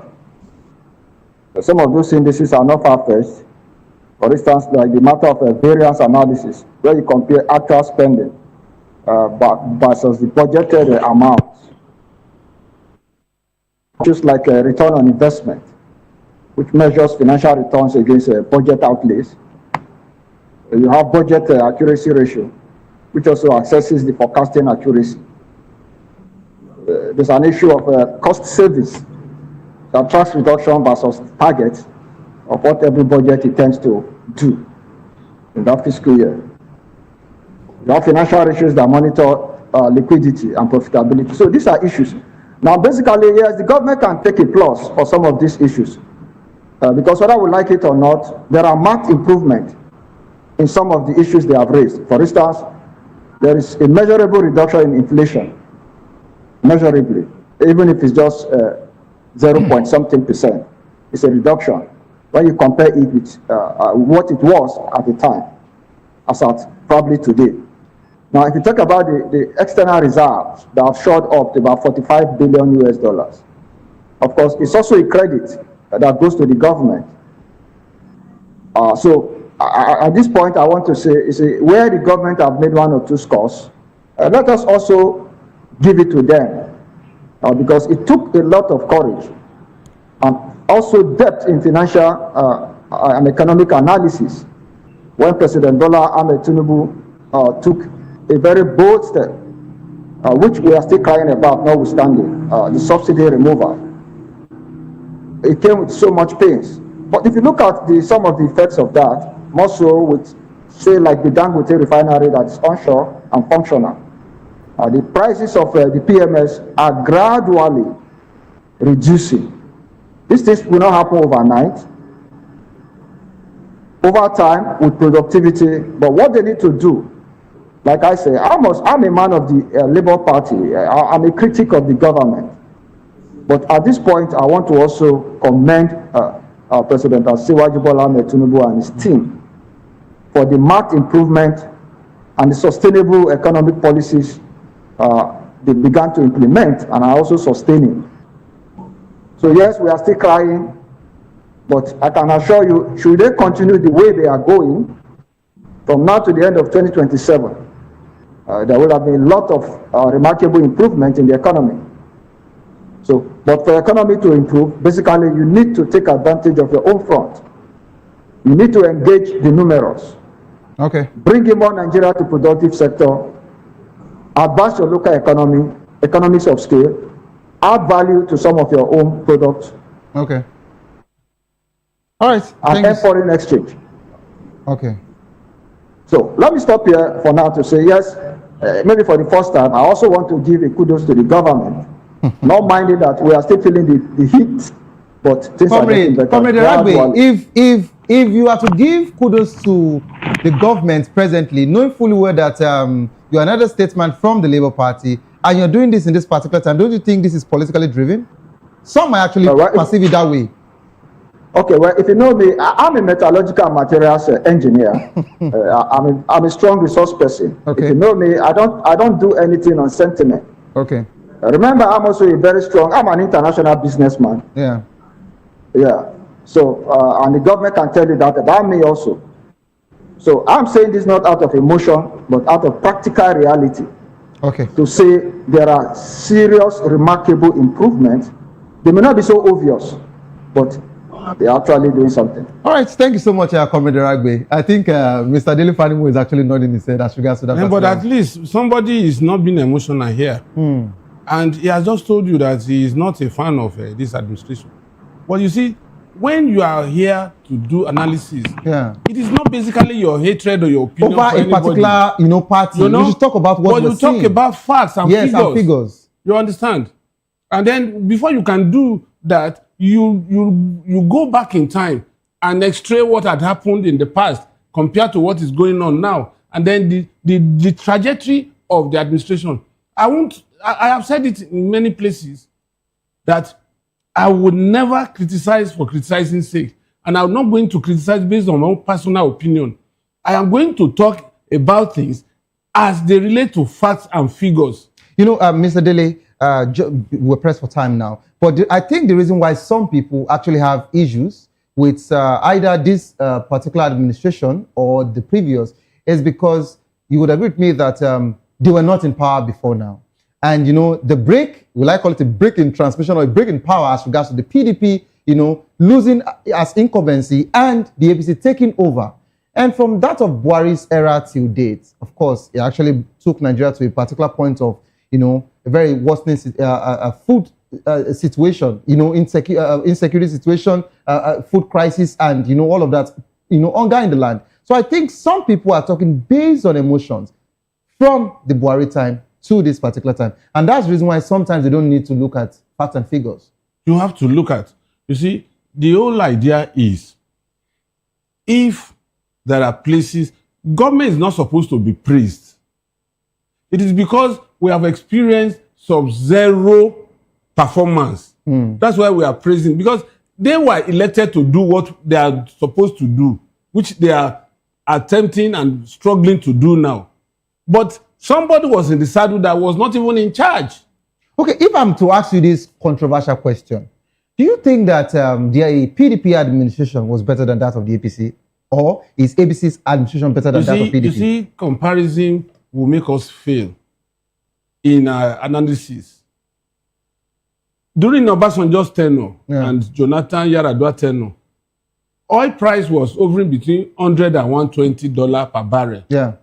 And we were pushing out 2.2, 2.3. Between Buhari's tenure and this tenure, look at the oil price. It has never risen beyond 70, except in very rare cases. Yeah. And then, if you want us to do a peer review, we'll be looking at administration and not political party. Okay. Okay, I know where you're going to, Mr. Dele. But of course, at the time might not permit us to do that today. But I'll look for a way to actually box you into that particular conversation sometime next week. I'm available. I love the fact that you said it will be based on administration. You understand? So we'll talk about both all of the proof of concept. You understand? We'll talk about. You can't compare Obasanjo's regime, Yar'Adua's regime with Jonathan's regime. With Jonathan's regime. And you cannot compare Buhari's regime with Tinubu's So you want to first, strip them off the party? Yes. And let's actually go in to it. All right, so let me go to Dr. Kayode as we round off. Doctor. Hello, Dr. Kayode, are you there? Yes, I'm there with you. All right, so Doctor, in just 30 seconds, we need to draw the anchor right now. So what would be your closing as regards to this conversation, please? What? I'd like to take your closing, as regards to the conversation we're talking about here. Yes. What I will say is the federal government should be more careful this time around. Because honestly, people are hungry. Okay. People are angry. Okay. And in such a situation, anything can happen. To that extent, government should be more careful in dealing with people by allowing them to have a meaningful standard of living. All these so-called increments in tariffs or so many things, they should stop it. Not to talk of the tax. They're not coming up to put on the people. All right, thank you so much. Don't allow the people to go live with you. Because when it comes to spontaneous reaction, you will not be able to contain it. Thank you so much, Doctor, for that final thought. I sincerely would have wanted us to go on and on. But officially, I'll be doing this invite from Dr. Dayo Kayode and, of course, Mr. Dele Fadimo. I would like to talk about that particular topic. Maybe that would actually ease some people of their sentiments as regards to governance in Nigeria, where we have to just do a clear, explanation of different administrations, stripping them of political parties. And I think that would actually rest the conversation. This is how far we can actually go on the show this wonderful evening. Don't forget that the views and opinions expressed by our analysts are solely their own and do not reflect that of VOP Media. If you love the world of sports, I'd like you to stay put to enjoy Locker Room. Coming up next is Locker Room. And they should be coming here to give us, that particular celebration as regards to how they won, how Nigerian Super Eagles actually won the AFCON yesterday. Not the cup, rather, but of course against Mozambique. And we're all excited for the 4-0 results. Don't give up because it is not over. Tough time doesn't last, but tough will last forever. Your face will soon be over and you will definitely smile again. My name remains Savior Udo. Have a good evening.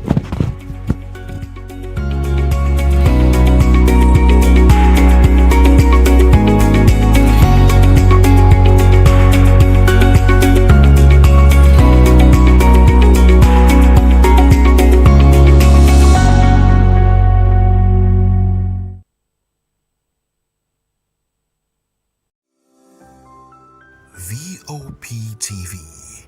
Now you have more than a voice. Are you ready for the extraordinary? Something big is happening on your screen.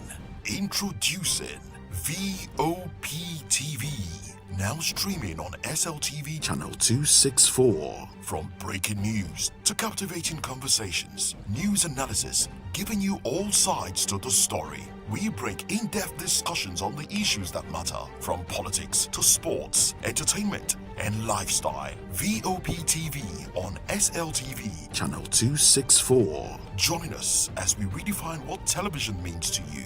Voice of the People Television, VOP TV.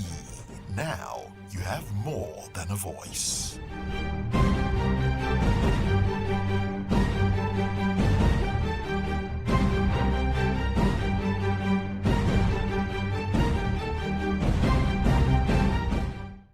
In a world where truth is the ultimate power and opinions scream the loudest, it's time to wade through the noise. Hunger no get drum! Hunger no get religion! And scan the human interest and trending topics that matter.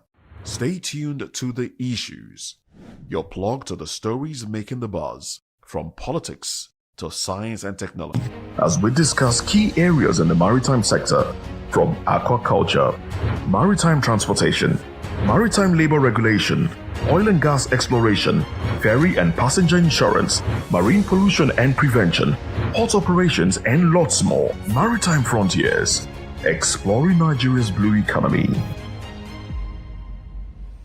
My name is Michel Dele. I'm the Consul General of the Netherlands in Lagos. Keep watching VOP, Voice of the People TV. I'm Sarah Nystrom from Sweden, aka Chief Omobawale, Communication Queen. Keep watching VOP TV. Hi, I'm Samantha Jacobs, representing the States. Miami's in the house, and I want to make a shout out to VOP TV. I'm a humanitarian, and I'm also a rep in the film industry and the art industry. I help dreams come true, and I help you keep on that path. Shout out to VOP TV because you're helping people stay on their path too. Cheers.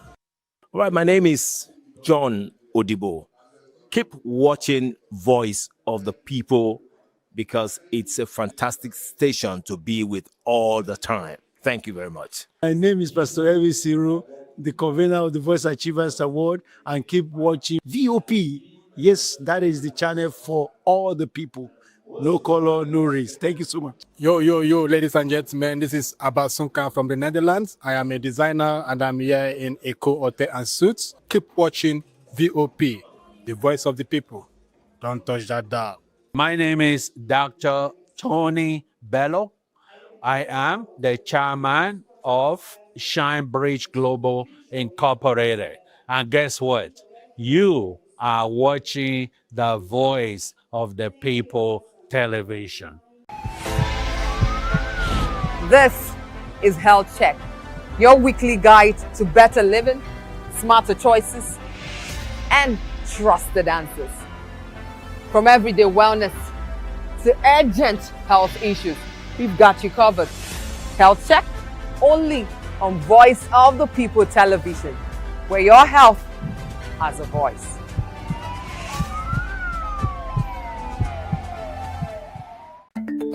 Africa is on the move, a continent of rising voices, untold stories, and powerful transformations. From the streets of Lagos to the heart of Nairobi, from the mines of Congo to the tech labs of Cape Town, the African story is being written every day. Bold, dynamic, unstoppable. This is African News on Voice of the People television. We don't just bring you the news. We analyze and bring you Africa's heartbeat, the politics that shapes our nations, the economies that drives our future, the cultures that defines who we are, the voice that must be heard. Africa News, Africa's voice, Africa's future.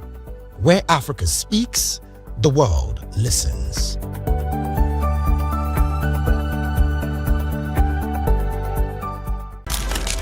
In a world where power shapes with every headline, In a nation full of questions, in a world filled with noise, the truth needs a voice. The policies that shapes our world and the economy that determines our future. Every hour, every day, the grapevine keeps buzzing And together, we are committed to telling the stories that shape our world because your voice is our focus. Don't forget, our voice matters the most. Let us come together and share our concerns.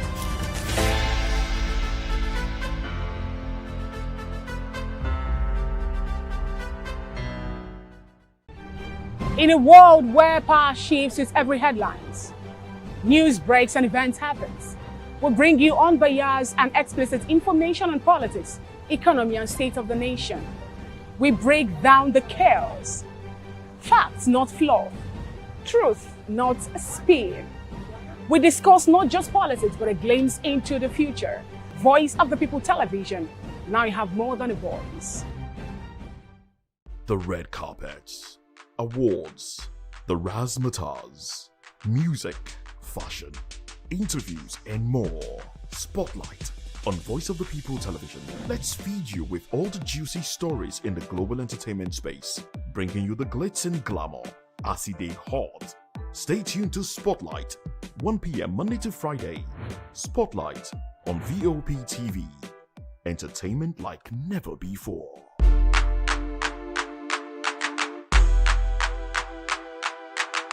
Welcome to the locker room, the home of football talk that matters. I am Jerry Arpillon. Join us every weekday, Monday to Friday at 5 p.m. Nigerian time, as we share the hot takes and hot debates in the exciting world of football.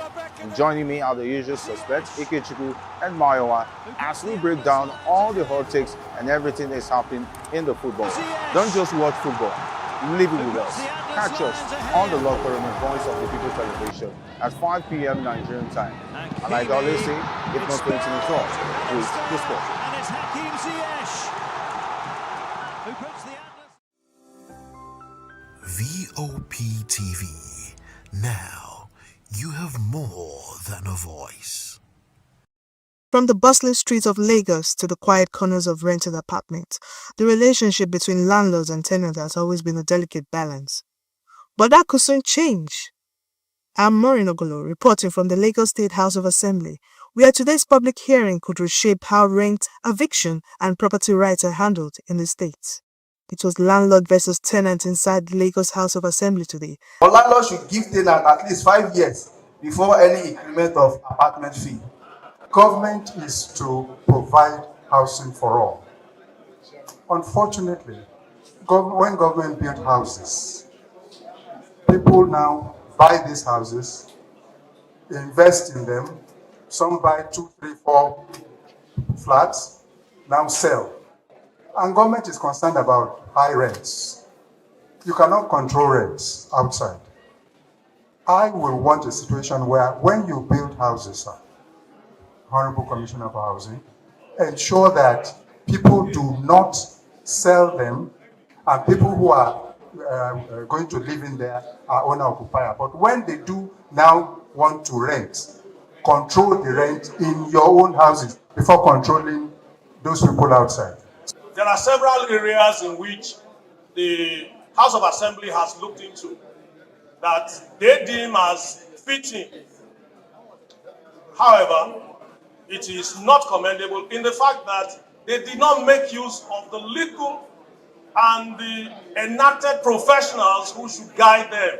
The purpose of public hearing is for professional bodies to come around and guide us and tell us and the public to come and tell us what we need to know and what we want. Laws are made for the people, and that is the purpose of the public hearing. As the Tenancy and Recovery Premises Bill 2025 came under public scrutiny, the one-day hearing at the Latif Jakonde Auditorium in Elausa brought together landlords, tenants, legal experts, property developers, and house advocates. So we are here to support the bill, but we have concerns. And our lens, the lens at which we are looking at this is the social justice lens. As an NGO, we are concerned about some social justice issues, and the first one is discrimination. We have noted a concerning trend in Lagos where houses are reserved for certain category of persons. The vacancy that is advertised, you will see that it's usually said that the houses are not for single persons, single women, single mothers, not for Igbos, only for Igbos, not for Yorubas, only for Yorubas. We think this is concerning. Firstly, the Constitution, Section 42, outlaws that kind of behavior. It calls it discriminatory. It outlaws it. So to allow that to persist is not good for the sector. So we are recommending that the bill should take on this particular challenge and include a provision in the bill where anybody who discriminates by virtue of sex, religion, or where they come from, or economic status should be penalized by the bill. The memorandum has been submitted, the public hearing has been heard, and of course, we had a lot of contributions from the public. We will go back, look into the bill, properly get their memoranda, check them properly, and sieve and add and subtract what are necessary to be in the bill for it to become a law. As debates wrap up inside House of Assembly, the one thing is clear: the bill could change the face of renting in Lagos, for better or for worse. For tenants, is a hope of stronger protection. For landlords, is a call for clearer rights. But until the final law is passed, the tug of war over rent and eviction continues. From Alausa, I am Maureen Okolo, reporting for VOP TV.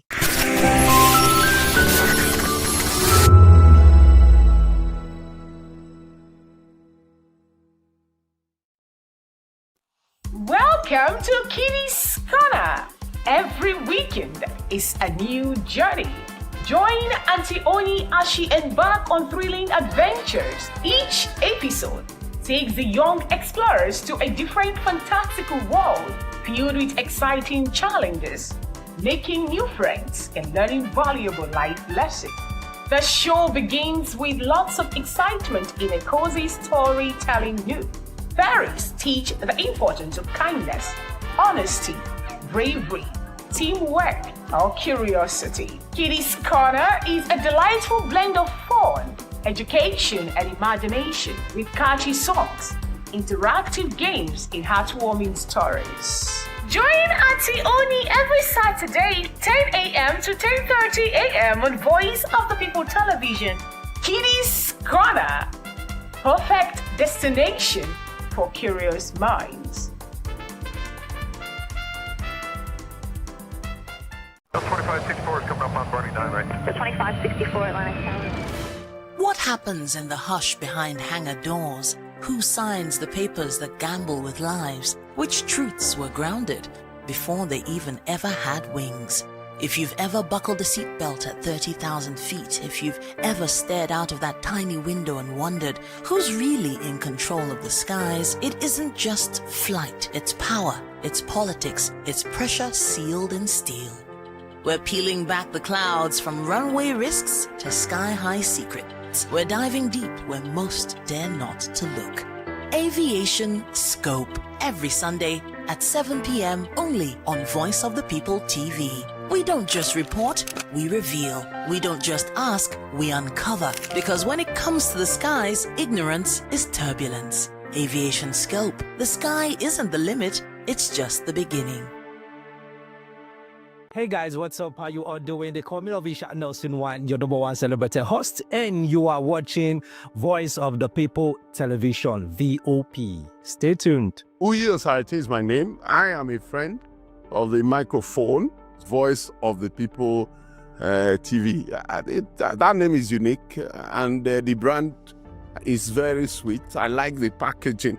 Picture qualities, camera qualities, and then of course, the quality of human beings that I see sometimes on your channel. I talk and get paid, and I look forward to being in your studios. Oh yes, you are on to Voice of the People TV, live here in Benin City, the cradle of black civilization. What are you waiting for? Tune in, bro. VOP TV. Now, you have more than a voice.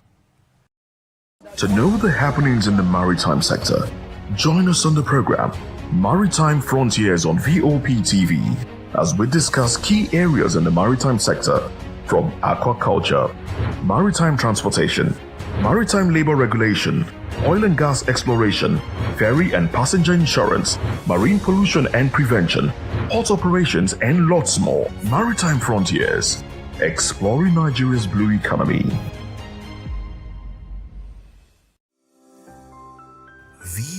TV. Now, you have more than a voice. The Ariaria International Market is an open-air market located in Aba, a city in Abia State in southwest Nigeria. The market is one of the largest markets in West Africa and nicknamed China of Africa because of its versatility in the making of wares and leatherworks. Ariaria International Market was established in 1976 following a fire outbreak that destroyed the old Ekeoha market in Aba. The market was originally sited in a swampy area.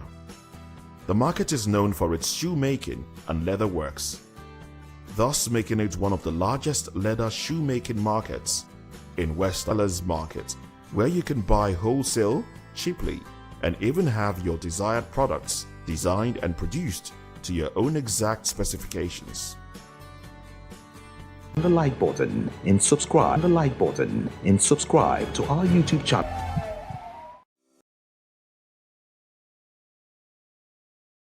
Welcome to the locker room, the home of football talk that matters. I am Jerry Arpillon. Join us every weekday, Monday to Friday at 5 p.m. Nigerian time, as we share the hot takes and hot debate to be for the Super Eagles against the Algerian. The federal government announced that the Super Eagles have received their winning bonus for the ongoing 25 African Cup of Nations in Morocco. According to reports, the announcement comes after the players threatened to abstain from training and travel to Marrakesh for their quarterfinal match against Algeria if the issues were not resolved. Of course, today, Dr. Doris Uzoako Anite, Minister of State for Finance, confirmed the payment of bonuses on her social media account. In a statement, she said, and I quote, that all group state bonuses have been fully released and cleared through the necessary regulatory channels. I am pleased to provide an update on the administrative progress regarding the March bonuses for our national team at the AFCON, she said. And of course, the federal government and the Central Bank of Nigeria have successfully streamlined the foreign exchange processing to ensure our players are rewarded without further delay.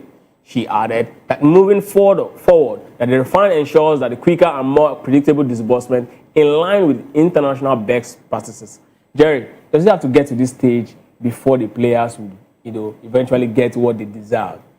Yeah, it's a national embarrassment because I don't get to see where the Cameroon Federation minister, the Minister for Finance in Cameroon or Algeria or Benin Republic or any country as far as this AFCON is concerned, talking about sending money to players directly. They don't even trust the NFF. They're even saying that they're going to send it direct to their bank account. That means all the players will write their bank account number on a piece of paper and they will not type it and send it direct to the Minister of Finance or the central bank and say, accountant, make sure it gets to this account. Let it not enter NFF account because I don't want to hear story. That means all the bonuses will be lined up. And I hope that after the Algerian game, I hope they win because every Nigerian wants them to win. But definitely everybody is optimistic. If they win that game, I hope there's already preparation. Not that at every stage of the competition, the players will say, okay, we have to wait for our Algeria bonus before we play semi-final. After semi-final, we wait for another bonus. It's a show of shame.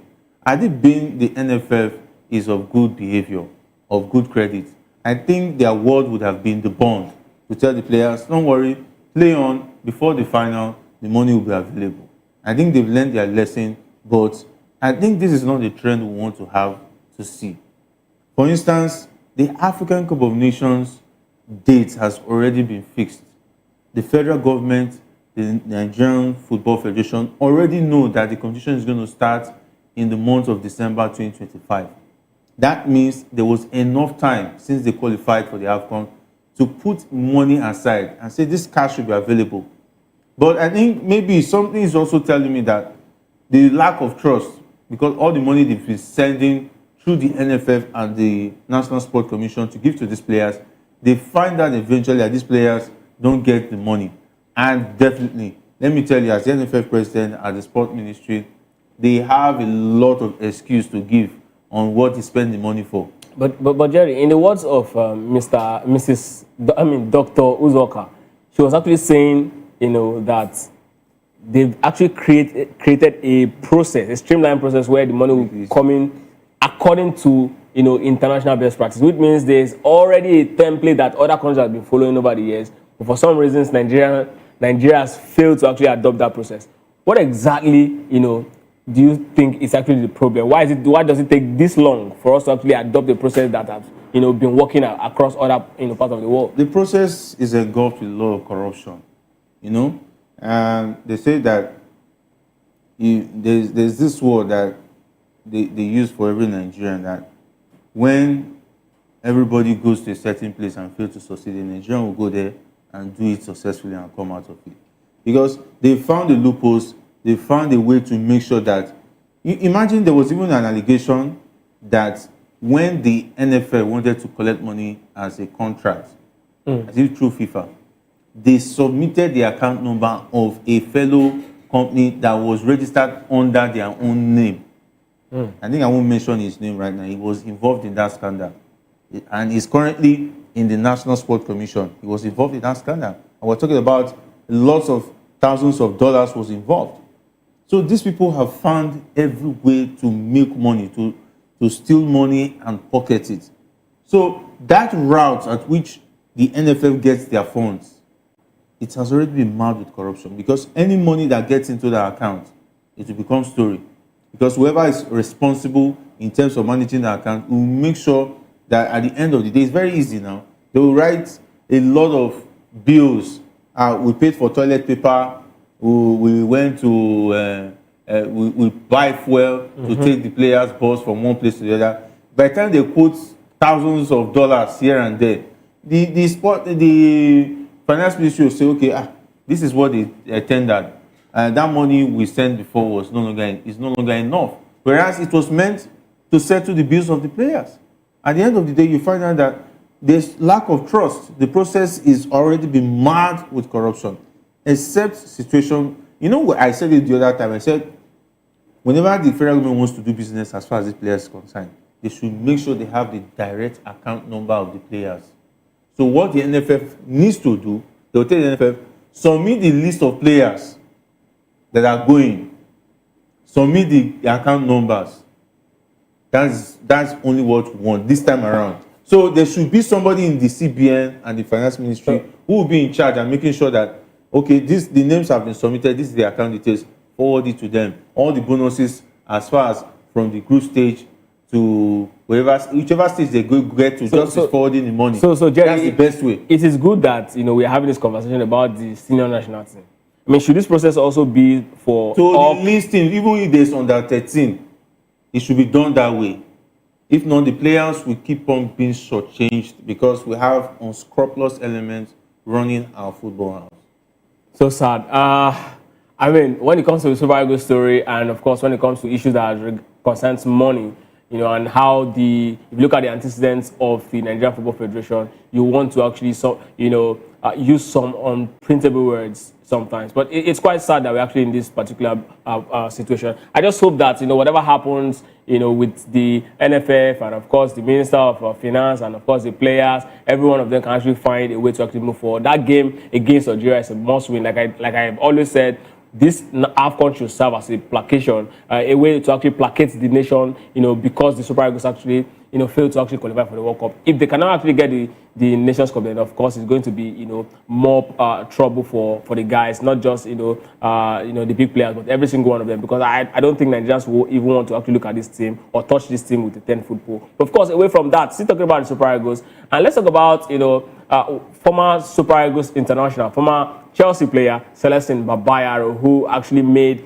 a surprise list of top players that have light up the African Cup of Nations from the Nigerian national team. And of course, in his remarks, 5 players that he actually spotlighted from the Super Eagles, Victor Osimhen is not actually on that particular list. And of course, a lot of persons have actually been talking about it, because Osimhen, I mean, is a player who, you look at him before this particular championship, a lot of Nigerians have actually come out and said he's Nigeria's biggest, player in this particular championship. And now, in this particular championship, we've gotten to the, quarterfinals, and ex-international is saying, yes, we've done all we can, but Osimhen is not, Nigeria's top 5 players. And the Super Eagles are set to actually travel to Marrakesh for their quarterfinal clash against Algeria, aiming to improve on their run-up finish at the last AFCON in Cote d'Ivoire, Fubara'S expressed that it would be unfair to overlook other players in favor of Osimhen, especially after their 4-0 victory over Mozambique in the round of 16. He stated, while Osimhen has performed well in the tournament,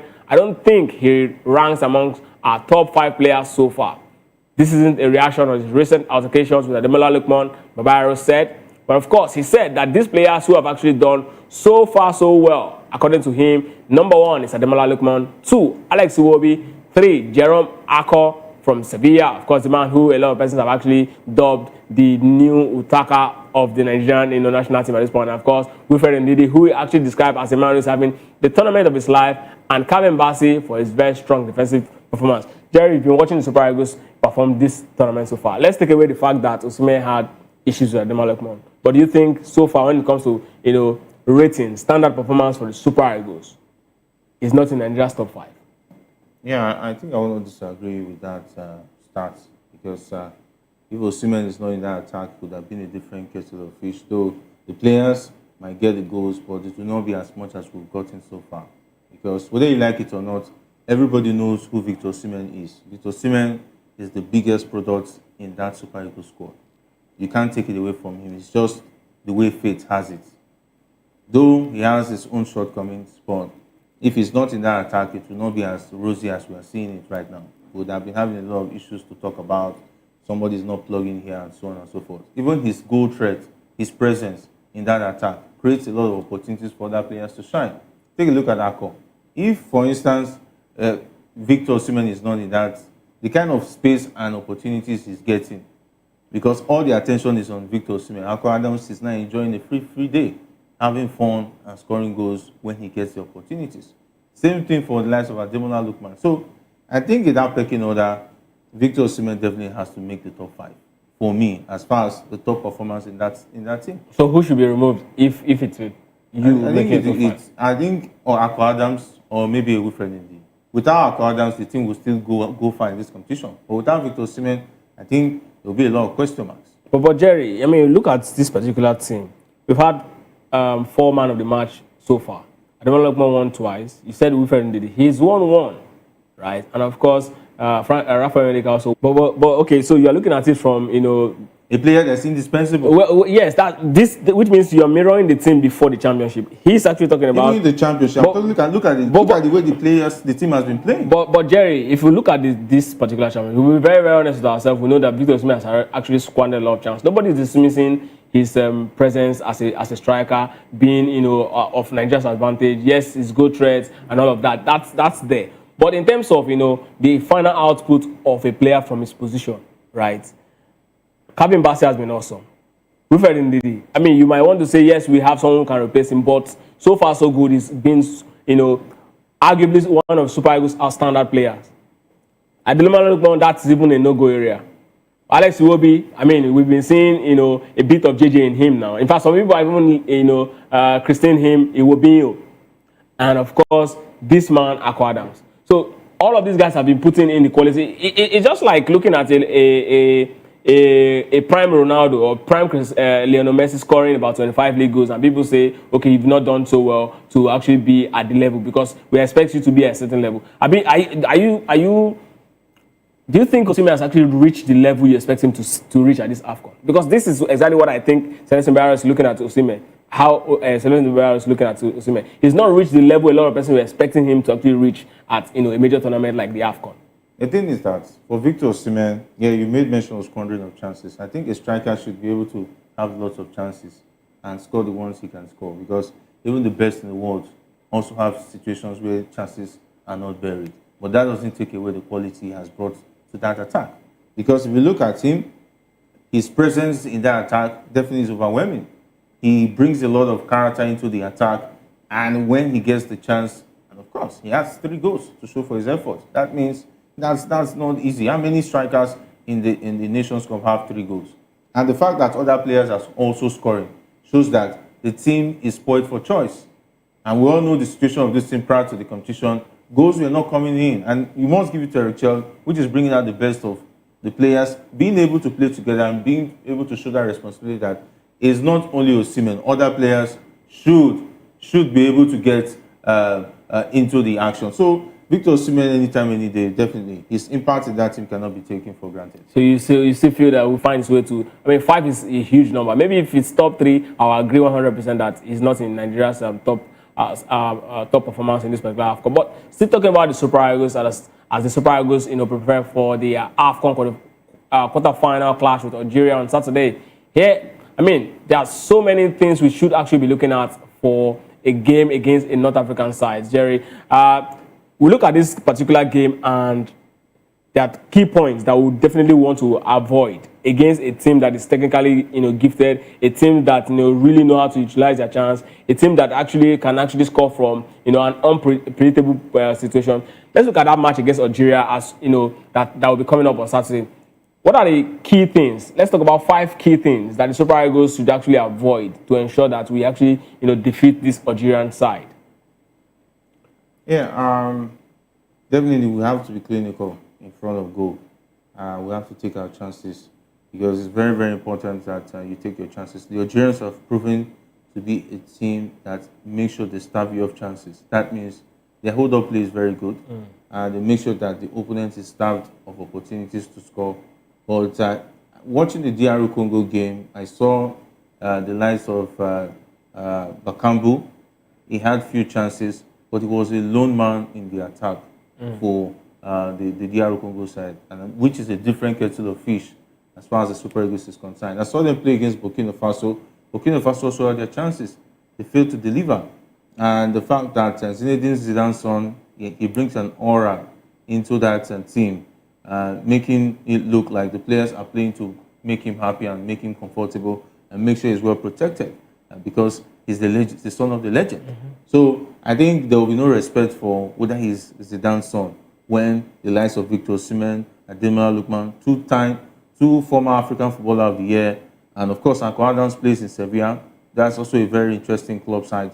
And these players have played against the greats. So that respect will not be there. The likes of other African teams may have showed him enough respect. That is why he has not considered. Unfortunately, it's not going to be like that. And the fact that we are spoiled for choice going forward. So it's going to be a very, very different game for the Algerians. A team good attack-wise that they've not played against. And that is going to be the undoing of the Algerians if they take our attack lightly. And that is why Victor Osimhen being in good form and being excited in that game is going to be very, very important. Okay. Creating a lot of pressure in that defense and giving other players other opportunities to bury the ball into the net. Absolutely. I mean, taking our chance is huge. So again, one of the things the North Africans know how to do is play antics. And we saw the Super Eagles game against the Mozambique. There's a lot of bookings that actually went against us, likes of Calvin Bassey. How do you think the Super Eagles should actually go into this particular game to actually avoid bookings? Because the North Africans will come at you. Definitely, this is exactly the moment they live for. How should we actually handle the North Africans? Particularly the Algerians in this case. Yeah, I think it's now left for Eric Chell to talk to his defensive midfielders, especially Frank Onyeka. Frank Onyeka is going to start.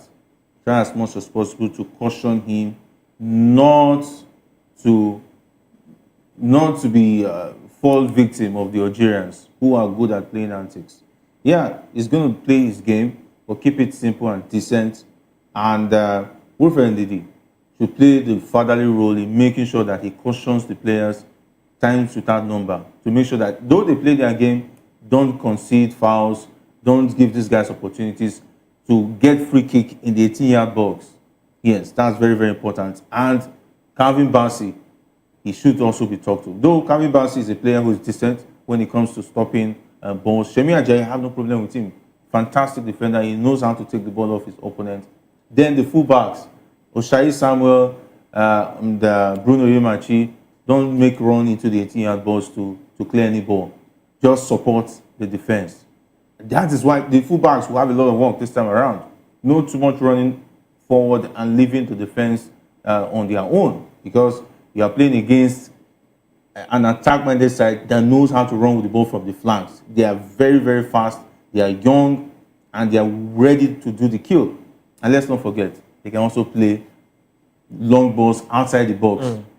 And we all saw that goal. Bombina's goal is a perfect example. That means the likes of Wambali needs to be alert for if it's going to enter 130, 20 minutes, he needs to be alert, ready for shot from outside, ready for the theatrics. Don't run too much, because I know one by the two. When he's left with a player, he might want to be too enterprising. Don't concede penalties, because the Algerians can just come in first 15 minutes, they get the penalty and they sit back, just soak up the pressure, keep on passing the ball, wasting time. And let's not forget, they have Riyad Mahrez. Riyad Mahrez, he has done it before against the Super Eagles. That was a beautiful free kick. And I hope they are prepared for dead balls, because the Algerians know how to score dead balls. They have to be very, very careful with dead balls. They have to be careful for outside shots, careful of the theatrics, talking about trying to commit the referee to give them cards and so on and so forth. So those are the things they should look forward to as far as the Algerians are concerned. So now this is exactly what the Super Eagles should actually look forward to. I mean, we also know that the Super Eagles is a team in this particular tournament. Yes, we've scored a lot of goals, but we've shown defensive frailty. We've shown that we are not in one of the best side when it comes to defensive records. All of our games, except this game against Mozambique, we considered the goal. In fact, against Tunisia was the worst. We actually were 3-0 comfortable, and then they actually scored 2 goals in that particular game. How should the Super Eagles ensure that mentally, when you're actually leading, you should actually stay at that particular position, like we did against the Mozambique side? Because this is a very top team. This is not the Mozambique. It's not going to be easy to actually find the back of the net against an Nigerian side 4 times. A team that's got a very good record against the Super Eagles in AFCON. If you discover the game against Tunisia that everybody's talking about, the team was leading 3-0. That means at the point at which they scored their first, second, third goal, they were disciplined in making sure they didn't concede. We all knew what happened. Frank Onyeka was removed, an attacker was brought in, maybe to add more goals to what they've already scored, instead of securing the victory. And I think Eric Chell learned from that mistake and improved on that in the Mozambique game. And they were able to come out with a clean sheet in that game. And I expect the same against Algeria. So it shows that the team is making progress from correcting their mistakes in their previous game, like the one against Tanzania, moving on to the Tunisian game, and did better in the game against Mozambique. And let's not forget, the Uganda game, most of the fringe players were given opportunities and were considered just a goal in that one. So there's a show that the team is improving. So I think I will not worry about conceding goals. And let's not forget, Mozambique didn't even get a shot on target. No shot, even shot of target, they didn't even get.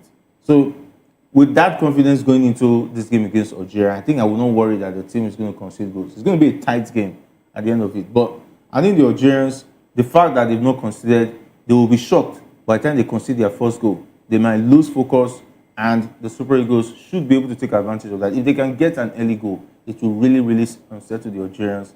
And of course, the Super Eagles might have a free-for-all. The Algerians will most likely be coming into that particular game by actually allowing the Super Eagles, hand the Super Eagles the possession of that game.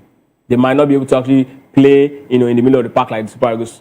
But one thing they are very also good at is they know how to play low block. And one weakness, one deficiency that the Super Eagles have shown, in the last couple of years is that we really struggle against low block side. With an Algerian side that can actually shoot from long range, right? And, know how to actually kill game when they're actually in the lead.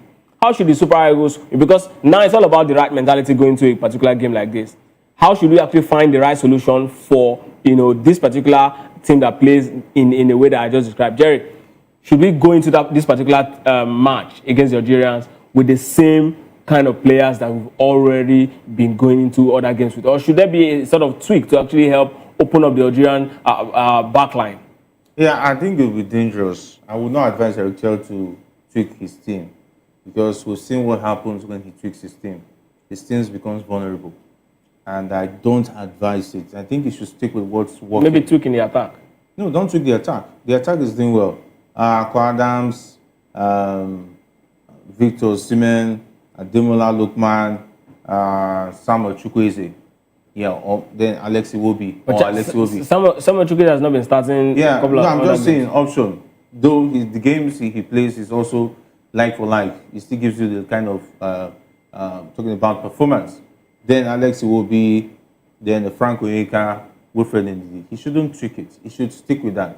For the Algerians, I think they are not afraid of the Super Eagles. Let's not forget, they are the only team alongside Nigeria that won their first 3 games in the group stage. They've not lost a game in this competition. No draws, all win. So on the back of that, the Algerians will be coming into this game with confidence. They will not. I don't think they will want to sit back.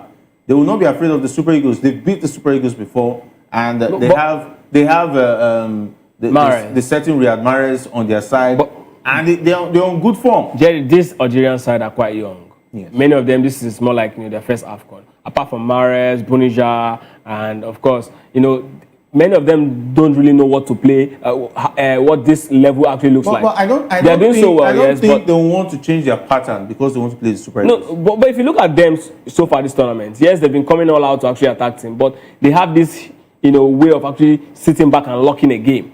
And when they come against the Super Eagles side that plays in this way, if you recall the game against Tunisia, before they met the Super Eagles, they've always been coming out.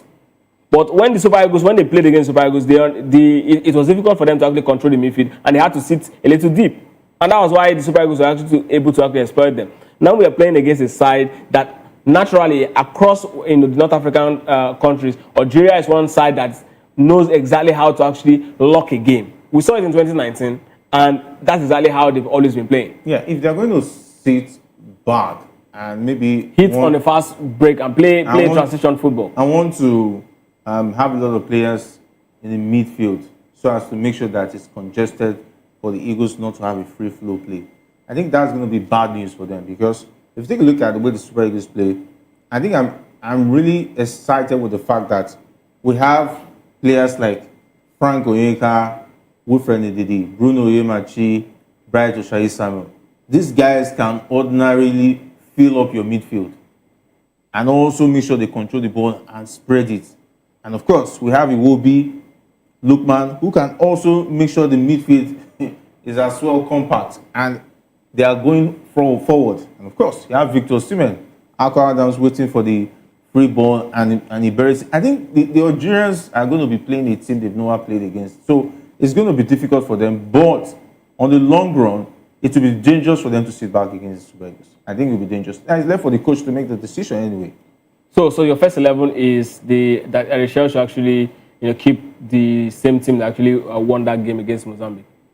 Yeah, no, I think it's going to be definitely it's going to be majorly the game against Mozambique. Because that's our last game, yeah. That's the last game of the Eagles. Yeah. And there's no knock, no suspension. I don't know about the situation of Calvin Barnes because he got a yellow card the last game. Is available. Is available for the game. So I think if he starts that same team, I don't think we should have anything to worry about. Definitely. All right, Jerry said it doesn't think we should have anything to worry about. Hopefully, and of course, yes. Before I even move on to what's happening in England, Daniel Mokachi actually said that 4 teams that he's looking at, these 4 teams to actually nick the title at the end of the day. He mentioned Nigeria, Algeria, Morocco, and Senegal. Do you think any team outside these 4 can actually win this particular championship? Yeah, I think it's unfair ruling out Cameroon, because life for life, Cameroon looks like the team that might stop Morocco. Something tells me about that Cameroon team. They are a classic side who is not afraid of anybody, whether it be it Nigeria, be it Algeria, wherever they are playing against, whether because Morocco are the host nation. Morocco has not played beautiful football. They've just been struggling. I saw them, see the Mali game, and where they played the draw. Morocco is not convincing. Even with the return of Achraf Hakimi, who is not on form yet, he's not match fit. He's just trying to struggle his way, but definitely his name counts on the pitch. So Morocco has not been that side that we saw at the last World Cup. So Cameroon might surprise them. We might see Cameroon making it to the final. Then Senegal, definitely. Senegal-Mali is going to be a game I want to see. Yeah, because we have 2 very fluid West African sides who are very, very interesting. And they are spoiled for choice attack-wise in terms of talent. And young players who want to prove themselves. So that game will decide who will make it to the final. So Senegal, whoever wins that game between Senegal and Mali, that's going to be a very... And of course, Cote d'Ivoire. It would be unfair to rule out Cote d'Ivoire. Amad Diallo is on fire. The other players are really playing. And then Martin Faye has won this championship before. That confidence is there. I think Cote d'Ivoire, Senegal, then Cameroon, Nigeria for me. Those are the teams I'm really rooting for. But you know that whoever wins in this Nigeria tie will play whoever wins in the Cameroon tie. Yeah, Definitely. So which means, I mean, just I one would of prefer to play Cameroon than play Morocco.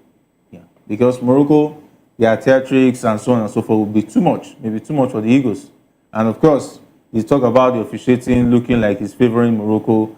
I don't want to deal with that right now because we all know what the Super Falcons went through when they played them. So I will be comfortable playing the Cameroonians. I'll be able to beat the Cameroonians than the Moroccans. Yeah, definitely. All right, Mawa, it's good to have you join us. They say it's better late than never. Welcome to Locker Room.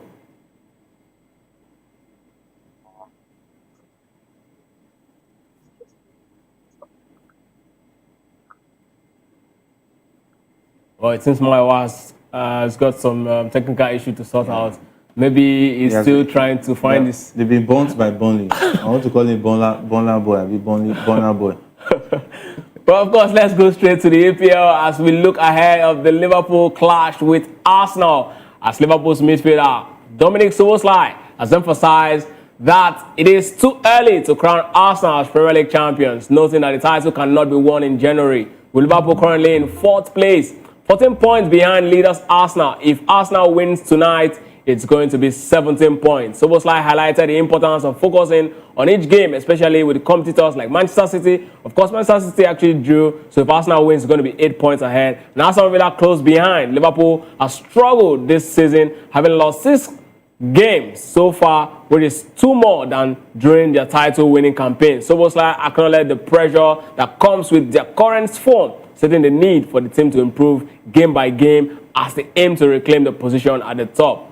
He underscored the performance of handling the pressure that comes with playing for a team like Liverpool. Furthermore, Szoboszlai expressed concerns over Mo Salah's absence during the AFCON Cup of Nations, noting that their close friendship and Ford's significant role in the team despite current tension surrounding Salah's future at Anfield. Szoboszlai believes Salah has the professionalism to navigate the situation and hope to see him come back helping the team soon. Jerry, how significant is Mo Salah's absence going to be in this game against Arsenal? Yeah, I think recent times Arsenal have shown that they've devised a means to stop Salah from terrorizing them. And I saw that in the last game, Anfield, and they've been able to find a system that stops Salah from terrorizing them like it used to be in the past. So the absence of Salah is not going to be a big issue for this Liverpool side, which has been struggling this season so far so good. And they are the only side that have beaten Arsenal this season. Oh, the second side, okay? They were the first to show other sides how it's done. And the man who was the major culprit is talking. I don't blame him. Definitely, he was the one who scored the free kick, who scored the brilliant free kick, which is a worthy for me. I think he should be going for the goal of the season. He's a goal of the season contender, whether you like it or not. From that angle, fantastic play. And I think I like the statement when he says that he doesn't believe he's playing against the champions.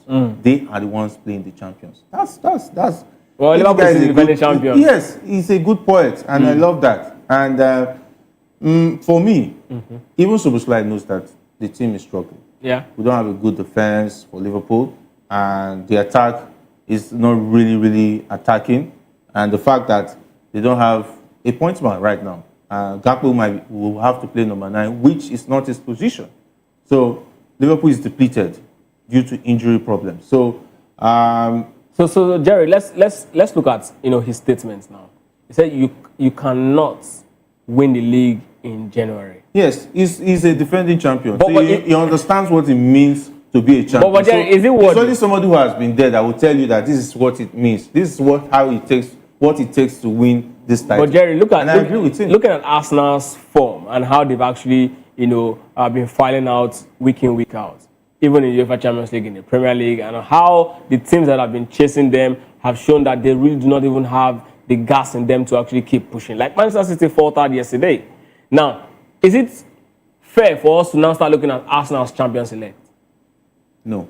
The thing is that let's not put Arsenal in the sport that they have been before, and eventually they did not win the title. Arsenal have been in this kind of sport before, where they were looking like the champions.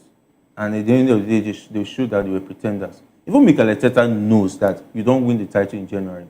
You have to at least by March, whatever they do this January, February, then by March, you can now say, yes, they are looking very much like the champions. They have the credentials with what they've done so far. They are showing promise.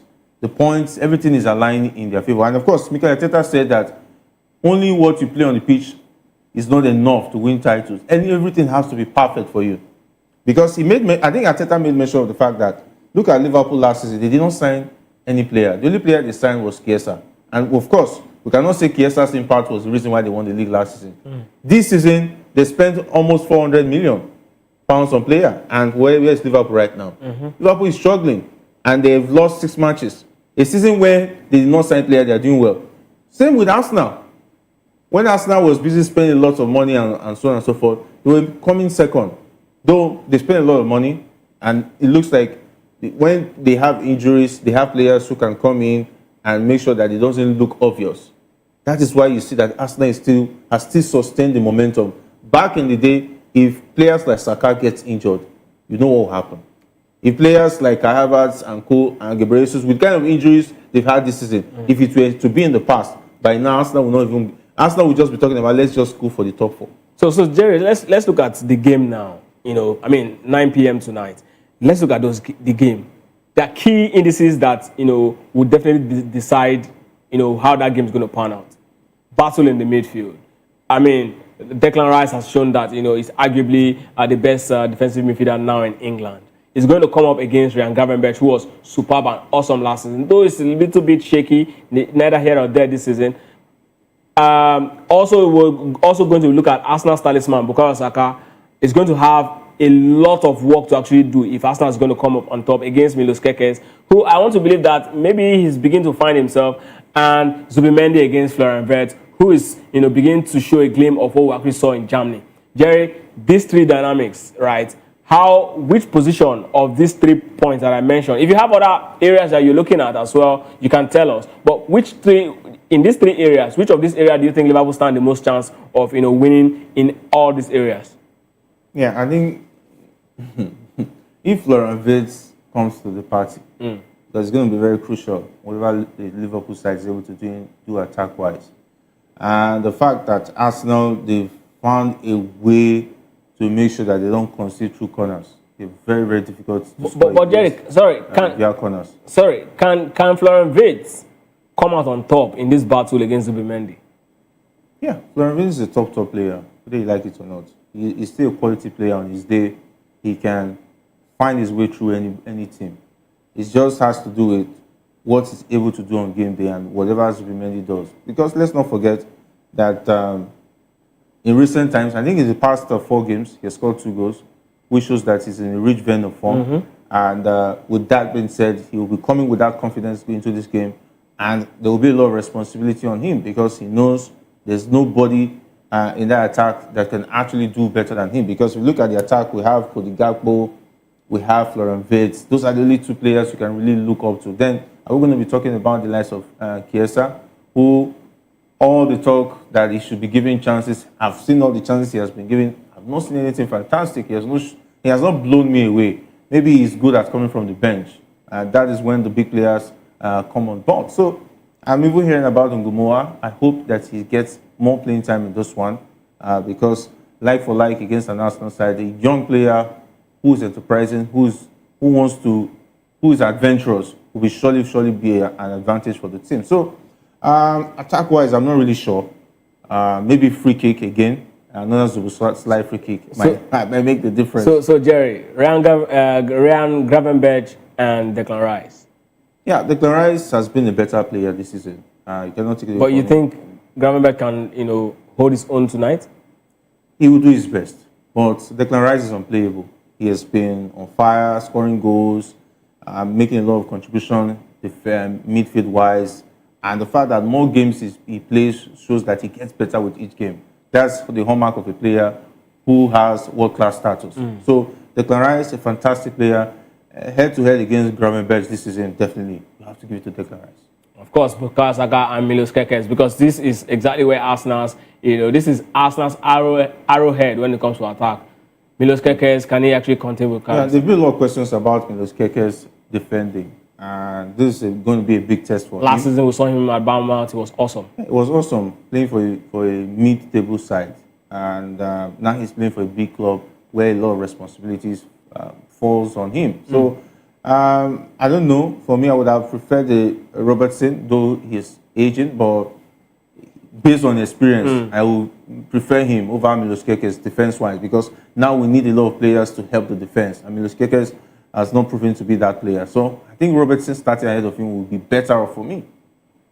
So, in all, let's look at that game. Where is the pendulum going to swing? What's your prediction? Arsenal? Is Arsenal game to lose, because they are at home, they are at the Emirates Stadium, they are on the hunt for the title, and they are on the better side. They're on form, they are scoring goals, and this is Arsenal's game. Nothing's going to take away from Arsenal, except they get complacent, except they lose focus. That's it. So what's the prediction for that? Yeah, a 3-1 victory in favor of Arsenal. Yeah. So Liverpool will get a goal? Maybe. Free kick? Maybe it's supposed to like free kick. Maybe it's something Florent, something crazy happening. You sounded very humble tonight against an Arsenal side that... I'm being realistic, humble or not. I'm being realistic because look at head-to-head between these two teams based on form at the moment. And the fact that there's nobody in the attack. There's no number 9. You are going to play a player who's not used to playing number 9. Talking about Cody Gakpo. And how do you expect him to fly against an Arsenal side who has been disciplined in defense this season? So it would be stupid of me to come here and start making permutations that will not make sense. So Jerry, if for some reasons, Arsenal fails to win tonight, does it show that they're not ready to win? There's nothing that is showing that Arsenal will not going to win. No. It's football. The reason and the football reason is not showing. It's not even obvious. Wait, Jerry. For some reasons, if Arsenal fails to win tonight, see, the thing is that why it will not happen is that Liverpool, Jerry. Let me say, we've seen worse team going to this sort of thing, and this is one thing big teams. The only thing that can make that happen, that is if Liverpool goes and play negative football. That means they all sit back and frustrate the Arsenal side. And the Arne Slot, I know, he's so stubborn and he sticks with his attack football. He wants to be playing one-on-one. That kind of PSG, Liverpool kind of football. He's so hell-bent on that style. And if you are playing that style against Arsenal with this depleted Liverpool side, Arsenal is going to win. That's just it. He's not going to play negative football. He will play his own football. Well, and of course, right now, Arsenal is a better side when it comes to that kind of football. I agree. I think Arsenal is actually the best team in Europe at this point, looking at how they're actually sitting pretty on the log in Champions League and, of course, in the Premier League at this point. So let's look at the result of the match day 21 as it happened last night. It was a shocker for the citizens last night. Everyone actually expected Man City to actually get a 3 point against Brighton, but it seems like the light was too bright for the citizens to actually, contain, and of course they actually ended up, getting that equalizer. And in fact, Brighton would have actually won that game. And reports we're hearing is that Maguire is very, very close to joining Manchester City. Pep Guardiola has actually forced the Manchester City board to actually, get the man. And of course, here's the result yesterday. Manchester City against Brighton 1-1. Fulham against Chelsea 2-1. That one ended. Of course, Everton against Wolves 1-1. Crystal Palace against Aston Villa at the Selhurst Park. It's 0-0. Bournemouth against Tottenham Hotspur. I don't know what happened to Tottenham Hotspur. They started the season well, but they've been, struggling so far. And 3-2, that one ended. And of course, at the GTEC Stadium, Brentford won against Sunderland 3-0. Newcastle against Leeds at the St. James Park 4-3. 7-goal thriller in that one. And Burnley against Manchester City United. Manchester United, I beg your pardon. Manchester United got burnt right there at the Turf Moor. Jerry, this is exactly what the Monday 21 looked like. Which of these results came to you as a surprise? Yeah, I saw that Thomas goal against Man City after Erling Haaland scored. I expected Man City to pick this one after the draw against Chelsea over the weekend. And they should have come guns a blazing. They started like that, but somehow they had no answers to what Brighton could offer. And the back line is depleted at the moment. I don't know what they are waiting for in terms of the January transfer window. Though top club sides, they find it difficult to buy players because of the quality they possess. They will surely want to look for a like-for-like player or a player that matches the quality, which is rather difficult for a Manchester City side. But that being said, they should be able to beat Brighton at the Etihad Stadium if they are really serious about chasing the title. Then for Chelsea, I don't know the plan this season for your club side, because it's rather unfortunate. At a point in time, the coach who was in charge of the game was frustrated by Pedro Neto's antic. And so far, so good. It looks like the downward trend of Chelsea has started. And it looks like this season, they might be looking at the Conference League next season, the way things are going. I heard they are bringing in, what's it? Is it Liam Rosinho. Liam Rosinho. I hope I'm not going to bite my tongue the day I start talking about the coach, the next coach of Chelsea. And of course, the next coach of Chelsea, his father is actually a pundit and a former footballer as well. No, he's actually the coach of Strasbourg. No, I'm talking about the father of the Okay, yeah. I'm talking about Leret, that is his father's name.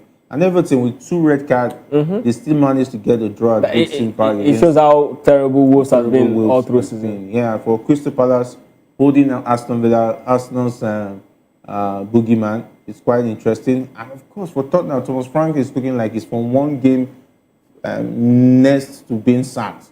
Yeah, for Bournemouth, Semenyo scoring his last goal on his way to Manchester City. Quite a farewell against Tottenham.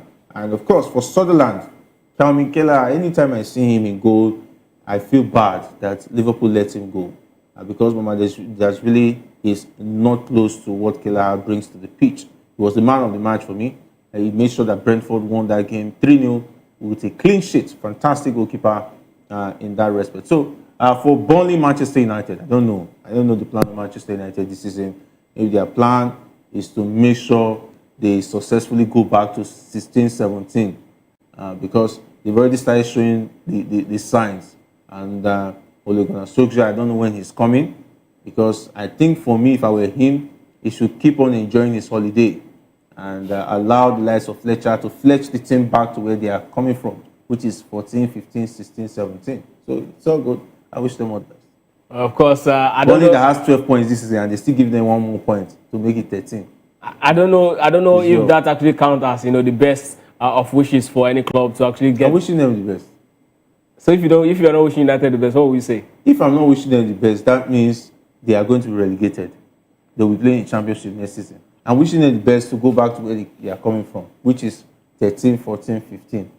At least 14 would be nice. That was where they were for a larger part of last season. Well, of course, this is exactly where we'll be drawing the curtain on today's episode of Locker Room. Jerry, it's good to have you join me. It's a pleasure.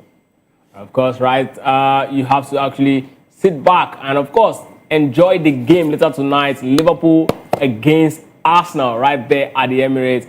A lot of conversation have been going, a lot of predictions. Jerry also called it, threw in the towel even before the referee sounded the first whistle, that Liverpool is going to actually lose. This is the very first time I'm seeing him actually give up on his team. But it's one of those very, interesting episodes or interesting things that you get to see right here on Locker Room. And of course, if you are a fan of politics, just stick around, because Chukwumeko will be stepping into the studio to actually take us through the world of politics. The show is Political Lens. I'm Ikechukwu Agu.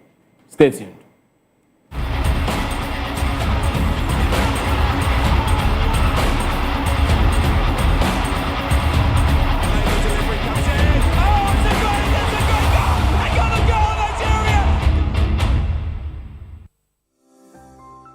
VOP TV. Now you have more than a voice. Are you ready for the extraordinary? Something big is happening on your screen. Introducing VOP TV. Now streaming on SLTV channel 264. From breaking news to captivating conversations, news analysis, giving you all sides to the story. We break in-depth discussions on the issues that matter, from politics to sports, entertainment, and lifestyle. VOP TV on SLTV channel 264. Join us as we redefine what television means to you. Voice of the People Television. VOP TV. Now you have more than a voice.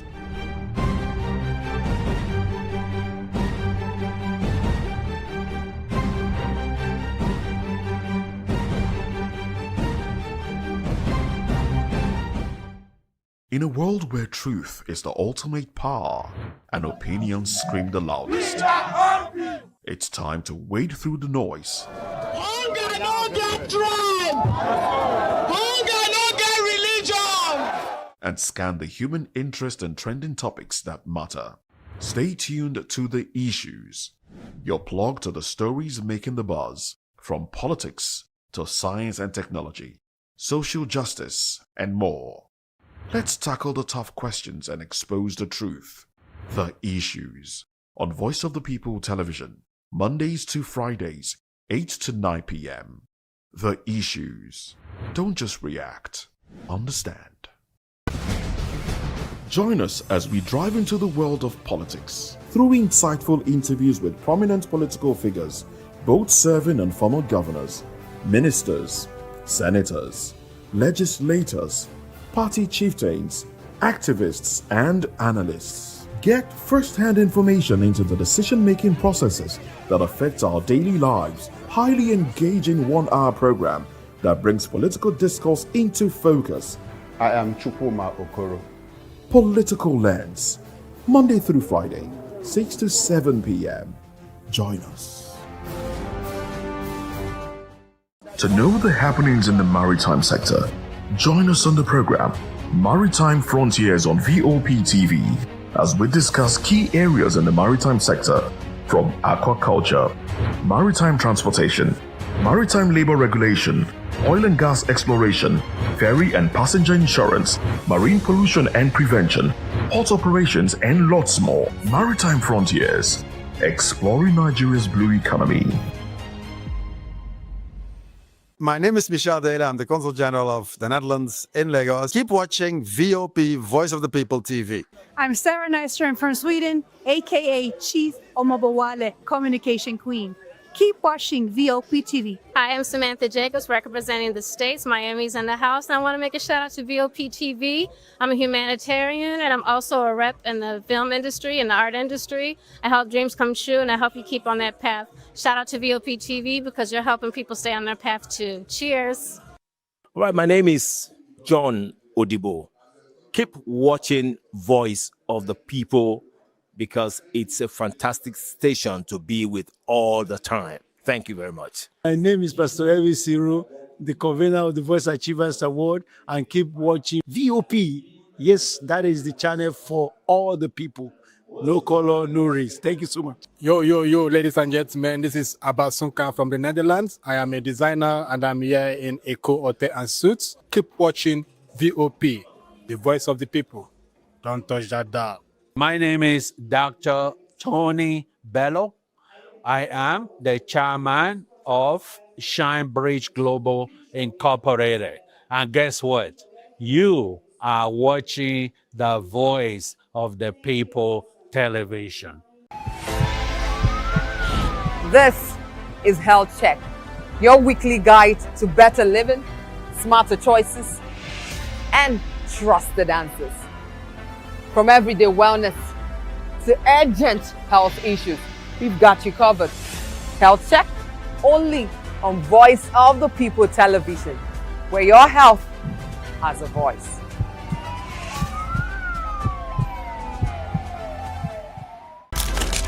In a world where power shifts with every headline. In a nation full of questions. In a world filled with noise, the truth needs a voice. The policies that shapes our world and the economy that determines our future. Every hour, every day, the grapevine keeps buzzing. And together, we are committed to telling the stories that shape our world because your voice is our focus. Don't forget, our voice matters the most. Let us come together and share our concerns.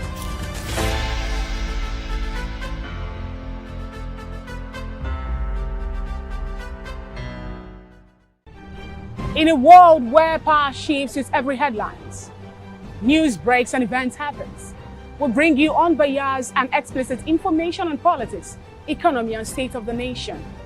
We break down the chaos. Facts, not fluff. Truth, not spin. We discuss not just politics, but a glimpse into the future. Voice of the People television. Now you have more than a voice. The red carpets, awards, the razzmatazz, music, fashion, interviews, and more. Spotlight on Voice of the People Television. Let's feed you with all the juicy stories in the global entertainment space, bringing you the glitz and glamour as it is hot. Stay tuned to Spotlight, 1 p.m. Monday to Friday. Spotlight on VOP TV. Entertainment like never before.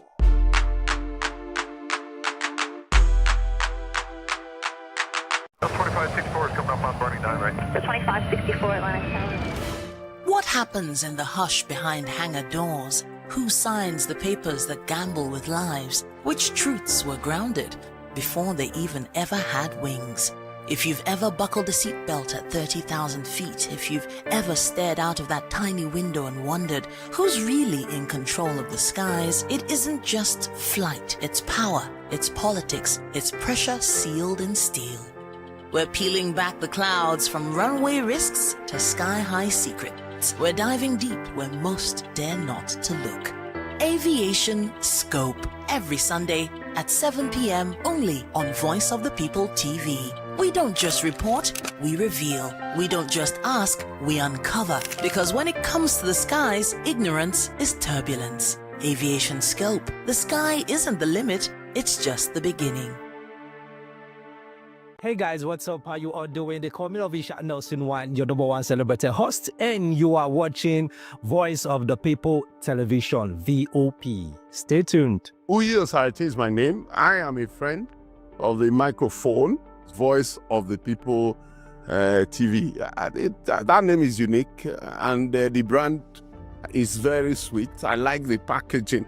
Picture qualities, camera qualities, and then of course, the quality of human beings that I see sometimes on your channel. I talk and get paid, and I look forward to being in your studios. Oh yes, you are on to Voice of the People TV. Live here in Benin City, the cradle of black civilization. What are you waiting for? Tune in, bro. VOP TV. Now, you have more than a voice. We encourage you to click on the like button and subscribe to our YouTube channel. We are Voice of the People TV. Also follow us on all our social media platforms. We are at VOP TV Live. Visit our website www.vop.ng for fresh and trending news. Also watch us live on SLTV channel 264, VOP TV, Voice of the People Television.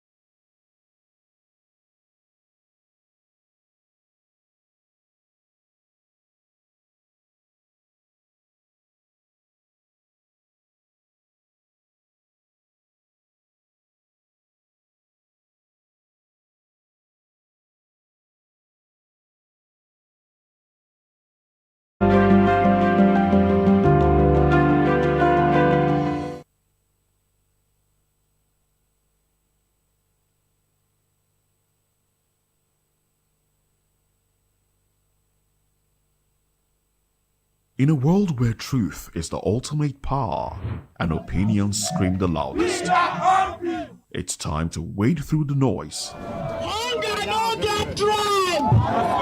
Hunger no get religion. And scan the human interest and trending topics that matter.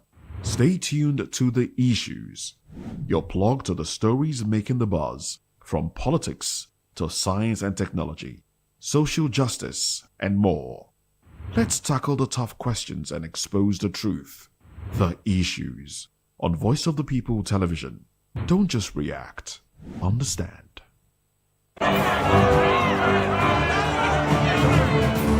Do you want your voice to be heard? Do you know that you matter in the scheme of things? The People's Voice, the show where ordinary citizens take center stage as we discuss the biggest stories that affect you and I, with We facilitate lively discussions, debates, and interviews on the topics that matter most to you and I, from social justice to economic empowerment, education to healthcare, governance, and more, tackling tough topics and amplifying your voice. Join the conversation and make your voice count. The people's voice. Make your voice count.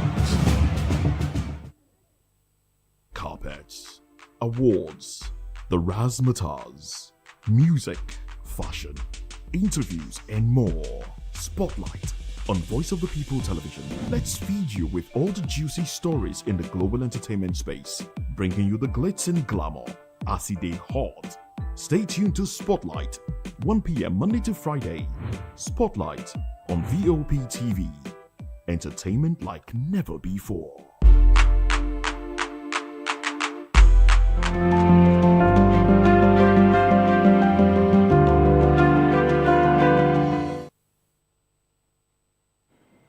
Hello there, good evening and welcome to Political Lens. This is Voice of the People Television and I am Chukwuma Okoro. In case you don't know, we are broadcasting on Metro SL TV channel 264 on YouTube and other social media platforms. We are at VOP TV Live. You can also be a part of this conversation by calling in or sending WhatsApp messages to the number scrolling on your screen. On the show today, I've been joined by two barristers, two lawyers, one in our studio here, talking about Barrister Darlington Agomo, who is a lawyer, practicing lawyer and a political affairs analyst. Good evening, Barrister Agomo, and thanks for joining me on Political Lens. Good to have you, sir. Good evening, Mr. Koro, and how are you today? Very well, thanks for coming. I appreciate your presence. My pleasure. And from Port Harcourt, I've been joined by Barrister Asim Adam. Barrister Adam is a constitutional lawyer, a political affairs analyst, and he was the spokesperson, Chief Beatrice Itubo / Peter Obi campaign organization in Rivers State in the 2023 general election. I just understood that he's yet to join us. We lost connection with him, but he's going to join us shortly. Now, on the show today, Rivers State explodes again as Assembly serves impeachment notice on Governor Fubara'S, his deputy Ngozi Odu. Abure is not Labour Party chairman, INEC declares, and ADC begins membership mobilization, registration and revalidation, MMRR. Now, those are the major topics of discussion, and let's kick into it right away. Rivers State House of Assembly has initiated impeachment proceedings against Governor Siminalayi Fubara'S and his deputy, Ngozi Odu, over allegations of gross misconduct. In a plenary session led by Speaker Martins Amehule, Majority Leader Major Jack presented allegations against Fubara'S based on Section 188 of the Nigerian Constitution. The accusations include demolition of the House of Assembly complex, excessive budgetary spending, withholding funds for the Assembly Service Commission, and ignoring a Supreme Court ruling on the House's financial autonomy. 26 members signed the notice, which will be served to the governor within 7 days. Linda Stewart, the deputy leader, also introduced allegations against Odu, which include reckless spending of public funds, obstructing the Assembly's duties, and allowing unauthorized individuals to occupy official positions, while other claims involve seeking budgetary approval from unauthorized sources and seizing the salaries of the Assembly Service Commission workers. Barrister Darlington, impeachment proceedings against Sim and his deputy. What's your reaction? Look, this assembly must be told to watch their back. In 2019, APC did not feature in the election of that year.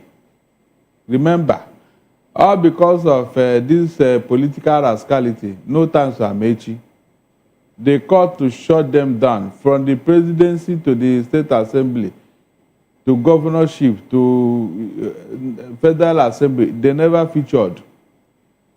If APC is not careful with this Wike and his rascality, they will lose Rivers State. Quote me. In fact, they are going to lose Rivers State if they allow Wike to get away with this one. All the things they accused Fubara'S of doing was the same accusation the Supreme Court have ruled against him before the state of emergency. Remember, everything they accuse him here is what happened in the past, which the state of emergency has overtaken. And the man was dutifully trying to implement all of them before they imposed the state of emergency. So why are they bringing it back again? On what ground? Barrister, these are fresh allegations. Look, what are you telling me, fresh allegation? Yes. It cannot be fresh allegation. No, that's exactly what I'm telling you. It cannot be, because these are the same thing they accuse him of. Before the Supreme Court ruled. Remember? And so, these things are things that happened in the past. And they have started on a fresh note. And this man has been working accordingly. So, all these allegations have no basis, because the Attorney General of the state have not been, he has not been notified. Whatever they are doing now will not sell through, because Fubara'S is an APC governor. And I don't see a PDP man. No, it's not possible. Look, those people should watch it, oh. They should watch it. Because I don't want people to be crying foul. When the APC leadership will come against them, especially Wike. Imagine Wike in that assembly. What was he doing there, Mr. Okoro? In the morning, did you see it? See what, Barrister? The TV head that came to cover it was not even told what they were supposed to come and cover. And Wike was in that assembly. He was there. He was present there to witness everything. For what reason? Barrister, I've not seen the video yet. Yeah, I've not. Why was Wike there? What was he doing there? Where? In the House of Assembly complex? I mean, this is very, very, I don't know. This thing has turned into a joke. It has turned into a joke, for God's sake. Okay, Barrister, let's look at the legal implications of it. I think what you're addressing now is the politics of Rivers State. Yes. Now, how feasible is it, that the House of Assembly could start impeachment process on the governor in terms of constitute a panel, investigate him, this gross misconduct which they have alleged. Now, they're supposed to also, the Chief Judge, the CJ of the state is supposed to raise a panel, and they will sit and now make I mentioned it. Okay, so how feasible is it? That's what I'm telling you, that this is like a joke. Okay, it's a joke. You know the processes to follow. That's why I told you that without thinking about it, this thing will not sell, it will not fly. Okay. It will be like Obi's case in Anambra, that the court asked him to go back to his seat. That is what it's going to look like. That is if the process runs through.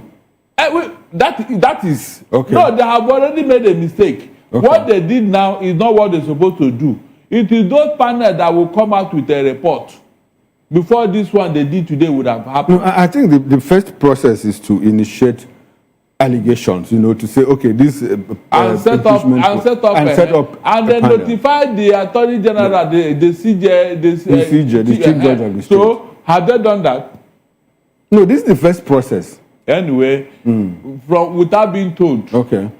As long as this thing is what I think it is, it has failed. Okay. Though they have the right to, under the Constitution, to do that. Yeah, they have the right. Okay. According to the quoted one, to everybody, because Section 188, therefore, that's how they quoted Section 305 for us here. Anybody cannot just become a lawyer all of a sudden. When you want to carry out your mischief, you look at one section and start quoting. The provisions of that section, did you follow it? They don't quote this constitution as if it is any all-commerce affair. The provision, did you follow it? Okay. Remember what happened in section 109 about defection. All the processes about defection, did you follow it? And now with it, so I don't even want to dwell on the 188 they are quoting. Okay. The question is, did you follow due process? That's the first question. Did you follow due process? Yes, and as far as they are concerned, the process is dead on arrival. I'm telling you, the form already. Okay, we've been joined by Barrister Asim Adams. Let's admit him. Barrister Adams, good evening and thanks for joining us on Political Lens. So I appreciate your presence. How are you doing? Can you hear me? Yes, I can hear you, sir. I can hear you. How are you, sir? I'm fine. I thank God. And I had to stop by somewhere to make sure that I join this program. Oh, beautiful. I appreciate your presence, your time and your attention. Thank you. Okay, now we want to get a feel from you. You are in Port Harcourt. Now, give us a legal perspective, a legal angle to what is happening. We understand that this morning, the House of Assembly said they were in Rivers State, said they were going to serve impeachment notices to both the governor and his deputy, Ngozi Odo. Now, walk us through the process, the legal process. President 2 Now, the actual impeachment. What are the processes? Let us know from a legal perspective. Okay, thank you very much. From a legal perspective, Section 188 is the section that talks about impeachment of a governor, and Section 188 has subsections 1 to 11. Now, Section 188 is sacrosanct and is part of our constitution. The process is this: number one, 1/3 of members of the House of Assembly, of Rivers State House of Assembly, must sign that notice, or the notice of impeachment, which they were able to get today. When they get that notice of impeachment, the notice will now be served on, the governor. As far as they're able to get 1/3 majority of members of the House of Assembly, it will now be served on the governor and the deputy or whoever. Then they have 14 days for them to respond. That is, the governor or the deputy, or the two of them, they have 14 days for them to respond, to defend themselves of the allegations. Because the notice of impeachment will list out the allegations. And in this case, I saw about 8 allegations or something like that. And the governor has the right to, defend himself.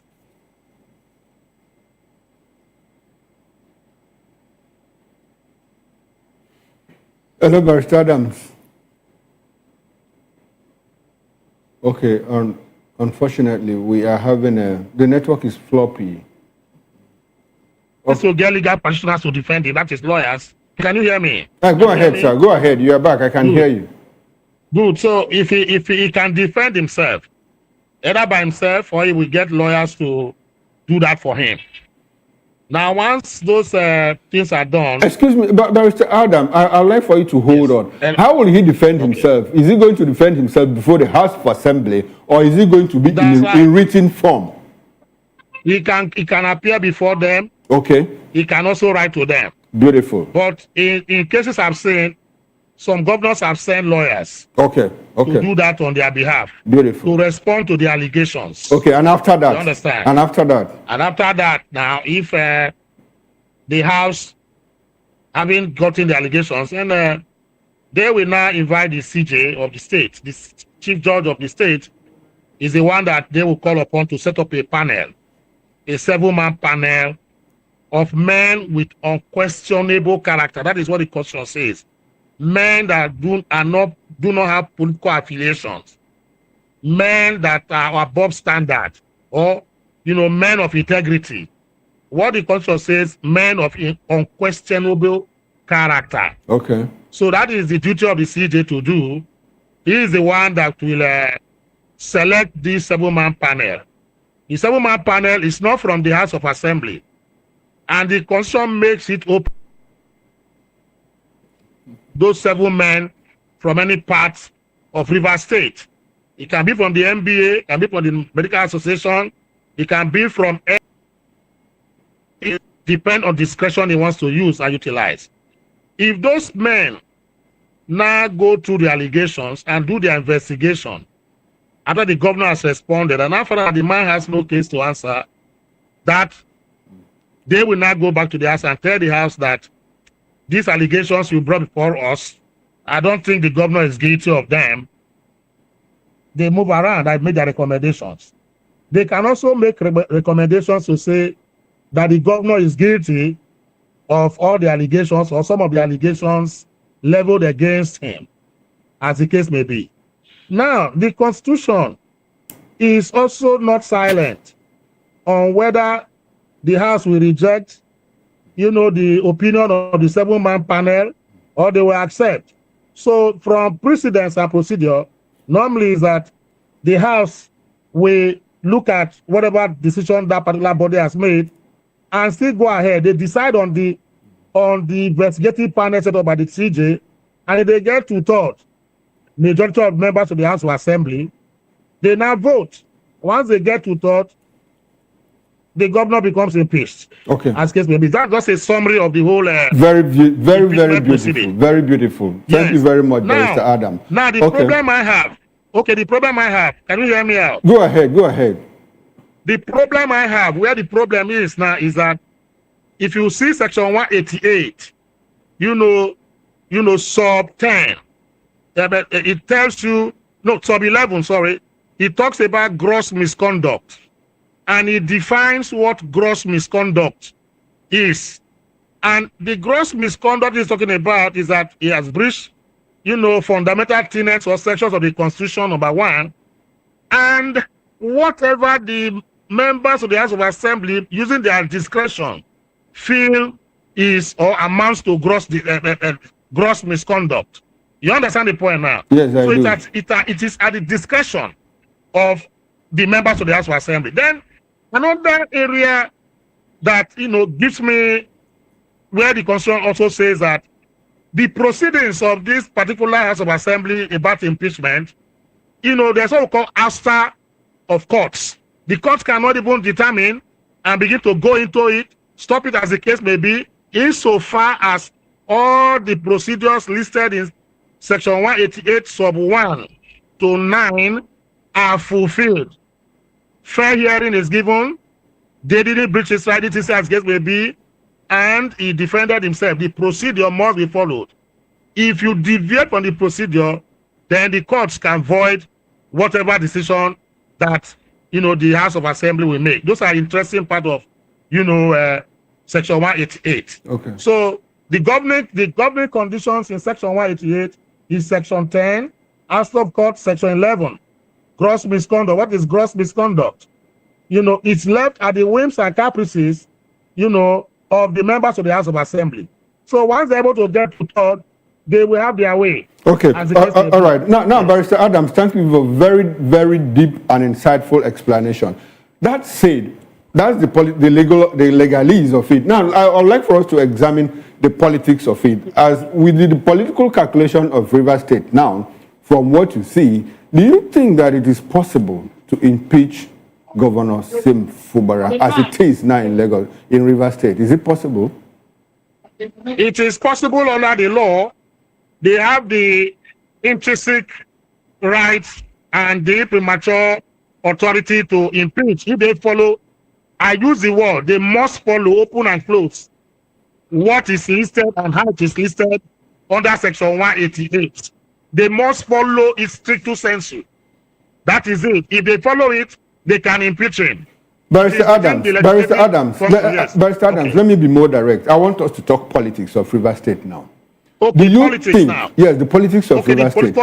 The political aspect the politics of Rivers State. Do you think that yes, that Sim Fubara can be impeached in the APC under the watch of President Bola Ahmed Tinubu? Is there a possibility it could happen? Can Wike pull off that? Can he pull that off in Rivers State at the moment? Now, yes, Wike has already given his consent for them politically to impeach. Now, it's not left for Bola Tinubu. If Bola Tinubu does not act within the next 48 hours or within the next 1 week or thereabout, while these notices have been served on the governor, then I'm very sure politically they can go ahead and impeach. But the president has a deciding factor. It's a deciding factor. I mean, he can call Wike to order. He can also call the House of Assembly members to order and say, look, you cannot do this. You are making this thing, you're making this thing they look laughable, and you're making, the state, political, environment of the state to heat up. Why do you want to do that? He can call order and say, please, don't do this on political grounds. Even though you have the legal, authority to do that, but it is not the proper time, for you to do this now, politically speaking. So that I do not dent, my ambition for 2027 in terms of Rivers State votes, okay, as the case may be. All right. But finally on this, okay, I stay in Rivers State. I've been following this very closely. Are you aware, in my own opinion, if not because of this situation of, opinions here and there, Sim Fubara breached, the tenets of the Constitution, as the case may be. The section of he breached it. He deserved to be impeached, legally speaking.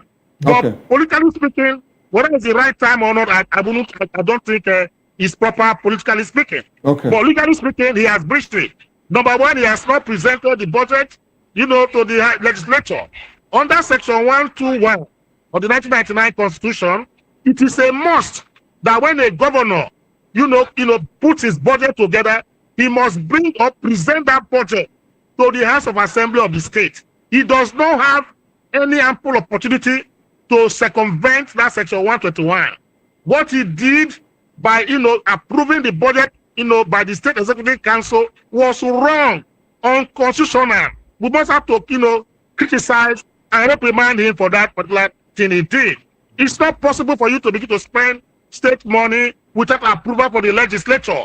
We practice constitutional democracy. Okay. Nigeria All right. is a state that is governed by the Constitution. Okay. On that legal point, yes, he designed. On that legal, okay, according to Barrister on the Asim political Adam. grant, on political grant, whether it is the appropriate time, that is the only area I can consider. All right, thank you very much, Barrister Adams. We'll come back to you in a bit. Let's come to the studio where we still have Barrister Darlington. Now, Barrister Darlington, I'd like for you to react. You've been giggling and all of that. Do you think that under this circumstance, the political calculation, that is what we are looking at now, do you think that Wike can pull off the impeachment of Sim Fubara? And I want you to make reference, I make reference to a statement made by Barrister Adams. He said Wike has approved that he be impeached. In fact, that is even what it is very, very irritating. Serious. I don't see why anybody in Rivers State should be deferring to Wike. On what ground? I mean, these are things I don't understand. Even my friend, I don't see why he should be deferring to Wike. On what ground? Does Rivers State belong to him? He's a stakeholder. Why is it the only person in Rivers State? Major stakeholder. Is it the only one that has ruled Rivers State? Look, all these things that people are doing, you are contributing to the destruction of democracy in Rivers State by giving Wike the power that he does not have. Seriously. Barrister, are they giving him the power, or is it the power that he wields? No. It is the people of Rivers State that are giving him this power, undeserved power.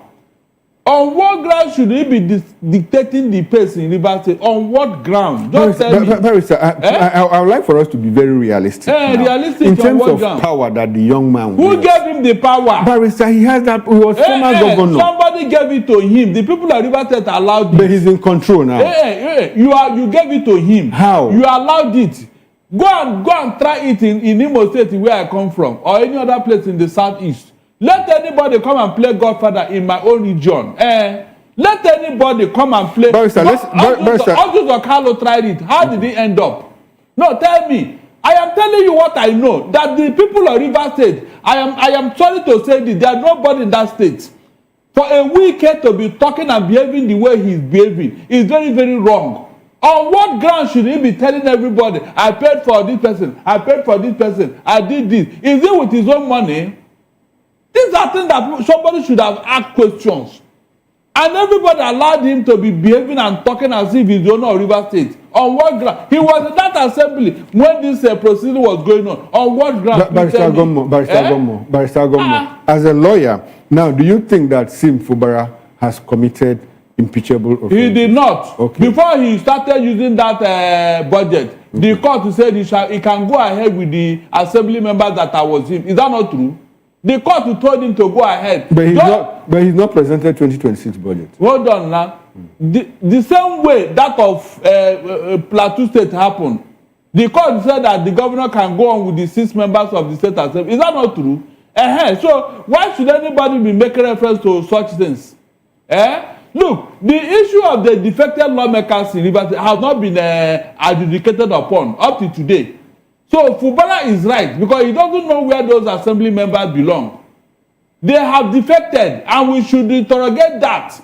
Section 109 is very clear on it. That is the truth. Nobody should blame the governor. The members that came back, they came back as a result of what? Oral decision. Oral decision, not the decision of the court. There was no time the court have said, yes, you did not defect, you defected. So their case is still pending. Let nobody dwell on that. No, Before you can Barrister, blame a man. let's talk more about Wike. Now, Wike recently made a bold statement. He said, "No one can use me and dump me." Really? In apparent reference, to the president. Now, do you think that he can square up with the president Let me as tell, far as Rivers let State me is tell concerned? Wike and those supporting him, very, very soon, EFCC will knock on his door. Let me see how he will be clean. Very, very soon, EFCC will knock on Wike's door. And then his book of remembrance will be opened. And I want to see how the people supporting him now are going to defend Wike. Or didn't he commit acts of corruption in office? He made the confessions yesterday. Is that not true? When he was running his mouth, telling everybody what he did and what he did not do. Is that not an open confession? EFCC will use it against him. So let him be very careful. No, okay, he has confessed how he rigged the election, all the money he spent and all that. He is going to make what? Some explanations on how he got those money. That was how he told us here that his father was the general manager of all the companies. Do you think that somebody came and told us do you think that Wike can square up with the president? And he's saying, do you think that he has the capacity? I said he did not. Let me land on my question. Let me land on my question. Go do you ahead. think that he has or he does not have the capacity to cause problem, no matter how little, for the president in Rivers State in 2027? Monkey clever. That's when the trees are work together. Okay. All the power Wike is wielding is the power given to him by Tinubu and APC. Okay. They can withdraw those powers. Okay. Do you think that the president will allow Wike to be embarrassed by stopping the impeachment of Fubara? No, when the deity is becoming too troublesome, it should be reminded of the tree that carved it. Are you getting what I'm saying? Because that section 188 they are dwelling upon, I know where they are going. They want to land on that level where it is discretional on what is a gross misconduct. Okay. That's why they go. But Fubara has another window of going to court to challenge whatever they are accusing him of. If yes, just like it happened in Anambra, which all of us saw, he can go to court and challenge it and say, no, this particular thing they call gross misconduct, it never happened. Because gross misconduct can be according to your own discretion and my own discretion. Is that not true? And I don't see how the CJN of Rivers State will approve whatever they want to do. It's not possible. This other idea of selecting the men of where is that man with impeccable character? No, barrister, the point is that whether we find them or not, a 7-man panel has to be constituted in Rivers State. So all these things are just neither here nor there. No, barrister, there must be some way, because at the end of the day, if the process runs through, whether we like it or not, whether we are sentimental about it or not, the process will run through and something will happen. You don't see it happening. I don't see how an APC government will allow one of its own to be somebody in PDP to embarrass them. It can never happen. All right, beautiful. I'll check that. I know that. That's a takeaway. Now, let's bring back Barrister Adams into this conversation. Barrister Adams, Wike has described Fubara'S as an ungrateful child.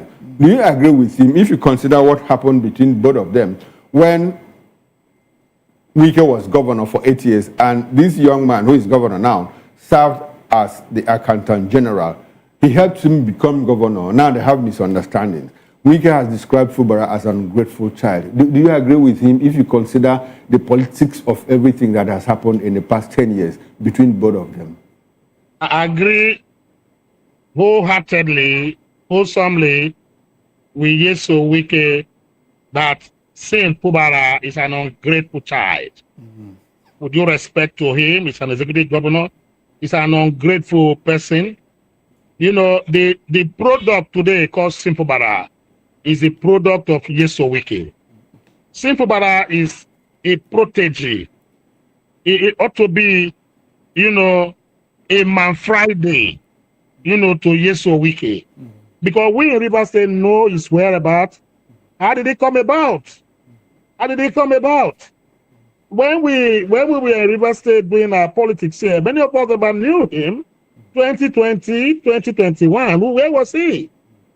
In the annals of politics in Rivers State. But somebody went in there, brought him into the circle of politics, and then you have, just like that, with impunity, arbitrariness, you know, with braggadocio, you know, Nestorian braggadocio, temerity. You just discard and throw it away. You throw the man away. The man has now become useless.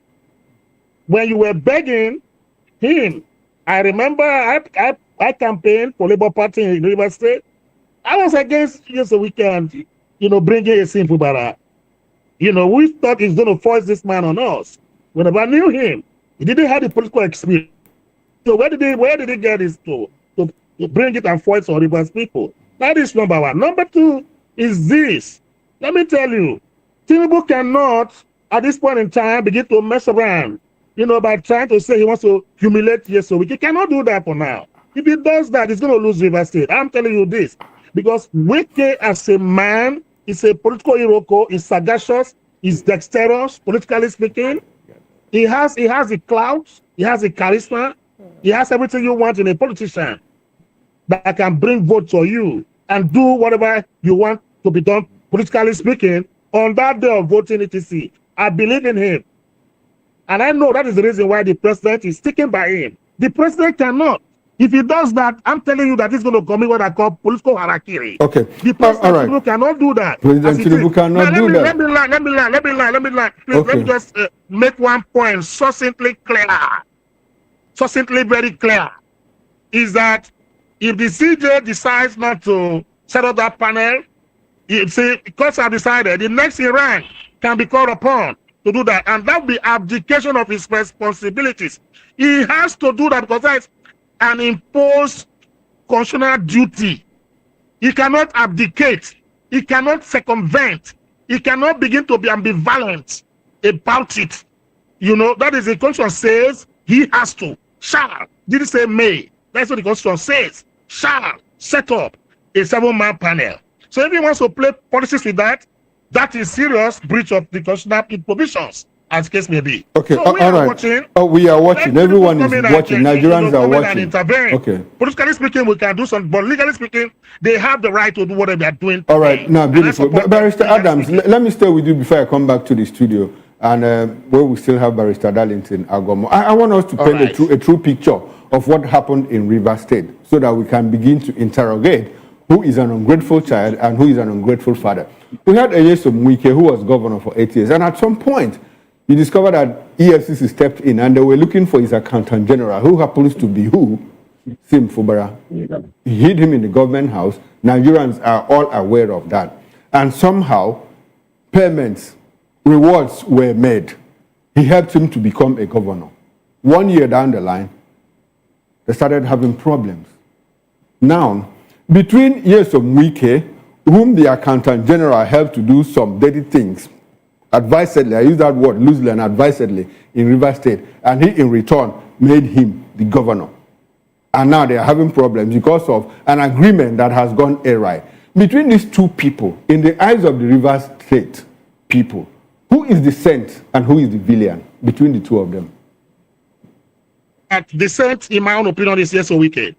Okay. Now, let me tell you something. A man who has entered into agreement, political agreements are allowed. People have been saying you can, political agreements are allowed. Even your president, Bola Tinubu, who became president, we heard when he used the word Emiloko, that's my turn. He told Buhari that, look, there was an agreement that I will be the president after you. That is political agreement. You saw when Buhari was to breach it, what happened?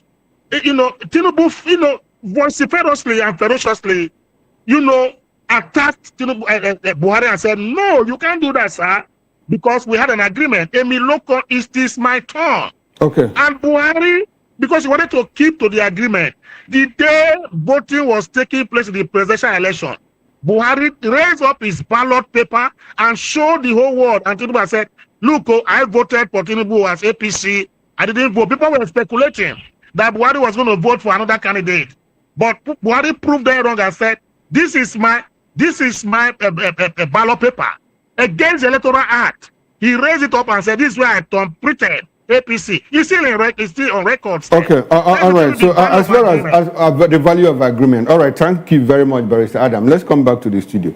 Barrister, you were shaking your head, you were giggling. Now, Do you think that Fubara is an ungrateful child? And like the question I asked the lawyer that is on virtual, do you think that who do you think between the two of them is the saint and the villain? The saint here is Fubara. Okay. He helped Wike more than Wike helped him. That's a fact. He helped Wike to do what? He helped Wike in all the money that passed through his account. Reverse money? Reverse money, yes. Because that the accountant general helped him. I said, don't worry. The book of remembrance will be opened. When the two of them will be singing Kennedy, we will now know who took more money than the other. Is that not true? By that time, we now know who has stolen what. All the money Wike is using to do his braggadocio. Whose money is that? The family background, are they rich? Look, Mr. Okoro. One man wrote a book, Machiavelli, about what? The prince. And one of the high points of that book is what? The end justifies the means. Moses entered into agreement with Pharaoh and told the Pharaoh that the Israelites are going for a 3 days prayer to go and worship their God. That he should allow them to go. Is that not true? Before Pharaoh said, okay, if it is to go and worship your God, that 3 days is still pending up to today. Almost how many years ago? Over 2,000 years ago. Or 500 years ago. You see, when Wike was becoming too arrogant in Rivers State, something had to give. Fubara, yes, must align to at least get the power out of him. And that is what happened. Besides, Mr. Okoro, Wike did not do Fubara a favor because without Fubara, another person would have taken over as governor because Wike's term have expired and finished. And the person would have done Wike's business. I am telling you. No, so that's what I'm asking you. So this thing about Fubara was nobody. The person he was going to bring is here. So wasn't Fubara lucky that to have been the one chosen? He didn't do him any favor. Mr. Okoro, Fubara would have become something else. The person coming in would have appointed Fubara to even become another minister, give him more responsibility. So eventually, Fubara would have become something. Did you ever believe that? But he wouldn't be governor. Hold on. You don't know. You never can tell. He's still a young man. He would have even become a governor from another party. Yes, he would have gone to another party. But he was not a politician. Oh, God Almighty. He wasn't trying for politics. He was just a civil servant. Because of what was going on, he would have joined another party where they would now promote him and bring him up. Is that not true? No, he wasn't even interested in politics. Who told you that? Listen, who told you he was not interested in politics? No, that's the information we have. If that's the information you got, then why is the Fubara the governor today? Now, because Wike helped him. Wike made him governor. Wike said, I made you governor. Without me, nobody from your community will be governor. It's a lie. Look at it this way, Mr. Okoro. Did anybody in Rivers State and Bayelsa believe that Jonathan would have become the president of this country? Barrister, that is happenstance. The same thing could have happened here. The same thing could have happened here. He wasn't deputy governor. You never can tell. He was not in politics. Recall that Jonathan started at the local government level. Listen very well. Barrister, hold on. Fubara would have Jonathan started at the local government level. I said after that session with the Wike, Fubara would have gone to another political party where they can now bring him up to challenge anybody Wike will put there. Is that not true? And Rivers State people would have loved Fubara and elected him. That can happen. But it didn't happen. So we can make him governor. That's why I'm telling you that nobody should tell me that thing. Because do you know what is in the heart of a man? Now listen, before you say Fubara was an ungrateful child, listen. This man agreed with Wike with whatever. And in any agreement that is against public policy, against repugnant to public policy and good conscience, it is null and void. It is null and void. It is null and void. But he knew at that point that it would be null and void, that it was repugnant, that it was against public interest, and he entered into it. I am coming now. Listen. Listen. Now, Wike is telling the sitting governor, you must not sign any contract above 5 million naira. Mr. Okoro, who told you that? Oh my God! I'm asking you a question. Fubara said it now that he's tired. He can't take this. Why can the sitting governor not sign it? You know, he said it when this thing was brewing. Everybody had him. That was what he said. That was part of the problem, that they should be given a 20% of River State money allocation. Is that not one of the problems? Please tell me, is that not the crux of the matter here? We wanted the sitting governor to hand over the treasury of River State to But I think these are mere speculations. Because no. Nobody said it. He said it. Even we can say if he demands such a thing, what is the problem? What is it not his right? No, he said he didn't demand, but even if he. Oh God, Mr. Okoro, don't look. I don't like this you are doing. What am I doing? I didn't see the paper, the agreement. Nobody has seen. He said it in Abuja. That he had, as some people said, that he wants so. That even if he wants it, what's the wrong with that? Is that not what he said? So tell me, what is the problem with River State and the Fubara? Tell me that that offense the Fubara have committed. If not this thing I'm telling you now, is that how to run a state? Okay, now Barrister, we have to have. Let's talk about 2027. Everybody blaming Fubara should ask question. What did the Fubara do wrong that? He did not respect Wike. Is there any time Fubara was insulting Wike? The only crime he committed is that he did not hand over the River State treasury to Wike. Is that not the crux of the matter? Well, I think Wike said that he has breached the agreement. Which agreement? The agreement is agreement. Let him say the agreement. I thought you said you have seen the agreement. I thought you said he has seen it. Let him say it now. Let him say it because what I'm telling you is. So didn't Fubara breach it? Agreement? Didn't Fubara breach it? He did not breach anything. He breached it in public interest. I don't understand. No, I'm asking you. He did not breach any agreement, and I've told you here. Okay, he did not breach any agreement. He did not breach any agreement. Let's talk about 2027. Let's bring back Barrister Adams. Now, Barrister Adams, as this is happening, we hear 2027. We can say, now, you know, he keeps strengthening support for the president, vows to deliver rivers to the president, to APC, while still in the PDP. Now, should he or the governor be the one making this commitment to the president? President, I've gone to Oyibo, I've gone to Ogubolu, I've gone to Oba Ebema, Ndone, I've gone to Obiakwo, I've moved around, and I'm strengthening support for you. And I'm going to deliver River State for you in 2027. Should it be Wike or Fubara making this commitment to the president? The point is, Wike knows what he's talking about, and he has made the commitment. He's reinforcing and reiterating what he has said before now. And with due respect, he has constantly said this is what he wants to do. And his reiterations of what he needs or he wants to do, he can do it. That is why he's touring the local governments, and you can see the structures he has. Now, let me tell you why Wike will deliver more than St. Fubara. Now, number one, all the local government chairmen, 23 of them are all Wike supporters. 23 of them, as we speak presently, they are all supporters of Wike. The Federal House of, the National Assembly members from River State, Senate, and House of Reps, they are all loyalists to Wike. Then you go to the House of Assembly, of River State. All of them, with due respect, they are all there. Even the APC that this man, Fubara has gone to. Look at the kind of people that have defected because of Wike to APC. You have all the members of the House of Reps, House of Senate. They were all PDP members before. They have not gone to APC because of Wike. Even as it is, who are going to be the delegates or do a convention?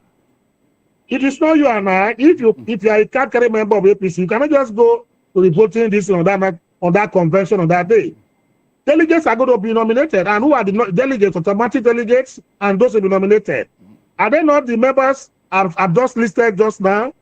And these are people that hold the structure. To the culture that brought Fubara, he said, okay, yes, man.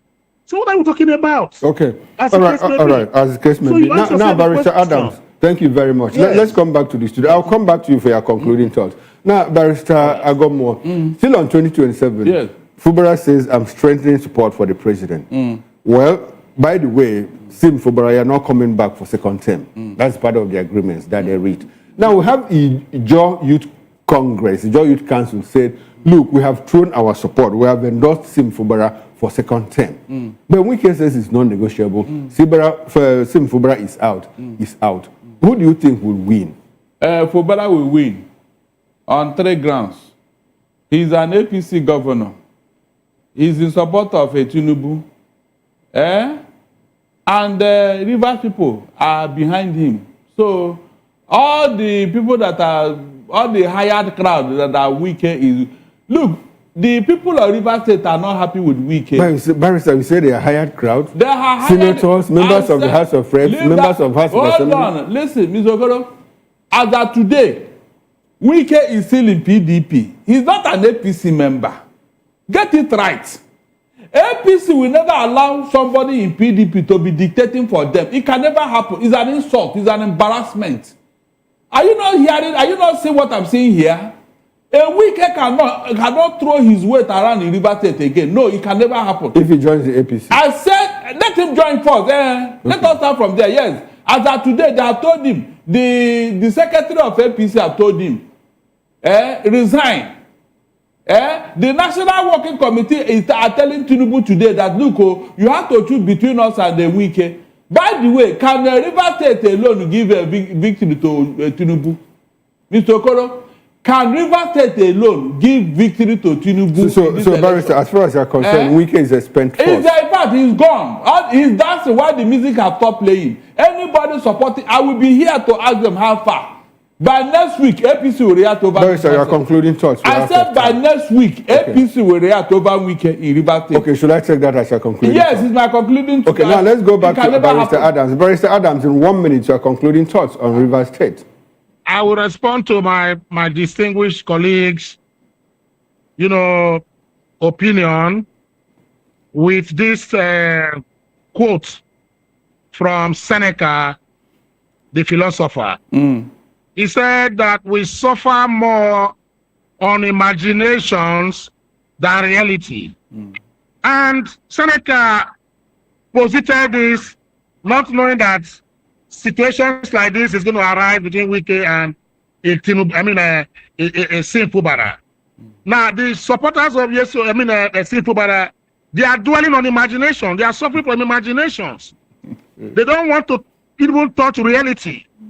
But the supporters of Wike will talk about reality. Who will deliver River State? And he says Wike. Lastly on this, my colleague was saying whether it is only River State that we, make Tinubu become president. No, it is not only River State. We have about 3, 4, 5 states that will make a president in Nigeria. Lagos State, Tinubu will lose Lagos State in 2027 if he's not careful. Kano State, he has to fight to get Kano State. Then he has to fight to get River State. He has to also fight to get Delta State. These are the states with large voting, population. Katsina State, maybe in his kitty, you can see what is happening. So these are the states that determine if you don't win any of these states or score 25% in these states I've counted for you, you will not become president of Nigeria. All right, that is Kano. Kano. You have Rivers. You have Delta State. You now have Katsina. These are states with very strong gentlemen, thank population. You very much. Barrister Adams, thank you very much. We are out of time. It is okay. Thank you so much. Thank you very much. This conversation has to continue another day. We have 28 states. Okay. 28 states with APC as I'm talking to you now. All right, then, Barrister, this is where we draw the curtains. Unfortunately, we are out of time. And I hope that we can continue this discussion another day because it's been very, very insightful, very incisive, and very, very analytical. Well, I thank you, gentlemen, Barrister Darlington Agomo, who was with me here in the studio, who is still with me here in the studio. He joined in our Lagos office. Thanks for coming. I appreciate your presence. And Barrister Asim Adams, who joined me from Port Harcourt. Well, on behalf of the backroom staff, the technical director, bus manager, sound engineer, and the guest manager, I am Chukwuma Okoro.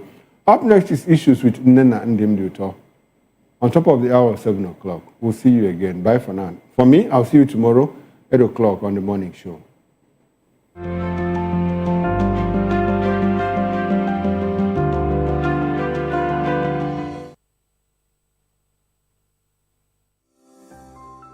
VOP TV. Now, you have more than a voice. In a world where power shifts its every headlines, News breaks and events happens. We bring you unbiased and explicit information on politics, economy, and state of the nation. We break down the chaos. Facts, not fluff.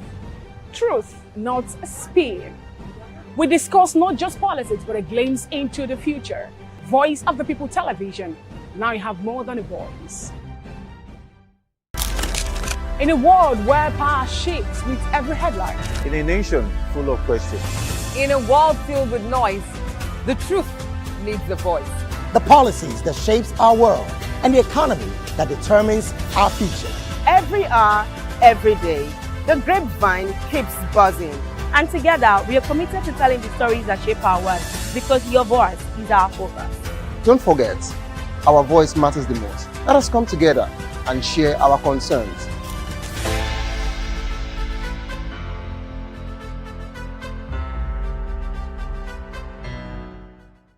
Are you ready for the extraordinary? Something big is happening on your screen.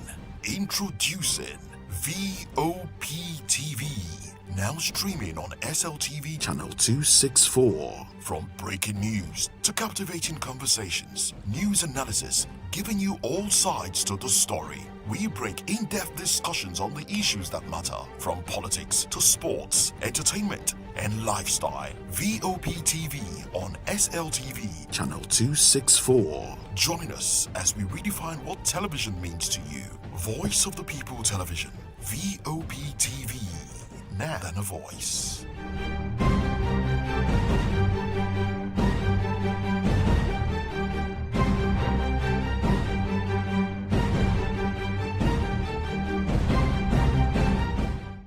The 2564 is coming up on Barney 9, right? The 2564 Atlantic Tower.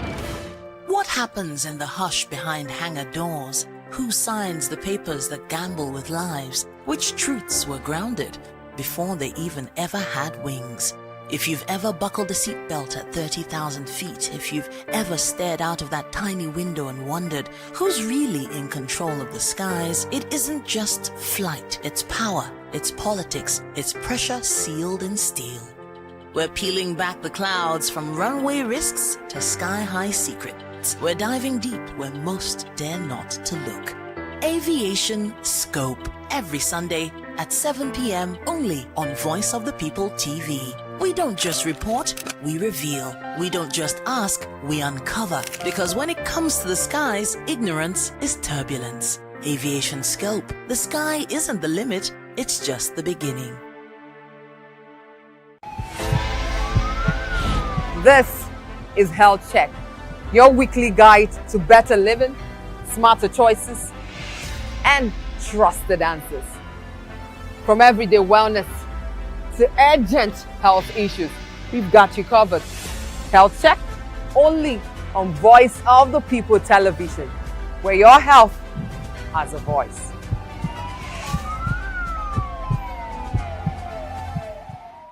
We encourage you to click on the like button and subscribe to our YouTube channel. We are Voice of the People TV. Also follow us on all our social media platforms. We are at VOP TV Live. Visit our website www.vop.ng for fresh and trending news. Also watch us live on SLTV channel 264. VOP TV, Voice of the People Television.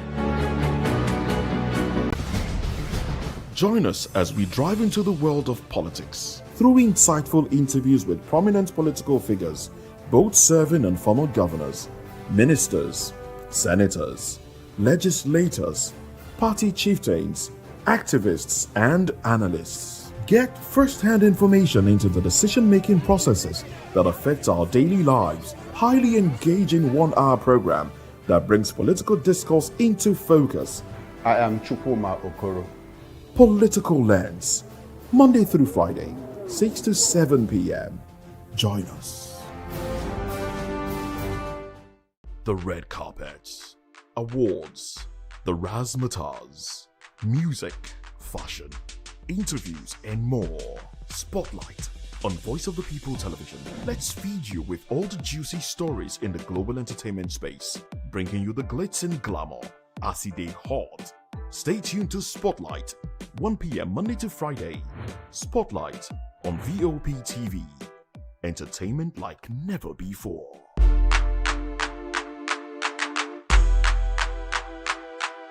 Hey guys, what's up? How you all doing? They call me Lovisha Nelson One, your number one celebrity host, and you are watching Voice of the People Television, VOP. Stay tuned. Uyi Osarite is my name. I am a friend of the microphone, Voice of the People TV.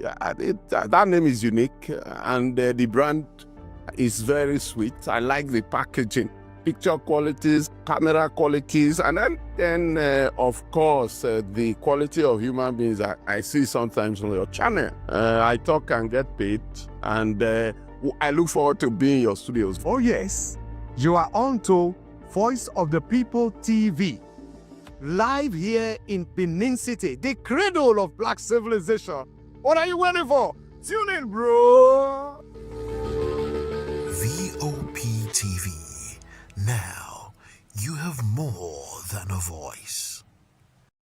My name is Michel Dela. I'm the Consul General of the Netherlands in Lagos. Keep watching VOP, Voice of the People TV. I'm Sarah Nystrom from Sweden, aka Chief Omobawale, Communication Queen. Keep watching VOP TV. Hi, I'm Samantha Jacobs, representing the States. Miami's in the house, and I want to make a shout out to VOP TV. I'm a humanitarian, and I'm also a rep in the film industry and the art industry. I help dreams come true, and I help you keep on that path. Shout out to VOP TV because you're helping people stay on their path too. Cheers. All right, my name is John Odibo. Keep watching Voice of the People because it's a fantastic station to be with all the time. Thank you very much. My name is Pastor Elvis Ciro, the convener of the Voice Achievers Award, and keep watching VOP. Yes, that is the channel for all the people. No color, no race. Thank you so much. Yo, ladies and gentlemen, this is Abbas Sunkan from the Netherlands. I am a designer and I'm here in Eco Hotel and Suits. Keep watching VOP, the voice of the people. Don't touch that dial. My name is Dr. Tony Bello. I am the chairman of Shine Bridge Global Incorporated. And guess what? You are watching the Voice of the People television. In a world where truth is the ultimate power and opinions scream the loudest, it's time to wade through the noise. Hunger no get tribe! Hunger no get religion! And scan the human interest and trending topics that matter. Stay tuned to The Issues, your plug to the stories making the buzz, from politics to science and technology, social justice, and more.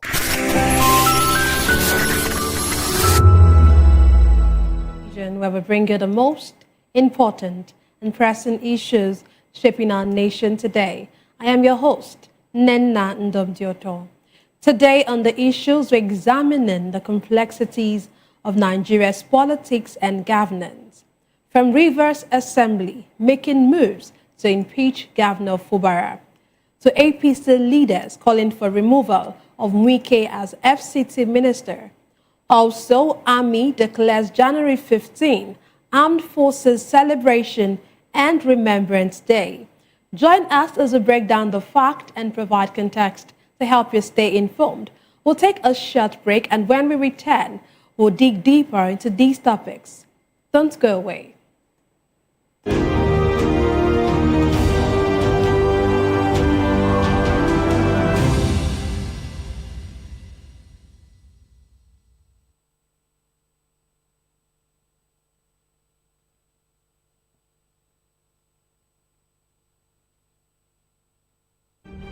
In a world where power shifts with every headlines, news breaks and events happens, we bring you unbiased and explicit information on politics, economy, and state of the nation. We break down the chaos. Facts, not fluff. Truth, not spin. We discuss not just politics, but a glimpse into the future. Voice of the People Television. Now you have more than a voice.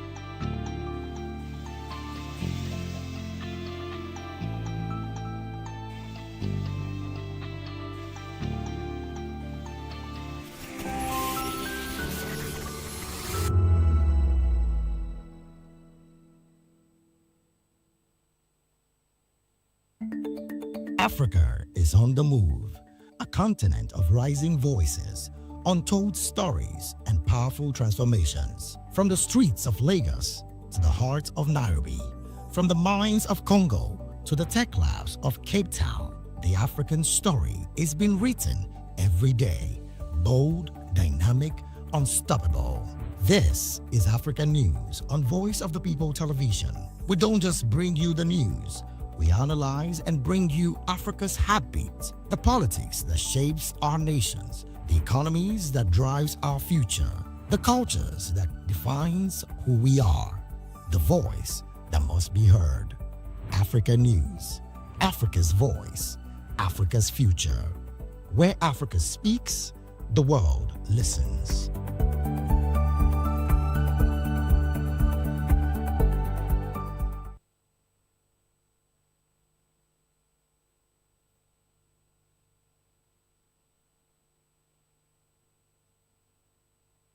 Hey guys, what's up? How you all doing? They call me Ovisha Nelson One, your number one celebrity host, and you are watching Voice of the People Television, VOP. Stay tuned. Fubara'S is my name. I am a friend of the microphone, Voice of the People TV.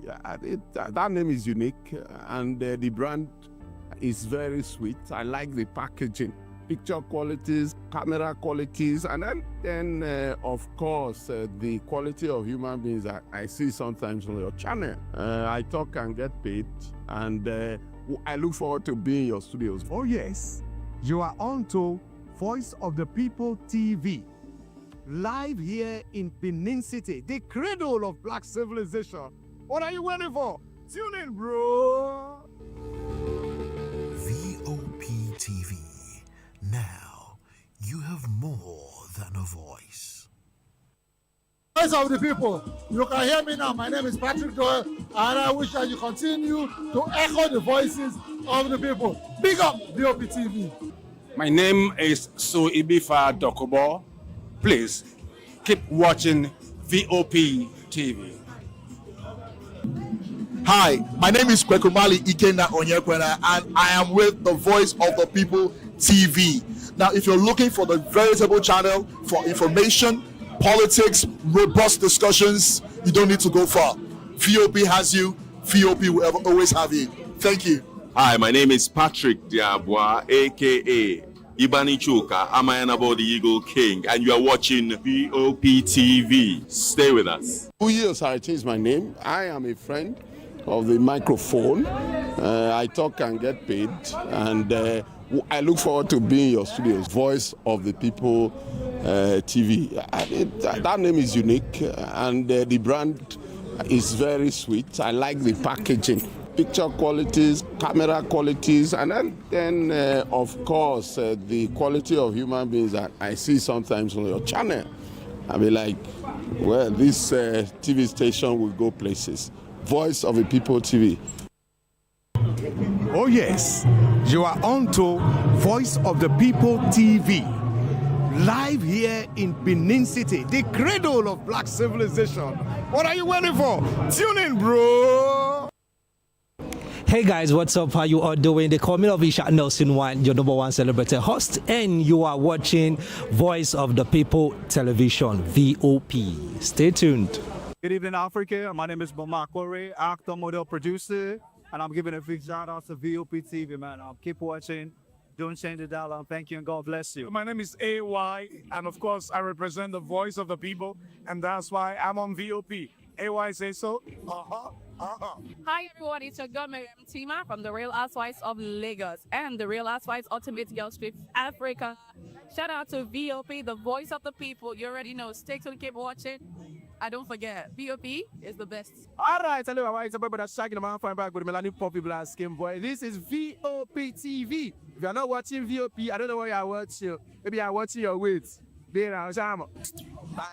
Hello, beautiful people. This is Wale Ojo, and you're watching VOP, Voice of the People. Hi, guys. You already know who it is. This is New Energy. Flyers boy ever live. Keep watching VOP TV. Thank you. Hi, people. Ginny Albano here. Guys, please keep watching Voice of the People. From the views on the streets, we go to bed empty hunger. to the blaring horns of a hustling city. The loudest voices of the common man got a medium to be heard. This particular administration, they were coming unprepared. It's not a bad thing to renovate the president's lodge. Through top-notch programming, unbiased reportage of news, sports, business, entertainment, and cultural documentaries, Voice of the People 90.3 FM became a symbol for 21st century media. And now, a new baby is born. Voice of the People Television, VOP TV, youthful, full of vigor and penchant for excellence in the continent's media space, exposing the wrongs, applauding the rights, dissecting the news without fear or favor, through factual and accurate stories and contents. Corruption kills three things that makes a society. Representing the interests of the people and giving them a voice. Voice of the People TV is here to stay towards building a fair society. VOP TV, Voice of the People Television, truly a voice for the people. The 2564 is coming up on Barney 9, right? The 2564 Atlantic Tower. What happens in the hush behind hangar doors? Who signs the papers that gamble with lives? Which truths were grounded before they even ever had wings? If you've ever buckled a seatbelt at 30,000 feet, if you've ever stared out of that tiny window and wondered who's really in control of the skies, it isn't just flight, it's power, it's politics, it's pressure sealed in steel. We're peeling back the clouds from runway risks to sky-high secrets. We're diving deep where most dare not to look. Aviation Scope, every Sunday at 7 p.m. only on Voice of the People TV. We don't just report, we reveal. We don't just ask, we uncover. Because when it comes to the skies, ignorance is turbulence. Aviation Scope, the sky isn't the limit, it's just the beginning. On Edu Dialogue, we bring you fresh ideas and conversations, shaping the future of learning in Nigeria and beyond.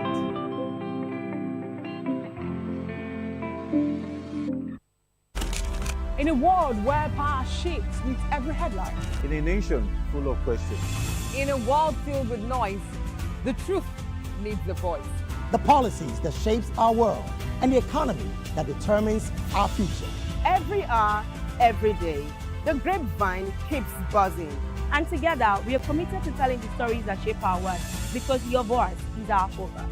Don't forget, our voice matters the most. Let us come together and share our concerns.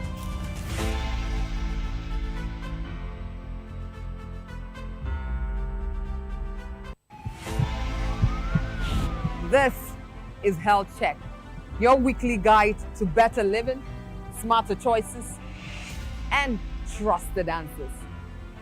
From everyday wellness to urgent health issues, we've got you covered. Health Check, only on Voice of the People Television, where your health has a voice.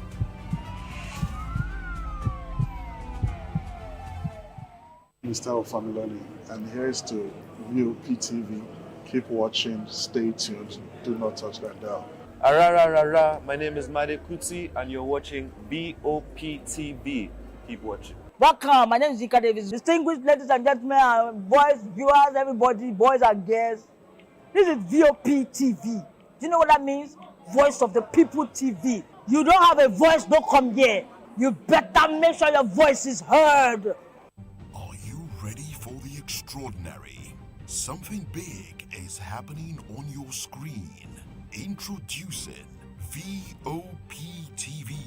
Now streaming on SLTV channel 264. From breaking news to captivating conversations, news analysis, giving you all sides to the story. We break in-depth discussions on the issues that matter, from politics to sports, entertainment, and lifestyle. VOP TV on SLTV channel 264. Join us as we redefine what television means to you. Voice of the People Television, VOP TV. Now you have more than a voice.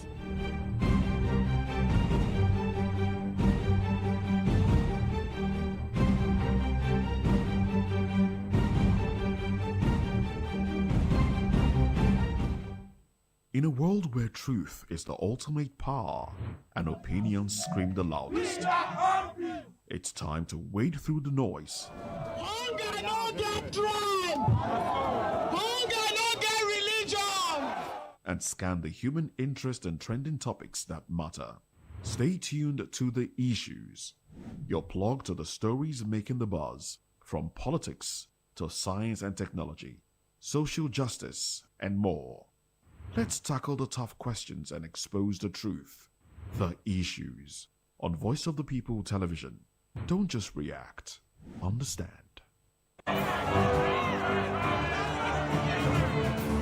Do you want your voice to be heard?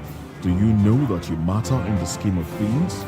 The People's Voice, the show where ordinary citizens take center stage as we discuss the biggest stories that affect you and I. With you in mind, we facilitate lively discussions, debates, and interviews on the topics that matter most to you and I, from social justice to economic empowerment, education to healthcare, governance, and more, tackling tough topics and amplifying your voice.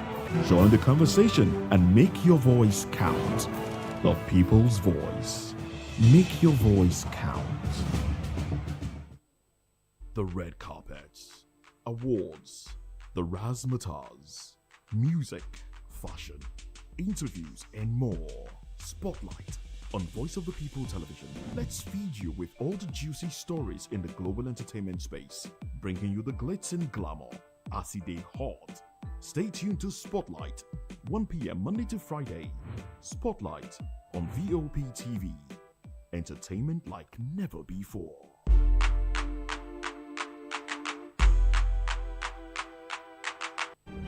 In a world where power shifts its every headlines, news breaks and events happens, we bring you unbiased and explicit information on politics, economy, and state of the nation. We break down the chaos. Facts, not fluff. Truth, not spin. We discuss not just politics, but a glimpse into the future. Voice of the People Television. Now you have more than a voice.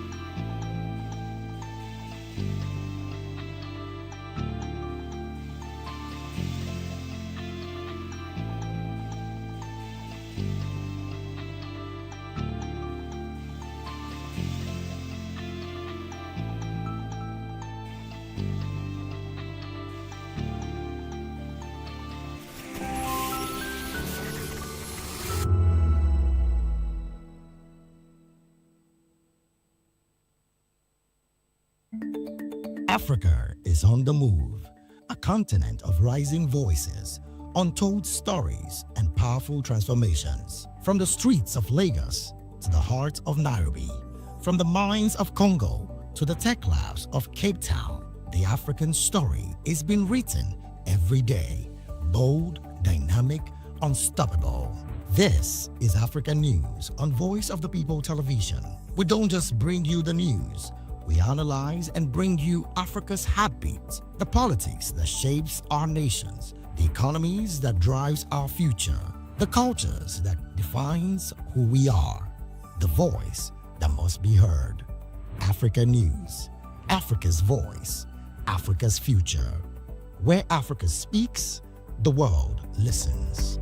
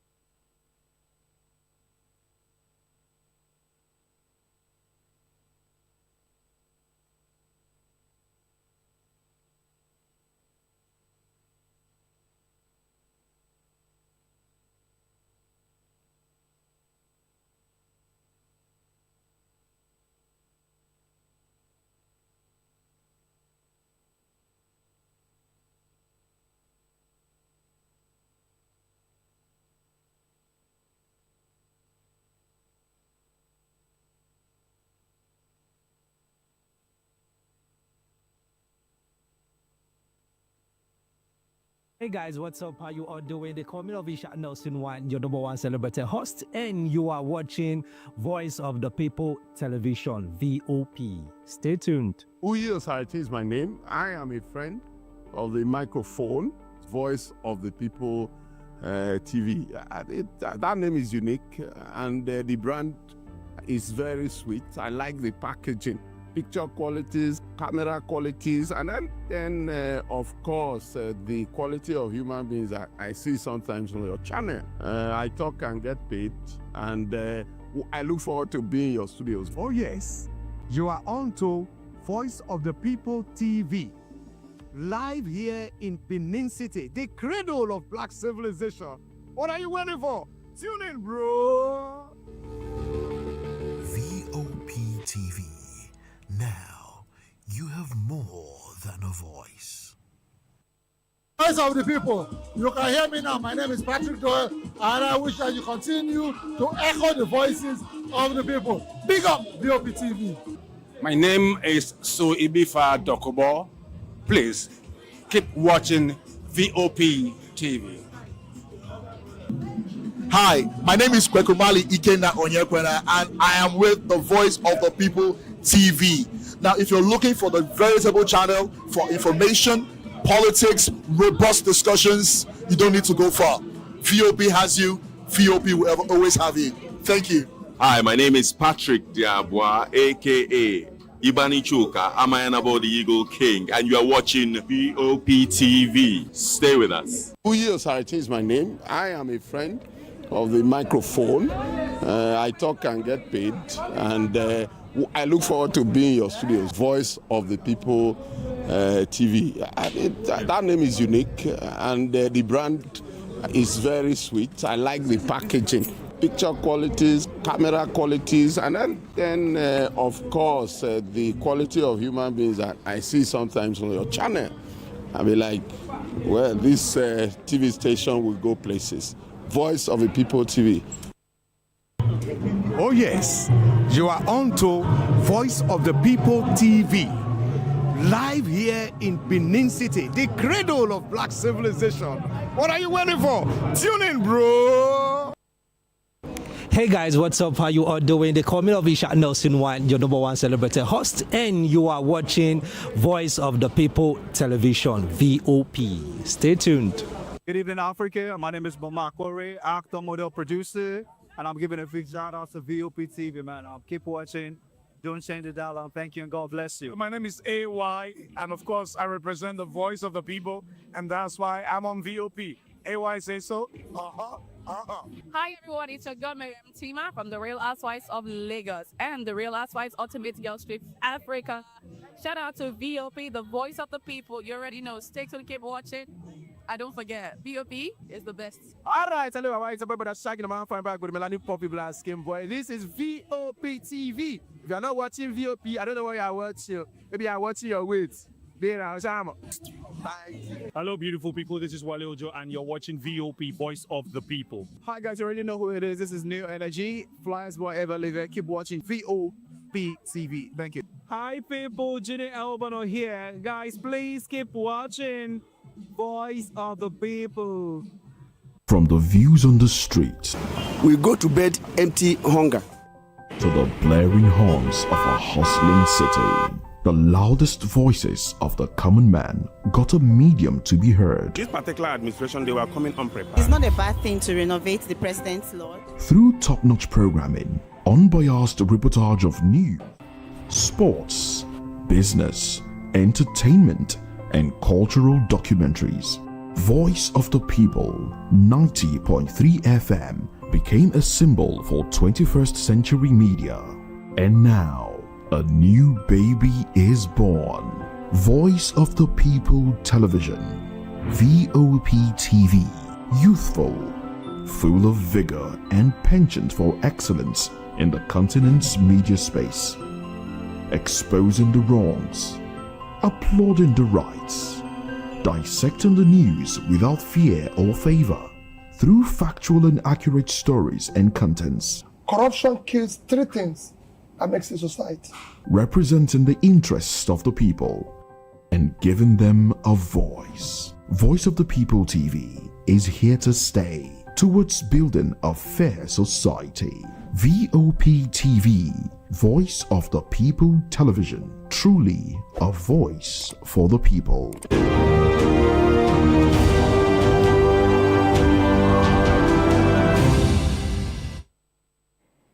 Glad to have you back and thank you for staying with us. It's still the issues on Voice of the People Television. Let's dive straight into today's discussion. The Rivers State House of Assembly has commenced impeachment proceedings against Governor Siminalayi Fubara, marking a major escalation in the state's ongoing political crisis. Lawmakers during the plenary session adopted a motion alleging gross misconduct against the governor, paving the way for the formal impeachment process as provided by the Constitution. The Majority Leader, Rivers State House of Assembly, Major Jack, read out the notices of allegations and gross misconduct against Fubara. Some of the accusations include the demolition of the Assembly complex, extra budgetary spending, withholding funds meant for the Assembly Service Commission, a refusal to obey the Supreme Court on the financial autonomy of the House. This development follows months of political tension between the executive arm of government and factions within the legislature. The state government is yet to issue an official response, while political observers say the impeachment move could deepen divisions in Rivers State politics. Meanwhile, the Rivers State chapter of the All Progressive Congress, APC, has rejected the impeachment process, describing the move as destabilizing and unnecessary. In a statement signed by the party spokesperson, Darlington Wauju, the APC said it acknowledged the constitutional independence of the legislature, but would not support what it termed a resort to impeachment against an APC-led government. Today, I'm delighted to be joined by a guest who will join us virtually. We have Comrade Ibrahim Momo. He is a lecturer, a public affairs analyst, and member of the Coalition of Civil Society Organizations Advocate. Thank you for joining us, Comrade. Thanks for having me. A very good evening to you. Yeah, good evening to you and a happy new year. I don't think I've seen you this year. I don't think I've heard from you this year. Extend the well wishes to you too. Yeah, so let's start with, what is happening in Rivers State. What do you make of this new development, impeachment proceeding against the sitting governor? Well, it's a very serious issue. Very serious because first and foremost, issues around impeachment amounts to is the first step in removal of an elected executive officer. Maybe a governor or a president or even a chairman. So it's a serious issue in the first instance. Secondly, is that there are some very serious allegations that have been leveled against the governor. Every one of them, of itself, if proven beyond reasonable doubt, is an issue for which impeachment, which I would say are impeachable offenses. But when you put these two, seriousness of the issue of impeachment and the fact that some of the allegations are grave, we put that aside and then look at the background, the run-up to this particular incident, or this particular effort at impeachment. A couple of 7-8 months ago, we would say that 9 months, I should say. This was the stage we were 9 months ago, in March 2024, that led to the suspension of constitutional order in Rivers. It was at the point of initiating an impeachment proceeding against the governor. That was when the president moved in and imposed state of emergency. That's where we are. So I think that it's a high level of destabilization of the body politic in Rivers State that we are here at the level of impeachment notice again. But why is Rivers so unstable? It's something I think I can't wrap my finger around, even up to this moment. Okay, what you said about destabilizing is the same thing the APC body has actually said, as the national body of APC has come out to say that, the River State chapter, sorry, I beg your pardon, of APC has come out to say that this is destabilizing, and that is that's why they're not supporting the impeachment procedures. But I want to ask you this, do you think this impeachment is primarily about the things that he had done, or is it a climax of the unresolved power struggle between Governor Fubara'S and his predecessor? Well, I think that it's a bit of both. Unconstitutionality or some of the actions of the governor. On surface, if you remove the extenuating circumstances, what led to where we are today. Some of the issues have been, on a level playing field, some of these issues are grave. A governor, if it's unconstitutional for a governor, to engage in extra or unapproved expenditure. The idea of appropriation act, the budget, is a law that guides public expenditure for over a period of usually a year or thereabout. It's a law. So when there is no law backing public funds, the expenditure of public funds, that is a serious issue. It's illegal. It's against the law. In the absence of law or legality, what we have is chaos. It's state of nature. It's something that we don't want to get to that stage. So it may seem as if there is there's a big bad ongoing confrontation between Fubara'S, the governor, and his godfather, Wike, Fubara'S, the governor, and the legislature, the House of Assembly of Rivers State. But the issues for me are serious. So it's a bit of both. Yes, there's politics. We can't rule that one out. Some of the allegations include the fact that the governor has withheld funding of the Assembly Service Commission, demolition of the House of Assembly, the withholding of the funds accruable or due to the assemblymen. These are, issues that are political, writ large in nature. But for me, what strikes me most seriously is the issue of, this is the third year running. 2023, there was that issue when it's now Chief of Staff, Edison here, was acting as a three-man House of Assembly, where out of the two members House of Assembly, one of which was dead.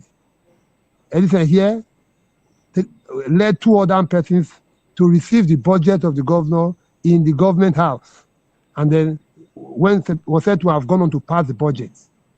The Supreme Court ruled against that, but the 2023 budget was not represented. Sorry, 2024 budget was not represented. Now, 2025, when it was time for 2025 budget, there was an act of demolition of the House of Assembly. And the governor, and the House of Assembly, all through, up until March 2024, there was this brick bats. No budget was against presented, scrutinized, and passed by the House of Assembly. This is 2025. Lo and behold, we are day 8 of 2025. Ideally, the budget ought to have been passed before 2025, before January 1. It has not even been presented. These are serious issues, so that's why I think it's a bit of politics and a bit of, due process.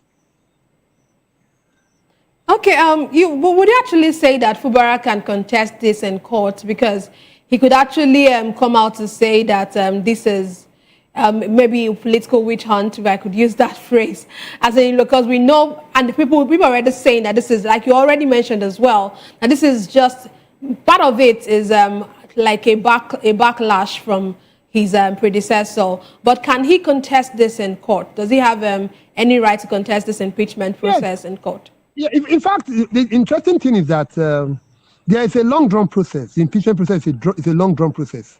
The removal from office. This notice of impeachment is only the first of several steps.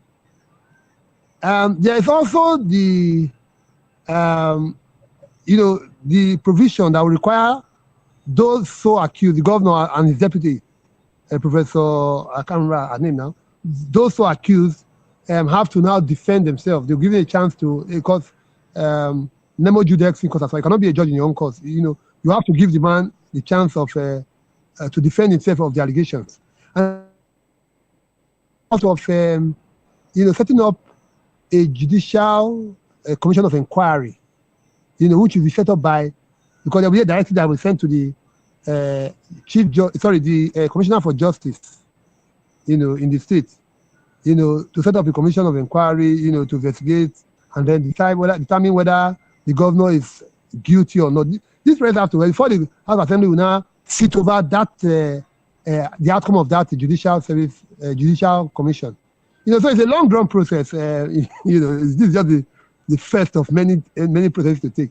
So to answer the question directly, the governor has, the right to contest, this move to impeach him, the notice of impeachment. Yes, he does. Everybody has the right. All the Ataran pattern is a maximum in law of natural justice. Everybody has the right to fair hearing. Everybody has the right to fair hearing. So the reality is that he will definitely go to court. But whether he will go to court is one. Whether he will be successful in his approach of the courts is another thing altogether. Because on this particular issue particularly the issue of the Appropriation Act, we need to present the budget. The Supreme Court of Nigeria has ruled on it and, reprimanded the governor and ordered him to re-present the budget for 2024, all of which the governor did not do. So when there's a settled matter, in court, I wonder what he would. He may get a favorable ruling, from a River State High Court. Of course, nowadays there's often this kind of overlordship. Executive kind of tends to exercise over the judiciary and the other, and the executive and the legislative arm of government. But he may get perhaps a restraining order or a favorable ruling in the River State High Court. But definitely, I'm not sure the Supreme Court will overrule itself when it has even passed a judgment on this particular issue and the government did not obey. But let me come in here. Concerning the budgetary issue, the APC is saying in a statement that, let me read verbatim what it said. It said, addressing claims that impeachment threat is linked to budgetary issues. The APC recalled that during the period of emergency rule, a 1.485 trillion naira budget was transmitted to the National Assembly in May 2025 and approved by the Senate on June 25, and the House of Representatives on July 22. And according to the party is saying the budget is expected to run until August 2026. That the APC said that the governor may lawfully decide not to present a supplementary budget, and is telling the Assembly that the Constitution allows a 6-month spending window into a new fiscal year. So it looks like this budgetary thing is it's not as straightforward as we think. It's because it looks like that they're just digging this up, and this is not really what it is. Well, the first thing is that the Foreign Secretary of the APC is a nosy packer, is a meddlesome interloper on the issue at stake. The APC as a party, the Publicity Secretary as an individual of the APC as a Rivers as a stakeholder, are not parties to the issue. This is an issue of law or legality. Now, it is not envisaged that a budget cycle will run from June or July 2024 to August 2026, June or July 2025 to August 2026. That is not envisaged in our statutes. There's room for when a budget is currently being considered. A budget, even extending the budget requires legislative concurrence.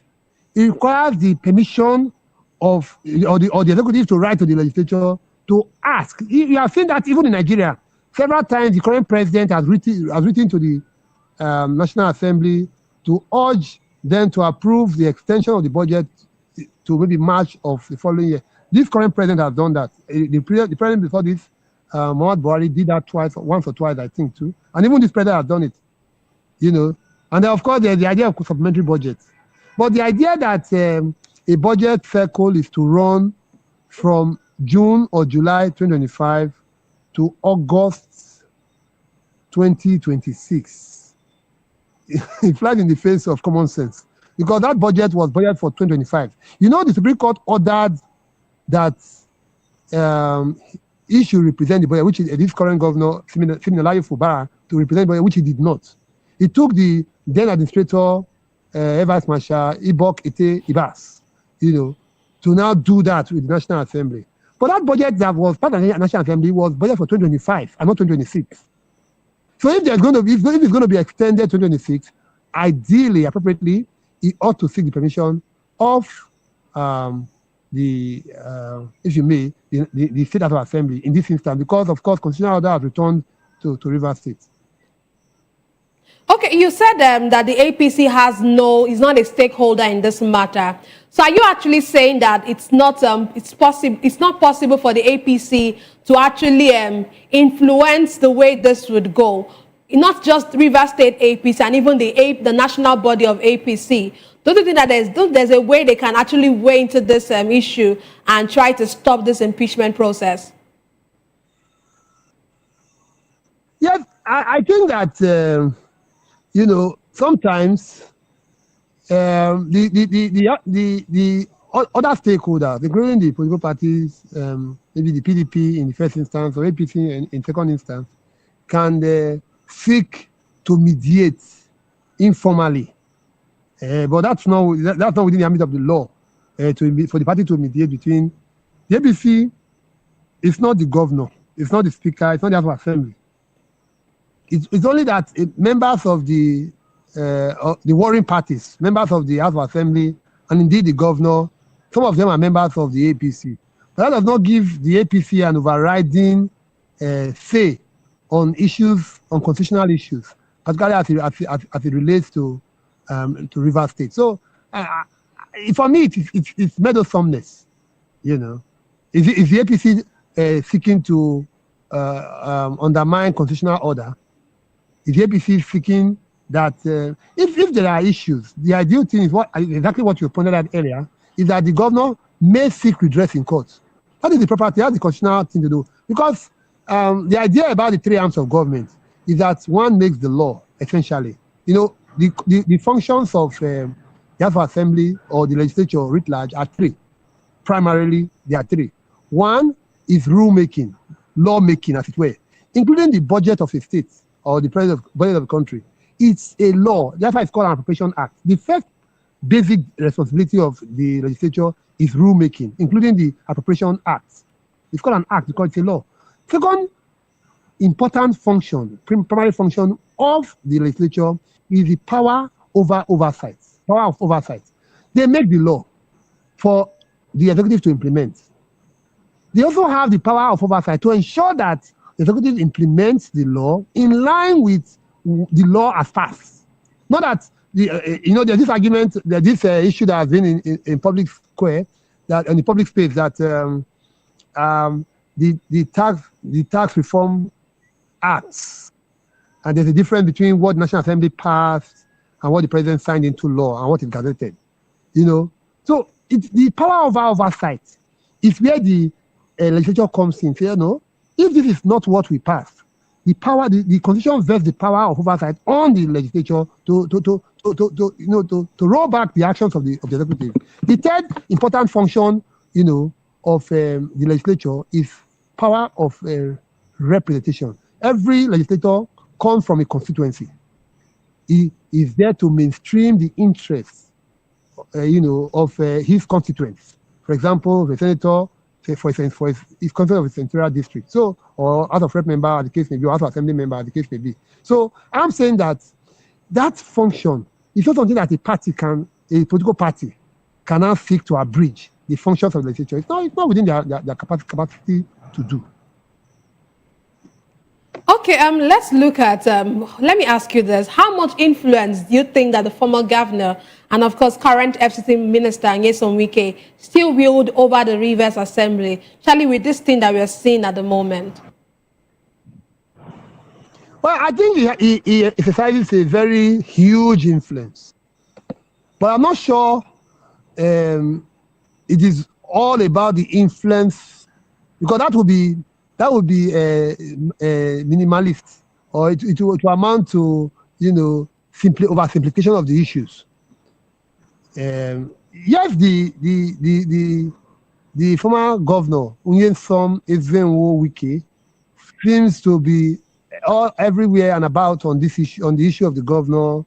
You know, is seeking to continue to maintain his stranglehold over the politics of Rivers State. In fact, recently I saw him talk about a rainbow coalition, which is a coalition across political parties, if I may to interpret that from a political scientist point of view. I say maybe a kind of unity across political divides. But so it tends to wield immense influence or interest, holds immense interest in what is going on. But is the governor helping himself or helping his case by some of the actions that he has taken? What stopped the governor, for example, to present the budget? And then we now blame the House of Assembly for their refusal to act in line with the law, or pass the budget as present, or present the budget and then pass it. What stopped the governor from doing that? Is it envisaged that the 2025 budget on its own will run to August 2026 as the individual in that press statement is claiming? I think not. Okay, let's move on to another issue that we have tonight. Of course, still talking about Wike. A coalition of leaders within the All Progressive Congress operating under the APC Leaders Forum, ALF, and the Tinubu-Shettima Solidarity Movement, TSSM, has called for the removal of Nyesom Wike as Minister of the Federal Capital Territory. The group alleges that Wike's continued stay in office is fueling political tension, particularly in Rivers State, and could negatively affect the party's image. They argue that his political activities and influence are inconsistent with the need for unity within the ruling party.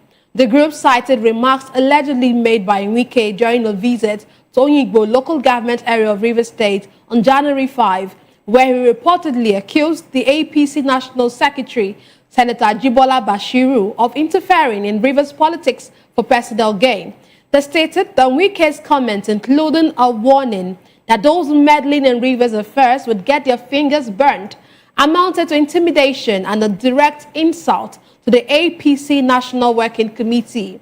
The groups further maintained that such statements undermined the authority of the party leadership and violated the discipline expected of a serving minister. You know, what this open call for Wike's removal, what do you think about it?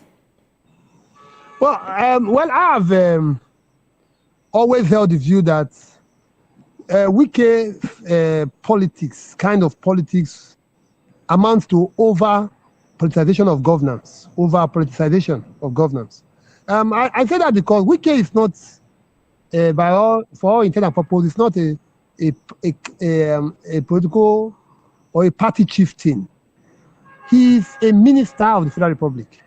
But very often, if you hear of Wike in the news 20 times, 19 or 18 of those times, more likely going to be politics.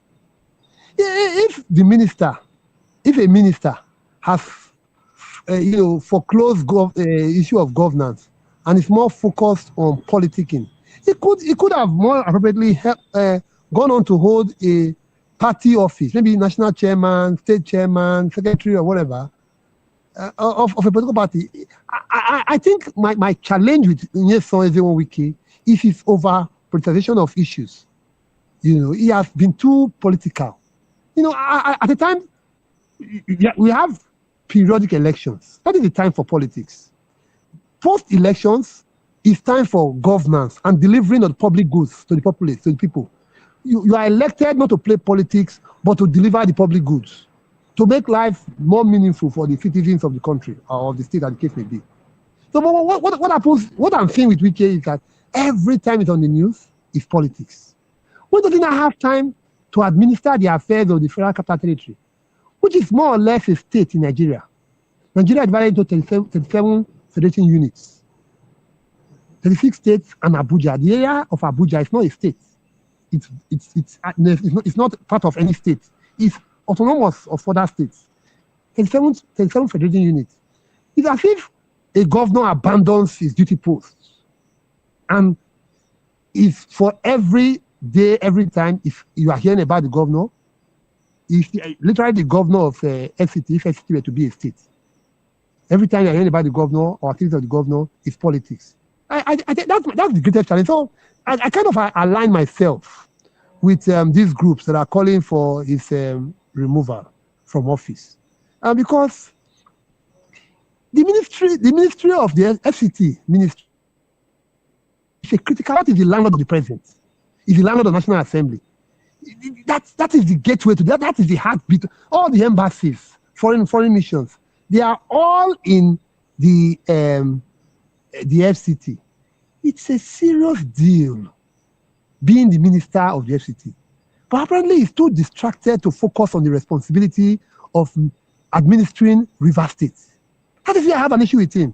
But because this is politics, it's possible that he's doing the bidding of his appointer, person who appointed into office. It's possible that even when we are blaming him for over politicization, it's possible that what he's doing is in line with his mandate. This is what he has been asked to do. So he's doing the president in this instance, perhaps he's doing a very good job. Ajibola Bashiru, the National Secretary of the APC, didn't appoint Nyesom Wike. He did not. I remember also very clearly that under President Bola Ahmed Tinubu, Professor Tohir, who was the vice chancellor of one of these universities in Abuja, owned by the vice presidential candidate of the Labour Party, as he was then in the last presidential election, was the Minister of Education under President Tinubu. I also remember that Hakim Baba Ahmed, or if I'm not mistaken, was an advisor to the vice president. And these are known Labour Party. So it's not the fact that it's the issue of ministership or public office holding. It's not necessarily, in fact, one of the spokesperson of the president was the presidential spokesperson, the spokesperson for Atiku Presidential Campaign Council, one of the president's spokesperson. So I don't think it's a party issue, really. So in a way, Bashiru, the National Secretary of the APC, may have also been overplaying his hand too. If, for example, Wike is doing the work for which the president has so appointed him, the terms of reference for the role for his appointment, he's doing a good job, then the appointing of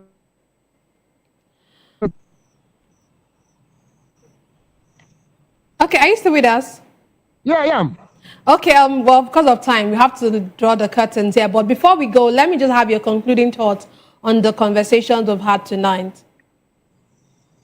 Okay, for me, I think that Rivers has been always on the news for so many wrong reasons. And I think it's something that we need, all the stakeholders in the states of Rivers ought to roll back a little bit. The people of Rivers deserve good governance.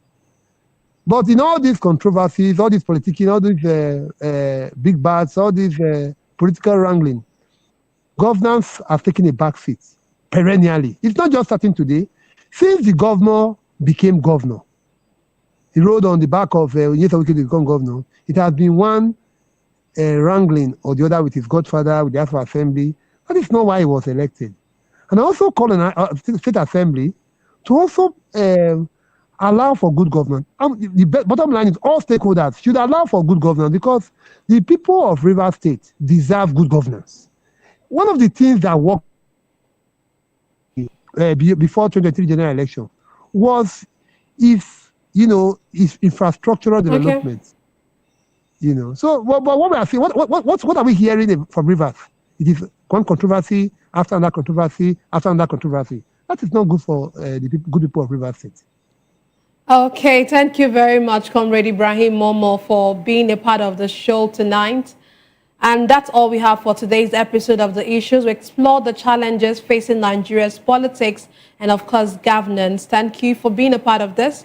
Don't forget to tune in next time for more in-depth analysis and discussion. Follow us on social media to stay up to date on the latest news and insight. Until next time, stay informed.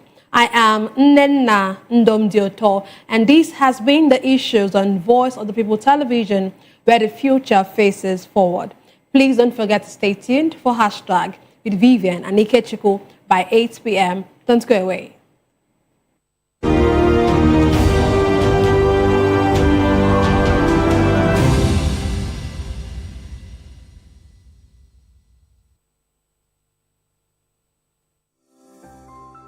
VOP TV. Now you have more than a voice. The red carpets, awards, the razzmatazz, music, fashion, interviews, and more. Spotlight on Voice of the People Television. Let's feed you with all the juicy stories in the global entertainment space, bringing you the glitz and glamour as it is hot. Stay tuned to Spotlight, 1 p.m. Monday to Friday. Spotlight on VOP TV. Entertainment like never before.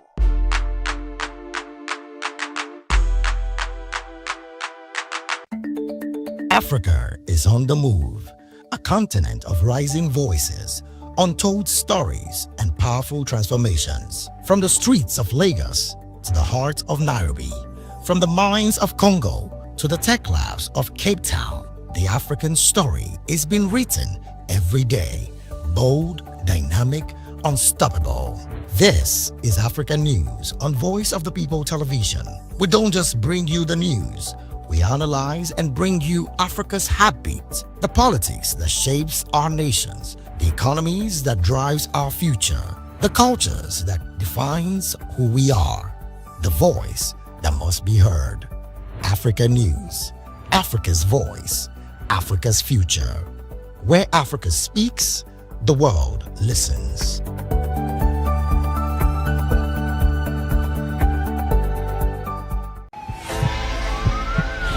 This is Health Check, your weekly guide to better living, smarter choices, and trusted answers. From everyday wellness to urgent health issues, we've got you covered. Health Check, only on Voice of the People Television, where your health has a voice.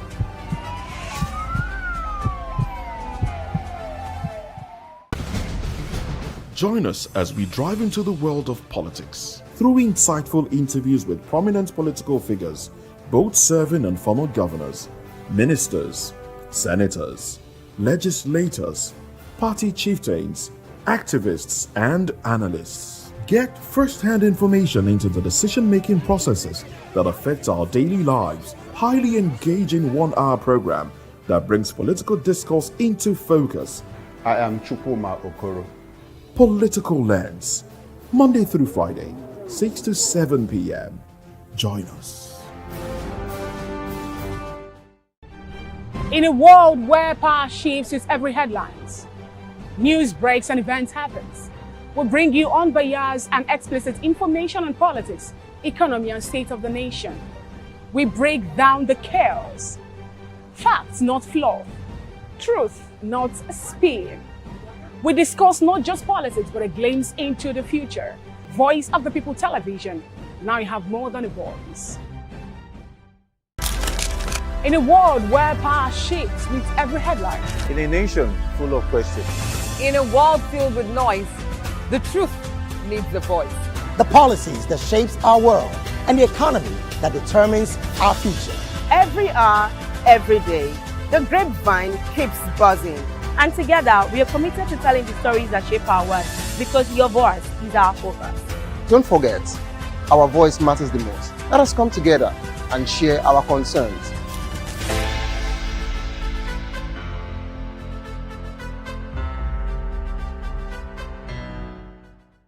Are you ready for the extraordinary? Something big is happening on your screen.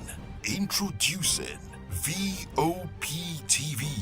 Now streaming on SLTV channel 264. From breaking news to captivating conversations, news analysis, giving you all sides to the story. We break in-depth discussions on the issues that matter, from politics to sports, entertainment, and lifestyle. VOP TV on SLTV channel 264. Join us as we redefine what television means to you.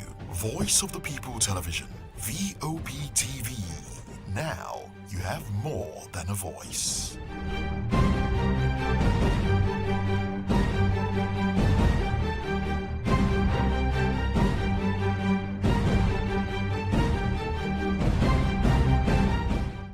The 2564 Atlantic Tower.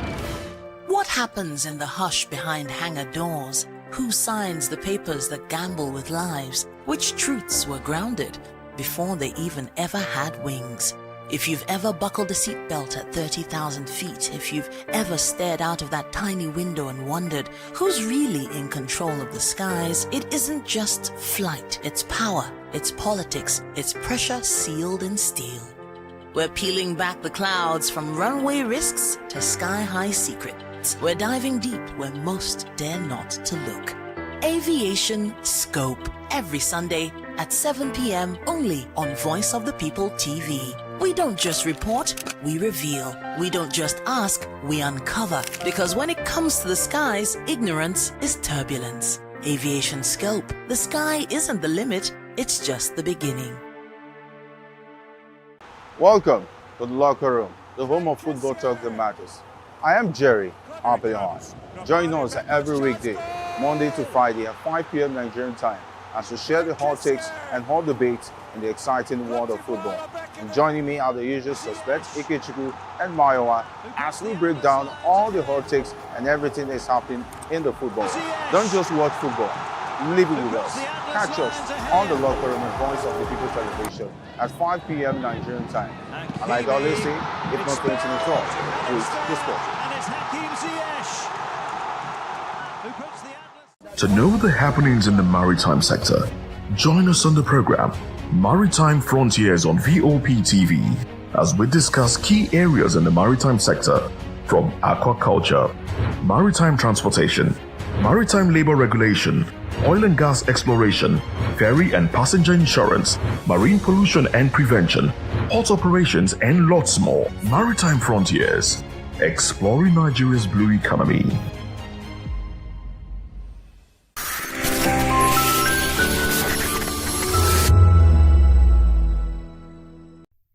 The Ariaria International Market is an open-air market located in Aba, a city in Abia State, in southwest Nigeria.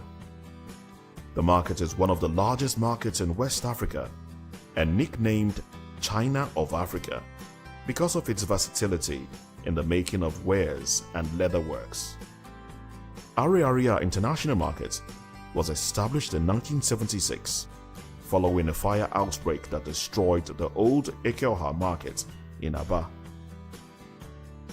The market was originally sited in a swampy area.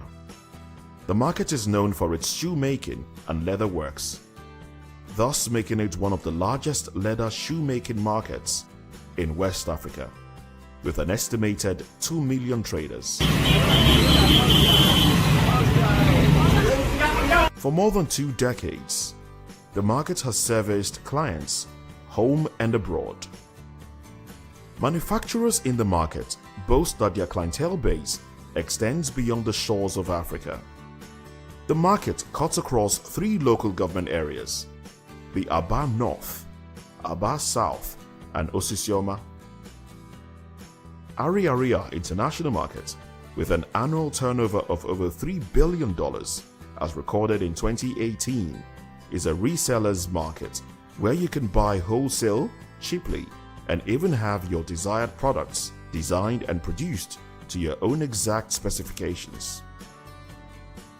There are a variety of businesses across the market, which includes sales of fabrics, shoemaking and sales, pharmaceutical supplies, hair salon materials. VOP TV. Now you have more than a voice.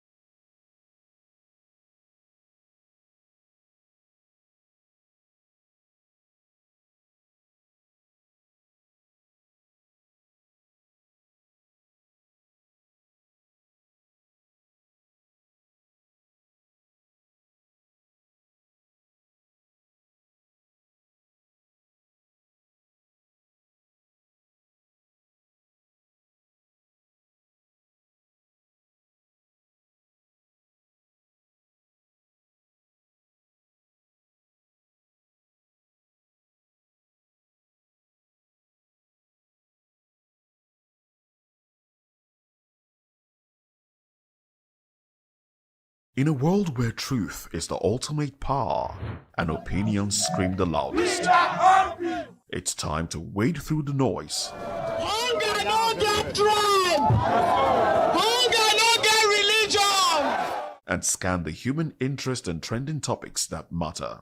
Stay tuned to The Issues, your plug to the stories making the buzz, from politics to science and technology, social justice, and more.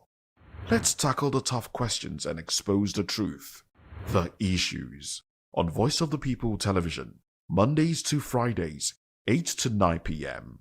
The Issues. Don't just react. Understand. This is Health Check, your weekly guide to better living, smarter choices, and trusted answers. From everyday wellness to urgent health issues, we've got you covered. Health Check, only on Voice of the People Television, where your health has a voice.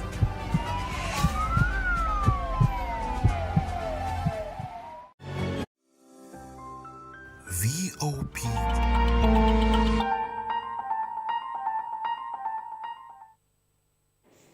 Welcome, guys. The show is Hashtags right here on VOP TV. My name is Vivian Oguche, and this is where we're going to tell you all things trending and all things topical. Lots of things happening today. I mean, all over the headlines, impeach Governor Sim Fubara and all. So I'm just going to give you the updates, right? Lots of fallout from that particular headline. So we're going to be telling you how the APC is reacting, how the youths in River States are reacting, and how Wike's constituency too is reacting. And then we have a very sad one here. Can I not just let the cat out of the bag until we get to that particular one? So from that, you should know that this is a show where we're going to tell you all things trending, all things topical. On that note, I welcome you. If this is the first time, welcome aboard, guys, and accept a very warm welcome from us. I'm Ikechukwu Aguago, and of course, yes, like Vivian said, if it's your first time, welcome. And truly, right, we'll definitely want to get to know exactly what you feel about the conversation I'll be having today. So if you're watching across social media, drop us a comment. And of course, particularly on our YouTube channel, we'd love you to subscribe and hit the notification bell so so you don't get to miss another episode of our show. Vivian? Yeah. Without further ado, let's get the show on the road. Hashtag impeachment is the very first one. So I'm just going to take you to X now so you see how people are reacting to this particular hashtag of the Rivers State House of Assembly wanting to impeach the sitting governor of the state, Siminalayi Fubara, over, according to them, gross misconduct. So I take you to a post now on X. Yeah, this is by Oseni Rufai. He is an on-air personality, and he says Rivers APC rejects impeachment process against Sim Fubara. The attention of the leadership of the All Progressives Congress in Rivers State has been drawn to the latest unfortunate developments coming out from the chambers of the Rivers State House of Assembly. We consider the legislature is an independent arm of the tripod of governance, and the constitutional responsibilities of checks and balances are within their democratic purview. Our position as at today on this matter is that we solemnly reject the resort to an impeachment process against a governor and his deputy. Now, let's take a look at the next page of this one. So, it continues by saying it will be totally untenable for our party to keep quiet when an obvious hangover from strifes that occurred within the PDP are allowed to resurface in our great party.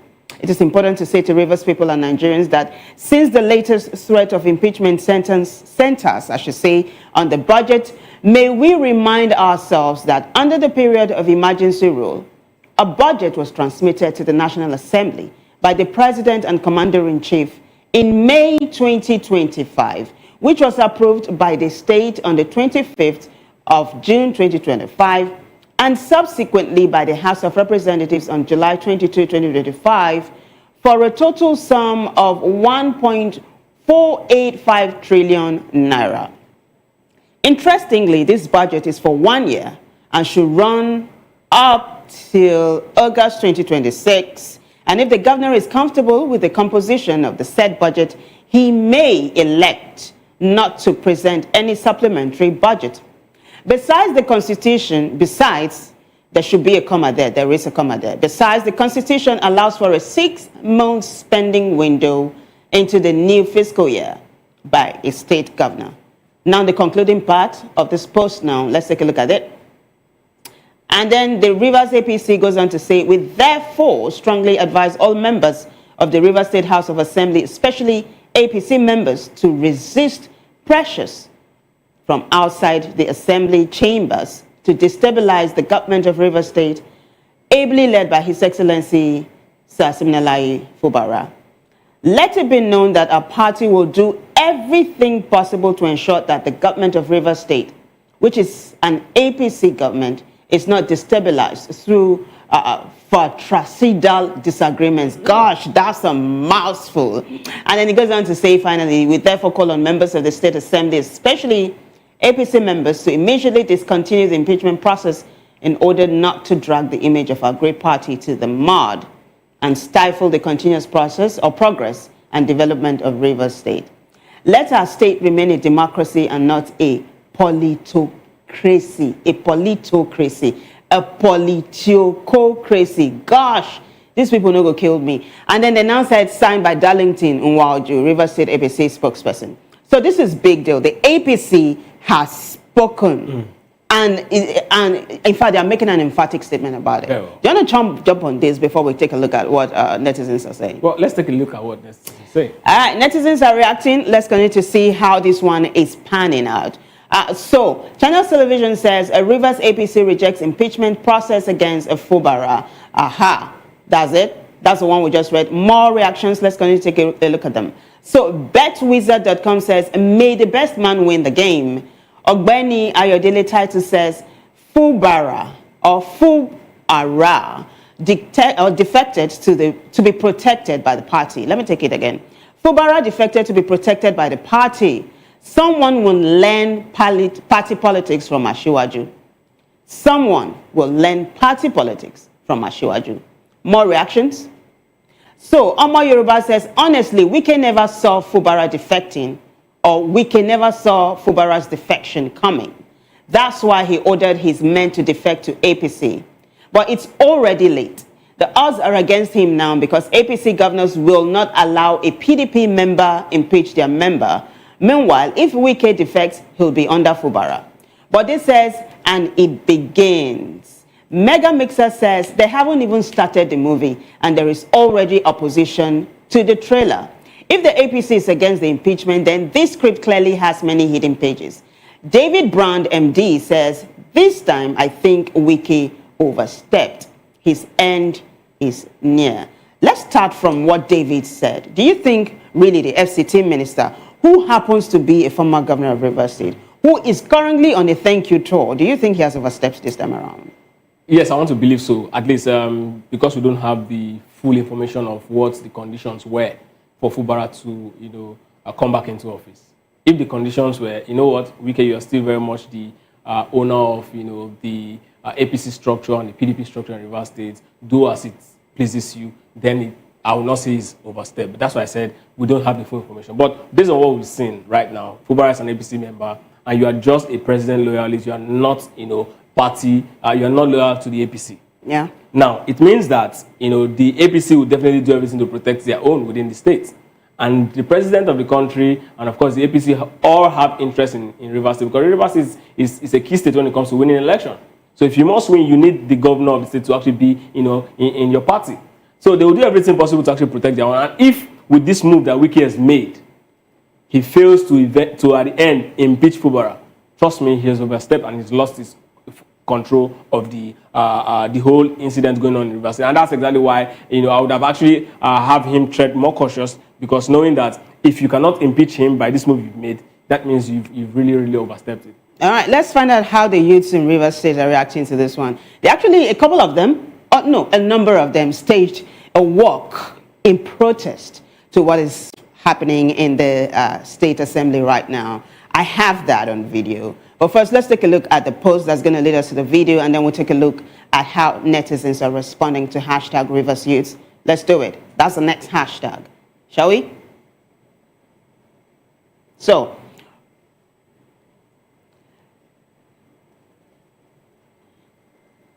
that's a wrong post you're seeing on your screen. I'm hoping the director will be able to fix it. Yeah. So Obiasogu David says, okay, Rivers youths have officially kicked off a Fubara movement and a campaign against Wike. And then Obiasogu goes on to say, thanks to the power-drunk Wike, his reign may not last longer than Fubara'S fears. And then he put up this video. Take a listen, guys. Abuja daddy talk say na Fubara. All of the Wike talk say na Fubara.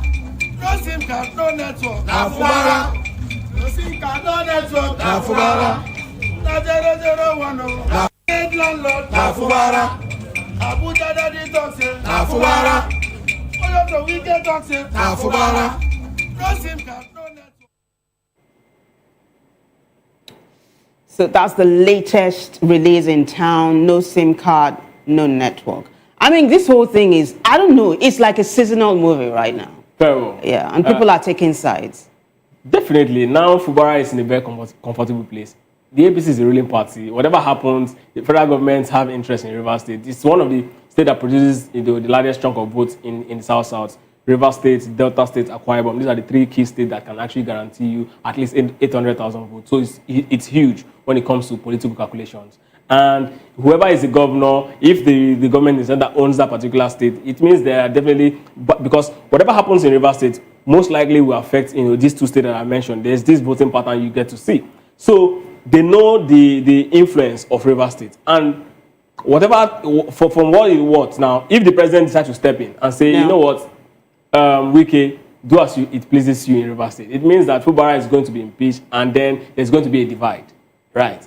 If he decides to say, okay, which is what some people are saying, that if Wike might end up dividing the APC. Yes, it looks like that's what's going to happen. True. If the president say, Fubara, you know what, you're not going to be impeached, it means Wike is going to actually revolt, and of course there's still going to be a divide. So like the APC or the president is actually right, is in a tight corner right That's why someone said Wike overstepped, because this is not the time to actually play this sort of card. Right. Netizens are reacting. And I think a number of them will toe the line Ikechukwu is towing. So let's go back to X now, see how netizens are reacting to hashtag Rivers Youths. Let's do it. So, we've seen this already. Saduna says, I really don't understand this Fubara guy. Of course, Wike is garrulous and autocratic. But to be honest, Fubara'S approach to the issue is not the way to handle such individual. You talk less, strategize more. No need to talk in the media, just form ring around him first. Enugu First Son says the ovation is over for Wike. And Stephen Nwachukwu says the show is about to go down. Talking about the show going down, talking about the show going down. We move on to the next hashtag now, which is hashtag SAC. Leaders of the APC, national leaders right now, are in Abuja staging a rally. And they are saying, Wike, Nyesom Wike, former governor of Rivers State,